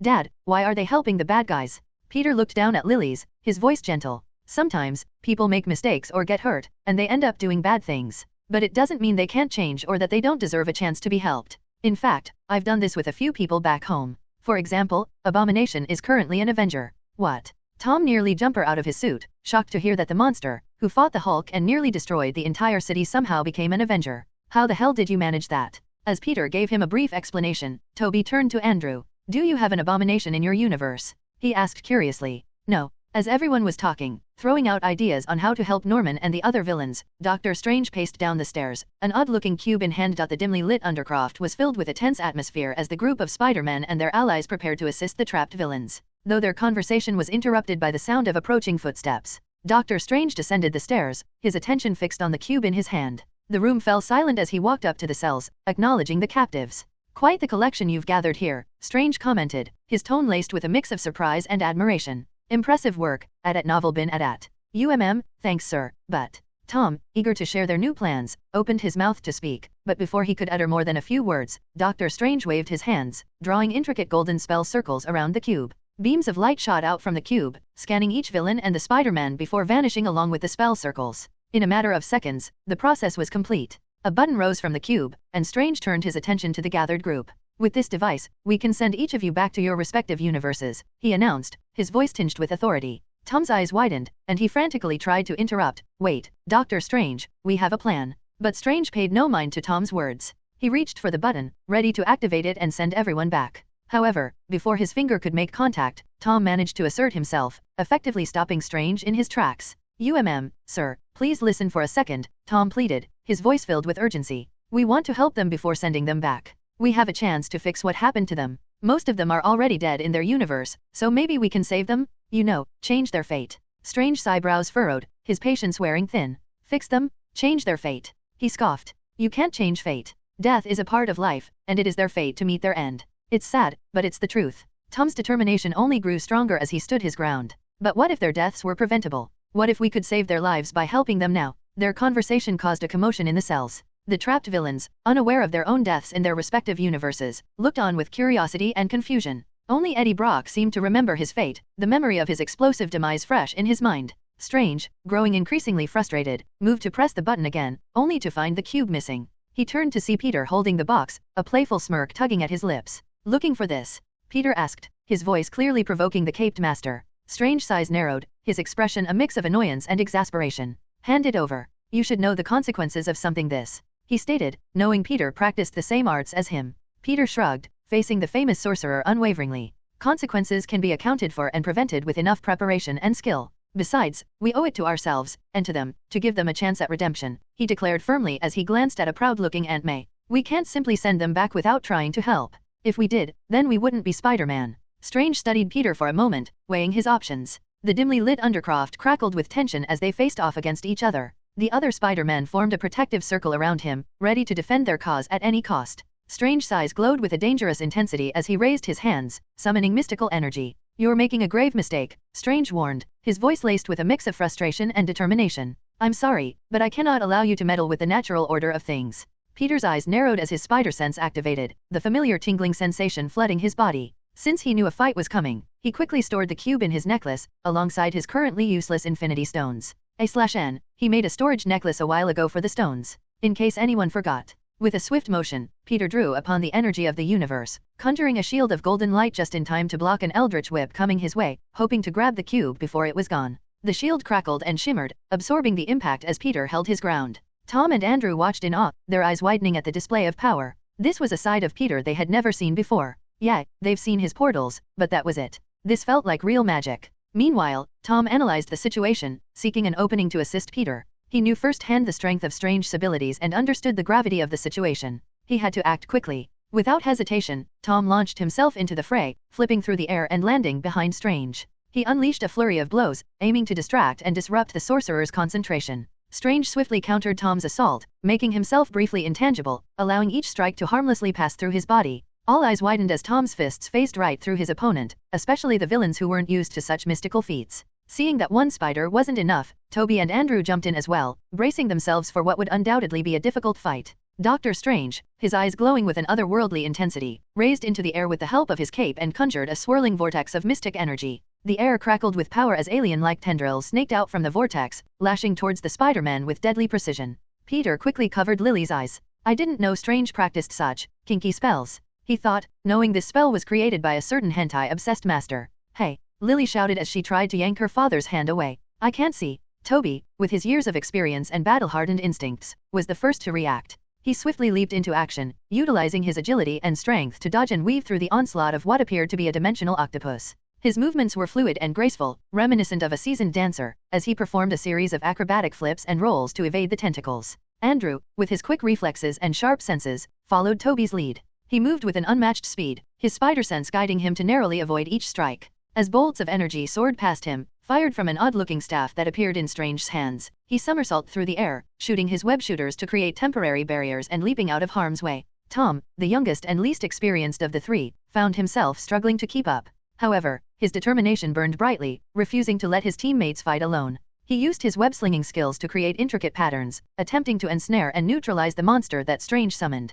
His webs crisscrossed the undercroft, forming a thick, shield-like spider's web that provided momentary protection. But sadly, for them, Doctor Strange was a formidable opponent, his mastery of the mystic arts unmatched. He effortlessly countered their every move, using his magic to create illusions and distort the very fabric of reality. He warped the surroundings, causing pillars to appear and disappear, attempting to disorient the Spider-Man and disrupt their coordination. The battle raged on, each Spider-Man showcasing their unique fighting style. Toby's punches and kicks carried a raw power, born from years of experience and battle-tested strength. Andrew's moves were agile and acrobatic, his strikes precise and calculated. Tom, despite his relative inexperience, compared to the others, fought with an unwavering spirit, using his speed and agility to outmaneuver his opponent. The room echoed with the sound of clashes, the impact of blows, and the crackle of mystical energy. The Spider-Man fought valiantly, refusing to yield in the face of overwhelming odds. But with each passing moment, it became clear that Doctor Strange held the upper hand, his mastery of magic giving him a significant advantage. Peter watched the battle unfold, impressed by Strange's abilities.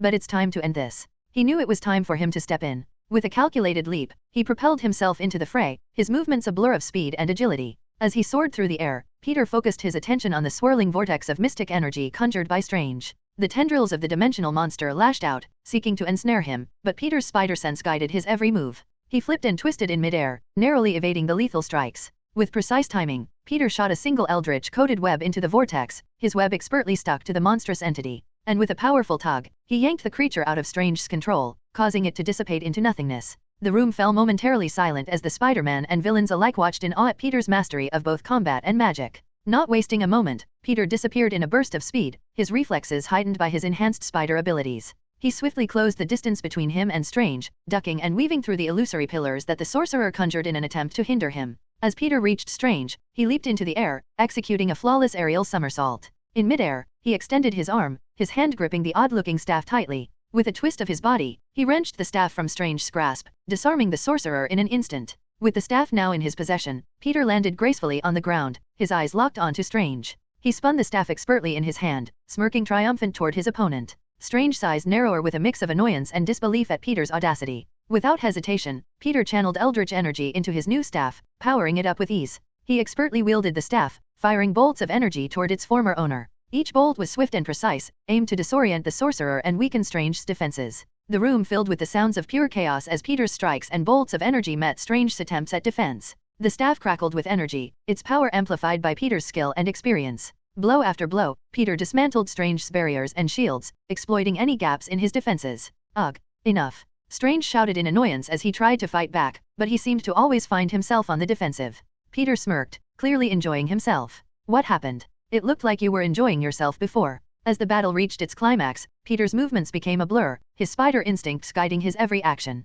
He swiftly sidestepped Strange's last desperate attempt to counterattack and seized the opportunity to strike. With a powerful swing of the staff, he delivered a devastating blow, sending Strange crashing to the ground. Of course, Strange tried to once again make himself intangible, but that would never work against a fellow master. Peter simply coated the staff in eldritch energy, countering him with ease. The room fell into stunned silence as Doctor Strange lay unconscious, defeated at Peter's feet. Well, that was easier than I thought. He muttered as he tossed the staff into a nearby pile of junk. Of course, Peter knew that Strange could have used more lethal spells, but refused since they weren't enemies. But Peter could have done the same, so he'll call it a fair win. Daddy, that was so cool. Lily shouts excitedly as she rushes over, followed by everyone else. Before they arrive, Peter waved his hands, weaving a fairly complicated spell circle. Once it was finished, he slapped it down onto Strange, who twitched as it covered him and disappeared into his skin. Huh. Strange groaned as he began to stir from his sleep. Acting quickly, Peter grabs him, as well as his thrashing cape, and throws them both into a cell beside the villains.